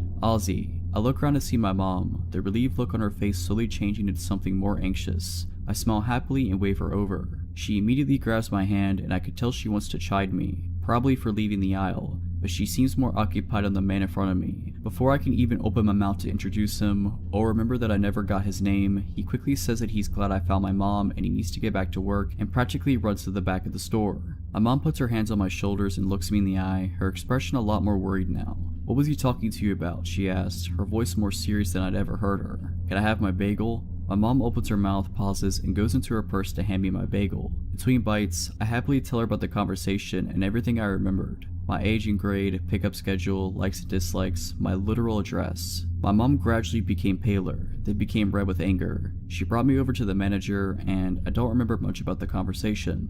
The police weren't called. We went home, and my mom told me I wasn't allowed to walk around the store anymore. No more talking to any stranger, even if they worked at the store we were at, unless she was with me. If I ever saw that man ever again, I was to run away, find someone I know, and ask for help. If all else fails, scream at the top of my lungs. If my mom hadn't found me, something bad might have happened. If not in the store, then in front of my school, and if not in front of my school, then my house. A little over a decade later, I've never seen the guy again. Let's keep it that way. I had started hanging out with a very nasty crowd. They loved to party, never had their own cash, destructive, impulsive, you get the drill. An ex-friend of mine, we'll call him Bob, started hanging out with me quite a bit more and more as the weeks passed by. Bob worked as a pizza delivery driver. He never washed his clothes, to which he owned maybe 3 outfits, including his work uniform and only women's clothes. The women's clothes he wore to be punky. I saw no shame in that. Even thought it was kinda cool how he didn't care what others thought about it. But that also means he liked my clothes, so like a little sister might do, he constantly took my clothes. Keep in mind, he also barely showered. Often, he even woke up before 5 p.m. in time for work. He jumped off my couch, took a pack of my cigarettes without asking, and sped off. Within the 4-month period he stayed in my home, I literally saw him go to take a shower about 5 times. Long after the situation was dealt with and he was gone, I left that home with a stench. He paid nothing, not a single bill, never contributed to groceries, cleaning, nothing, nor was he on my lease. Yet, he established residency in my home legally. It didn't bother me so much at the time. I was at my rock bottom and was basically just happy to have someone be there with me. I considered him to be my goofy and annoying best friend, until that wasn't enough for him. He began to become obsessed with me. Very quickly he went from basically having everything he needed in life for free, while he kept any money or tips he made, but decided on his own accord that we were to be together. If I'd return home from work, friend's house, etc., he'd cry and follow me room to room, asking repeatedly why we can't just be together. That we were best friends already, we should date. I was not attracted to him. Going through a divorce at the time, I did not want to ruin our friendship. It got to the point where I avoided going home. I'd stay with my mother or friends because he'd cry and follow me, desperately trying to convince me to be with him. I'd almost often find him in my bed at this point, and he quit his job to have a better chance of seeing me. I had told him if this continued, I would no longer allow him to crash there. At one point, after avoiding him for a few days, Bob really started to come out of his shell. He cornered me screaming, "I'm sick and tired of being rejected by you. It's not happening anymore." Now I was scared. I never saw him as a threatening individual before, just a goofy character. I asked him to leave and he was no longer welcome. He refused. He said by law, he was required a 30 days notice to be evicted. When I spoke with the police, they understood my situation, but explained he'd either have to be evicted or I'd have to get a restraining order. I filed the restraining order, which they immediately granted me, but he chose to ignore it. Once he left my home, I locked all doors and windows. When he returned, I showed him the order, to which he replied, "I'm not leaving." I tried calling the police every time he showed up, but by the time they'd get there, he was gone. There were shoe prints on the door and cracks from all the attempts he made to force it open. It never shut correctly after those attempts, and they were never able to officially serve him because they supposedly couldn't find him. I honestly believe they tried once, then gave up. I provided them with his plates, friends' addresses where he'd stayed, previous employment, everything needed. I'd stay up late, here in his vehicle, it was very loud and easily identified, slowly drive by my home, staring at me. Day and night. At one time, he even hid behind my front door, had a mutual friend knock, then jumped out, shoved the door open, and entered. Even went as far to message my young, underage nephew who he met maybe one time on Facebook to try and gain sympathy and convince him to get me to change my mind, crossing even more obvious boundaries. It was a living nightmare. Eventually, he moved on to his next obsession, and I was somewhat at peace. Several months later, he was on our local news for attempting to slit his ex-girlfriend's throat, and beating her until she was unconscious, until a neighbor brushed over and he fled. All I could think was how that could have been me. When I was 18, almost 10 years ago, I had a phone call that completely changed my life. I got woken up at almost 6 a.m. by an unknown number. I figured it was my boyfriend, now husband, since his phone number usually showed up as the famous unknown number. He usually called me before going to work at around 7:30 a.m., but sometimes he'd call me at 6ish if he wanted to talk to me while waking up. I answer, he says what's up, and I'm still half asleep but start talking. He tells me he has a little problem and then he wants to see me. Being 18 and the fact that I started dating him recently, I also was down for this. He tells me how he absolutely loved seeing me last weekend and how good I looked. He basically described what we had done during the weekend. If I remember properly, his parents weren't home for the weekend and we had the house and the car to drive around. And we had lots of fun obviously, and how much he loved some of the things I did to him. I replied and I was more and more awake and we were having a really good time. Then I noticed it was almost 7 a.m, time where he usually takes a shower, eats, and gets ready to go out the door. And I basically asked him, so this is fun and all, but aren't you going to get ready for work? He replied with, no, I think I'll skip work today. How about I come over? Now the thing is, by then I was pretty awake, and although the voice that was talking to me was very similar to my boyfriend's, something threw me off. My boyfriend doesn't say, no like this guy does. Besides, I knew that unless he was sick, my boyfriend would never skip work because he was scheduled on his shifts and missing his shift was a big deal that could get him fired. I kind of froze. He noticed it, so he said, oh babe, you're right, I should start getting dressed, so you want me to come over? By then I swear that his voice was back to my boyfriend's voice and I just felt silly. So what if he wanted to skip a day at work? Maybe he just wanted to see me. So I tell him, yeah, sure, come over, it will only be us here. He replied, great. Then he asked, where's your house? The last time I checked, I'm pretty sure my boyfriend knows where I live. He had been coming over for weeks now. I laugh it off and tell him, ha, you know where it is. That's when he laughed, and his laugh was absolutely not my boyfriend's laugh. I instantly ask him, you're not my boyfriend's name, are you? He said, can you just hang on please? I need to go grab something. Meanwhile, I get a text from my boyfriend. I figure that maybe this is just a sick joke. Maybe he coordinated it perfectly. Maybe he's sick and his voice doesn't sound the same. The text from my boyfriend said, at the subway, going to work now, love you. I texted him saying, why are you texting me? We are talking right now. At which point my actual boyfriend called. He was very confused at first and figured someone had hacked into his MSN. When I told him it was by phone, he reassured me that he absolutely did not call me and that whoever it was not him. He had to go as the subway train was there, but that he will call as soon as he was at work. Then, the other guy called back, I picked up and I asked him, who are you? What do you want? I pretty much went crazy on him. He said that his name was Mike, that we had met a long time ago, which was impossible because my phone number was fairly recent, and that he just wanted to have fun, that he didn't know I had a boyfriend. I asked him how did he know that I was wearing and what did we do and how he got my phone number. He just said, where are you? Why don't we meet? At which point I hung up. He called again, I didn't answer. Within minutes, I had called my mom to tell her what happened. She told me to change my phone number and not to stay home alone. I changed my phone number right away. I also alerted local police. They opened a file, but nothing ever came out of it. I still wonder how he knew what we did and what I was wearing. My boyfriend swore at the time he would never let any of his friends know all that, but his parents' house did have lots of windows and we weren't exactly careful. So Mike, let's never meet again.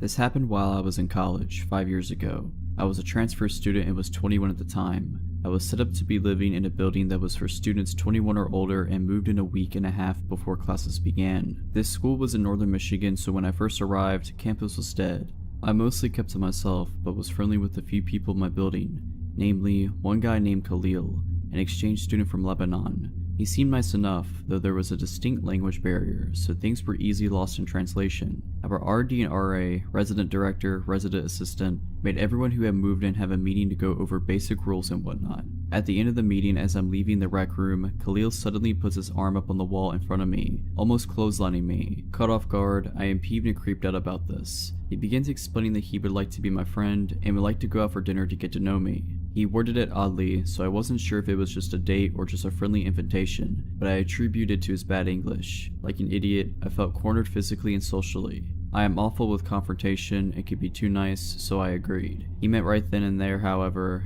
and said, I will get us a taxi and we'll go now. 10 minutes later, we're getting into this taxi, and as I'm entering, I feel this sense of dread. I think, I barely know this guy, and Hudson's, the restaurant, is a couple miles away and we will be stranded out there with this stranger if it gets weird. As we drive, my guard rises higher and higher. He wants to know everything about me, and is throwing questions rapid fire. My age, dating history, physical preferences in men, religion, family, everything. I am thinking, this is going to be really awkward, and wanted the night to be over before we even get to the restaurant. At the restaurant, we both look at the menu for a bit. The waiter comes and takes my order, salad, small and quick to eat, and then the waiter asks what Khalil wants. He says, oh no, I'm not hungry, I just want to watch her eat. What? Why would you ask me for dinner if you weren't hungry? And why did you just want me to eat? I was horrified. All of my family was in the lower peninsula of Michigan, 8 hours away. I had no friends up here. The only local numbers I had were of my RA and RD. I speed eat all of my salad as Khalil watches me, now talking about himself. He tells me about how he has anger problems and is looking for a woman to help calm him, but still be a submissive traditional wife. I am trying to hide the horror and uneasiness as I nod and eat. He continues explaining how he was known for his temper back home, and how his brothers have stopped him from doing awful things. At this point, red flags blinding my vision, it's time to end this. I finish my food and tell him to get a taxi back to campus. I intentionally sat in front of the taxi. I wasn't allowing the possibility of physical contact. When we get to the campus, we get in the building and I say a quick thank you and haul back to my room. Door locked, I get into my sweats and try to chalk it up to a weird experience and vow to avoid Khalil from then on. Around 12:30 a.m., I hear a knock on my door. I was watching Netflix and took out my earbuds to make sure I was hearing right. The knocking continues. Not a courteous knock knock knock, but a closed fist pounding. I am petrified and making as little noise as possible. Get to the door and look out the peephole. I see Khalil. My room is at the very end of a long hallway. All rooms around me empty at this point, with the door outside of my room leading to a parking lot surrounded by woods. Knowing how isolated I was, I slink away from the door, making zero noise just waiting for the knocking to stop. About a minute later, it stops. He growls, "I know you're in there. I will wait." My eyes widen in horror. I felt a mixture of rage and panic, but decided that confronting him then wouldn't be smart. So I quietly watched Netflix until I fall asleep. I have no idea how long he waited out there. The next morning, when I finally emerged from my room, I found a couple of pages taped to my door. 3 handwritten pages from Khalil, explaining his feelings for me and his intentions of making me his wife. I went straight to my RA and explained everything that happened. She agreed to meet with Khalil herself, to explain to him how inappropriate he was being, and to tell him to leave me alone. He didn't. Notes kept coming. He came to my door dozens of times a day, and I became pretty much trapped in my room hiding from this psycho. It lasted for 8 days, but classes began and Khalil disappeared. I was told he dropped out and moved back to Lebanon. I found it eerie how he just vanished. Had he come here solely to find a wife, I'll never know. But Khalil, let's not ever meet again. It was the middle of the afternoon and I was home from college for the weekend. Driving home from an auto shop, having just picked up my car after some repairs. It suddenly started making a loud grinding noise. My car was very old, things were always going wrong, so I pulled into a shopping center parking lot and called my parents for advice on whether I should take it back to the shop or get a tow. I know very little about cars. My mom told me she would come and meet me at the shopping center and we'd figure it out. At this point, my phone battery was also dying, so my phone shut off after the call. As I was hanging out in the parking lot, a guy pulled over on the street in front of me, rolled down his window, and asked me for directions. I did my best to direct him, but instead of taking off, he then pulled into the parking lot and got out of his car. I found that a bit weird. It was broad daylight, I was in front of a shopping center, cars were driving by constantly, it's not like it was nighttime in an abandoned alley. So the guy started to make what seemed like small talk and I complied, still not understanding what he wanted. He introduced himself and asked what my name was and I offered my first name. He asked what I did. I said I was a student studying art. He asked where I went to school and I told him. He asked how old I was. He made a little more small talk and then I guess seeing that I was a bit more relaxed, he said he was a sculptor and that if I was interested in art, I would love the sculptures he had at his house. He said we would go there right now and look at them. Immediately that dull alarm in the back of my head got turned way up. I was young and naive, but I knew enough to never ever get in a stranger's car and immediately felt very uncomfortable. Though he knew how old I was, I looked extremely young. I started to put 2 and 2 together. He was getting increasingly more insistent that I get in his car and go to his house. He reached for my arm and at that point everything is a blur. I yelled that I had to go and ran from my car into the nearest store. It was a tiny game store so there weren't really anywhere to hide, but I told the cashier about the guy and asked if I could wait in there until my mom showed up. The cashier assured me the man would not be let in the store and that he and his coworker would keep an eye on me until the man was gone. I also asked them if I could use their phone to call my mom and let her know what was going on since mine had died. I kept watching the guy outside by my car, worried he would try to come in, but as soon as he saw me use the store's phone, he got in his car and took off. I wish the story ended there. The whole encounter really shook me up, but as I reflected on it, I realized, through the questions the man had asked, he had my first name and exact birthday by asking how old I was and getting my birthday. He also knew where I went to school, though thankfully it was several hours away from my hometown where I encountered the man. I asked a friend of mine what kind of info he could get based on what he had, and much to my distress, my friend showed me he was able to find out my full name, my phone number, and my home address with the info I had given the man. I felt like such an idiot. I had always been taught to be wary of strangers and not give them personal info, and I was baffled by how easily this guy had gotten personal info out of me just by pretending to have a casual conversation. Nothing happened for a few weeks and I started to stress less, and stopped thinking about the encounter, and stopped worrying about running into the man again. Then one early morning my cell phone rang. The number was restricted. I answered. There was heavy breathing on the phone, but no reply. I hung up. It happened again the next morning. This time a man answered, asking, "What are you doing right now?" I said I was trying to sleep. "What are you wearing?" I immediately hung up. The calls continued. The next time I picked up, I told him if he called again, I'd call the police. I got a few more calls from a restricted number after that, but stopped answering, and eventually they stopped. I'm still not sure if the calls were from the man I met in the parking lot, but it seemed likely. It was just too much of a coincidence they started after that encounter. I spent a good year being afraid of that man. I still can't believe how foolish I was giving him info about myself so easily, and it was an important lesson in how smooth and sneaky creeps can be, and now I'm much more careful about what I say to strangers. I still don't know what he had planned if I had actually been foolish enough to get in his car, but I'm very glad I never found out.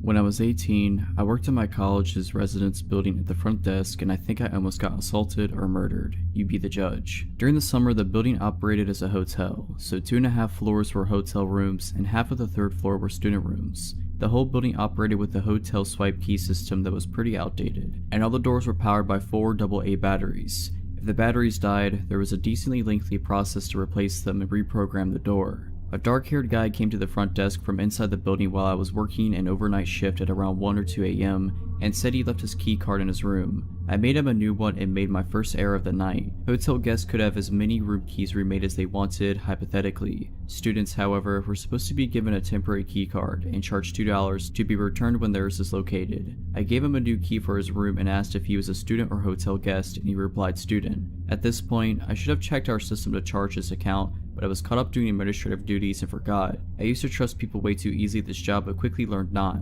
Later on the night, maybe around 3 or 4 a.m., he came to the desk again and said he couldn't get into his room. I asked if he just forgot his key again, and he said no. The door wasn't working. I asked if the light was coming on when he swiped his card, and he said no, so I figured the batteries were dead. I told him I'd changed the batteries, and I went up to his room with him. He asked me for my name, and I told him. He didn't tell me his. I opened the room door manually with the master key, and I told him I'd have to prop it open while I worked on the back panel to replace the batteries. He said, "No, it's okay, I'll close it," and closed and deadbolted the door locked. Really weird, but I tried not to think about it. I had changed the batteries on plenty of other doors by this point, and some students were iffy about having their doors propped open for their room to be on display for anyone walking by. He also had a really thick accent, and I thought he might be an international student since we had a lot of students from other countries where English was not their first language. I gave him the benefit of the doubt and thought maybe it was also just a language barrier issue. At this point though, I really felt like something was wrong, but I tried to ignore it so I didn't freak him out. While I was trying to focus on fixing the door as quickly as possible, he kept trying to entice me to go further into the room, saying his bed was broken and he needed me to take a look at it, there was something underneath it that needed to be fixed, etc.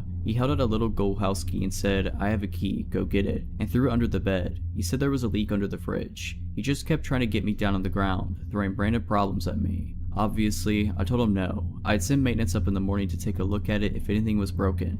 I had my back to him and he asked me if I would take off my glasses. I said, "No, I need them to see." His tone of voice changed. In the most steady, chilly manner, he said, "Ella, it's okay, you could take them off." And from behind me, he reached around and tried to take off my glasses.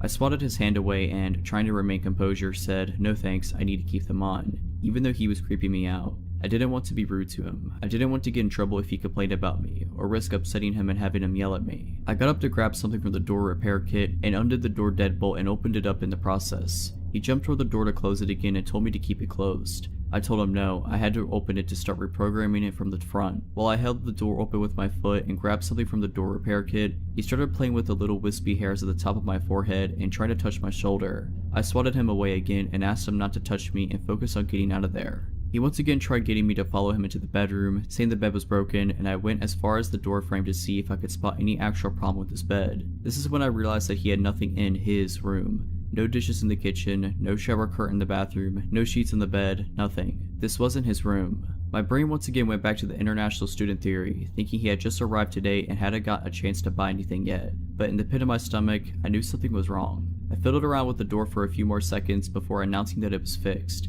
and quickly gathered the door kit and left. Before I had reached the elevator, he came back out without his shoes on to follow me. He tried to get back in to get his shoes and called out, "Ella, the door isn't fixed, you need to come back." I went back and opened the door manually and told him if the door was broken, I'd have to send up maintenance to fix it in the morning. I knew he was going to follow me to the elevator again, so I closed the door behind me once he went inside and ran down the stairwell as fast as I could. When I got to the front desk, I checked the computer and saw that the room he was in was supposed to be empty. It wasn't a student room or a hotel room. I locked myself in our back office and called campus security. He came down a few minutes later and went behind the desk. I yelled at him to get on the other side and wait, now that I knew he wasn't a resident. He tore the corner off a slip of paper I had sitting on the desk and drew a flower on it, then put it back on top of my papers. When security arrived, he ran back up to the empty room and tried convincing them he lived there so he wouldn't have to leave. He kept showing them his key, which I decided to work on the door again somehow. They escorted him back downstairs and came to ask me if he really did live there. Obviously he didn't, that's why I called you guys crying and terrified. He kept interjecting to argue that he did live there, but couldn't even recall his room number when asked. Security asked him for a student card and he couldn't produce it, so they told him he would have to leave if he couldn't prove he lived there. While they were grabbing his information, I listened from the office and could immediately tell he was lying. The phone number he gave was just a bunch of random numbers. The name he gave was prefixed by, as if he was trying to think of a name. When they asked him for his address, he just said, across the street. One security guard asked if he lived in the apartments across the street and he said yes, but couldn't tell them what the building number was. He said his apartment number was 1200, but I moved into that building a few months ago later and apartment 1200 doesn't exist. When security asked what his purpose was to be sneaking into a room, he just kept up the ums and the uhs and saying he didn't know. They'd ask, were you trying to see a friend? Do you know anybody who lives here? Were you here to hurt somebody? And he kept fidgeting and saying, I don't know, no reason, I was just here. At one point he tried to tell them he was my friend, at which point I poked my head out of the office to say that I literally had never seen him before that night. He left. We didn't call the police because he didn't actually do anything, but it was still unsettling. Later on, it dawned on me how he figured out that the room was vacant. One of the housekeepers had been using it as her personal break room. A few days later, a housekeeper came to the desk and told me they found the door deadbolted open, the TV on, and a housekeeper inside watching TV. She must have forgotten to close the door when she left for the night, and when the creep let himself into the building, he found out. I never saw him again, and to this day, I still have no clue what he was doing there. I haven't worked there since last winter, and overnight shifts still give me the creeps. If you're liking this video, all I ask is that you make sure to subscribe to my channel and like this video. Thank you. The lesson I took from the story was always read through your lease/rental agreement fully before signing. This takes place 4 years ago in Kansas City, Missouri. I'm originally from California, so trading up city life for a less urban life was very challenging for me. Making friends was hard, but I made the move to be with my dad, who lived in an apartment complex with a roommate. My dad was a trucker, so he was gone for weeks at a time, while I was left alone to work and come home to a foreign place that I was slowly being accustomed to. My roommate was gone most of the time because he had a girlfriend, and he would leave his dog with me, so I never truly felt alone. I had an old lady for a neighbor that would come up and check on me too. That's how people were in that area, and I found it kinda nice how people knew their neighbors. I got to know everyone in my building's name after about 6 months of living there, except one. There was a man, I'd say in his early to mid-50s, who lived directly below my apartment. He looked, for lack of a better description, like a creep. He was balding except for on the sides of his head, which that hair was straggly too. He was tall and kinda skinny, had outdated 90s glasses, and a thick mustache. He was the only person in the building who wasn't friendly, or at least didn't make the effort to say hello or introduce himself to me. He also happened to be the maintenance man for all 5 buildings. I didn't think much of this at first. I honestly don't care if you're overly friendly to me. I enjoy having space of my own, and sometimes being too friendly is suspicious to me. That's just a personal problem, but I'm explaining why I didn't send up any red flags at first. One day when I was pulling out of the driveway to go to work in the morning, I noticed across the large lawn that led to the door to our buildings, the maintenance man was standing in the center, staring directly at me. Stare is the wrong word, more like glare. At first, I looked around confused, thinking perhaps he was looking at someone or something behind me. I was the only one there. Although a bit creeped out, I shrugged it off and continued with my day, forgetting all about it. The next day I was over at my neighbor Claire's apartment, the elder lady, and she happened to bring up a maintenance issue she had. But she mentioned that she would never ask the maintenance man for anything, and neither should I.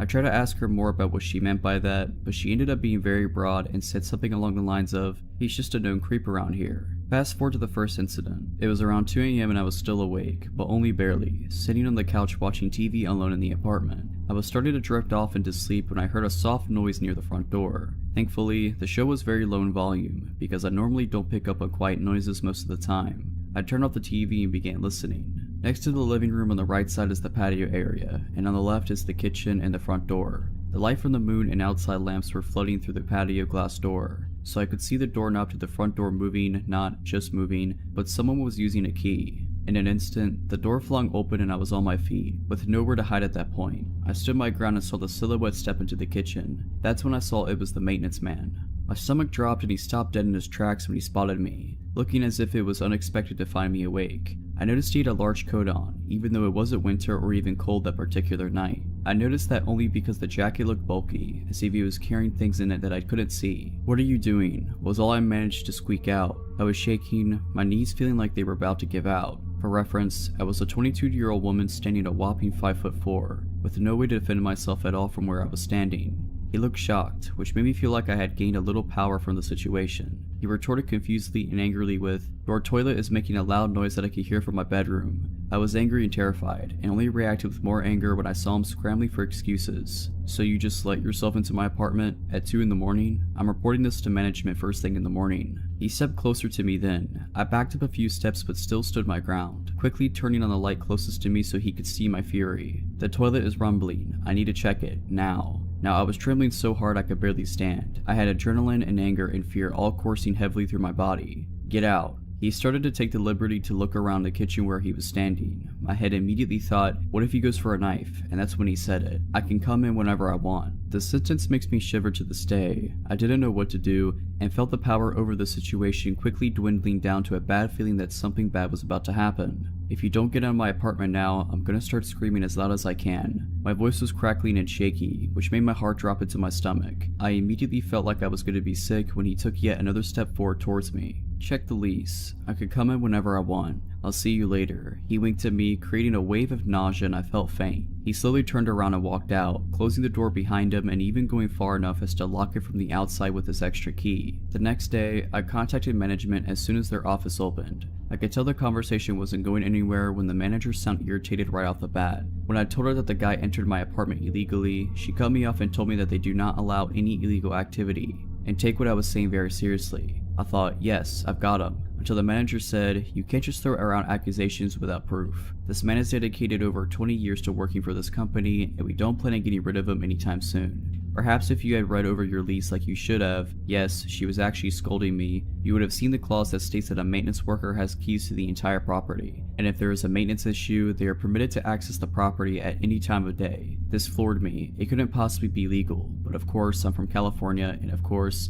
I didn't read the lease carefully. When I moved there, my dad was already living in the apartment and I literally had nowhere else to go. So if I were to be living there, I was gonna have to sign the lease no matter what. So I did. Needless to say, nothing got done. Fast forward again, a few days go by and I don't see Mr. Maintenance Freak until I do. This time I'm pulling in after a long 10-hour shift at work. I haven't forgotten about the scary incident, but I put it in the back of my mind for the time being to concentrate on other things. Although I lost sleep over it. I park my car facing the large lawn area again and start using my phone for a few minutes. I'm peering down on my phone and glance up for a split second before I see him there. He's standing across the lawn staring angrily at me. I mean furious. I quickly look back down and pretend I have not seen him, getting that sinking feeling again. As a paranoid person, I put the key in the ignition just in case and pretended to keep scrolling on my phone while subtly locking my door. I glance up again and this time he's walking towards me, very fast. I look in my rearview mirror, hoping to see someone that he may be stomping angrily towards, and of course no one else is there. It's nearly dark now, but when he gets about 10 to 15 feet away from the front of my car, I can hear him shouting something, but I can't make out what he's saying. Now I put my phone down and I'm watching him come right at me until he reaches my window and starts banging it all with his might, and slams his body into the door. He's also fidgeting angrily with the handle, even though the doors are locked. My car doesn't have automatic locks, so I'm praying that all my doors are locked at this point. My hands are shaking so bad that I'm having trouble starting the car. When I finally do, I realize what he's saying, which was a repeated cycle of the following phrases. "I'm going to get you. I told you I can come in whenever I want. You really want to take me on? I'll kill you." I peeled out of there so fast, not even knowing where to go. I drove to the next county over, found a motel, and stayed the night there. The next day, I took work off and went straight to the management's office. I told them exactly what happened, and no matter what I said, they didn't believe me. This maintenance man was apparently a gift to mankind or something. He was a monument to the company, and they appreciated his 20 years of service and dedication to them over him risking someone's life with threats. Long story short, I lost it. I called her psychotic and ended up getting evicted. I reported all this to the police, but between the lack of evidence I had and his perfect record / shining references from his employers that seemed to love him, the police said that there was nothing they could do to move forward at that point. My dad and I ended up finding a nice home about 10 minutes away from that place. I ended up inviting Claire, my older neighbor, to the new house a few months later. She told me there was a single woman in the apartment before the roommate, and my dad had moved in there that also left in a hurry after something happened with the maintenance man taking photos of her walking to and from her apartment to her car. When she confronted him about it, he told her, "I can do whatever I want." I guess in Kansas City, maintenance workers are considered gifts to mankind. Needless to say, it's been 4 years and I'm back in California. This happened when I was about 18 years old. I was big into running back then and lived in a town that was a suburb but had big swaths of farmland, as in smallish tomato and strawberry fields, not huge never-ending wheat fields. I preferred running on the dirt at the edges of these fields because it was a lot easier on my legs than running long distances on concrete or asphalt, and I was usually training for half marathons. This particular day I was planning to run an easy 6 miles. I told my mom and she suggested I do a loop and then meet them at the dog park about 3 miles from our house as my halfway point. This is pre-cell phone area, but being careful I took a walkie-talkie my dad always used and my mom took the other one. Now, the walkie-talkie had a range longer than the ones my brothers and I played around with when we were younger, but it definitely did not work 3 miles away and I honestly had no idea what its exact range was. So, I take off to my run. I'm planning to go on the sidewalk for a little bit until I get to the fields. I think it was lettuce or something then, but short small plants. I'm running in the dirt with the road a few yards to my left. I have to run south and then turn right onto a slightly smaller, less traveled road to get to the dog park. As I'm running on the first dirt part, my parents drive by and, being dorks, they honk and wave and yell at me. I wave and then soon after I make my turn onto the smaller road. This one is road, me on flat dirt, small drainage ditch, forever of lettuce field, then a wall that is the backyard of some houses. I start noticing how quiet the street is and how few cars are passing me. Then I randomly start thinking to myself, if someone tried to do something, I could run to those houses. Then I hear a car, but this one doesn't pass me like all the others.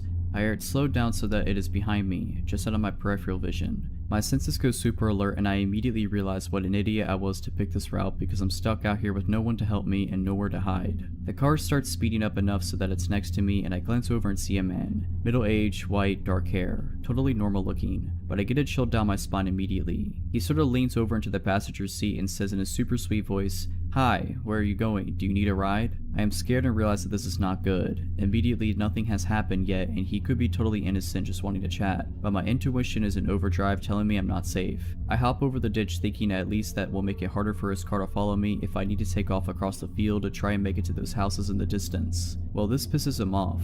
He guns it and gets closer to the ditch and in front of where I am, and then he says in a voice I can only describe as bone-chillingly evil, "You know, you shouldn't be out here all alone. Something horrible could happen to you out here and no one would ever know where to find you." He put his car in park and is taking off his seatbelt when I remember the walkie-talkie. Piece of junk is all static because I'm too far away, so I immediately turn down the volume and say loudly, "Hey dad, yeah, I see your car. I'm over here by this red Buick. Do you see me?" Fake wave to no one. There was no car coming from the direction my parents were, and when I had started talking, there was no one behind us either. But by the grace of the universe at that exact moment, a car turned onto the road. The guy saw it, looked at me, and sped off so fast he left skid marks. I have never run faster in my life, and I was looking behind me every few seconds and thought he'd be waiting for me at every intersection I had to cross. I was shaking and I was scared and relieved when I got to the dog park. I told my parents everything and my mom called the cops. They took a statement but said it would just help if something actually happened to someone else. The weird part was, I was having trouble getting my story out and I was so upset, and before I gave a description of the car, the cop asked, was it a red Buick? He wouldn't tell us why, but that just added to my feeling that I had narrowly escaped something awful. This was back in 2013 when I was living in New York City as a 23-year-old. I was living with my best friend from college on the west side near Times Square in K-Town. I was going through some tough times back then as I was unemployed at the time. I had a lot of time, so I would go on walks by myself to clear my head time to time. One night, I was feeling exceptionally depressed, so I decided to walk to K-Town to grab a drink by myself.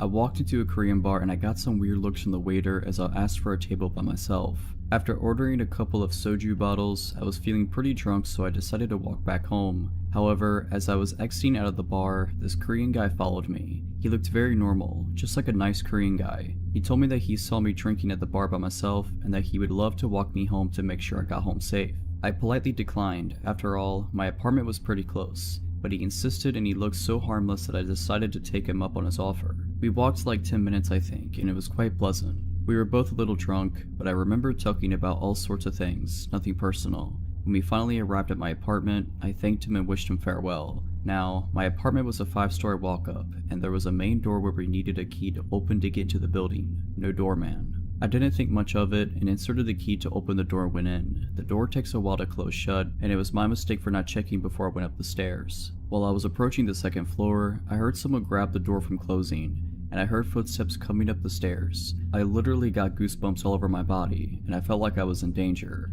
As I started to pick up the pace, I heard the footsteps going faster up the stairs. I lived on the 5th floor, and I started to run up, clutching my keys in my hand. The guy started to run up the stairs as well, and I could literally hear him getting closer and closer to me. This all happened in a couple of seconds, but it felt very long. I finally got to my floor, and as I tried to open the door, I looked back and literally saw the guy's head on the staircase. I rushed to open the door, and I managed to close the door right on his face. My heart was beating so fast, and I didn't know what to do at that point. It was already 3 AM and my roommate was asleep. Luckily, he didn't knock or anything, so I decided to just go to my room and hope that he's gone home. Around 7 AM, my roommate woke me up.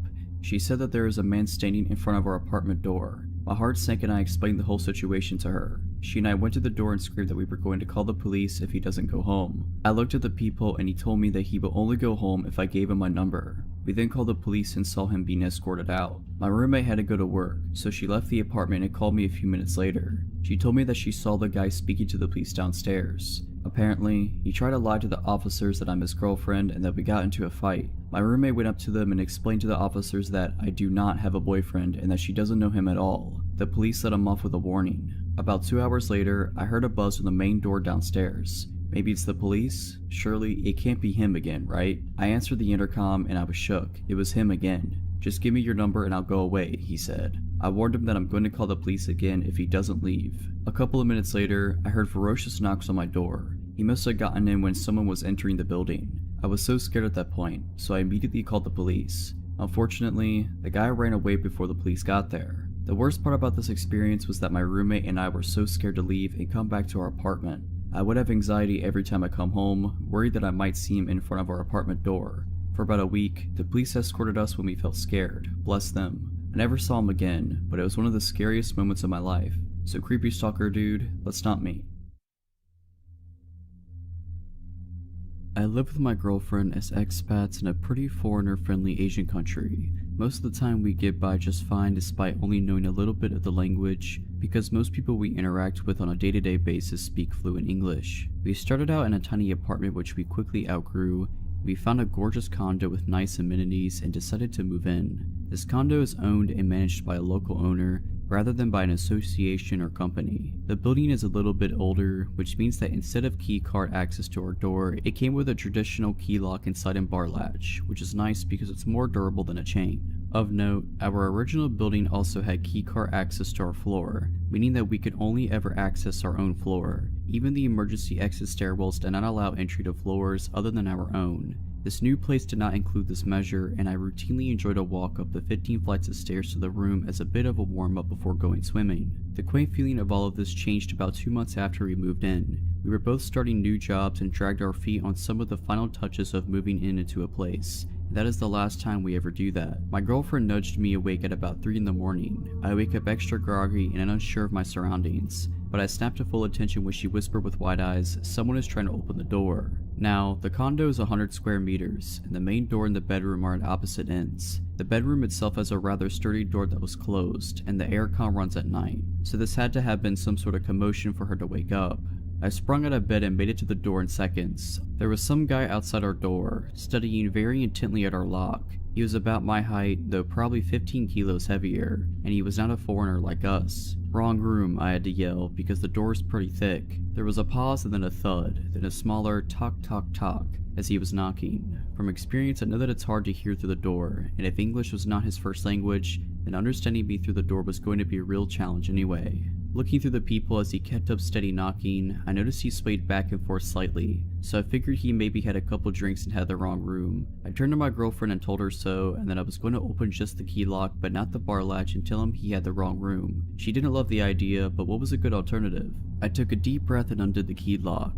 My hand shook as I turned the handle, and one hand braced against the door while the other opened it slightly. He must have been leaning close because I saw his face right at the opening, and I could smell beer on his breath. "You've got the wrong," was what I got out before he pushed against the door as hard as he could. The bar latch held, but it was enough that my girlfriend threw herself against the door, and with our combined force we shut it again. "No," I yelled, "go away, wrong room." Then he muttered something that sent chills through me. The door muddled the noise, having just woken up played tricks on my ears, and the language barrier filled in the gaps. But I could swear I heard him laugh a little and say, "Stupid boy." I froze. My girlfriend turned the key lock as he slammed his body into the door once, twice, 3 times, I lost count. Every time I pressed against it harder, but I could still swear the 4 screws that held the bar latch in place wiggled slightly. The thuds returned, and looking through the peephole, I could see that he was punching the door. His stoic face looked patient and annoyed as he swung his arm back over and over each time it hit my girlfriend, and I could feel the vibration through our entire bodies. After what felt like an eternity, the pounding stopped and I looked through the peephole. He wasn't there any longer. I listened closely and I could hear the long ding of the elevator down the hall. He might be leaving. My girlfriend had both our phones, texting the condo owner on hers and shoving mine at me. She was calling the owner, but at 3 AM there was no answer. Frantic text of "someone is trying to break in" spammed the other end when no one was picking up. She messaged friends of ours who live in the next building, but we both knew it'd be hours before anyone responded to us. We calmed down a bit and agreed that we were going to be up for the rest of the night, but that we'd settle up with the condo owner in the morning and report it to the building management. There were security cameras in the hallways, so they'd be able to follow up. Then I heard the elevator ding again. I was shaking as I returned to the peephole and watched as the chunky man returned. He was hanging up a mobile phone, and he retrieved something from his pocket, a knife, a multi-tool, and that's when I said, "He's back," and I grabbed the biggest kitchen knife within reach and reached to brace the door. My girlfriend was almost in a full-blown panic as she grabbed the cast iron skillet. That's when I realized for the first time that there was a chance that someone was going to die. The door handle was wiggling as he started to poke at the lock with whatever was in his pocket. If he opened one lock, the only thing between him and us would be 4 tiny screws in the bar latch. And if he got in this condo, we were going to defend ourselves as best as we could. And that's where I realized we were foreigners, and dealing with manslaughter charges in a foreign court system would be an absolute nightmare. Or if we severely injured him and he was able to communicate his story, his way to the police, while we struggled with an interpreter. And of course, this is all assuming that we would be the ones to overpower and subdue him. All this is running through my head as I called the equivalent of 911 and shouted English into the phone until someone spoke English. My brain wouldn't quiet down enough for me to be polite. I finally got an operator that spoke English, and I explained someone was trying to break into our condo, that he had left and returned, and gave him the address. He sent a car and asked for an ETA, and he couldn't give me one. He wandered off again, but my spider sense was in full alert mode. It wasn't until half an hour later when several people wearing police uniforms and building management jumpsuits knocked on the door that I calmed down even a little. Still, I wasn't sure what to expect. One of the group spoke English while the rest stood back. I explained everything in detail and pointed at the camera in our hallway, saying I wanted whoever it was found. One of the cops pointed at the nearby knife and raised an eyebrow, and I just confidently said, "Yeah, I would have if I needed to." After assurances and apologies and promises of follow-up, we received what we should have collected weeks ago: direct phone numbers to our building security room where cameras are monitored, as well as the local police station and the personal mobile number of our building security director. The sun was coming up and our condo owner called my girlfriend to comprehend what was going on. She promised us that she'd sent locksmiths there that day to install another deadbolt as well as a second bar lock if it helped us feel safe. The follow-up of everything was that the guy was indeed someone who got drunk and mistook the room. It was on the wrong floor. His wife had to come collect him more than once, and he would be fined for the cost of installing the extra locks. So while it is a bit comforting to know that he's a random drunk instead of a burglar, I still explained to building management that I have no desire for an apology from him. I don't care if he feels bad. Police reports here can be messy and locals can hold severe grudges that I did not want to deal with. I will only keep from a full police report if I literally never see or hear from him again. So just as some background, I am male and currently 25 and still living within 15 miles of my old house. This happened when I was about 8 or 9, making my sister at the time 5 or 6. We lived in a quiet neighborhood that, once I grew up, I found out was actually a lower income part of town. However, we had some wonderful neighbors, and it was thanks to these neighbors that a lot of potentially negative situations were avoided. At the time, my dad was working an 8 AM to 8 PM job, and my mother was a secretary at a hospital, which meant that during the day she was often at work. Usually my sister and I had a babysitter, but once I reached about 8 or 9, I began to be old enough to look out for us without a babysitter. Now mind you, this was the 90s, which certainly were not safe but were much safer than they are now. Also, we had the previously mentioned neighbors who generally did a good job of keeping an eye on us in our house. This particular incident was one of the first times I was charged to babysit for my sister. She was in her high chair eating whatever my mom had left for us when I got a knock on our front door. And this was strange since we never got visitors on a regular basis, other than the boy across the street who would want us to come out and play, but he usually just yelled my name while knocking. I was young and naive and decided to open the door. There was a locked screen door beyond that. I left that closed and locked. Outside was a middle-aged man. I hardly remember his facial features or even body type. I remember his yellow shirt and dirty jeans. "Can I help you?" I asked innocently, no alarm bells going off yet. "Hey there, are your parents home?" Alright, first alarm bell. My parents teaching me not to trust strangers rushed through my head, but I still didn't quite fully grasp the potential danger here. My mom went to the store. She'll be back any minute. Weird half-lie. I could have said she was here but in the shower or that she was laying down upstairs. I'm glad I didn't tell him that she wouldn't be back for quite a few hours, but looking back it's scary how naive I was. "Well, that's no problem. Hey, so look, my dog went missing and I think it went into your backyard. Do you mind if I can come in and we can go check it out?" Okay, so I might have been dumb, but I wasn't that dumb. There was no way I was letting this stranger into my house, especially with my sister there. She was my first thought. Sure, I didn't want to have any harm follow me, but she was my sister and it was my job to keep her safe. I should have closed the door right then and there, but once again I went with the less safe but still not totally stupid route. "Well, the gate should be unlocked. If you want to go check the backyard, you can." And promptly closed the door. Now, of course I was very curious if there was a stray dog in my backyard. Dogs are great. Even with the weird guy being around, I was pretty interested to see how his search in the backyard went. So I decided to go check the back window and see if there was actually a dog and, if so, if the man would catch it. Now at this point, I am sure you have figured out that there was no dog, and when I looked out the back window, I could see almost the entire yard, including the gate. The man wasn't there. This was mere seconds after I had closed the door on him. I waited for a few minutes, but he never showed up. After about 5 minutes, there was another knock on my door. This time I was much more wary and I didn't like this guy showing up. I was pretty tired of the whole ordeal, but I still hadn't fully grasped the situation. I kept the chain lock on the door and cracked it open. "Did you find your dog?" Again, I can't remember his facial features, so I can't really recall his expression, but I remember his tone was a bit desperate as well as annoyed. "No, I looked all over the yard and I couldn't find him. I have a picture of my car if you want to take it just in case you see him." Nope, no more. I still didn't understand abduction, but I certainly was not going to go anywhere outside of the house with a stranger. I told him that he can leave a picture in the mailbox and we will keep an eye out. Once again, promptly closing the door. What followed is what really creeps me out to this day. Looking back, I was freaked out that I had to come that close to exposing my sister and myself to danger, but this really scared me. Suddenly there was more knocking on my door. Not the screen door separating the door itself. Like I mentioned previously, the screen door was locked and unless that was open, it was impossible to knock on the door itself. It freaked me out and I took my sister to my bedroom and crept back out to the kitchen where I could see out onto the front yard and saw the man quickly getting back into his car while my saint of a next door neighbor Joan stood on our front lawn smoking and watching him intently. It took a long time for me to add it all up and honestly, I had forgotten about it for a long time. When I finally remembered it all, I couldn't even believe my own memories. Either way, Mr. Yellow Shirt Man, yeah, let's not ever meet again. Also, thank you Joan wherever you are. You saved me on multiple occasions and I didn't even know it. When I was in 4th grade, my family was still living in Denver, Colorado in a small condo near my school. My brother, kindergartner at the time, and I only had to cross the street and walk between a couple of apartment buildings to get to the football field attached to our school. It was normally a pretty quick and safe trip to and from. My mother was taking night classes at NAU at the time, and her boyfriend, whom we lived with, would usually watch us in the evenings, although he wasn't off work until about 6:30 p.m. We grew up as latchkey kids, so this wasn't a big deal. One day, my brother and I were walking home together after school like we'd usually do and had just gotten to the street in front of our home when a white car pulled up in front of us. The man driving the car didn't seem like your typical weirdo, maybe in his late 20s and looking pretty clean cut. Looking back, the fact that he was driving such a fancy car, a Benz I believe, and wearing such a crisp outfit didn't really fit with our neighborhood. He asked my brother and I if our parents were home. I immediately got a serious sensation of stranger danger from this dude. I looked at our apartment across the street, then back at him, and in the most I'm not stupid tone I could find, I asked why. "It doesn't matter," he replied dismissively. "Are they home?"